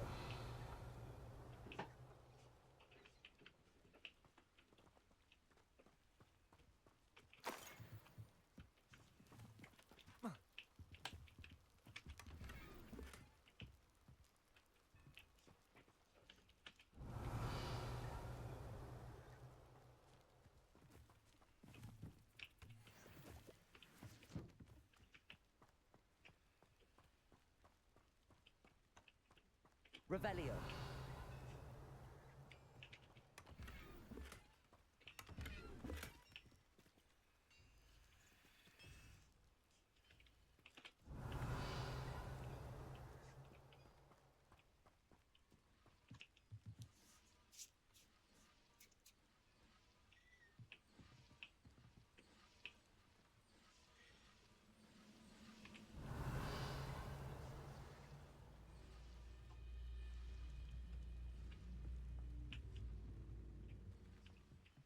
Revelio!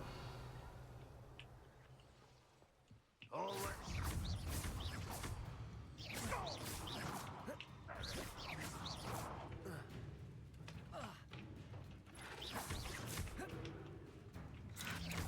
Protego!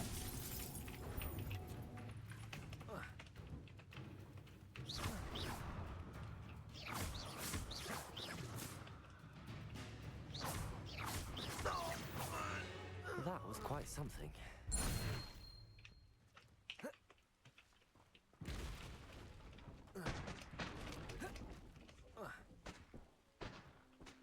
Revelio!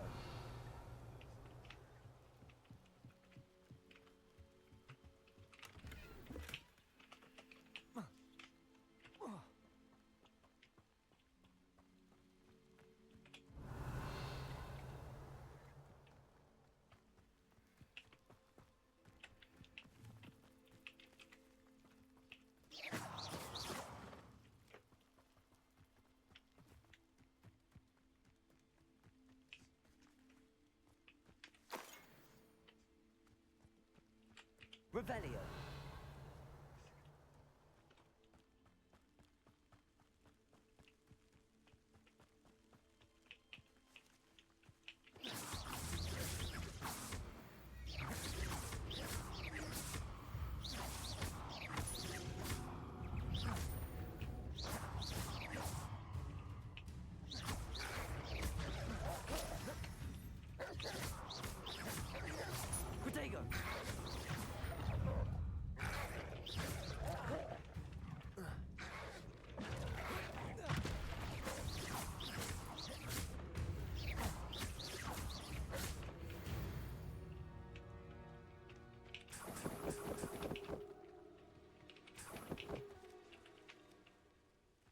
Revelio.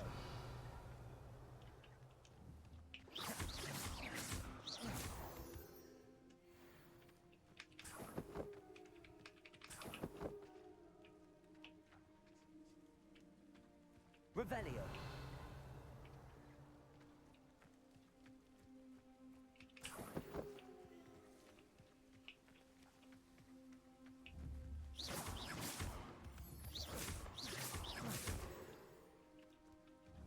Revelio.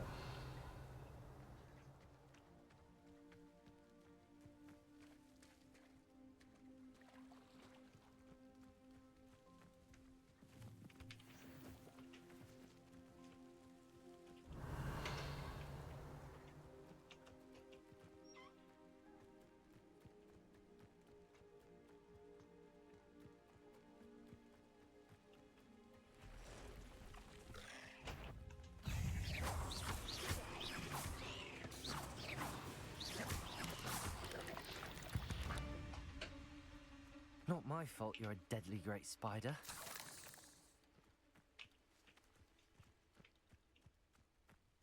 Revelio.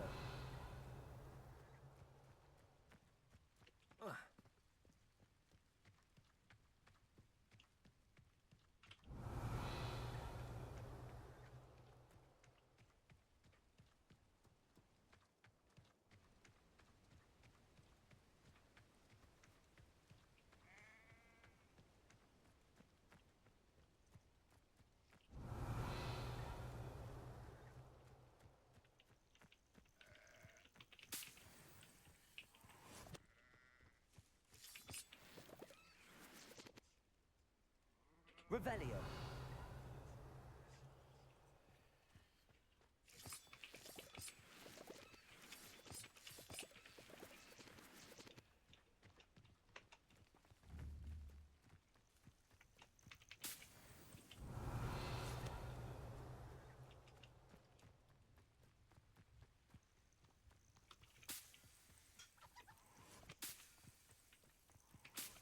This could prove dangerous if I'm not careful.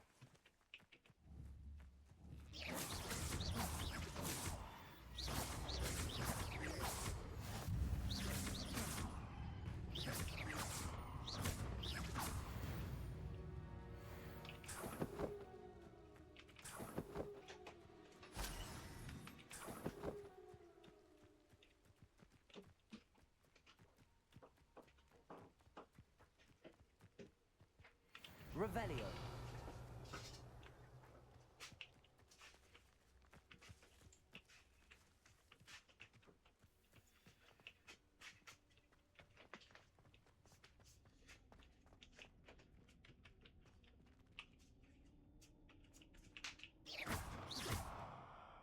Incendio.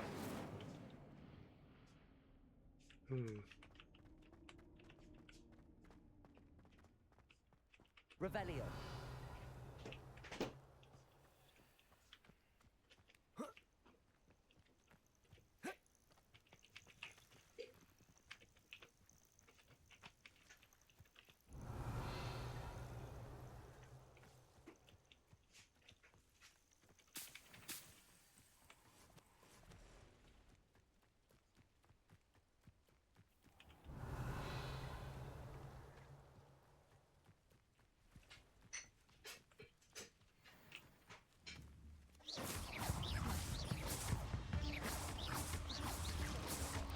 Protego.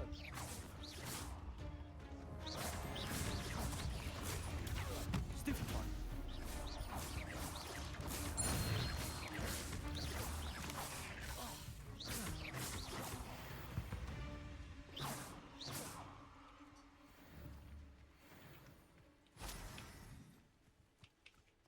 Revelio.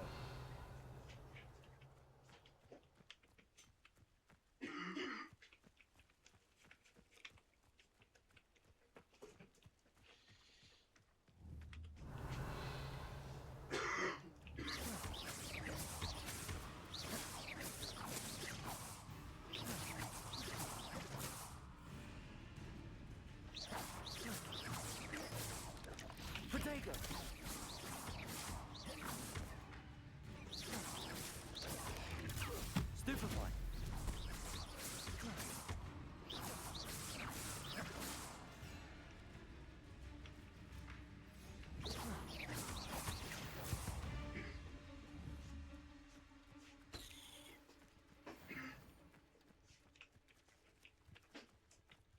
Revelio.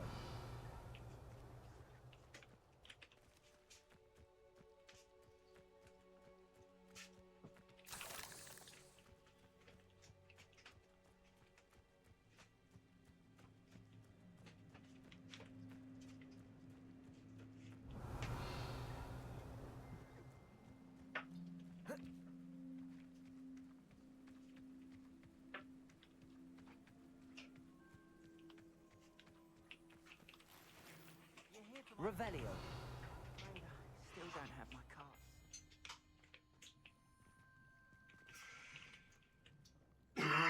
On, I have good news. Your carts are on their way back. I don't know what to say. Any hope I have of getting my belongings back was quickly fading. Ramrock's lot called me a fool for believing in the good in wizard kind. Thank you for proving them wrong.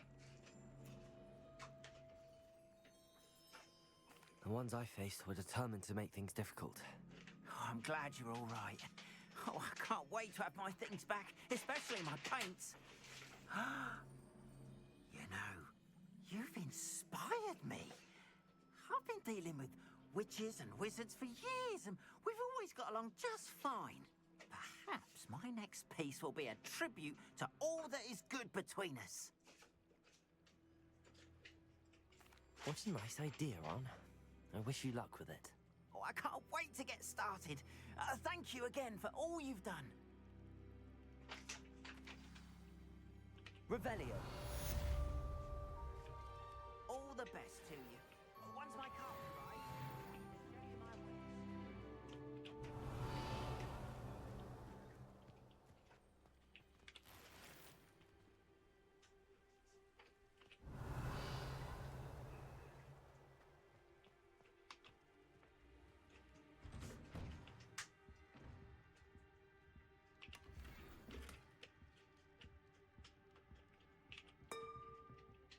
Revelio.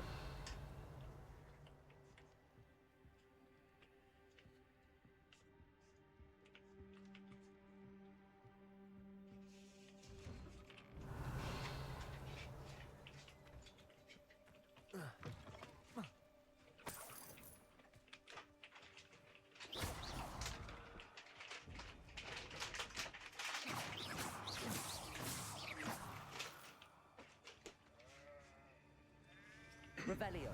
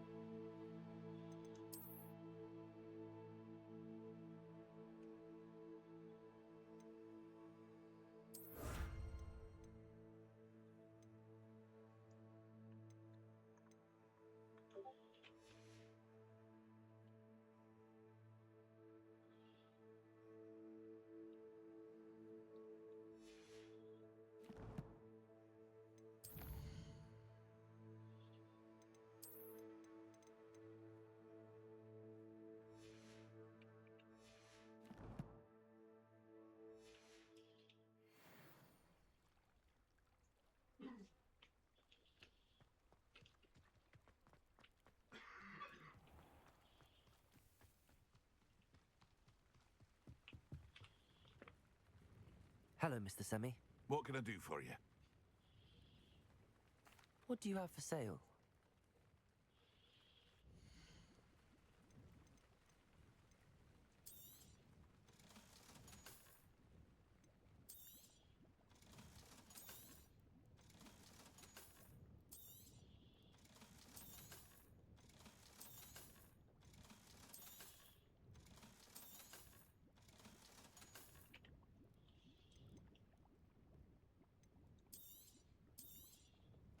Ah, yes. A wonderful choice.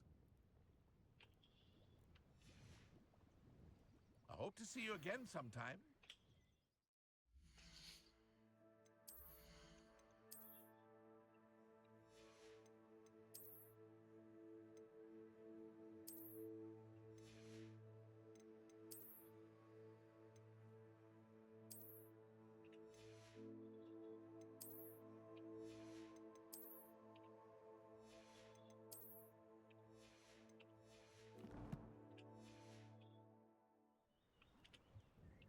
Hello, Mr. Semi.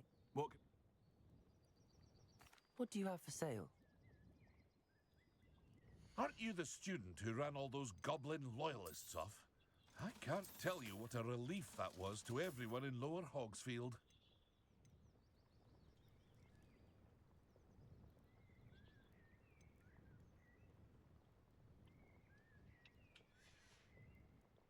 I hope to see you again sometime.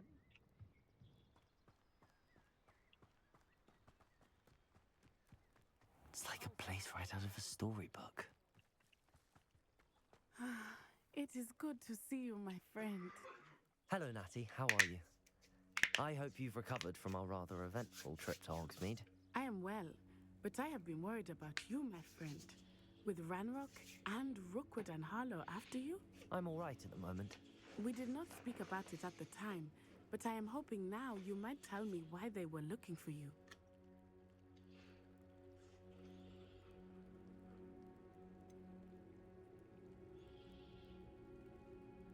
I've never met Rookwood or Harlow. Perhaps they mistook me for another student. A bit odd. The two of them pursuing a Hogwarts student so intently. But whatever the reason, you were clearly in danger. For now, it is safe to say that Rookwood and Harlow are a threat to both of us. To all of us. Which is why I wanted to speak to you. I realized something that day in Hogsmeade. You displayed such courage fighting that troll. And Serona wasn't intimidated one bit by Rookwood and Harlow. Both of you have inspired me to take a stand of my own. What sort of stand? Men like Rookwood and Harlow are the reason my mother and I left Matibili Land. I am not going to sit by and watch them destroy my new home.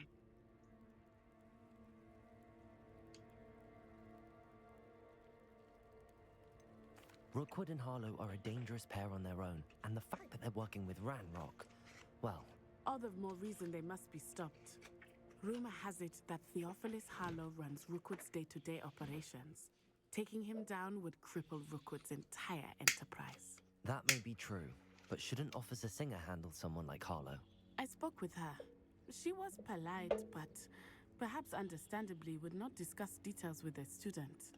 I overheard some of Rookwood's lot talking about a massive poaching operation that Harlow is planning. I was thinking that we could investigate a bit, try to get the evidence that Officer Singer needs. All right, but how? I am going to watch and listen, find out precisely what Harlow is up to. I shall reach out when I know more. In the meantime, remember, I am here if you need me. Thank you, Natty. Be on your guard. I beg your pardon. How dare you threaten me? What's going on here?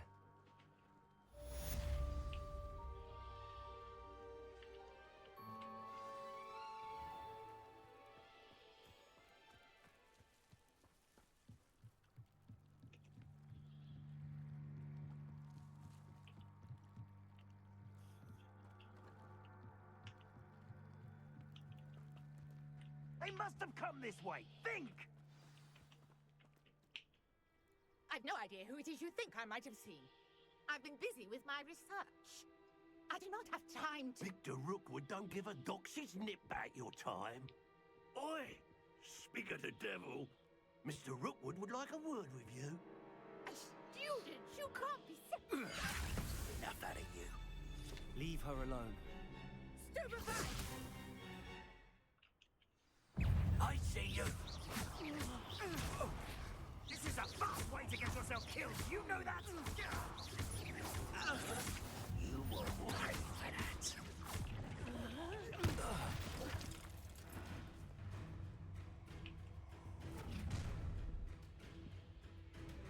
I'll watch the light go out of your eyes.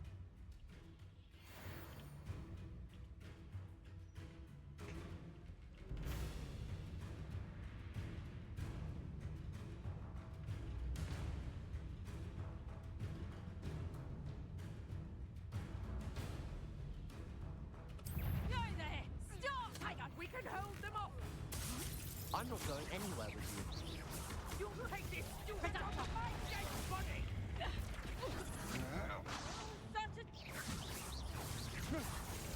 Stop that right now!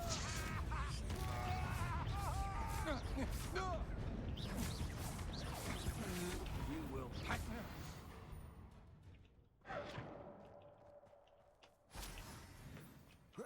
What on earth just happened? I've never been accosted in such a manner, and so close to Hogwarts.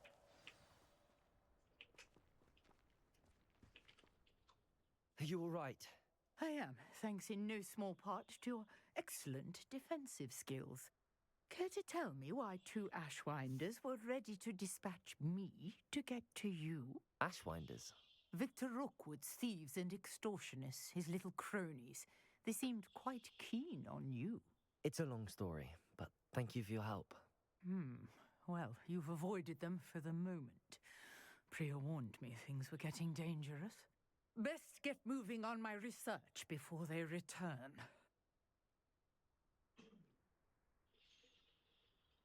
You're a researcher? Nora Treadwell at your service, historian and archaeologist specializing in Merlin's work and life. Merlin?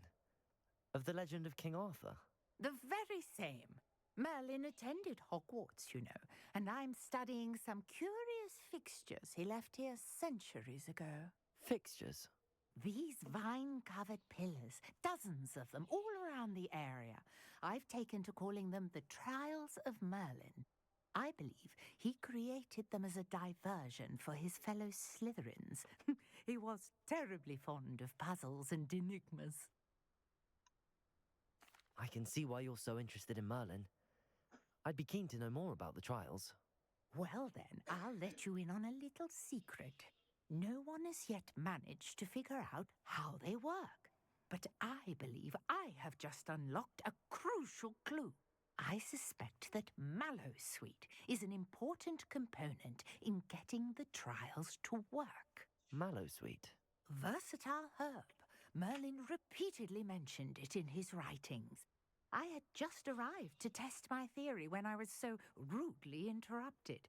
You see, each swirl in Merlin's writing has a symbol in the center.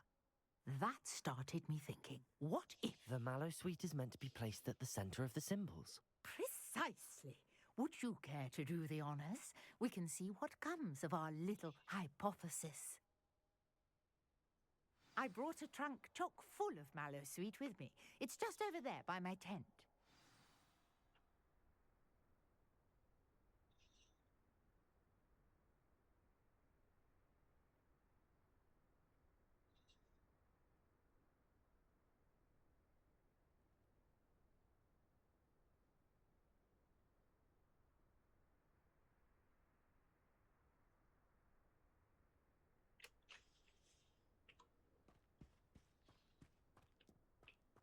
This trunk? Yes, take plenty, even if you already have some.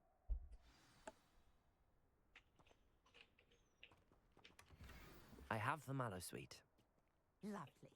Now, notice the vines on these pillars here, as well as a stone swell on the ground. Each trial has these features. Place the Mallowsweet on the swirl, and we'll see what happens.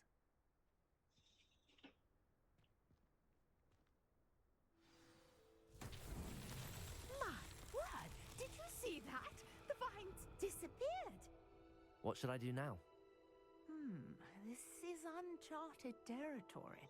I am curious about these pyres.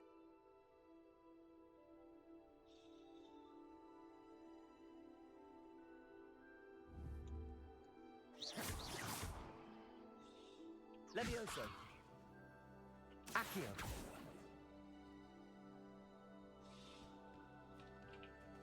Incendio. Merlin's beard! The flames make the pyre sink.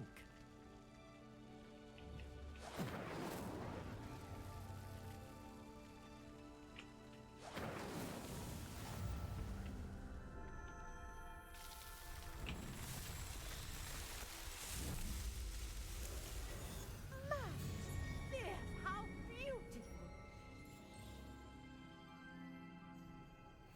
What a day! I can hardly believe it.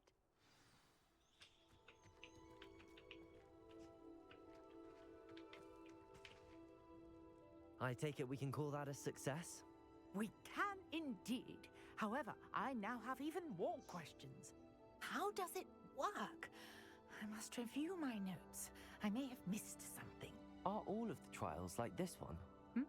Oh, not precisely. Well, I think each has those telltale vines and the swirl on the ground. You should feel free to solve them as you come across them. I believe I have what I need to continue my research. My guess is that each will also require mallow sweet, which you can find in Hogsmeade should you need more. I really must be off. Such a pleasure to meet you. And do be careful out here. Now, I've got what I needed. I shall return to the safety of my notes and books.